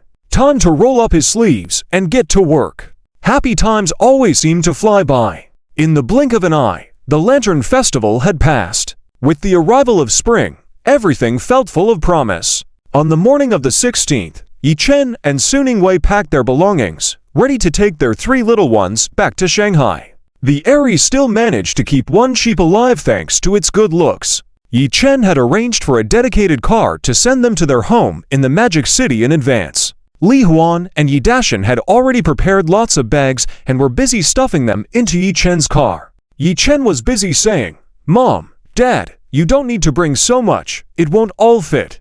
It's not too much. These dried bamboo shoots, red mushrooms, grass roots, wild elm mushrooms. All bought by your dad from someone else. You can't find these authentic ones in the Magic City. Wei Wei also loves to eat them. Remember to cook them for Wei Wei." Li Huan stuffed a large bag of dried goods into the trunk of the car. Su Ningwei said emotionally, "Thank you, Mom. Please call us when you have time, and if you miss the baby, I'll have someone pick you up and take you to the Magic City. No need to pick us up. We'll just take the train when we have time. It's very convenient." Li Huan smiled and replied. Yi Dashan also had Su Ming carry 2 large insulated boxes onto Yi Chen's car. Yi Chen hurriedly asked, "Dad, why are there 2 more large boxes? What's inside?" "Your mom packed taro buns, dumplings, spicy shredded beef, home-raised chicken, duck, pork ribs, tube bones, lamb legs, beef. All washed clean, chopped up, and packed in bags. When you get home, put them in the freezer and eat them slowly. Call us when you're finished, and we'll send you more." Yi Dashan smiled and replied. The car was filled with stuff by Li Huan and Yi Dashan. All of it was a display of love from parents to their children. Yi Yao also used the money she earned from her part-time job to buy a lot of toys and clothes for the 3 babies. Under the reluctant gazes of Yi Dashan, Li Huan, and Yi Yao, Yi Chen, Su Ningwei, and the 3 babies got into the car. Along the way, the 3 babies slept soundly in the rocking car. Smooth sailing all the way. Yi Chen and Su Ningwei returned to their villa in the Magic City, Jiangjing Half Mountain. Chen Jichuan was waiting in front of the living room for Yi Chen and Su Ningwei to return early. Seeing Yi Chen and Su Ningwei's car pull into the villa, Chen Jichuan hurriedly walked up to welcome them. Su Ningwei lowered the car window, waved to Chen Jichuan, and smiled, saying, "Uncle Chen, we're back." "Uncle Chen." Yi Chen also lowered the car window and greeted.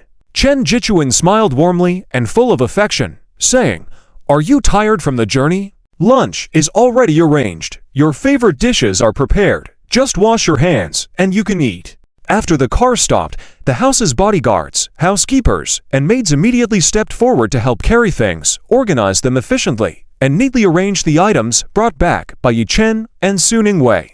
Chen Jichuan stepped forward, opened the car door, and bent over to protect Su Ningwei's head. Su Ningwei happily got out of the car with a big bag of local products from the mountain city. "Uncle Chen, this is a special mountain city product that a Cheng and I brought for you. The spicy dried beef is especially delicious." Su Ningwei handed the bag of mountain city products to Chen Jichuan. After receiving it, Chen Jichuan smiled and said, "Thank you, you are thoughtful. Did you have a good time in the mountain city?" "We had a great time. Uncle Chen, the mountain city is so much fun, and the food is delicious. Next time, come with us to the mountain city," Su Ningwei said with a smile. Yi Chen added, "Yes, Uncle Chen, come with us to the mountain city next time." "Okay, I'll definitely go experience it next time." Chen Jichuan nodded with a smile. Yi Chen got a red plastic bag out of the car. Inside the red plastic bag was a bag of red envelopes. "Uncle Chen, thank you for your hard work. This is a token of appreciation." Yi Chen took out the biggest red envelope and handed it to Chen Jichuan. Chen Jichuan took it and said with a smile, "Thank you." Yi Chen then distributed the red envelopes to the bodyguards, housekeepers, and maids. When the bodyguards, housekeepers, and maids received the red envelopes, they all smiled and worked even harder. Chen Jichuan's eyes softened when he saw the babies, and he asked gently, "Were the 3 babies well behaved on the journey?" "Very well behaved. They fell asleep as soon as they got on the car, and just woke up now." Su Ningwei saw that Chen Jichuan wanted to hold the baby, so she picked up the eldest and handed it to Chen Jichuan. Chen Jichuan carefully held the baby in his arms, his eyes full of affection. Yi Chen and Su Ningwei each picked up the second and third babies and walked into the living room. By the time they finished lunch, the housekeepers and maids had already tidied everything neatly. After lunch, Yi Chen went to the singing practice room. Another year had passed. Before the new year, he had promised to write 2 songs for General He Ping that belonged to soldiers. Yi Chen planned to arrange and record them first, save them to a USB, and send them to General He Ping.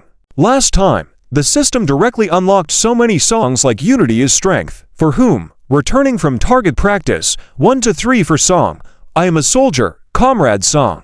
Although General He Ping only wanted 2 songs, Yi Chen still recorded all 6 songs, added sheet music and accompaniment tracks, and saved them in the USB. After handling these, it was already past 3 in the afternoon. Yi Chen took a box of fruits and the USB and headed towards General He Ping's house. The Glory family in front of General He Ping's house was shining in the sunlight. Yi Chen rang the doorbell. "Hello. Who is it?" "My name is Yi Chen. I've come to deliver the military songs for General He Ping." "All right, please wait a moment." After a while, a guard opened the door for Yi Chen. "Mr. Yi, hello, please follow me." After saluting Yi Chen, the guard led the way. Yi Chen followed the guard all the way. In the courtyard of an ordinary person, flowers and grass were planted. In General He Ping's courtyard, there were radishes, lettuce, oilseed rape, leeks, scallions, celery, crown daisy, garlic sprouts, coriander, spinach, cabbage, and so on. As soon as Yi Chen entered, he saw the vegetable garden in the courtyard with an old man with white hair squatting down. The old man was pulling out a white radish while scratching the back of his head in confusion, muttering to himself, "Huh? How did this happen? These white radishes that can be cooked right away have all gone bad. What a shame. What a waste of time. Yi Chen paused, looked in the direction of the old man, and also wanted to see what had happened to the white radish. The old man paid no attention to who had come and continued to focus on taking care of his radishes and Napa cabbage. General He Ping greeted him with a smile. "Mr. Yi, you're here. Come inside and have a seat. Have a cup of tea." Yi Chen nodded and said, "All right." After entering the tea room, General He Ping brewed a pot of good tea for Yi Chen. The tea fragrance filled the room.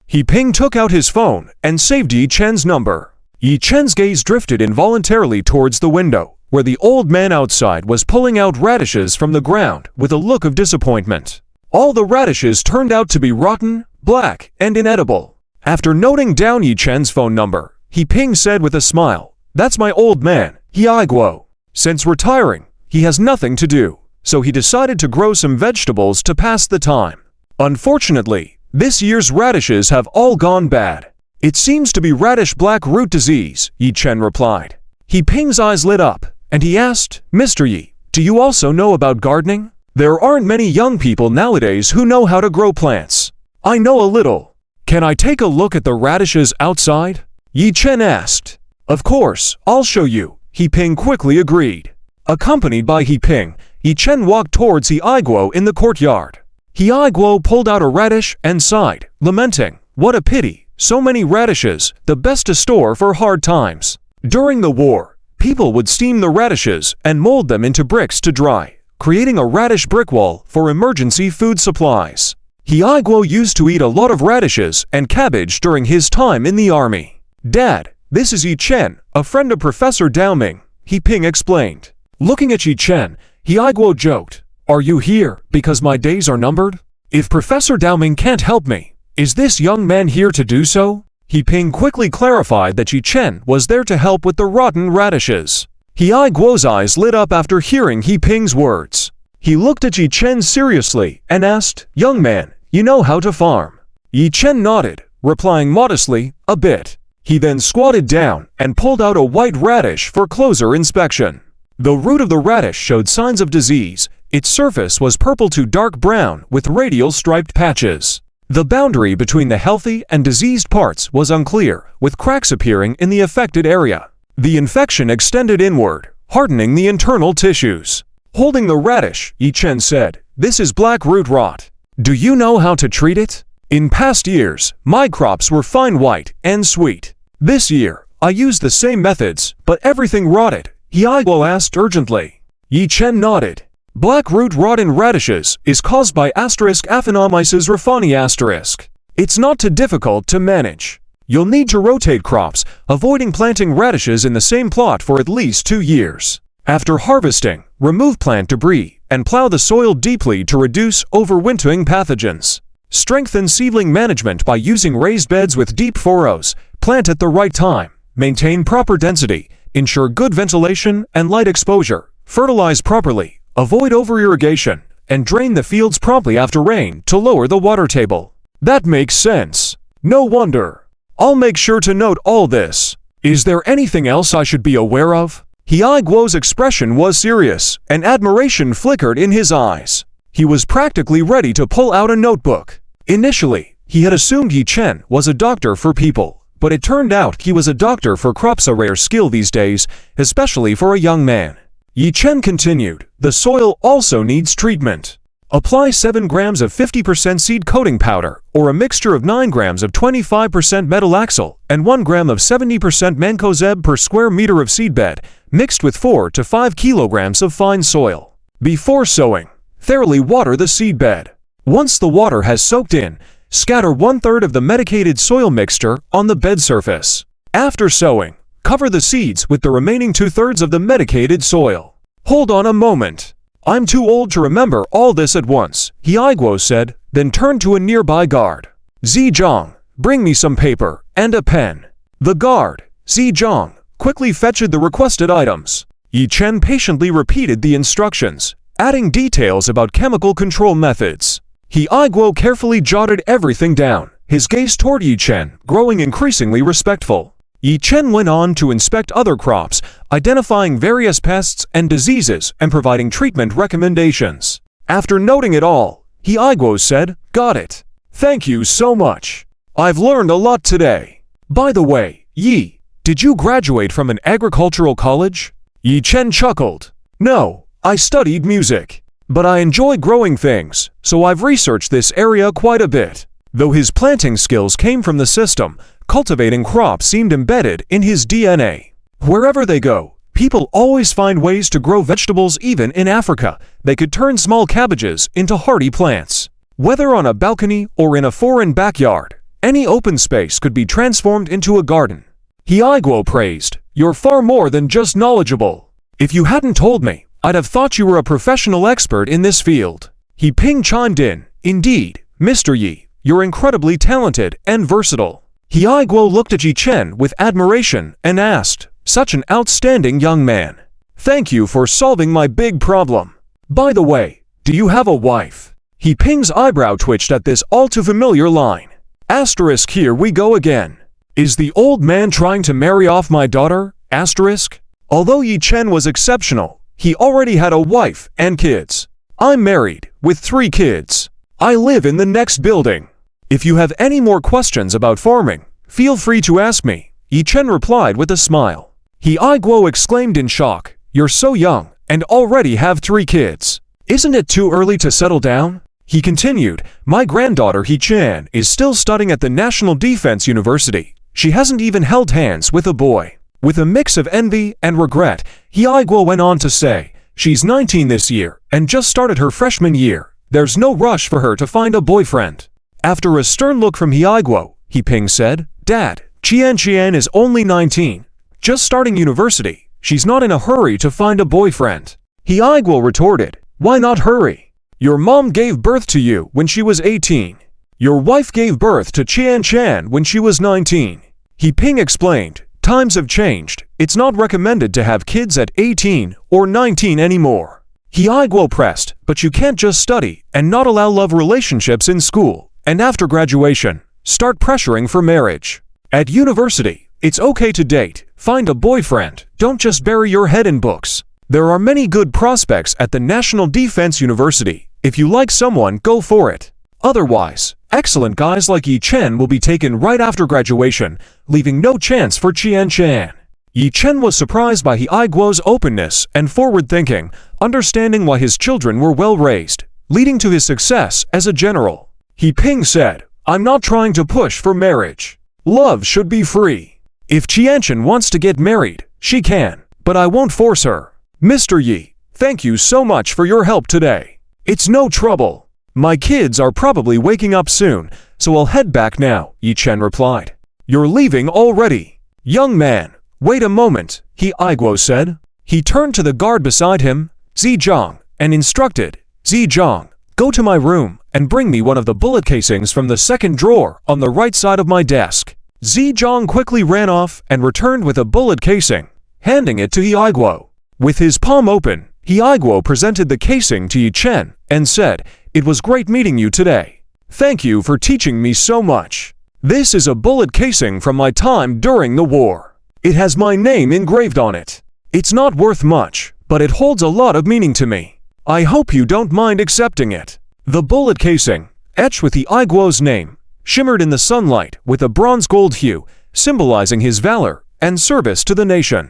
This gesture represented He Aiguo's respect and fondness for Yi Chen, something beyond monetary value. Even He Ping was surprised. His father only had a few of these bullet casings, and he cherished them deeply, often taking them out to admire. Yet today, he willingly gave one to Yi Chen. "Thank you, I really like it. But we've only just met, and you're already giving me something so meaningful I feel undeserving," Yi Chen said, politely refusing at first. He Aiguo firmly placed the casing into Yi Chen's hand and smiled. "Take it. It's just an old bullet casing. There's no need to feel undeserving. As long as you don't mind, it's yours. We're neighbors, and I feel we get along well. Stop by often and teach me more about farming. In that case, I'll accept it. If you ever have questions about farming, Feel free to call me anytime, Yi Chen said, finally accepting the gift. He Guo's face creased into a wide smile. Good. You've had a hard day today, getting all muddy because of me. It's nothing. I'll just wash up when I get home. I'll take my leave now, Yi Chen said. I'll walk you out, He Ping offered. He escorted Yi Chen to the main gate, only returning to the courtyard after watching him leave. Back in the courtyard, He Ping asked, puzzled, Dad, you've always treasured those bullet casings. Why give one to Yi Chen today? This Yi Chen isn't an ordinary person, He Guo replied while pulling out more rotting radishes. If it were you, could you turn a hobby into such professional expertise? It shows he's both talented and determined. People like that excel in everything they do. He's bound to achieve great things in the future. Too bad he's already married, otherwise he'd be a perfect match for our Qianchen. He Ping was stunned. He hadn't expected his father to hold Yi Chen in such high regard after just one meeting. He Guo continued, you didn't ask Yi Chen to write military songs just because he can compose, right? Daoming, that medical fanatic, wouldn't be friends with Yi Chen just for his singing. My guess is that the soul-chasing acupuncture technique Daoming uses was probably developed by Yi Chen. I think so too, He Ping nodded. He Guo clapped the dirt off his hands and smiled. But most importantly, I just feel a connection with Yi Chen. It's rare to find a tall, handsome young man with clear eyes, a knack for farming, and plenty of patience. You don't come across someone like that every day. Let's go listen to the military songs Yi Chen composed. All right, He Ping agreed. After washing his hands and changing his clothes, He Guo joined He Ping, who had already plugged the USB drive Yi Chen had provided into the large television. Once his father was ready, He Ping hit play. The first song was *I Am a Soldier*. As the trumpet intro played, Yi Chen's powerful voice rang out in the video. I am a soldier, from the common people. We defeated the Japanese invaders. Hey, hey, hey, we hold our guns tight, eyes sharp and clear. Whoever dares to wage war will strike back without mercy, without mercy. When the song ended, He Guo's eyes sparkled, and he clasped his hands together excitedly. Well sung. That's the spirit. Yi Chen put his heart into this. It's an excellent performance, He Ping agreed. The lyrics are simple and catchy. No wonder Yi Chen's so popular lately, he's truly talented. The next video featured the song *, For Whom*. As the melodic accompaniment began, Yi Chen sang with deep emotion, pants caked in mud, sweat soaking through my back. I don't know who you are, but I know who you're fighting for. For whom? For the harvest in autumn, for the return of spring and the geese. With burning passion, we sing of youthful valor, gazing into the horizon, not knowing when comrades will return. Who are you? For whom? My brothers and sisters, we shed no tears. Who is the bravest? Who works the hardest? My countrymen, my comrades, my brothers and sisters, for whom honored the selflessness and resilience of soldiers, highlighting their sacrifices and the deep bond between the military and the people. The sincere and uplifting melody conveyed the soldiers' dedication in peacetime and the gratitude of the nation. By the end of the song, He Ping's eyes were red and his voice trembled as he said, "This song reminds me of those days when we fought against floods. I was covered in mud, soaked to the bone. That year, I almost didn't make it back alive. But I have no regrets. I'd do it all over again if I had to." He Guo subconsciously touched his old gunshot wound under his clothes, saying, I too, although I've been shot several times and almost didn't make it back. But for the motherland, for the people, as long as the party and the people need it, I can always pick up my gun and go to the battlefield. Without the country, there is no home. Someone must bear the heavy burden. I have no regrets about sending you to the army to serve the motherland. After He Ping and He Guo listened to this song, their emotions were difficult to calm for a long time. They felt that all their sacrifices were meaningful, and they became even more determined to be loyal to the party, to dedicate themselves to the people, and to fulfill their missions. The TV continued to play several songs, such as Back from the Target Practice Range, 1 to 3 for Song, Comrade Song, and Unity is Strength. Every song sung by Yi Chen deeply touched the hearts of He Guo and He Ping. After listening, He Guo said, Yi Chen's songs are all written well. Make sure they are all reported. Don't shortchange Yi Chen. Help him get more benefits. Yes, I know. I will report it, It is necessary to help Yi Chen get more benefits, He Ping agreed. On the other side, Yi Chen returned to the main bedroom at home, but did not see Su Ningwei and the 3 babies. Yi Chen took a bath, changed into clean clothes, and went downstairs. At this time, Su Ningwei must have taken the 3 babies to play in the backyard. Yi Chen went straight to the backyard. In front of the pavilion in the backyard, Su Ningwei was squatting and playing with a snowball. Snowball was very smart, shaking hands, and even making a gesture of congratulations. The 3 babies also looked happy, dancing, and waving their hands. When Su Ningwei saw Yi Chen coming back, she smiled and asked, "Ekin, where did you go?" The 3 little babies also joyfully asked for hugs when they saw Yi Chen. "I went to the next door, General He Ping's place, to deliver the written military song." Yi Chen walked over, bending down to hug each of the 3 babies. After making the babies happy, he put them back in their stroller. Su Ningwei was a bit surprised and said, "You finished so quickly. You worked hard secretly without telling me. Won't you be too tired like this? You have to think of new songs every day.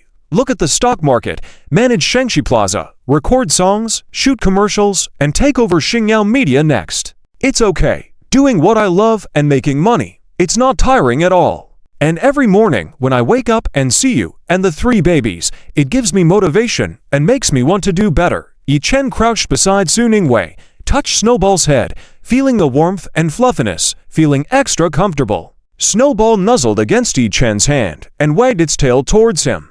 Su Ningwei turned her head, kissed Yi Chen's cheek, and said with a smile, "Husband, I support you, but don't tire yourself out too much. As long as we can grow old together, watching the 3 babies grow up happily and safely, I am content.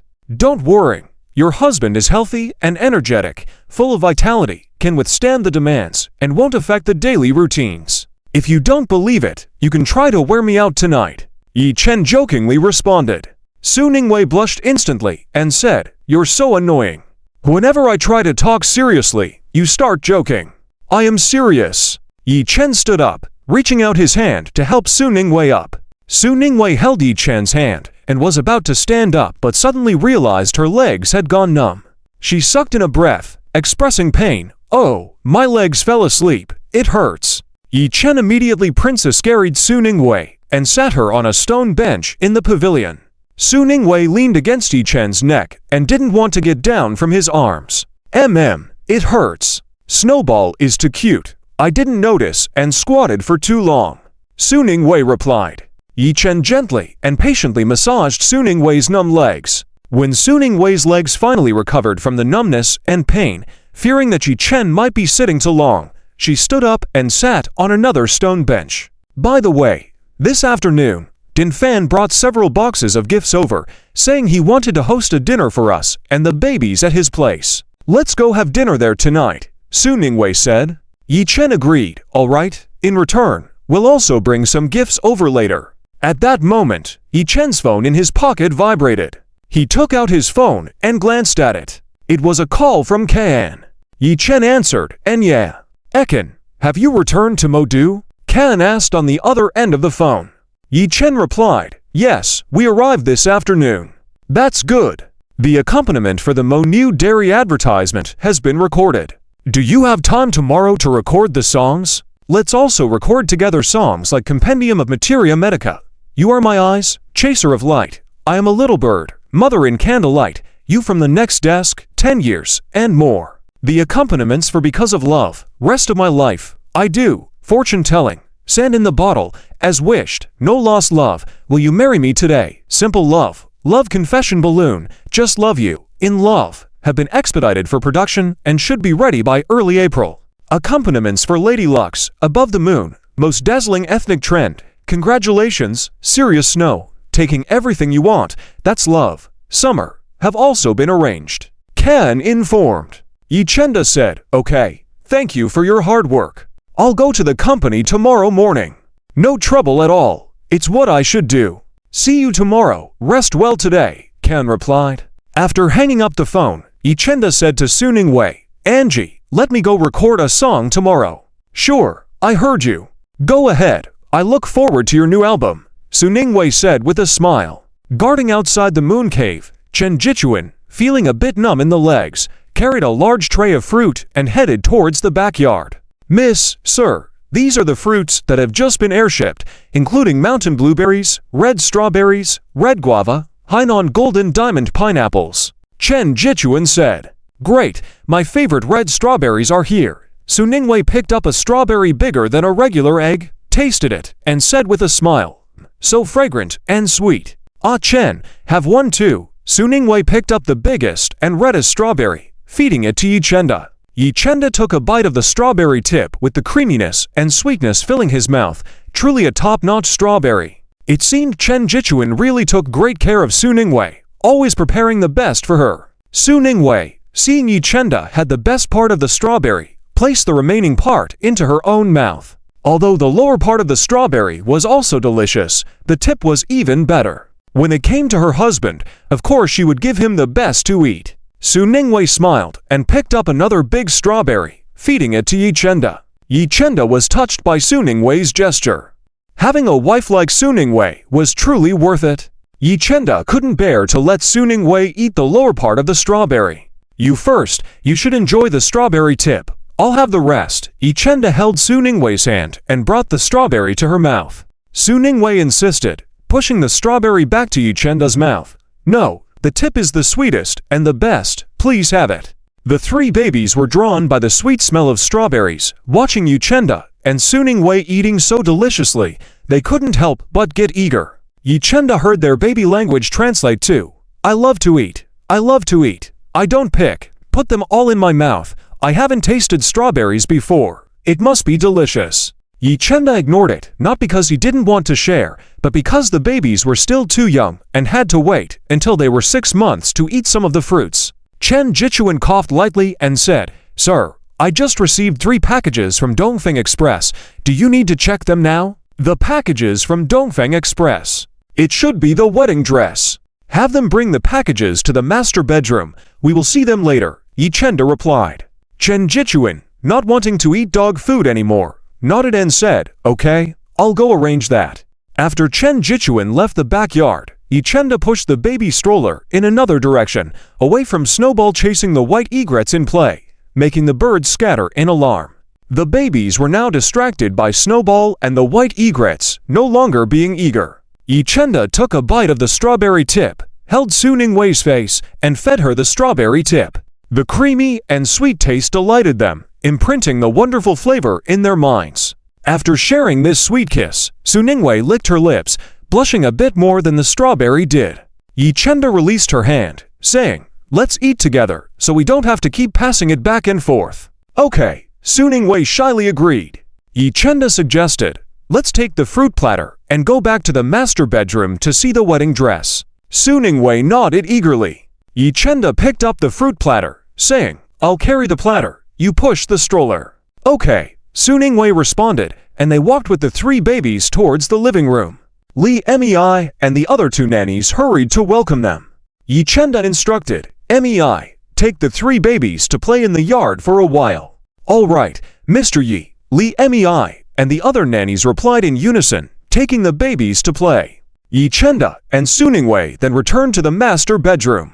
There, on the floor, were 3 large packages. Yichenda placed the fruit platter on a small table, took scissors from a drawer, handed them to Su Ningwei, and gently said, "You unpack them." Su Ningwei joyfully took the scissors and started unpacking the packages. Inside the first package was a large box containing 3 exquisite and classy gift boxes. Su Ningwei carefully took out the smallest one, and inside found a gorgeous rose flower crown with matching necklace and earrings. The top of the rose flower crown was adorned with a pear-shaped pink diamond, shimmering brightly with captivating splendor. The delicate and elegant design of the necklace and earrings matched the crown, all set with pink and white diamonds, exuding beauty and grandeur. Yichenda was surprised to see the set of jewelry because it was the exact style he had sketched for Su Ningwei, showing how thoughtful and attentive the system was. Su Ningwei excitedly opened the second gift box to find a bespoke wedding dress inside. The puffy sleeves and grand luxurious train, adorned with rose lace patterns, sparkling lines, and embedded sequins, were extremely eye-catching and unique, radiating elegance. The pearl stitching, Dazzling bead pearls, three-dimensional waist cut, and exquisite craftsmanship added extra radiance to the high-end custom wedding dress. Even the veil was crafted with layered lines of sequins and pearls, with soft pale pink shades, giving off a lustrous glow. Su Ningwei was completely amazed at the first sight, especially fond of it. "This wedding dress is so beautiful, just like the one I dreamt of. I love it so much," Su Ningwei exclaimed with joy and surprise. Yi Chen gently said, "As long as you like it, go ahead and try it on. Let's see if there are any modifications needed." A priceless treasure. And it's a system, indeed a thoughtful and considerate lowly system. The system must have customized it according to the style Su Ningwei likes in her mind, right? I'll go try it on now. You stay here and wait for me. I'll change by myself, Su Ningwei said with a smile, wanting Yi Chen to be amazed. Okay, Yi Chen nodded. Su Ningwei was full of joy as she carefully carried the box containing the wedding dress and jewelry, walking towards the dressing room. Yi Chen sat on the sofa, his heart beating fast, eagerly anticipating Su Ningwei in the wedding dress. The curtain swayed. In the dressing room, Su Ningwei's figure was enchanting. Su Ningwei, with her delicate white hands, lifted the veil. With a veil on her head and a gorgeous wedding dress on, Su Ningwei walked slowly towards Yi Chen from the shadows of the dressing room. She looked like a princess coming out of a manga, dazzlingly bright. Yi Chen stood up excitedly and walked towards Su Ningwei. With slightly trembling hands, he lifted the veil gently. Under the soft light, Su Ningwei's face, free from makeup, was as smooth as jade, with a slight blush. With a delicate and exquisite face full of girlish charm, she also carried a hint of shy allure as a newlywed. The magnificent dress outlined Su Ningwei's waist even slimmer, exuding a mature and peachy charm. Sweet and tempting, making people want to take a bite. Yi Chen's heart pounded as he was once again captivated by Su Ningwei. Su Ningwei, with affectionate eyes, shyly said, "I'm not wearing makeup. Am I ugly?" "You're beautiful, very beautiful. You're always the most beautiful in my heart, even without makeup," Yi Chen replied tenderly. Blushing even more, Su Ningwei felt delighted, saying shyly, "You always know how to flatter me and make me feel like floating on cloud 9. "Is it just flattery then?" Yi Chen said, reaching out to gently hold Su Ningwei's slender waist, leaning in to kiss her soft lips. Su Ningwei embraced Yi Chen's neck, responding gently and shyly. After their kiss, Su Ningwei blushed, her legs feeling weak as she hung onto Yi Chen. Yi Chen asked with a smile, "Do you want to try on other dresses? There are 2 more sets left." "Sure, but my legs are weak from your kisses. You have to hold me for a while longer." Su Ningwei leaned against Yi Chen's chest, acting like a spoiled child. Yi Chen chuckled, "Okay, I can hold you forever." Su Ningwei kissed Yi Chen's chin playfully before jokingly saying, "Remember, you can't dislike me even when I'm old and ugly." "Silly, when you're old, I'll be old too, and I'm a bit older than you." Yi Chen chuckled, kissing Su Ningwei's smooth forehead. Yi Chen's hand slid down, holding Su Ningwei's hips and lifting her up. Su Ningwei clung tightly to Yi Chen's neck, her face turning red to the roots of her neck. "My legs aren't weak now. Please put me down before you wrinkle the wedding dress," Su Ningwei said shyly. Yi Chen gently let go, setting Su Ningwei down. Su Ningwei released her grip from Yi Chen's neck, blushing as she walked back to the dressing room to change out of the wedding dress. Yi Chen also took off his suit and hung it up. After Su Ningwei changed into her clothes, she opened the 3rd gift box. "This is your outfit with a pink diamond rose brooch and a rose crown. They match perfectly." "It's so beautiful," Su Ningwei exclaimed joyfully. "Aiken, why don't you try it on too?" "Sure," Yi Chen nodded and unbuttoned his suit, casually tossing his clothes onto the small sofa. Su Ningwei's heart raced as she watched, swallowing nervously. Yi Chen's body was truly impressive, the kind that would make people's hearts race even after seeing it 10,000 times, the kind that made people want to touch him. Su Ningwei couldn't help but reach out and touch Yi Chen's abs, holding onto his waist, rubbing her cheek against his chest. "Hey handsome, want to play? Just for $1, Su Ningwei teased with a mischievous smile. Yi Chen indulgently chuckled, $1? Like a swing ride. Should I be the one swinging, or are you offering me $10,000 to swing? Ha ha. You're so mean tilde approximately tilde $10,000 for swinging. You're going to break my waist, aren't you?" Su Ningwei playfully pinched Yi Chen's waist. Su Ningwei bent down, picking up the white shirt from the box, helping Yi Chen put it on. After Yi Chen was dressed, Su Ningwei, in a pure white wedding dress, linked arms with Yi Chen in a suit, looking at the reflection of the two in the mirror, smiling sweetly. "This is really nice, we match perfectly." Su Ningwei leaned her head against Yi Chen's shoulder, smiling with twinkling eyes. "Indeed, and there's also a handmade traditional Chinese wedding gown and a Western-style toasting suit. Let's take a look," Yi Chen suggested. "Chinese style. I love it." Su Ningwei's eyes gleamed brighter as she let go of Yi Chen's arm, eagerly going to see the other gift boxes. Su Ningwei unwrapped the second packaging. Inside was a wooden box with 4 decorated gift boxes inside, featuring dragon and phoenix patterns. Su Ningwei eagerly opened the top box. "Oh my god! This phoenix coronet is so exquisite." Su Ningwei's eyes were filled with amazement and love as she saw the intricately crafted phoenix coronet adorned with high-quality and precious gemstones. The crown, made of gold, was decorated with turquoise, amber, pearls, rubies, cloison, and shells, all of excellent quality. A masterpiece of beauty and delicacy. Stunning beyond words. Luxury at its finest, this Chinese luxury item is truly exceptional. Su Ningwei placed the box aside and promptly opened the next one. This one contained a crown for the groom, known as a court hat, meticulously crafted with precious materials. "This one is for you. Put it on, and let me see," Su Ningwei said with a smile as she picked up the court hat. Yi Chen squatted down cooperatively. After Su Ningwei put the official hat on Yi Chen, both her eyes seemed to be filled with hearts. "Epsilon. Looks good.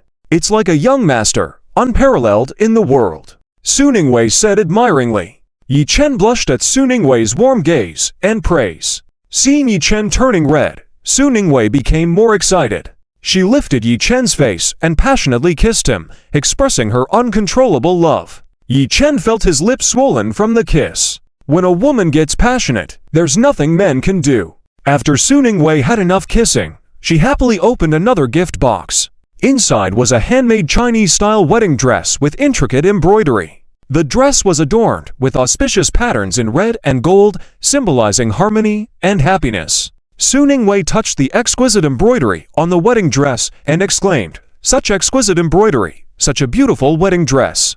I love it. If you like it, then it's good," Yi Chen replied gently. Su Ningwei then opened another gift box, revealing a groom's dragon-patterned round collar robe. The quality and craftsmanship were exceptional, indicating its high value. "This set of wedding attire is exquisite and beautiful," Su Ningwei exclaimed joyfully. Yi Chen nodded and said, "Yes, it is indeed nice." Su Ningwei then unwrapped the last package, revealing 2 gift boxes containing Western-style and Chinese-style toasting outfits for both men and women. The craftsmanship was exquisite and elegant. Su Ningwei, touched, said with teary eyes, "Ekin, I love all these wedding outfits. Thank you for preparing so much for me. It's something I should do, right?" Yi Chen replied warmly. If the system hadn't provided them, Yi Chen had already designed wedding attire and jewelry sketches ready for customization. Su Ningwei hugged Yi Chen tightly, expressing her happiness without words. Yi Chen hugged Su Ningwei back, gently rubbing her head, and said, "It's getting late. Let's feed the 3 little ones and then go to Xinfan's house for dinner." Su Ningwei murmured in agreement in Yi Chen's arms and then loosened her arms around him. After calling Li Emei, Yi Chen hung the wedding attire in the closet. Su Ningwei placed the jewelry in the safe. Li Emei soon brought the 3 babies to the master bedroom and then left. Su Ningwei picked up the eldest and expertly fed him. Yi Chen played with toys to entertain the other 2. Suddenly, the eldest bit Su Ningwei, who cried out in pain, "Ouch, it hurts." "What's wrong?" Yi Chen quickly turned around to check. Su Ningwei, with tears in her eyes, said, "The eldest suddenly bit me and won't let go. What should we do?" The baby innocently blinked his eyes. Yi Chen bent down and gently pressed the baby's head towards Su Ningwei to prevent biting. Su Ningwei said, "It's released, it's released. Do you have any solution? The eldest just bit me out of nowhere. He never did this before." Yi Chen, concerned, carefully examined Su Ningwei's head. Although it was red from the bite, it wasn't broken. Yi Chen sighed in relief and said, "Wife, you must be in pain." Su Ningwei was afraid of pain from a young age, and her sensitive head made it even more unbearable. But not wanting Yi Chen to worry, she smiled through the tears and said, "Yes, it hurts a little, but it's okay." It doesn't hurt now. The baby is small. How strong could the bite be? Yi Chen could see Su Ningwei was genuinely in pain, feeling heartbroken. He didn't want her to feed the babies anymore. Concerned about potential bites as the baby's teeth, Yi Chen suggested, let's switch to formula milk. The babies might be teething, which leads to them biting you. Su Ningwei protested, but the babies are so young. How can we stop breastfeeding so early? Being a mother means providing breast milk, the best nutrition for babies. Yi Chen insisted, but the babies could bite you. I can't stand seeing you in pain. He tried to take the eldest from Su Ningwei to prepare formula milk. The baby, understanding his mistake, looked pitifully at Su Ningwei and Yi Chen without attempting to feed more. Su Ningwei softened at the sight and held the eldest close, promising, it's all right. I lacked experience this time. I'll be careful next time. If they try to bite me, I'll remove it and reprimand them seriously. The babies are good and will learn. Yi Chen frowned but didn't say a word. Su Ningwei pretended to be innocent and pleaded, honey, I know you care for me, but we also have to consider the babies. Other moms can do it, and so can I, honey. Let me continue feeding them, please. Yi Chen began to waver amidst Su Ningwei's repeated calls of husband. Su Ningwei had already found the correct way to communicate with Yi Chen now, knowing that as long as she acted coy, Yi Chen would definitely agree to her requests. At that moment, Da Bao also whispered a few words softly. The translation of Da Bao's baby language that Yi Chen heard was, Mom, I'm sorry. I didn't know it would hurt so much. I was just curious. I won't do it again next time. Bao and Zibao also spoke baby language with Yaz and Oz. The translation of their baby language that Yi Chen heard was, we will be good Tilda, we won't bite mommy. Although Yi Chen couldn't be sure if the babies were really that intelligent at their age, making a mistake once could show if they were capable of learning and changing. Breastfeeding is a privilege for women as mothers. Since Su Ningwei insisted on breastfeeding, Yi Chen could only choose to respect Su Ningwei, even if he felt heartache. All right, I respect you. I'll go get special teething toys for the babies, which can help relieve itchiness in their gums. If the babies bite you again, I will give them a little spank on their bottoms. After saying that, Yi Chen gave a little lecture to the three babies. The three babies listened attentively and promised to behave. Yi Chen then went to get the teething toys. Seeing Yi Chen leave the master bedroom, Su Ningwei immediately inserted the pacifier into Da Bao's mouth and fed Da Bao until he was full. This time, Da Bao behaved very well, not biting Su Ningwei again. Even the strength with which he suckled seemed lighter than before, as if he was afraid of hurting Su Ningwei. Su Ningwei was surprised to notice this. Could it be that Da Bao really understood Yi Chen's lesson? It was quite miraculous. Babies are truly amazing. However, Su Ningwei remembered Yi Chen's extraordinary talent, so it was possible that the three babies were smarter than average children. After feeding the three babies, Yi Chen and Su Ningwei played with them for a while. The 4-month-old babies could already grasp a toy easily and turn over from prone to supine position. Yi Chen patiently taught the three babies to say dad as he lay next to them on the bed. Su Ningwei recorded this heartwarming scene on her phone. The three babies smiled happily at Yi Chen, but none of them tried to imitate Yi Chen and say dad. Yi Chen continued to patiently teach, daddy, tilde tilde tilde. Zibao turned his head and smiled, which made Su Ningwei burst into laughter. Yi Chen couldn't help but laugh as well, leaning over on the bed. Zibao, you better not be doing this on purpose.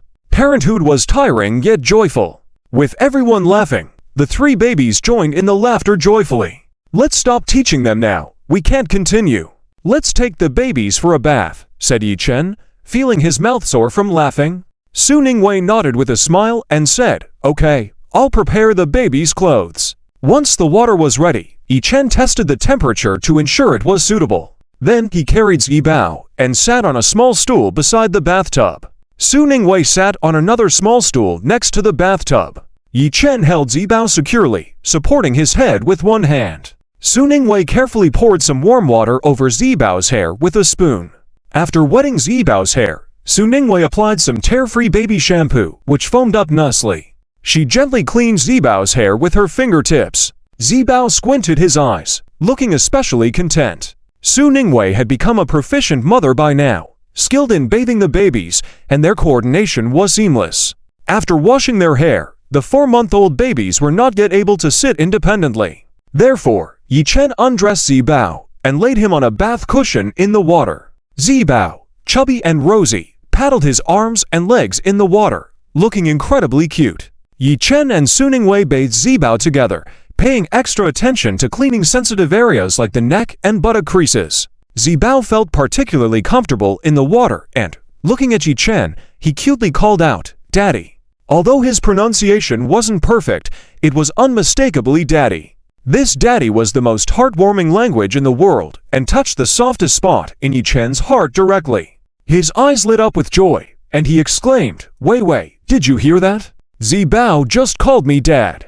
"I heard. Oh, I put so much effort into breastfeeding, and Zibao calls you dad first. I thought they would call mom first," Su Ningwei said somewhat wistfully. Yi Chen chuckled and explained, "Haha, it's normal. The initial sound of dad is B, which can be articulated simply by opening and closing the mouth, requiring minimal skill. In contrast, mom requires vocal cord vibration to produce, making it a bit more challenging for the babies. Don't feel down just because of a title, believe that the babies will soon learn to say mom." After hearing Yi Chen's explanation, Su Ningwei's lingering feelings dissipated.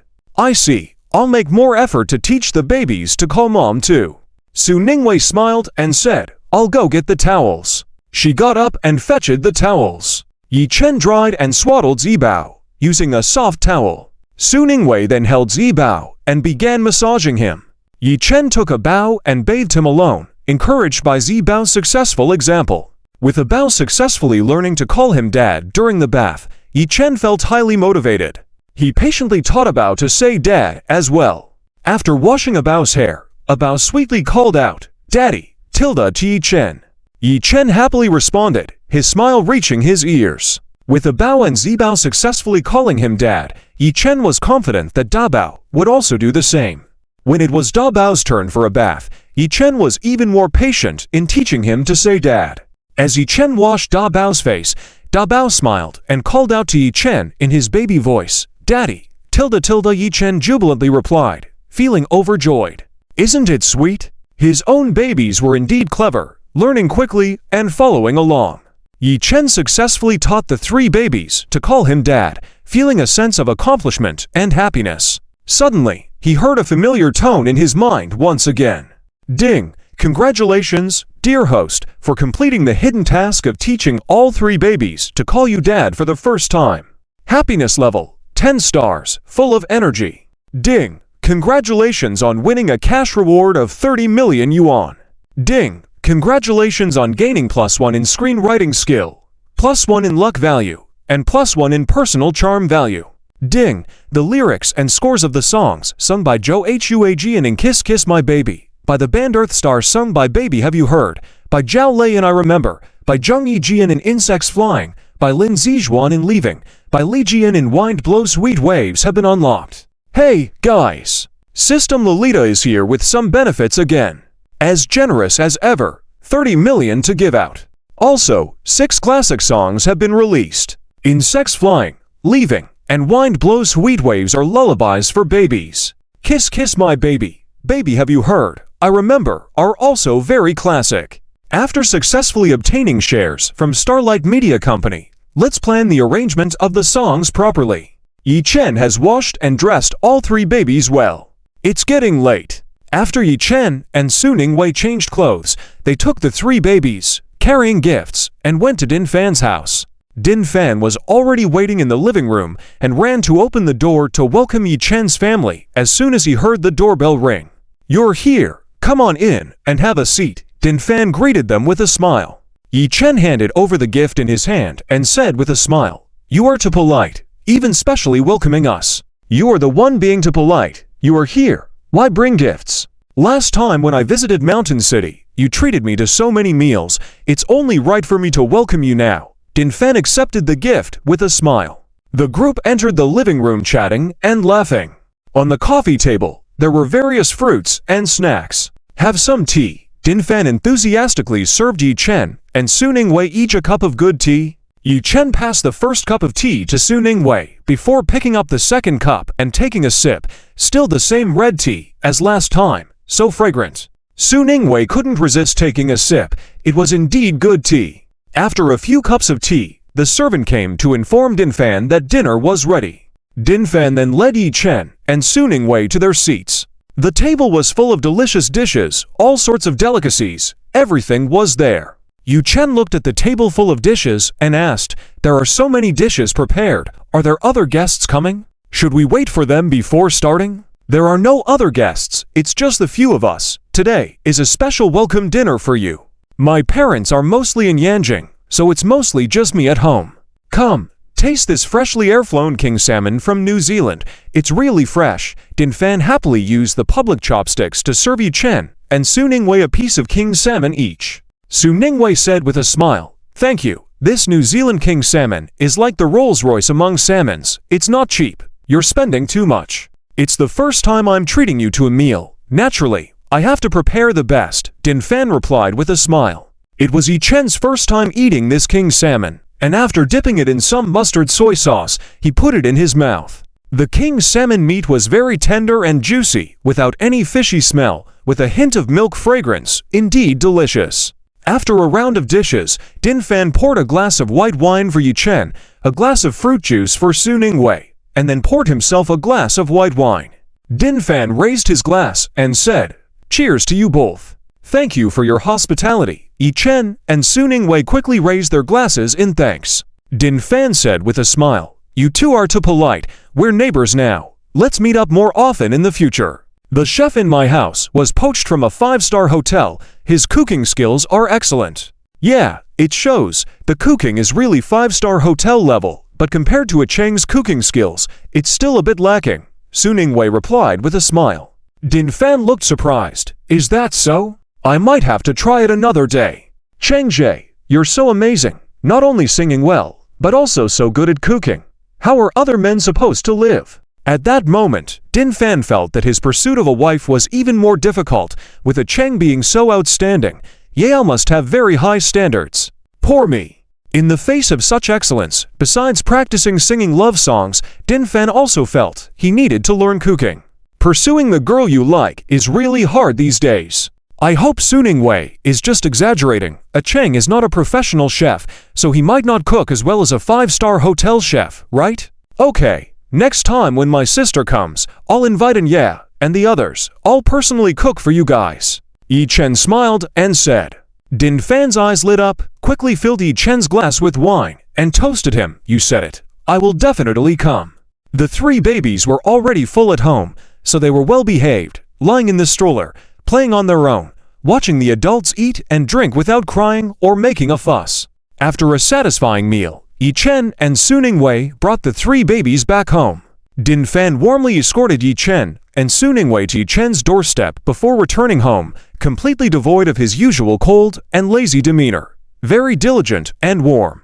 Yi Chen and Su Ningwei returned home to the master bedroom. Su Ningwei picked up the eldest baby, smiling and said, "Call Mama." "No calling, no milk. Look at my mouth." Mama tilde.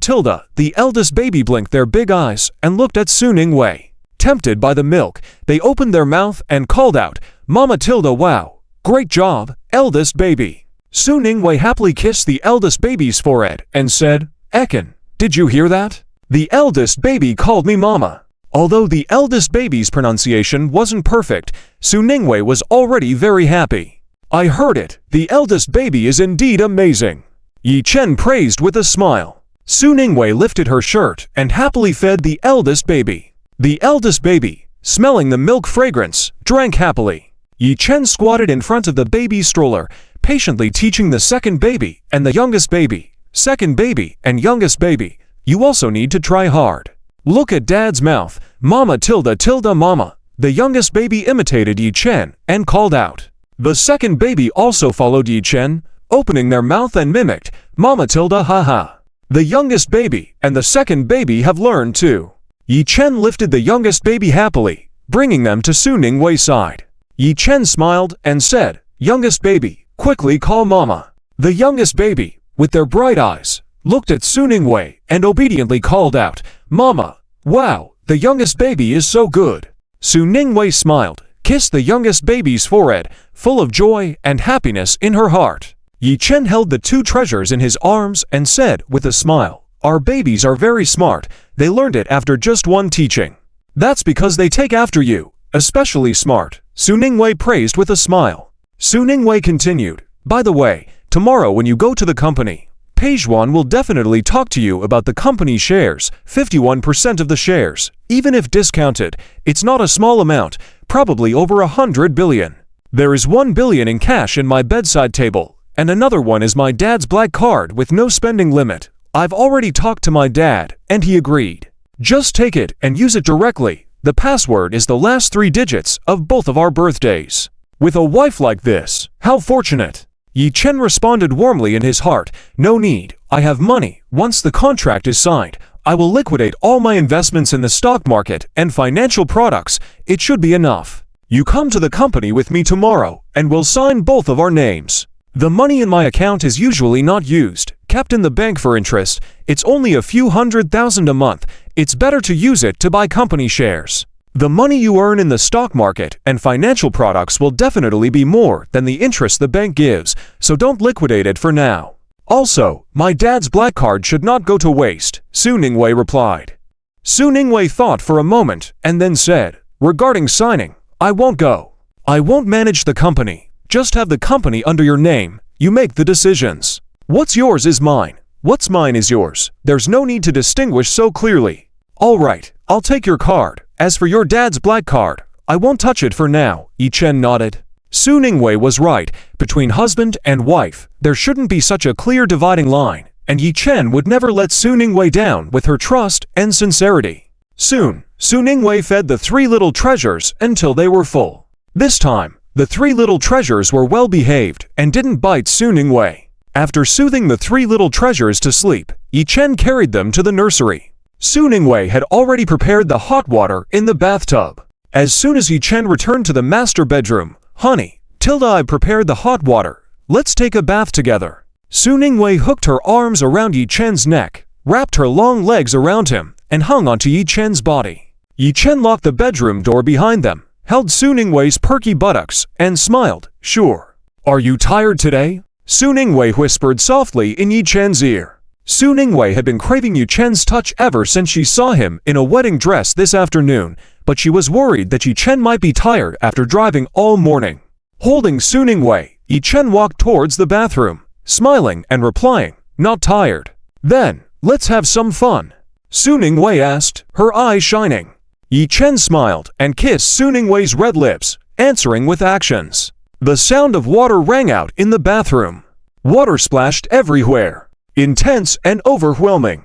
Early the next morning, Pejuan called Yi Chen and asked him to go to the company first thing to look at the contract for the transfer of shares in the CEO's office. Although Yi Chen knew that with the support of the Su Group, Pejuan wouldn't play any tricks when Pejuan mentioned transferring the company shares. Yi Chen had already found time to sneak into the system of Star Media Group to carefully investigate the company's information and financial situation, especially regarding any tax evasion. Yi Chen didn't want to get involved in any trouble. After a thorough inspection, Yi Chen still had great admiration for Pejuan. Star Media Group, managed by Pejuan, had a very clean foundation, with no debt issues, good profits, and reasonable treatment for its artists. No wonder it was doing better and better. Pejuan's offer to transfer 51% of the shares at a 7% discount to Yi Chen was truly sincere, without any hidden agenda. With such sincerity from Pejuan, Yi Chen would naturally not disappoint him and would wholeheartedly build Star Media Group into the best media company in China. Yi Chen dressed impeccably, had breakfast, and then drove to Star Media Group. In the parking lot of Star Tower, Pejuan's bright red sports car was already parked in its spot, indicating that Pejuan had arrived quite early. Yi Chen parked his car in the empty spot next to Pejuan's car. This time, there were no annoying people to ruin his mood, and Yi Chen was exceptionally pleased. The last time that annoying person, Zhang Fanren, was said to still be lying in the hospital, and until now, he still hadn't figured out how he went blind. Yi Chen looked at the 36-story Star Tower in front of him. The word Star Media Group still shone brightly in the sunlight. However, the exterior of Star Tower had been redecorated, looking even more magnificent and upscale.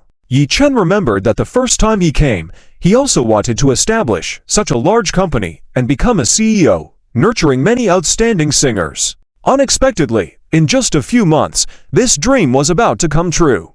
Yi Chen fixed his tie, suppressed his joy, and walked briskly into Star Tower, heading straight to the CEO's office on the top floor. Knocking on the CEO's office door, Page Wan's voice came from inside. "Come in." Yi Chen entered the CEO's office. "CEO Pei, good morning." Page Wan immediately stood up, holding a stack of documents in his arms, and smiled. "Yi Chen, good morning. Sit down quickly." "Okay." Yi Chen smiled and sat comfortably on the spacious leather sofa. Page Wan placed the large document bag from his arms on the coffee table and said, "These are the financial statements of Star Media Group over the years, information about the company, some data on our artists, and this is the contract for the share transfer. Please review them and let me know if you have any questions." "Okay." Yi Chen nodded, picked up the materials from the coffee table, and carefully examined them. After making sure there were no issues, Yi Chen asked, "Is everything okay?" Page Wan handed Yi Chen a pen and said with a smile, "If everything is all right, please sign here." Yi Chen took the pen, signed his name on the contract, stamped it with his thumbprint, and then wiped the ink off his hand with a tissue. After Yi Chen finished signing, Page Wan also signed his name, stamped it with his thumbprint, and wiped his hands clean. "Pleasure doing business with you. In the future, Star Media Group will rely on you. With you and your wife overseeing Star Media Group, supported by the Su Group, I can now rest easy." Page Wan extended his right hand happily towards Yi Chen. "Pleasure doing business with you. Star Media Group can't rely on just me alone. Many specific operational matters still require your management." Yi Chen smiled and replied. Yi Chen shook Page Wan's hand with his right hand and then let go. Page Wan smiled and said, "Then let's work together to make Xingyao Media stronger and bigger. After being a strong woman for so long, I can finally take a good break, relax, and enjoy life. Thank you for your trust, Pei Ye." Yi Chen replied with a smile. Page Wan continued, "From now on, this CEO office is yours. My assistant Qian Duoduo is handling all the specific tasks at hand. Qian Duoduo is very capable and has good character. She has been with me for several years and is trustworthy. In the future, if you have any work-related matters, you can directly instruct her to carry them out. You already know most of the company's staff, and you are intelligent. I believe you will quickly get the hang of it." "All right," Yi Chen nodded. Page Wan said, "After the contract procedures are completed, I will ask Qian Duoduo to arrange a shareholders meeting. Then we can transition the work and have you meet all the staff in the departments. We can also arrange a welcome banquet for you. How does that sound?" "Sounds good. Then I will go record some songs first." Yi Chen nodded and left the CEO office, heading towards the recording studio. Kan and Lu Yin had been waiting in the studio. Seeing Yi Chen arrive, Kan immediately greeted him. Lu Yin, seeing Yi Chen, was also full of anticipation. Today, his ears would be treated again, and he would earn money, which was just great. "Archon, you are here. The accompaniment for Magic Cow Milk is amazing. Compendium of Materia Medica. You are my eyes, light chaser. I am a little bird, mom in the candlelight, you at the same table, and 10 years are already. Which one do you want to record first?" Kan asked with a smile. Yi Chen replied, "Let's start with Magic Cow Milk is amazing. I have written a few new songs recently. I will send them to you when I get back. Please help arrange for someone to make the accompaniments." "Sure," Kan nodded. Kan admired Yi Chen even more. He truly was a prolific singer-songwriter, with new songs already prepared and ready to go. He quickly and smoothly finished recording Magic Cow Milk is amazing, Compendium of Materia Medica. You are my eyes, light chaser. I am a little bird, mom in the candlelight, you at the same table, and 10 years all in one take. Lu Yin was once again amazed and impressed, having cancelled other appointments today to come help Yi Chen record. It was truly a unique experience. Other staff present also held Yi Chen in high regard, admiring and being in awe of him. Kan handed Yi Chen a cup of warm water, saying, "You did well today. Your performance was exceptional, finishing all 7 songs in one go. That's truly impressive." "You all worked hard," Yi Chen said, smiling, as he handed out red envelopes with New Year's gifts to Kan and the other staff members. The staff receiving these red envelopes were all delighted, working even harder. Kan said, The milk cow dairy advertisement shoot is scheduled for tomorrow morning. I will arrange for a driver to pick you up tomorrow morning. All right, then I will head back now, Yi Chen nodded. Kan offered to see him off, but Yi Chen declined, telling Kan to focus on his own work. After bidding farewell to Kan, Yi Chen went downstairs and got into his car. Everything had gone smoothly, putting Yi Chen in a very good mood. On his way home, he picked out a beautiful bouquet of roses and bought Su Ningwei her favorite strawberry cake. When he arrived home, Su Ningwei greeted him with a smile, hugging his waist. Archon, you're back. Was everything smooth today? Very smooth. I recorded 7 songs, all in one take. This is for you. Yi Chen handed the roses and the cake to Su Ningwei. Su Ningwei received the flowers and cake, her eyes sparkling with gratitude. Thank you. You say all 7 songs were done in one take. That's incredible. Of course, Yi Chen said with a smile, embracing Su Ningwei and leading her to the living room. Su Ningwei asked, smiling, how did the transfer of shares go? Have you seen the contract? I have. Everything is as we discussed before. There were no issues with the company's accounts and such, so I signed the documents, Yi Chen replied. Su Ningwei congratulated him. That's fantastic. You will be the new CEO. Please treat me, your employee, well. No problem. If you want, the position of the Queen of Songs will always be yours. How are the babies? Yi Chen said tenderly. Su Ningwei replied with a smile. I think they are fine. My Mei and the others are with the babies, watching the carp in the yard. By the way, my college roommate and best friend Zhou Dao and Zhu Peng haven't met you yet and haven't visited our new home. Tonight, I want to invite Cheng Tong, Zhou Dao, and Zhu Peng over for dinner, Yi Chen said. Su Ningwei nodded. Okay, I'll have Chen Uncle make arrangements. Tell Chen Uncle, and you can have the cake first. I'll call Cheng Tong, Zhou Dao, and Zhu Peng to confirm if they are free tonight, Yi Chen said, taking out his phone and calling Cheng Tong. After a few rings, Cheng Tong answered the phone. Chen Jie, you're back in the Magic City? Cheng Tong asked. Yi Chen said, yes, I just got back yesterday. I was thinking that you, Zhou Dao, and Zhu Peng haven't visited my new home yet, so I wanted to invite you over for dinner tonight. I'm not sure if they are free. No problem, I don't have any filming today. Back in our university days, the 4 of us were all big fans of the Rose Girls. If Zhou Dao and Zhu Peng find out they can have dinner with Su Ningwei, they will probably be over the moon. Even if they are busy, they will come. I visited your Tankin best home before New Year's, remember? Cheng Tong replied. I remember. I've moved to Jiangjing Half Mountain Villa now. You haven't been here yet. I'll send you the location later, Yi Chen said. What? Jiangjing Half Mountain Villa. Is it true? That's a luxurious villa that not everyone can buy. You're really something, Yi Chen.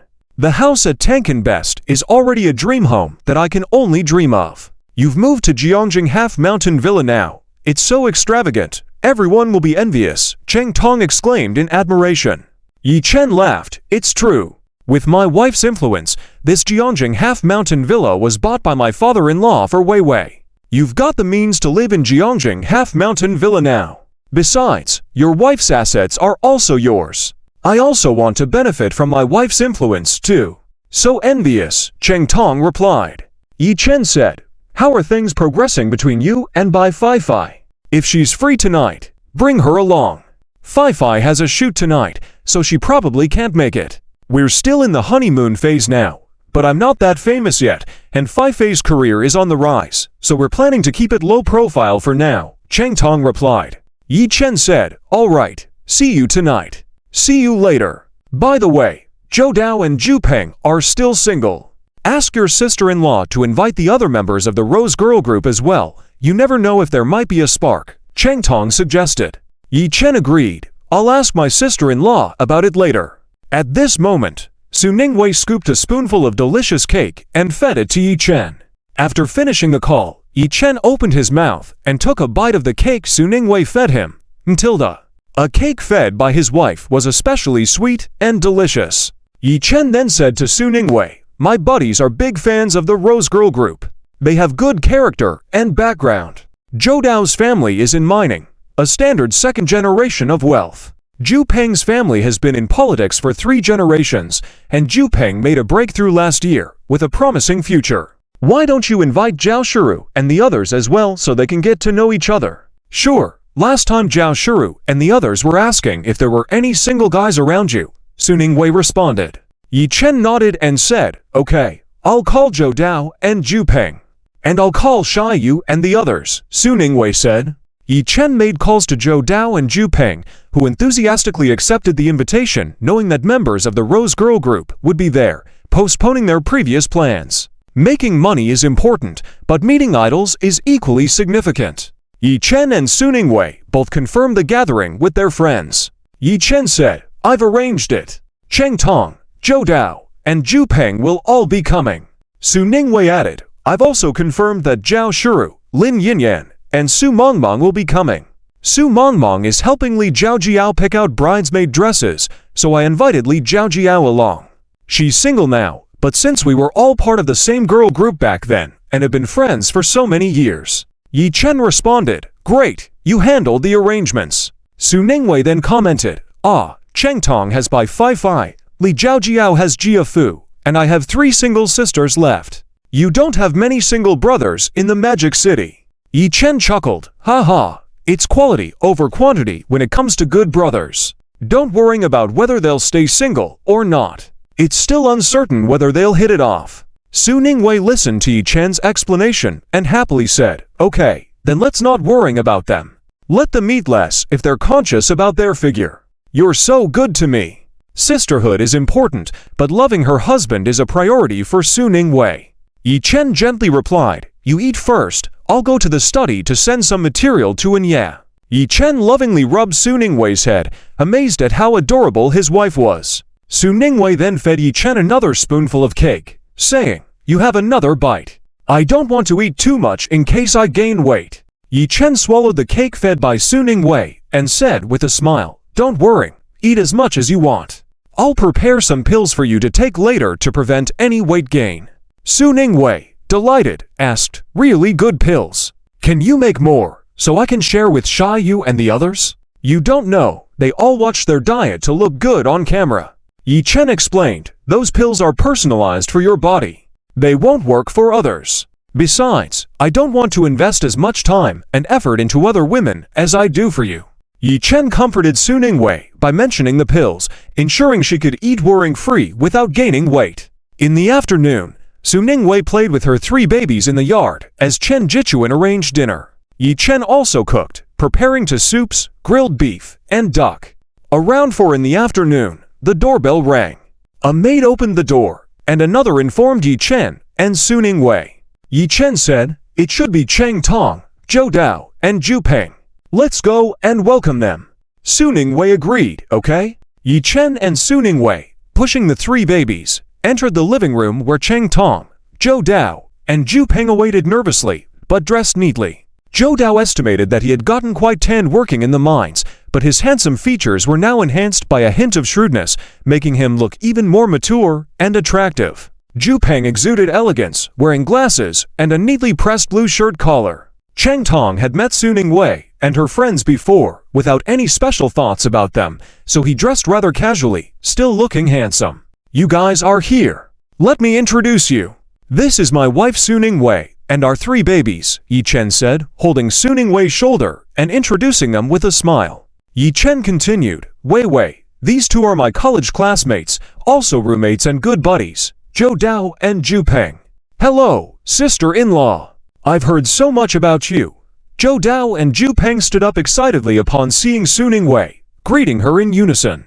It was such a thrill to meet their idol up close. Zhou Dao and Zhu Peng knew Su Ningwei was beautiful, but they didn't expect her to be this stunning, even more so in person than on TV. It had been a while since they last saw Yi Chen, who had also become even more attractive. Su Ningwei and Yi Chen were simply a perfect match. Seeing Yi Chen marry his idol and have 3 cute babies, Zhou Dao and Zhu Peng couldn't help but feel envious. Nice to meet you all. We're so glad to know you, Su Ningwei greeted with a smile. Cheng Tong chimed in, sister-in-law, we're all your fans, looking forward to you and Chen Jie performing together. Make sure to save us front row tickets for the concert. Yes, super excited, Zhu Peng eagerly agreed. Zhou Dao added, leave a back door open. We'll pay to attend. You guys have to pay to watch our performance. When we have the concert, we'll arrange VIP seats for you. Free of charge, Yi Chen replied with a smile. Su Ningwei humbly added, yes, just your support for Chen and me is already an honor. Come, have some tea first. Tonight, we'll sing until we drop. Yi Chen sat down with a smile, brewing tea for Cheng Tong and the others. Just then, the doorbell rang again. Su Ningwei stood up, saying, you guys have tea first. It should be Zhao Xiu and the others. I'll go check. Go ahead, Yi Chen nodded with a smile. Zhu Peng, looking at the 3 babies in the stroller, took out 3 red envelopes and slipped them into the babies' pockets, expressing his envy. The babies are so adorable. I know, I've never seen such good-looking kids before. Zhou Dao also gave the babies 3 big red envelopes, looking fascinated. Zhu Peng and Zhou Dao felt the impulse to get married and have kids, reaching its peak at the sight of the 3 adorable babies. Cheng Tong quipped, envious, then hurry up and have your own. Zhu Peng retorted, aren't you envious? You still don't have a girlfriend, do you? When will you have kids? Do you two need girlfriends? You just haven't met the right one yet, Cheng Tong said with a laugh. In a lower voice, Zhou Dao advised Cheng Tong, stop playing around. When you see the right girl, just commit. Look at Yi Chen, his kids are already this big. Cheng Tong chuckled, I'm not playing anymore. I've met the girl I like. And I'm planning to settle down. Really? When did that happen? Zhu Peng and Zhou Dao asked, amazed and envious. Yes, for now, let's keep it a secret, Cheng Tong said happily. Zhu Peng raised an eyebrow. Hey, are you filming now? Could it be the lead actress? Don't guess randomly, you'll find out later, Cheng Tong replied with a smile. Su Ningwei entered the living room with Zhao Xiu, Lin Yinyan, Su Mongmong, and Li Zhaojiao. Zhao Xiu, Lin Yinyan, and Su Mongmong were noticeably well-dressed, appearing youthful and beautiful. Li Zhaojiao, on the other hand, was clad in designer attire, wearing a large diamond ring and Cartier bracelet, seemingly eager to show off that after becoming a solo performer, she had married a wealthy man. However, seeing Su Ningwei and Yi Chen's luxurious mansion, which was hundreds of times more upscale than the suburban villa she shared with Jia Fu, Li Zhaojiao's jealousy intensified. Zhu Peng and Zhou Dao were also excited when they saw Zhao Xiu, Lin Yinyan, Su Mongmong, and Li Zhaojiao. It was all thanks to having a good brother like Yi Chen that they could meet their idol face to face. Thinking that they would soon be dining with Su Ningwei and the others, Zhu Peng and Zhou Dao's excitement escalated. Truly, when one person becomes famous, their friends also benefit. These 3 are members of the Rose Girl Group, Zhao Xiu, Lin Yinyan, Su Mongmong, and Li Zhaojiao. They are Weiwei's good friends, no need for lengthy introductions. These are my 3 good buddies, Cheng Tong, Zhu Peng, and Zhou Dao, Yi Chen introduced. Hello, my name is Su Mongmong. Nice to meet you all, Su Mongmong greeted friendly and extended her right hand towards Zhou Dao. Zhou Dao politely shook Su Manman's hand briefly before letting go. Although Zhou Dao was still excited, his gaze involuntarily shifted towards the cool and elegant Lin Yinyan. Sensing this, Su Mongmong extended her right hand towards Zhu Peng with some regret. Zhu Peng also politely shook Su Manman's hand before releasing it. Zhu Peng's eyes couldn't help but land on the sweet and lovely Zhao Xiu. Su Mongmong felt a bit disappointed, suspecting that there was no room for her. Lin Yinyan and Zhao Xiu also exchanged greetings and handshakes politely with Zhou Dao and Zhu Peng. Yi Chen wasn't surprised by the interactions. Back in college, Yi Chen had a crush on Su Ningwei. Zhou Dao favored Lin Yinyan from the Rose Girl Group. Zhu Peng was into Zhao Xiu, while Cheng Tong found all of them pretty. Apart from Li Zhaojiao, who often boasted about being Su Ningwei's childhood deskmate and lending erasers to her, Yi Chen, Cheng Tong, Zhu Peng, and Zhou Dao found her rather annoying. If Li Zhaojiao weren't a member of the Rose Girl Group, and if she didn't bring up trivial matters from Su Ningwei's past so frequently, they probably wouldn't pay much attention to her. Li Zhaojiao disdainfully glanced at Cheng Tong, Zhu Peng, and Zhou Dao, thinking that Yi Chen's success today was all thanks to Su Ningwei. What kind of capability would Yi Chen's friends have? Therefore, Li Zhaojiao didn't even spare Cheng Tong, Zhu Peng, and Zhou Dao a second look. Crossing her arms, Li Zhaojiao flaunted her hand with the diamond ring, tilting her head arrogantly, and said, Hello. I just applied hand cream, so I won't shake hands with you guys. Naturally, Cheng Tong, Zhu Peng, and Zhou Dao didn't care to shake hands with Li Zhaojiao, just exchanging polite greetings. Su Ningwei looked at Li Zhaojiao's attitude and couldn't help but frown slightly. Not giving face to Yi Chen's friend was equivalent to not giving face to Yi Chen. It seemed that they couldn't be close with Li Zhaojiao in the future. Although Yi Chen disapproved of Li Zhaojiao's behavior, he did not say much out of consideration for Su Ningwei, who was friends with Li Zhaojiao. He continued to warmly entertain everyone, brewed a pot of good tea, and filled everyone's cups. After drinking a few cups of tea, they began chatting casually. During the chat, Li Zhaojiao intentionally mentioned how Zhao Shuru fell on stage while singing and dancing, affecting the performance. She also mentioned that Lin Yinyan snores when she sleeps. Zhao Shuru and Lin Yinyan's expressions immediately turned sour. Originally, Zhao Shuru and Lin Yinyan wanted to show off in front of Zhou Dao and Zhu Peng, but Li Zhaojiao ruined it. The good atmosphere of the conversation was directly ruined by Li Zhaojiao. Seeing the change in Zhao Shuru and Lin Yinyan's expressions, Li Zhaojiao said jokingly, "Can I say that? Oh, look at me. Did I say something wrong? Shuru, Mong, Yin Yan, I'm sorry. You're not upset just because I told the truth, right? Shuru fell because her shoe broke, okay? Yin Yan snored only once, and it was because she was too tired from dancing. Why do you always bring it up?" Su Ningwei said with a frown.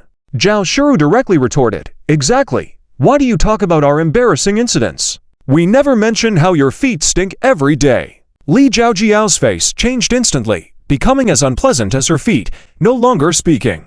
By this time, dinner was already prepared.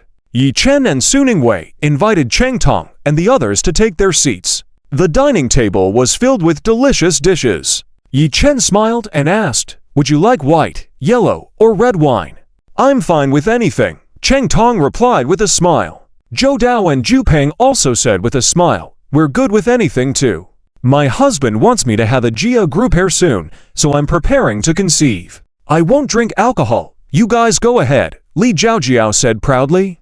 Zhao Shuru blushed and said, "Then I'll have some red wine." Su Ningwei, Su Mongmong, and Lin Yinyan all looked surprised at Zhao Shuru. She usually doesn't voluntarily drink alcohol, so it seems like she has something in mind. "Then I'll have red wine too, but just a little bit," Su Ningwei said with a smile. Su Mongmong and Lin Yinyan exchanged glances and also said with a smile, "Then we'll have some red wine too." "Let's have red wine then," Yi Chen said.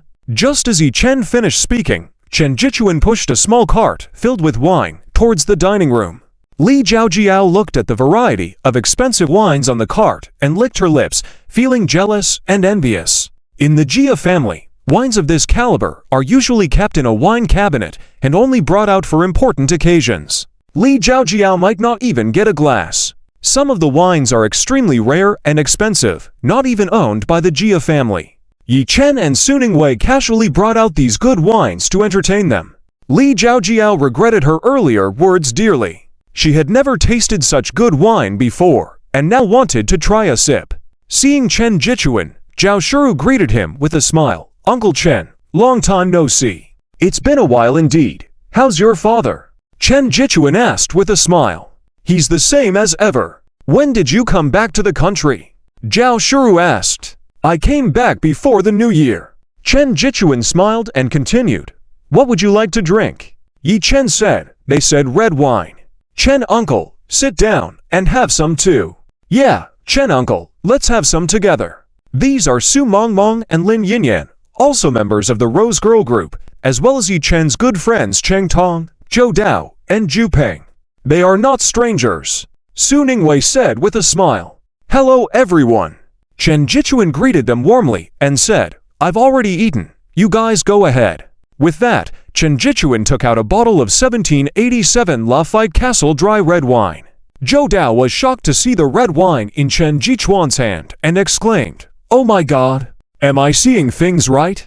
Is this the 1787 Lafite Castle dry red wine? It costs over 900,000, right? This is too extravagant." Hearing Zhou Dao's words, Zhao Shuru, Su Mongmong, and Lin Yinyan were also amazed. Li Zhaojiao was envious and jealous. It was the first time she had seen such a high-class wine in person. That's right, you're not mistaken. This is the 1787 Lafite Castle Dry Red Wine. Miss and Sir said they wanted to treat their best friends with the best wine and food. Chen Jichuan smiled and replied. Chen Jichuan elegantly cut off the cap of the red wine bottle with a small knife along the raised part of the bottleneck. Using a seahorse knife, he carefully pulled out the cork of the red wine bottle. The entire opening process was quiet, elegant, and eye-catching. After removing the cork, Chen Jichuan placed it on a small dish, wiped the bottleneck with a clean white cloth, swirled the wine, and then poured the red wine into a decanter to aerate it. For an aged red wine, 5 minutes of aeration is sufficient. Any longer and the wine structure will break down. 1787 Lafite Castle Dry Red Wine does not need aeration. During swirling, it has already achieved the desired aeration. Chen Jichuan was ready to pour the wine for Yi Chen and the others. Yi Chen pointed at Li Jiaojiao and said to Chen Jichuan, "Chen uncle, she's preparing for pregnancy and can't drink. Give her a glass of freshly squeezed fruit juice." "All right." Chen Jichuan nodded, poured red wine for Yi Chen, Su Ningwei, and the others, and then left the dining room. This was a bottle of 1787 Lafite Castle Dry Red Wine, worth a house. Li Jiaojiao, smelling the rich wine aroma, could only swallow her saliva dryly and pretend she didn't want to drink, looking at her cup filled with orange juice. "Let's raise our glasses and taste this fine wine together," Yi Chen said, raising his glass. "Thank you for the hospitality. Cheers." The wine glasses clinked together joyously, except for Li Jiaojiao's. Yi Chen took a sip of red wine, and indeed, the taste was very rich, smooth, with a rich layering of flavors, balanced sweetness and acidity, and a unique style with a lingering aftertaste. "Good wine. Let's start eating. Try the 10-full nutrition soup I made," Yi Chen said. The servants immediately served Chang Tong and the others with a bowl of the nutritious soup. After serving the soup, Yi Chen signaled for the servants to leave. During meals and drinks, Yi Chen still had the habit of having someone serve on the side. Su Ningwei smiled and said, "Ekin knew you were coming, so he personally prepared the food." Not only the dragon phoenix soup, but also the braised beef and duck were cooked by Yi Chen himself. "Oh, then I must try it well. I've only tasted Yi Chen's instant noodle skill in the dorm before," Zhou Dao said with a smile. Chang Tong picked up a piece of braised beef with his chopsticks and said, "Come on, you will be amazed, I guarantee. It's been so long since I've had Yi Chen's cooking, I've been craving it." He put the braised beef into his mouth. Fragrant. The taste was just right, the braised flavor was rich. Even the best braised food restaurants couldn't match this flavor. It's so delicious. If Yi Chen opens a braised food restaurant, it will definitely be a hit. Bai Fei loves all kinds of braised food the most. Learning this skill, there's no worrying about not catching Bai Fei's appetite. Chang Tong quickly said, "Chen Jie, this braised beef is amazing. You must send me the recipe and cooking method later, as well as the soup." "Okay, I'll organize it and send it to you later," Yi Chen nodded. Zhao Xiu, Lin Yinyan, and Su Mongmong, after hearing Su Ningwei, also immediately reached out their chopsticks towards the large plate of braised food. They couldn't resist, because what Yi Chen cooked was really too delicious. Especially Su Mongmong, since she didn't see eye to eye with Zhou Dao and Zhu Peng, she directly abandoned her idle facade and ate meat and drank soup heartily, looking satisfied. So delicious. How can the idle facade compare to the dishes cooked by Yi Chen? This trip was really worthwhile. Unable to find such an outstanding man like Yi Chen, it's better to stay single. Su Mamon's slight annoyance from not having a successful match disappeared completely when she tasted the delicious food cooked by Yi Chen. After taking a sip of the soup, Zhou Dao's eyes brightened, and after picking up a piece of beef with his chopsticks and tasting it, he praised, "It's delicious, Chen Jie. I didn't expect your cooking skills to be this good. It's even better than those Michelin-starred chefs." Zhu Peng also took a sip of the soup and tasted a piece of beef, then exclaimed, "It's really good, even better than the dishes at state banquets." "Chen Jie, could your ancestors have been imperial chefs? No wonder even the instant noodles you used to cook were tastier than what we made." Yes, brother-in-law's cooking is always delicious," Zhao Xiu nodded repeatedly with her chubby cheeks. "Just boasting," Li Jiaojiao thought Zhou Dao and the others were just flattering. Have they eaten what Michelin-starred chefs cooked before? How delicious can Yi Chen's dishes be? Can they be compared to Michelin-starred chefs? Imperial chefs, please. Li Jiaojiao contemptuously picked up a piece of braised beef with her chopsticks and put it into her mouth. The fragrance of the braised beef exploded between her lips and teeth. Li Jiaojiao widened her eyes immediately, swallowed, and then took a sip of Yi Chen's soup. Li Jiaojiao was shocked. Yi Chen's cooking skills were truly exceptional. Li Jiaojiao felt even more envious and jealous. She couldn't believe that Yi Chen could cook so well. Su Ningwei's luck was too good. It's impossible. This definitely couldn't be cooked by Yi Chen. How could there be such an outstanding man? It must have been cooked by some top chef, but Su Ningwei and Yi Chen were just saving face, intentionally saying it was cooked by Yi Chen. After thinking like this, Li Jiaojiao felt a bit more balanced and couldn't help but pick up a large piece of braised beef and stuffed it into her mouth. No, my dad is just a regular driver, and my grandpa is also a regular worker. You guys are just too good at praising. Yi Chen stood up with a smile, raised his glass. Come on, let's make a toast together, wishing our friendship last forever. May everyone's dreams come true and get better and better in the new year. Cheers to our everlasting friendship. May all our dreams come true and get better and better in the new year. Cheers. Su Ningwei, Zhao Xiu, Lin Yinyan, Su Mengmeng, Cheng Tong, Zhou Dao, and Zhu Peng raised their glasses, happily clinking them together. Li Jiaojiao hurriedly picked up a glass filled with orange juice, her mouth full of beef, almost choking. Cheers! Zhou Dao and Zhu Peng couldn't have dreamed that being able to watch a live concert of Rose Girl Group would have been satisfying enough. Unexpectedly, thanks to Yi Chen, they could eat and drink with members of the Rose Girl Group. It was simply too happy. After toasting Yi Chen and Su Ningwei, Zhou Dao and Zhu Peng initiated another round of toasts to Zhao Xiu, Lin Yinyan, and Su Mengmeng. With a few drinks and having eaten quite a bit, everyone became a bit less reserved. Li Jiaojiao ate until full. Suddenly, there was a loud crack. Li Jiaojiao realized that the waistline of her tight skirt had been torn open. Seeing that she was about to reveal herself and lose face, Li Jiaojiao didn't dare to stay and eat any more. She quickly sucked in her stomach and said, "There's something urgent at home. I'll go back first. You guys enjoy your meal." Yi Chen and Su Ningwei didn't like Li Jiaojiao either. Seeing her wanting to leave first, they exchanged a few polite words and let the servant escort Li Jiaojiao out. With Li Jiaojiao gone, everyone continued to eat and drink. The atmosphere at the dinner table was clearly better than before, and the mood became more harmonious and lively. After being full, it was still early. Would you like to sing? I have a karaoke room in my house that I haven't tried yet. Shall we go sing together? Su Ningwei suggested. Yes, Su Sheng knew that Su Ningwei loved to sing when she was renovating this villa, so he specially installed a $1 million sound system grade karaoke room with a great ambience, much more upscale than regular KTVS.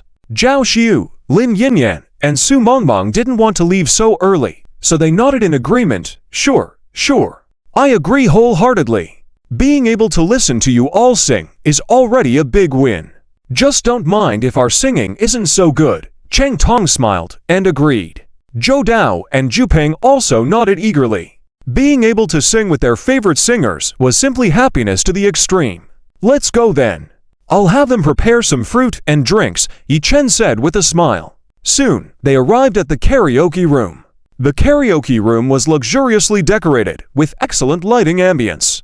The LCD screens were huge, with a small stage, a touchscreen song selection system, and a row of wireless microphones, all top-notch, suitable for hosting live concerts. Su Sheng, this pet-loving crazy person, could be said to be very attentive and considerate. Wow tilde, this microphone is amazing. It's even better than the one I use for performances, Su Mengmeng exclaimed as she picked up the microphone on the stand on the table, looking envious.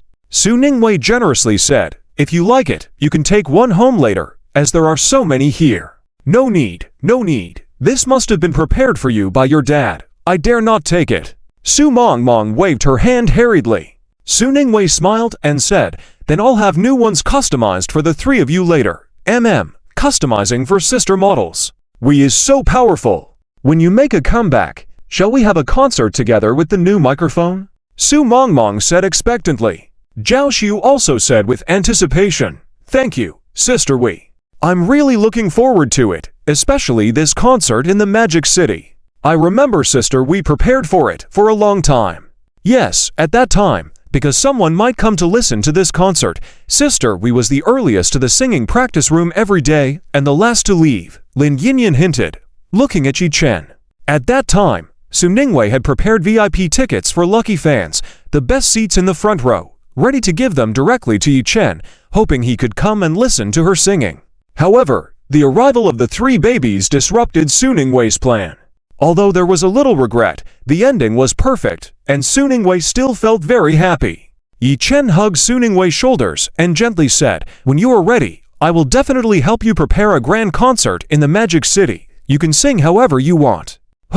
Su Ningwei leaned on Yi Chen's shoulder, looked into his eyes, full of anticipation and happiness. Page 1, with Zhao Xiu and the others, had disclosed that Yi Chen would soon be the new owner of Starlight Media, so naturally, Yi Chen had the ability to organize a concert for Su Ningwei, not just empty talk. "Wow, Tilda, this is so enviable. I want to be a guest singer," Su Mangmang said enviously. Zhao Xiu naturally said with envy, "Yes, we also want to be guest singers. Need we even say it? We definitely have to go. Brother-in-law, you said last time you would write a new song for the four of us. Is it ready? We can't wait to practice." Lin Yinyan looked expectantly at Yi Chen. After Lin Yinyan finished speaking, Su Ningwei and the others all looked expectantly at Yi Chen. Yi Chen, busy with the Lunar New Year and writing the song Chen's Heart Pleases Way, hadn't had time to think about the song for them. At this moment, a familiar system notification rang in Yi Chen's mind. Ding! Dear host, a creative need has been detected, and the lyrics and music score of the song 1001 Wishes performed by the Earth Star Group for In Love, Yang Chenglin, Huang Xiaoru, Zhang Qihui, and Leng Jialin, have been unlocked. The system was really efficient. Dreams as the horse, living up to the beauty, bravely pursuing dreams. Although 1001 Wishes is an old song, it is still very classic. It expresses that no matter what the future holds, no matter how bleak the hope of success, every time you strive forward bravely. It is indeed very suitable for Su Ningwei, Zhao Xiu, Lin Yinyan, and Su Mangmang, the four girls, to sing. The key point is that the system unlocked this song just in time. Yi Chen smiled and said, "It's ready. It's called 1001 Wishes. I'll send you the lyrics and music score to look at tomorrow. If you have no problems, I'll have Angie arrange the accompaniment." Indeed, brother-in-law, you are awesome. Among those who write songs, I only respect you. Lin Yinyan raised her thumb towards Yi Chen. Zhao Xiu also excitedly said, Yes, brother-in-law songs must be super good. I can't wait." "Oh yeah. Brother-in-law, hooray. I really love you. You are my god." Su Mangmang was excited and wanted to step forward to hug Yi Chen. Su Ningwei blocked Yi Chen in front and pushed away Su Manman's advances. "Stop. Only I can hug your brother-in-law. Good sisters shouldn't encroach on my husband." Su Ningwei raised her eyebrows, feeling jealous. Su Mangmang stuck out her tongue, saying, Sorry, I was just too excited and happy. I absolutely did not mean to take advantage of brother-in-law. There won't be a next time." That's about right. Su Ningwei turned around, hooked Yi Chen's neck, kissed his cheek, asserting her dominance. Su Ningwei was willing to share other good things with her sisters, but not Yi Chen. Yi Chen blushed as Su Ningwei kissed him in front of so many people, but still kissed Su Ningwei's cheek in return. Cheng Tong and the others were fed a mouthful of dog food, feeling sweet. "Then, you must leave a VIP ticket for us fans at that time," Cheng Tong immediately said. Zhou Dao and Zhu Peng also quickly added, Yes, we want the front row." "No problem. Let's pick some songs, sing, drink, and have fun today." Yi Chen smiled and replied. Cheng Tong said, "Let's go with friends." Yes, let's sing Friends." Zhou Dao and Zhu Peng nodded in agreement. "All right, I'll select it."